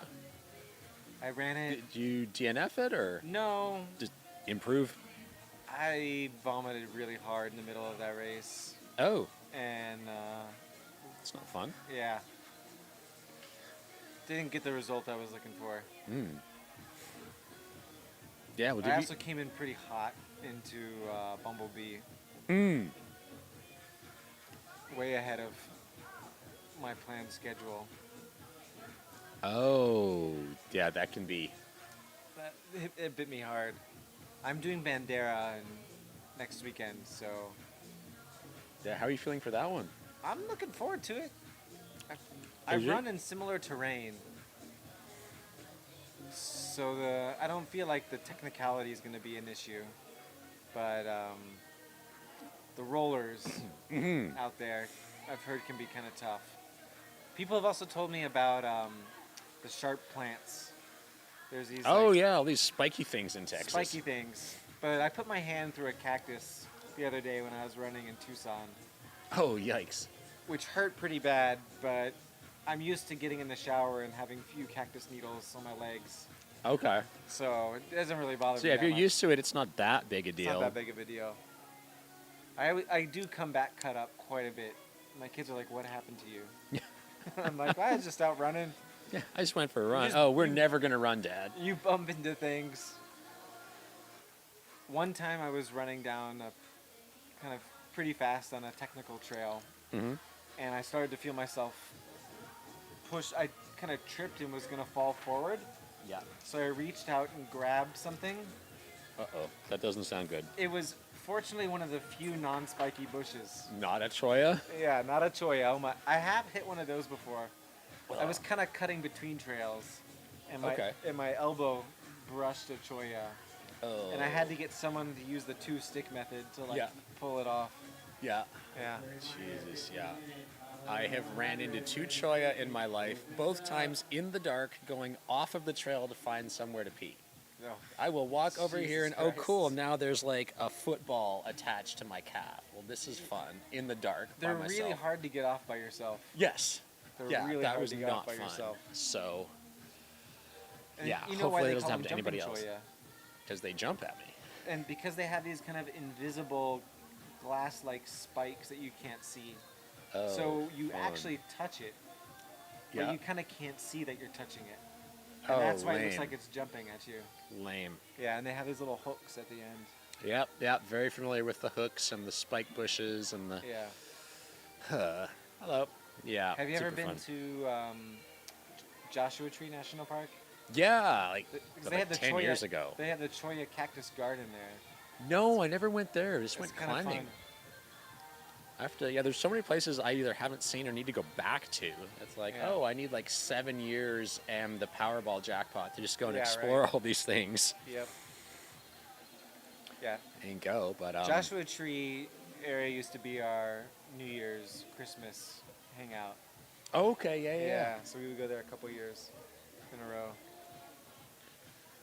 Yeah, I know a lot of people I know did the Indian Creek or like Moab area for Thanksgiving and then Yeah. Joshua Tree for Christmas in my old climbing days. Yeah, it's great. Or 'cause climbing trail running days. when you have younger kids as well, because they have these like Skull Rock area, these kind of Oh. not high off the ground, but semi-looking dangerous looking, like, but smooth rocks for kids to like run around and scramble on. Okay. So they have a lot of fun because they feel like they're doing something like dangerous, and it kind of is a little bit, but you know, Yeah, kids they have can good hurt. balance. You know, Yeah. they'll figure it out. You'll figure out one way or the other. So it's a lot of fun to kind of just Yeah. like, Well, is that? I'm trying to think. I have photos of where I camped at a campground that had similar things like that in Yeah. behind, but I cannot tell you. Like, I didn't make notes of any of this Yeah. stuff. We showed up and got a campsite and camped, and climbed. I remember that one specifically because it sounds scary. It's like Pirates. Yeah. Skull Rock. Pirates of Skull. Let's see what Skull Rock looks like. Oh, there's even directions and a map. Yeah. There you go. Well, it's one of the main. When you get the map from the. Prominent natural rock formation. Yeah. Not just a rock formation. When you get the map from the. Oh, that looks like a skull. When you go through the gate, Yeah. it's one of the main features Ah. on the map. 4,397 reviews on all trails. Wow. An entire 1.7 mile loop. Jumbo Rocks. I think that sounds like where I camped. Yeah, it's a cool area. Yeah. Wow. And if you're checking the live stream now, you'll see a lot more activity. Well, except on the top right corner. There's a lot of costumes and stuff showing up, but I guess they're just off camera, so Or we can dark. see them here. Too but dark to see. yeah, as now all of the feeds went dead. Well, we're 8 minutes into the loop right now, so probably in about 4 or 5 minutes we'll start seeing people come through.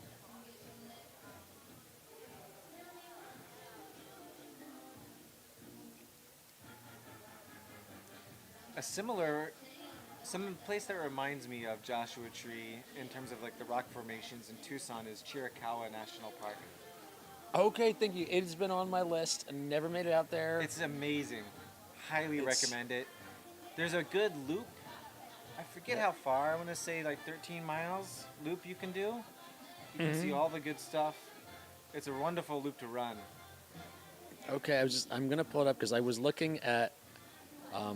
There's a acquaintance of mine from Utah that It's one came of the down least to. visited parks in the country. Kind of like Big Bend in Texas. Yeah. It's kind of far from everything. Okay. Yeah, there's It's in the that. And southeast corner of Arizona. there we go. Because I wanted to do that, and then I wanted to go to Fort Bowie because there Okay. was some Strava segment that looked like 4 people had done it. Okay. Um, You gonna go and crush them? I'm gonna try. I don't know that I can do it, but I will try.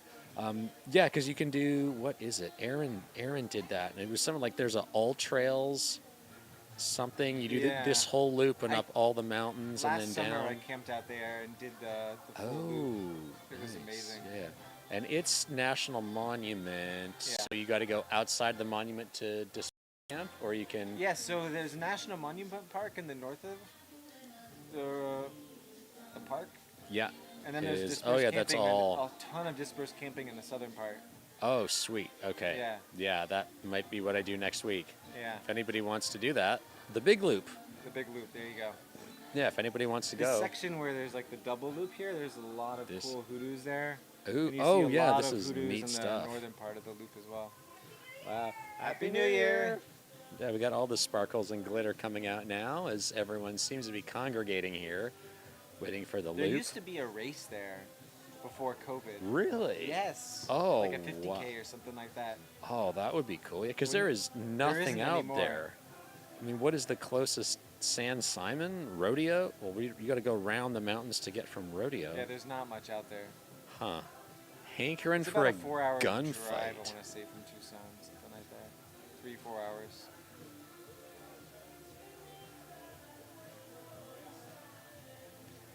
Wow. So what's 3 hours from Tucson? You said 3, Something 4 like hours. that. 3.5, 4 hours. I can't remember exactly. Mhm. Okay. Yeah. There's. Maybe that's what I'll do next week. Let me put that on the list. It's been on there for a while. Yeah, thank you for all your information. This is Absolutely. fantastic. And what the hell browser did I disclose? What was the chili things? Chiltepins. Chiltepins, okay. Yeah. Yeah, I'd have to go to Tucson Tamale and get a whole bunch of hot sauce. All right, well, yeah, thank you everyone for joining us here on the live stream. We are in on lap 36 for last person standing. They started almost 12 hours ago now. Probably expect Levi and Tara to cruise through here any Continue minute going now. through. Yeah, I don't see anything on that.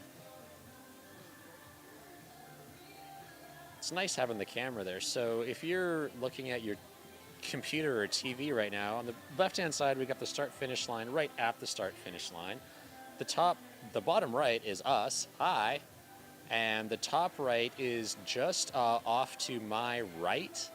Looks like my left in that, but to the right of me is the course, so everyone is running along in that direction. So that is just like that camera that's taking it is in this live stream studio, so we get to see who's coming through just before they come in, and most people look our direction and wave. Yeah, it doesn't.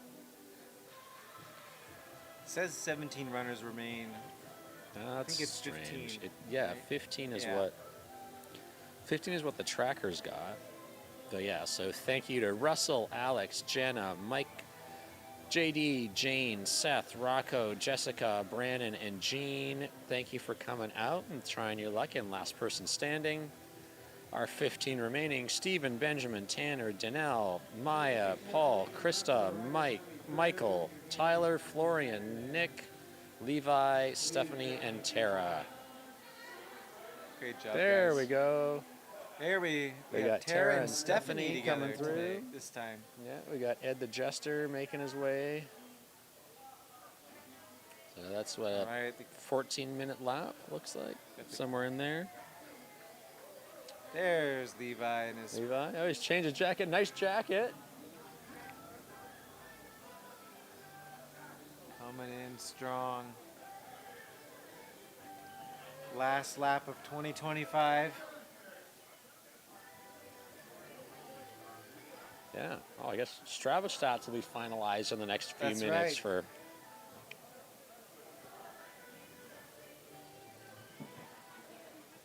Yeah, thank you, all of you all who are out there having New Year with us. There's Tyler. What else have we got there? I wonder if we'll see Ann come through in time for.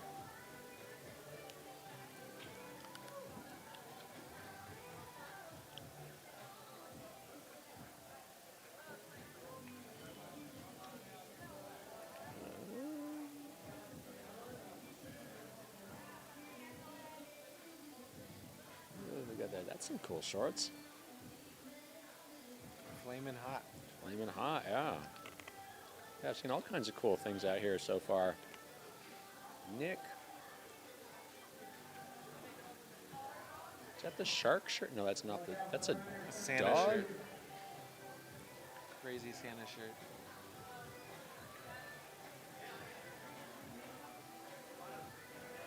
Yeah, there's like lots of people picking up their pace to be here for the midnight lap. They are. I was just thinking the same thing. Yeah, I got lots of lights. And is that Alaskan amber? That looks like a beer logo jacket. That's pretty cool. This is the American There's flag. our flag, yeah. Oh man, I say we can figure out who it is, but with all the people milling gonna be a little around down there, challenging. that is going to be hard to do. Way to go! Krista's still smiling.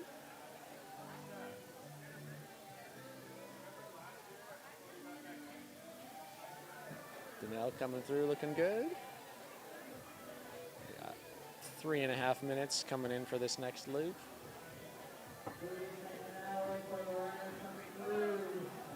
Tanner's just walked by us here at the live stream booth, so his whole family's there. There's Maya.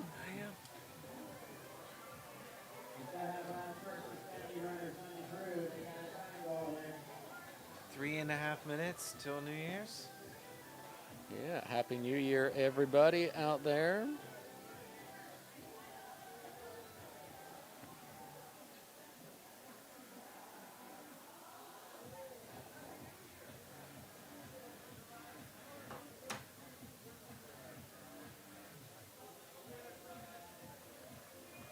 Okay, so we got there's Paul trucking on through. So that just leaves Benjamin and Steven out on course to come through. We've got our animals are coming through hardest again. part about the midnight gathering is it gets a little crowded for the last person standing. Yeah, before it everybody's comes trying to get out here and do something, and you've also got to go get through. So Paul just went by, so his tracker will ping soon. And Benjamin and Steven have just over 2 minutes to make their way to the start finish. The guys on your screen just ran a Hey, fast sprint. Josh. Andy Glaze. And he's got to be pretty close to around mile 90 but now, 88, something like that. Let's see as Andy comes through here. Let's see, Andy will be probably the next one coming through. The speed walker. Yeah, so there's Josh and Andy coming through.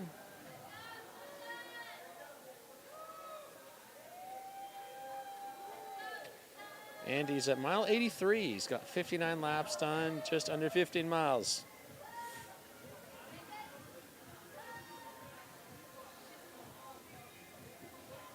Chad Schwinderman walking by as well. I haven't seen either of those guys come by. Benjamin or Steven. Got 75 seconds. Getting close, yeah.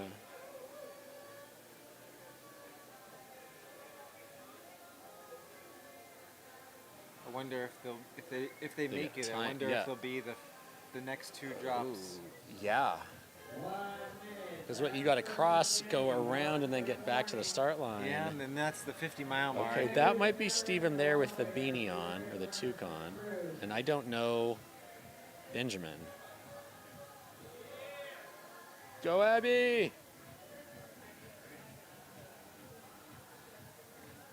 Let's try and watch the tracker. Okay, well, everybody's at 36, so we're all going to head back out. Didn't see them go by, but the tracker has updated, so Okay. they are there. There's been so many people walking by for Yeah, he snuck in there. everything for New Year's. Yeah, prepare yourself for the armada of fireworks going off. But hey, Happy New Year, Jenny. Thank you for joining us. We've got the final countdown here. You'll hear Lee's voice.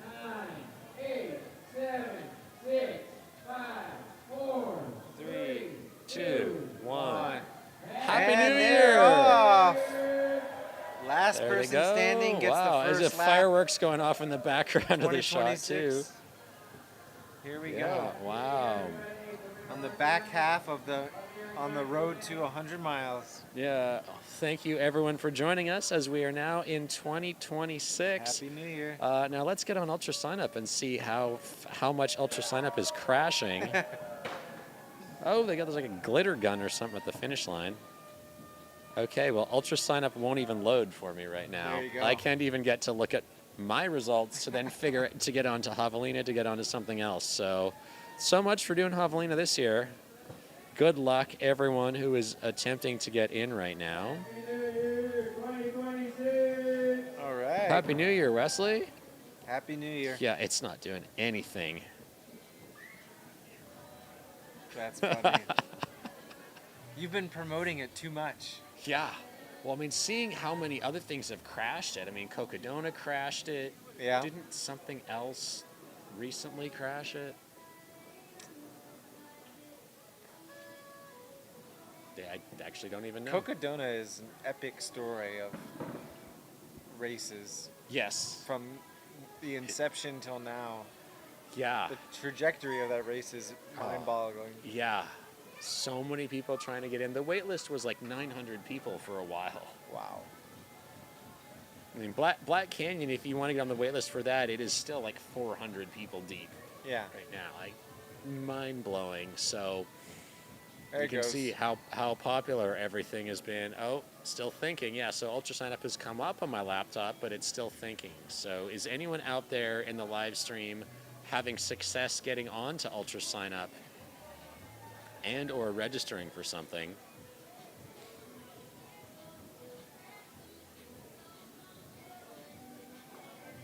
There's my daughter who ran the Oh, hey, congratulations to her. Isa. Ran the half marathon with me. Yeah, and the baseball kids, I presume. Yeah. They all play wiffle ball together. Nice, yeah. So, 3 minutes into the year, I can't get Ultra Sign Up to do anything, so I would hate to be the guy on call right now Oh for man, the text, well, the technical yeah. side of things for ultra thinking sign up. about how many days it took them to figure out Cocodona and all of that. I mean, that list on ultra signups like at least 50 races. Registration open today. If this is Oh, going to yeah. happen on Oh, all yeah. of them, like Simultaneously. there goes your entire month of January is looking at code to timestamp things. Yeah. That does not sound fun. So, I am a software engineer, so I Oh, do yeah. know how these things work. yeah. My question would be, do they have a single database behind the scenes, or do they have Yeah. like copies of this going on? Because what you typically do is you spin up about Happy New Year. 4x the capacity in terms of cloud compute Yeah. to handle this, this Yeah. kind of thing. Because it's not doing anything. Yeah.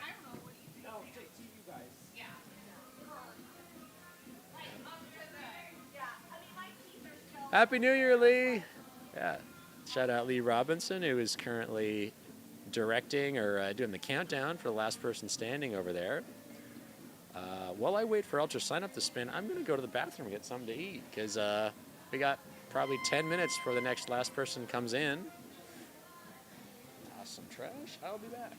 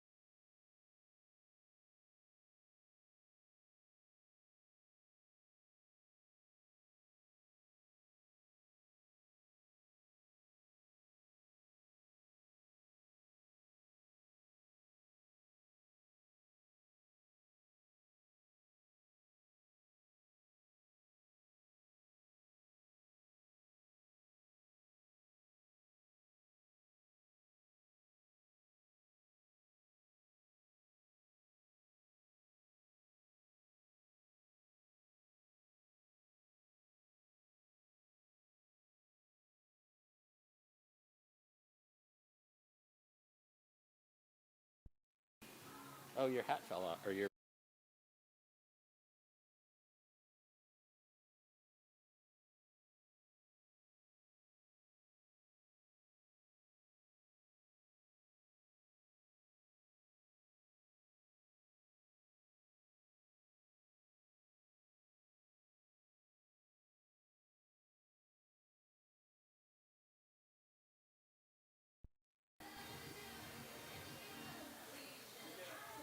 All right, we are back. Thank you for joining us for live stream coverage of Across the Years. It's now 2026. We have race, I don't know, last person standing manager Lee Robinson has just walked into the center of your screen because they got 7 seconds to head out for lap number 30 something. All right, and they're off. And they're off. Second lap of 2026. You can see it has now started to rain. So not everybody has rain jacketed up. Yeah, live update has been paused. It is lap number 38 they're going out for. It's getting a little chilly right now. I had to put my toque on. Chilling here. Peoria, Arizona. We're at the Peoria Sports Complex, spring training home of the Seattle Mariners and the San Diego Padres. Watching, this is last person standing. There's a 1.42 or 2.27 kilometer loop around this facility here. Runners have 20 minutes to finish the loop, get back to finish the loop, go around little thingy, and be back on the start line when Lee calls things out, and then we just keep doing it so there is only one person standing. So thank you everyone for joining us. We got Cher playing now. Wow. Crazy that I remember where I was when this song came out. Crazy. Thank you all 53 of you who are there. Aid Station Molly B. Happy New Year from Colorado. Yeah, hope you are staying nice and warm. And Happy New Year, Clover Chambers. Yeah, Tanner's still looking good out there. Uh-oh. Did we switch feeds? Is there a new feed? Am I on the wrong feed right now? Huh. Anyways, yeah, we got lots of stuff going on. Still got lots of other distances. It definitely has quieted down on the course. It has quieted down with all the mortars going off in the background for New Year's. And if you are curious in tracking anything, you will see pinned in the chat is a link to Mountain Outpost, or it says Mountain Outpost. There's a live link that will get you to last person standing. You can check on your favorite runner. It is a separate link to check on runners in literally any other distance. So all those other ones, damn it. And we're still trying to figure out who's got the flag that they're carrying.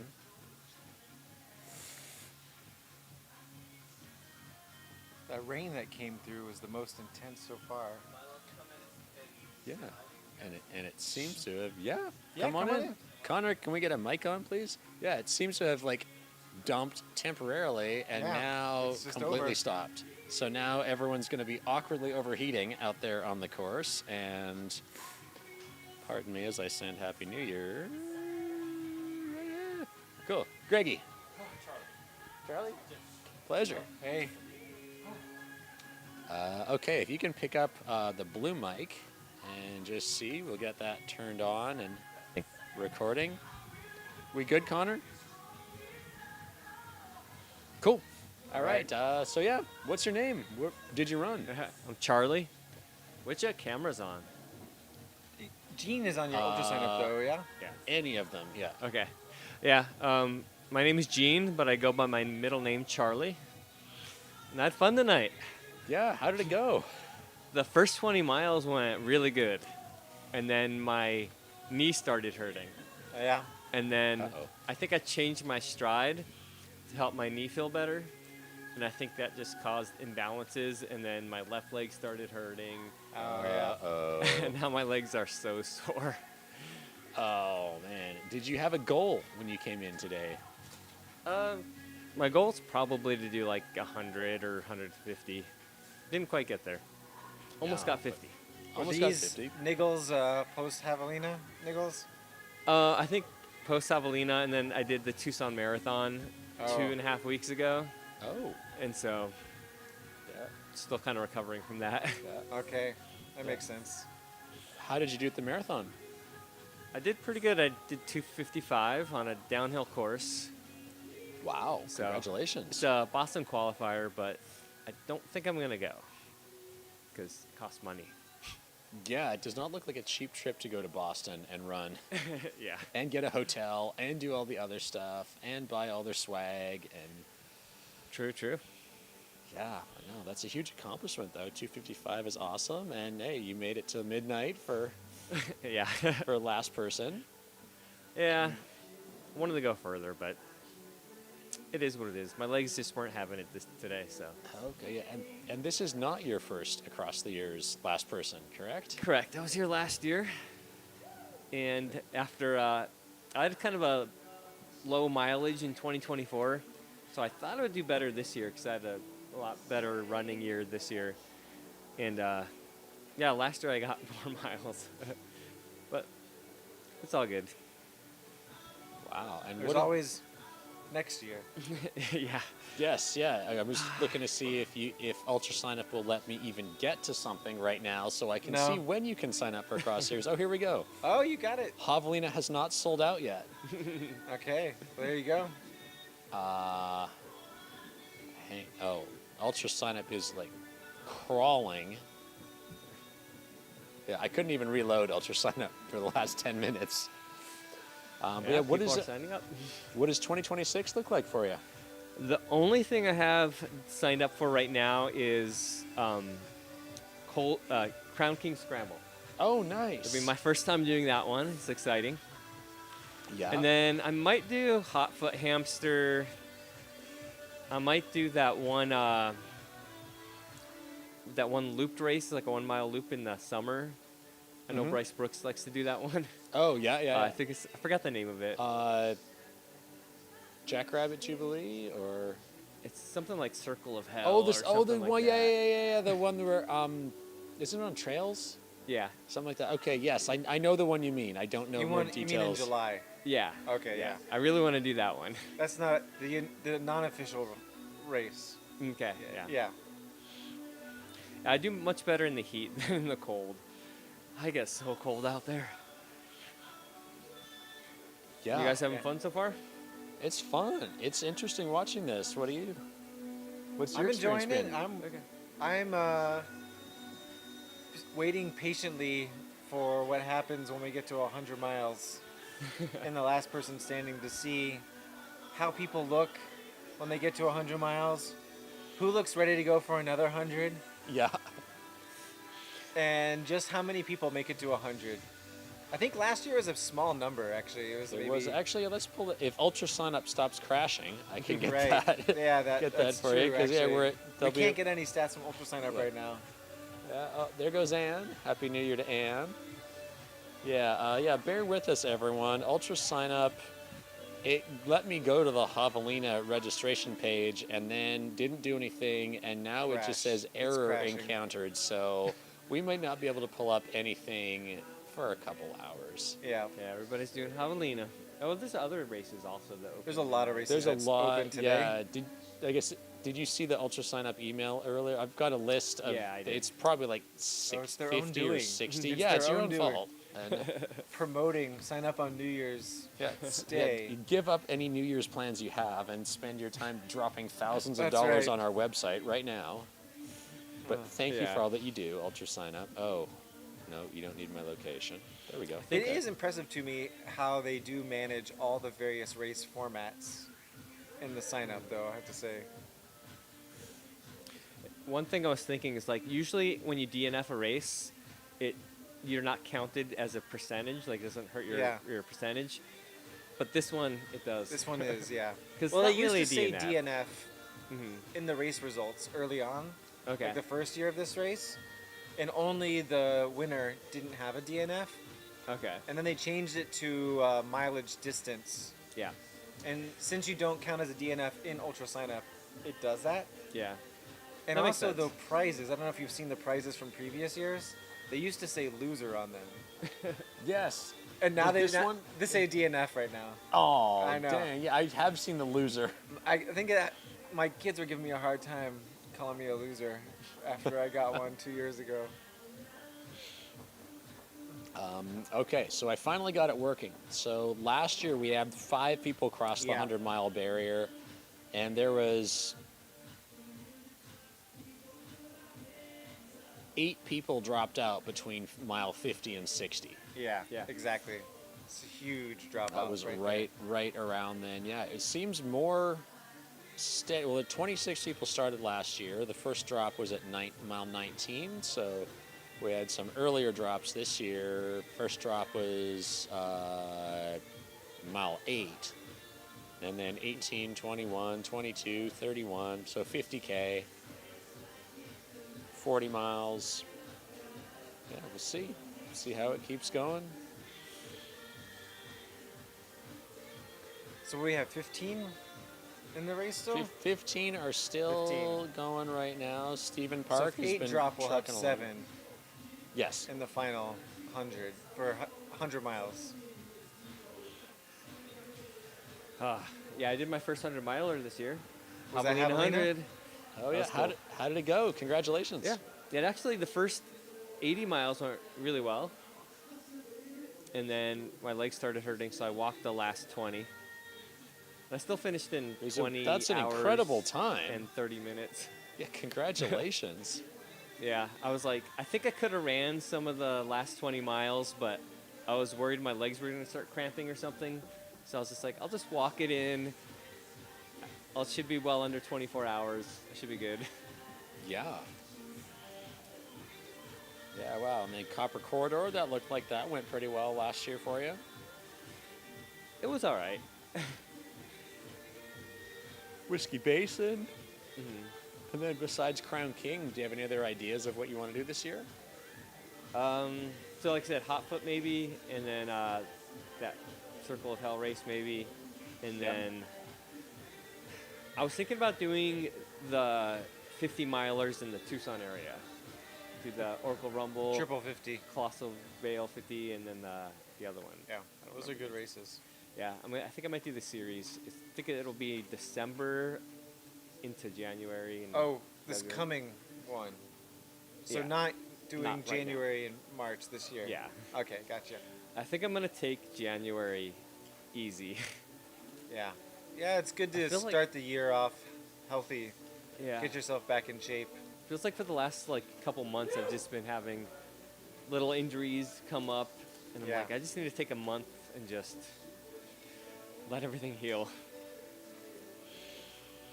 I don't think there's a year where I haven't had some serious pain running for the first couple months of the year. I kept rolling my ankle last year for some reason. And eventually it kind of just healed up. So what races do you guys have planned this year? I've got Archer's 50 miler in the January, Okay. and then Moab Red Hop. That'll get me the Triple Crown of Moab. Wow. Actually, pretty fun. I get a hoodie. Okay. Hooray. And then thinking about Coldwater, but I guess I got to decide pretty quick about that since that's 17 days away. Yeah. I did the 50 miler at Coldwater like 5 years ago, something like that. Yeah. Yeah, it was fun. Yeah, it was fun. Yeah, I DNF'd the 100 miler a couple of years ago. And, Okay. well, I did 2 little loops and 1 big loop, and then that was it. So, Okay. yeah, just thinking, do I need to do it? No, but it could be kind of fun. Mm-hmm. Tyler is back in 13 minutes. Wow. First lap of the new year. Wow. Or second lap, I should say. Sorry. Yeah. Second lap of the new year.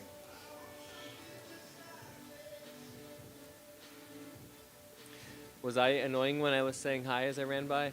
No, it's fun. It's fun. Yeah, it's interesting. Like sitting and you'll probably notice it as you're like people kind of look in, and so much traffic of non-runners is going back and forth the whole time. That like, some people say hi, some wave, some give weird facial expressions. It's no. Thank you for saying hi. No. Yeah. Here's Tara and Stephanie. We go woo. Yeah, they've been They're looking looking strong. strong. Yeah. Who are you running with the most out there? Great question. I ran, I think a lot with Stephanie, Stephanie, yeah. and then the other female who dropped Danelle? around mile 40. Oh, okay. Jenny? No. Jenny sound. Krista, Danelle, no. Jessica? Jessica or Jane? Don't know. But around, like, she was like in the front, like me, Stephanie, her were kind of in the front. And then it seemed like in the last like 20 miles, that one guy started getting in the front. A Levi? No, No? I think it's one of his friends. Maybe it's Tyler. I don't know people's names. Okay. Yeah, Levi's been looking good out there. Here goes Nick. Killing it. A lot of people have been looking good out there. Yeah, he's looking strong. Yeah, I was getting to the point where like, I was like, it felt like I was running 7-minute miles, but I was running 10-minute miles. My legs were so heavy and so sore. So when I see them running, I'm like jealous. In a good way.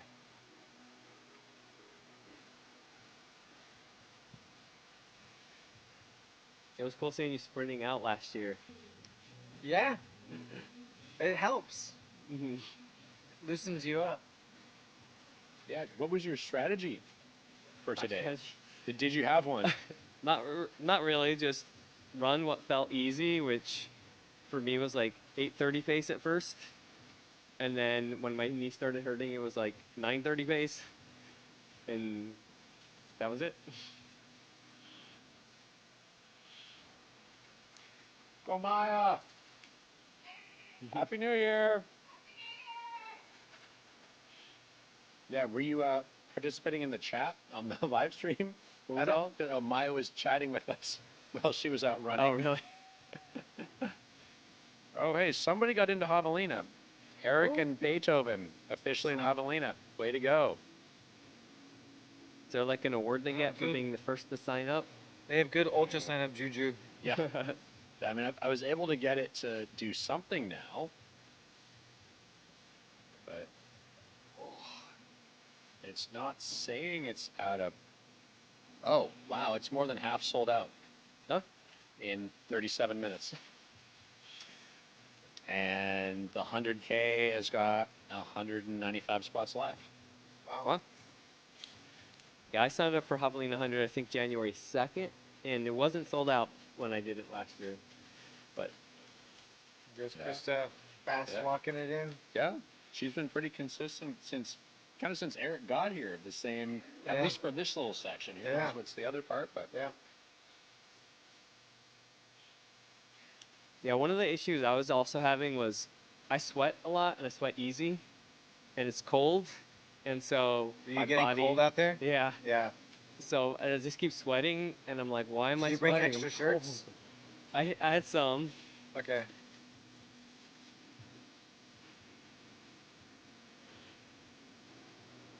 I thought that maybe having like a windbreaker might help, but then my arms got really hot and sweaty, Yeah. and I was like, Yeah. Managing clothes wetness, like the wetness of your clothes, is really important when it's cold out. yeah. It's a important skill to hone. yeah, Paul's looking good. Yeah. Yeah, I'm definitely more of a hot temperature runner. Yeah.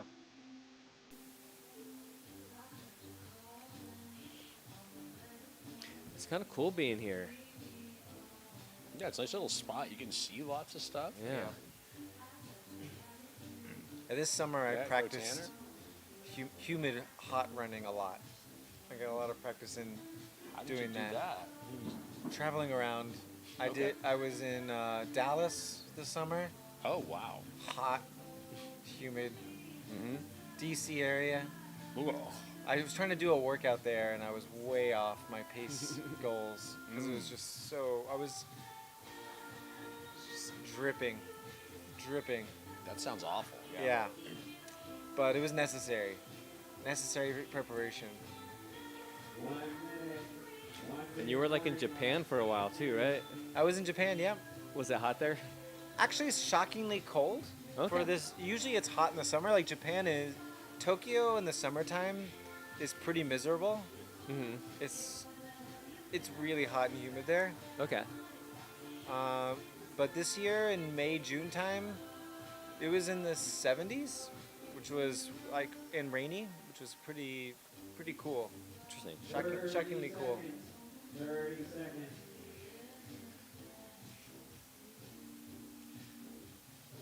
People are definitely taking their time getting to the start line now. Yeah, we had that rain. All the jackets come on, and nobody looked enthusiastic to go out. Oh man, at Babbitt's, we got really lucky with the rain because it just. When I was driving up to Babbitt's, I drove through like 2 hours of sleet and rains on the way up there, and I was like, "This is gonna be the worst race ever for weather-wise." And they're off. And then when I crested the hill before you gonna go down after Flagstaff into the Babbitt's Ranch, Yeah. blue skies. Oh, perfect. It was amazing. But then during the race, we kind of get little fingers of storm kind of coming through, and we would kind of, it was at the point just before the hour when you're in your tent, all of a sudden just starts pouring rain. So I'd put on my pants, especially at the nighttime, and then 5 minutes into the lap, it stopped, and I'm like burning up. That's the worst. It's the worst. It was Yeah. that happened 3 times. Oh, Yeah. used to happen. I spent so much time on the West Coast in like October to March where it rains a lot. Yeah. And I just got used to, okay, I'm going to be soaked. I will Yeah. wear my rain jacket, keep my upper body dry. Yes. Most of the run, I'm fine until Yeah. a certain point. Once my shorts get soaked and they're sticking to me, Yeah. it's like, okay, that's not fun. No. But I can make it like 90 minutes until that happens. So. You gotta also it's watch out for the reasonable. chafing when that happens. Yeah, squirrel's not butter. Thank you, Chris. Yes. Gotta grease your creases. During my my 100-miler in Oaxaca this year, it's very humid. That's why I was training for humidity. And the last 25 miles or so, like 15, 25 miles, I guess, yeah, I was chafing so bad, but I was kind of glad it was painful because it took my mind off the other pain in my body. Yeah. Yeah. Really quick, an update for last person. Tanner and Steven have finished. They are done. There we go. So we are down to 13. As predicted. Yeah, so The 50-mile drop-off just happened, so and we'll have slow attrition until 3, 4 a.m. yeah, or if and the then rains everyone's- if the rains continue, it might be shorter. It could be. But yeah, congratulations to Tanner and Steven, and Tanner just coming out for tie. That's wonderful to see. So kudos to you for getting out here. But yeah, it's going to start to drop off now. Yeah. Thank you also. I know Tanner's got a lot of family in the chat here, so thank you all of you for being in the chat, letting us Yeah. know a little Way to bit about support. everything, and Way to support. that's all good. We've got John Willman coming in for his 200-mile finish. Let's pull that tracker up. Did he finish? No. John Willman is now finished. He is donezo. Currently 4th overall and 3rd male. Congratulations to you, John. Amazing. Way to go. Yeah, some incredible performances out here. I'd like to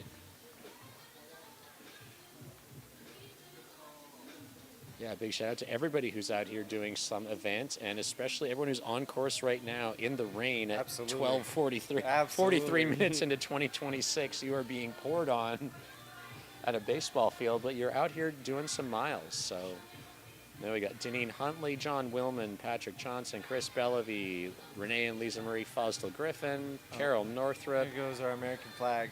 Nick Smith. Oh, maybe we can this time His figure aid out who that station's here. I is. think he might stop there.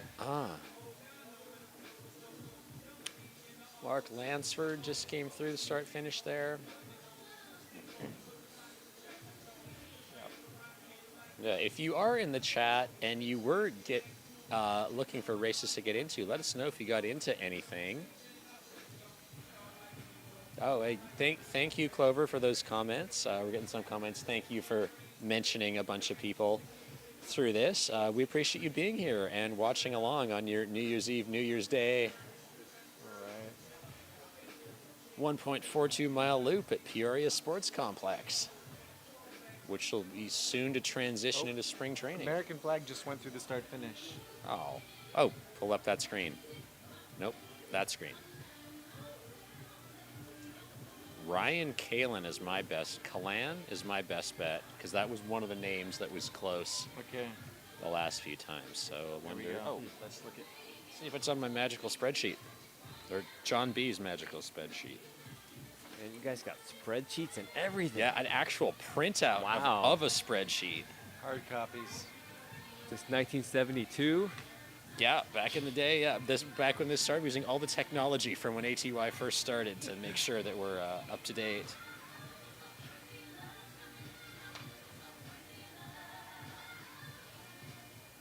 Ryan. Got a Ryan Fry. Do you have any New Year's resolutions there, Charlie? Is that something that you do? I don't really do resolutions. I just try to do my best every day.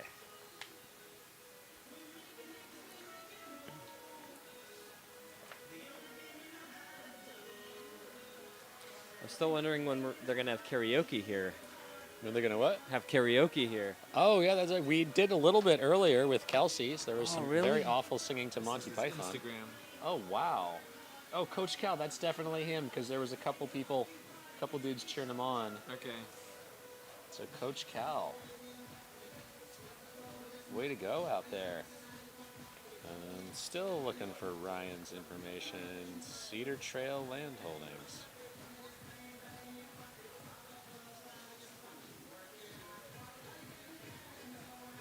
Wow.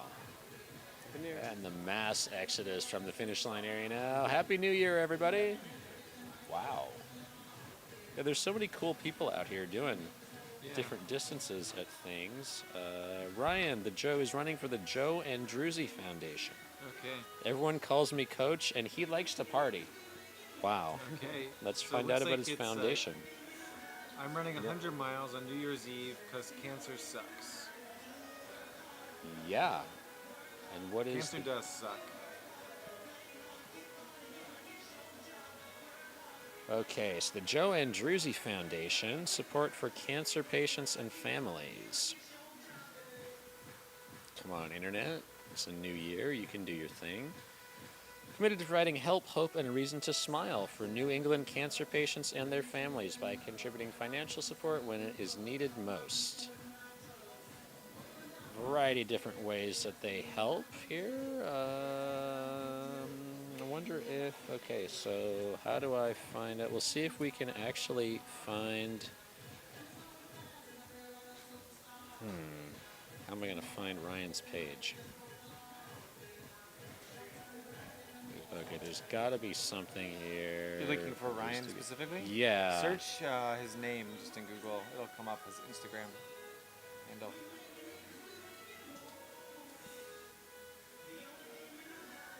Oh, not Joe, but oh, I see. Is that gonna? Oh, okay. What's this? Okay, I was trying to find if there is an. Oh, here we go. Ryan.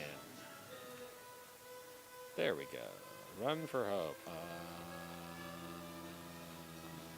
Okay, well, this is one of the things that he's raising money for us. We're going to drop that in the chat. No, and it worked this time. That's awesome. It's always good when things work. Yes, it's great. Donations, updates. Okay. Official charity. It looks like he's next up for him is the Boston Marathon. Wow.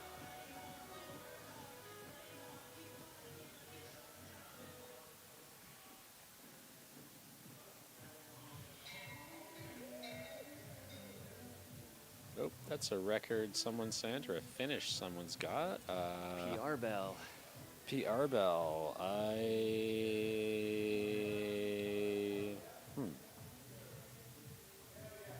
Not clear immediately off of the tracker what that bell was for, but congratulations for whoever it was. Calvin, Happy New Year. Happy New Year, man. You've been holding it down. Yeah, you want to come chat? Maybe later. Well, Happy New Year. Yeah, Calvin, everybody for staff. Calvin, Josh, and Andy. Nice work, guys. Still picking away. Andy is not wearing a rain jacket. Look at He that. is cruising. And he is doing what we got. He's up here right now, so we will see what lap he is on. Some of the people just come through. Bernardo Campo, Tom Davies, Keisha Erickson, Thomas Poland, Carol Sorensen, Ed the Jesters at 234 miles on the 6th day. All right, Andy just crossed. He is at 87 miles, so he has got less than a half marathon to go. 17:32 for his last lap. That is respectable for 80. Very good for 87 Yeah, miles in on that's a great, course yeah. like this. I don't remember what his goal was. Not sure if he I had don't. one. And I don't think he's on my list here. Does that have what? Did I write something on that? You might, if you wrote something when you When I signed up? registered Okay. for that. I might gotta have, find. I So don't would know. it be under? No, wait. Let's look for Seymour. That's easier. Might take me a minute or four.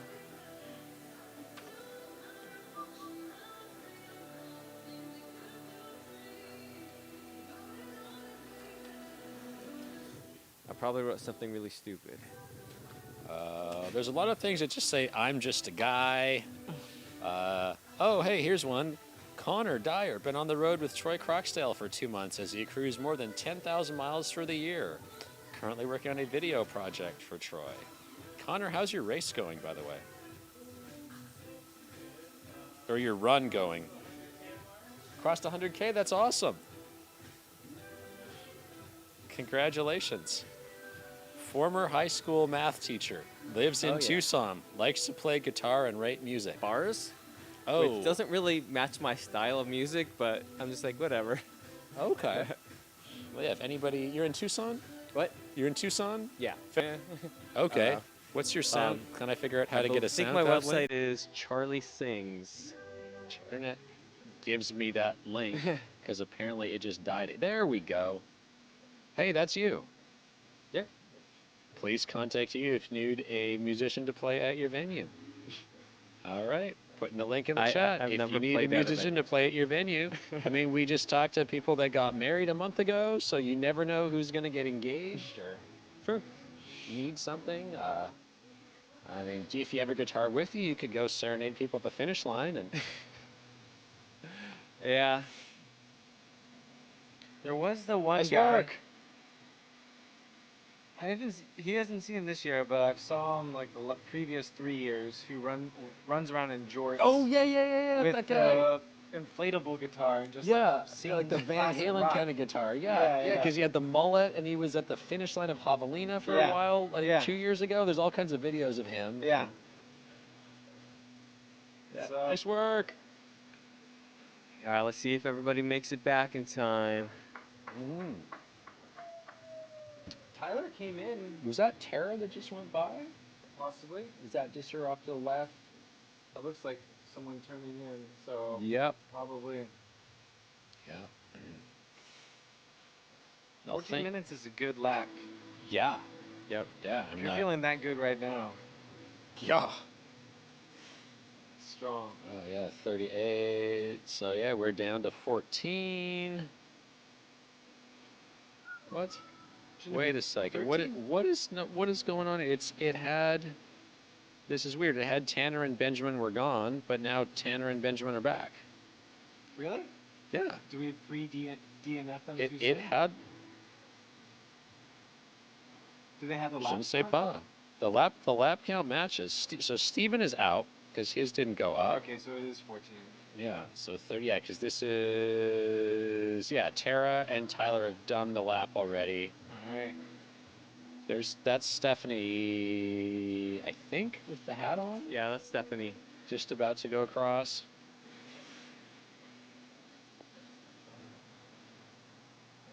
Yeah.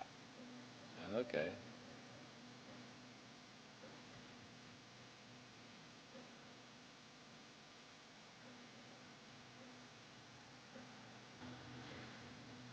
So I think we're going to pause shortly here and do a stream swap, and we'll be right back.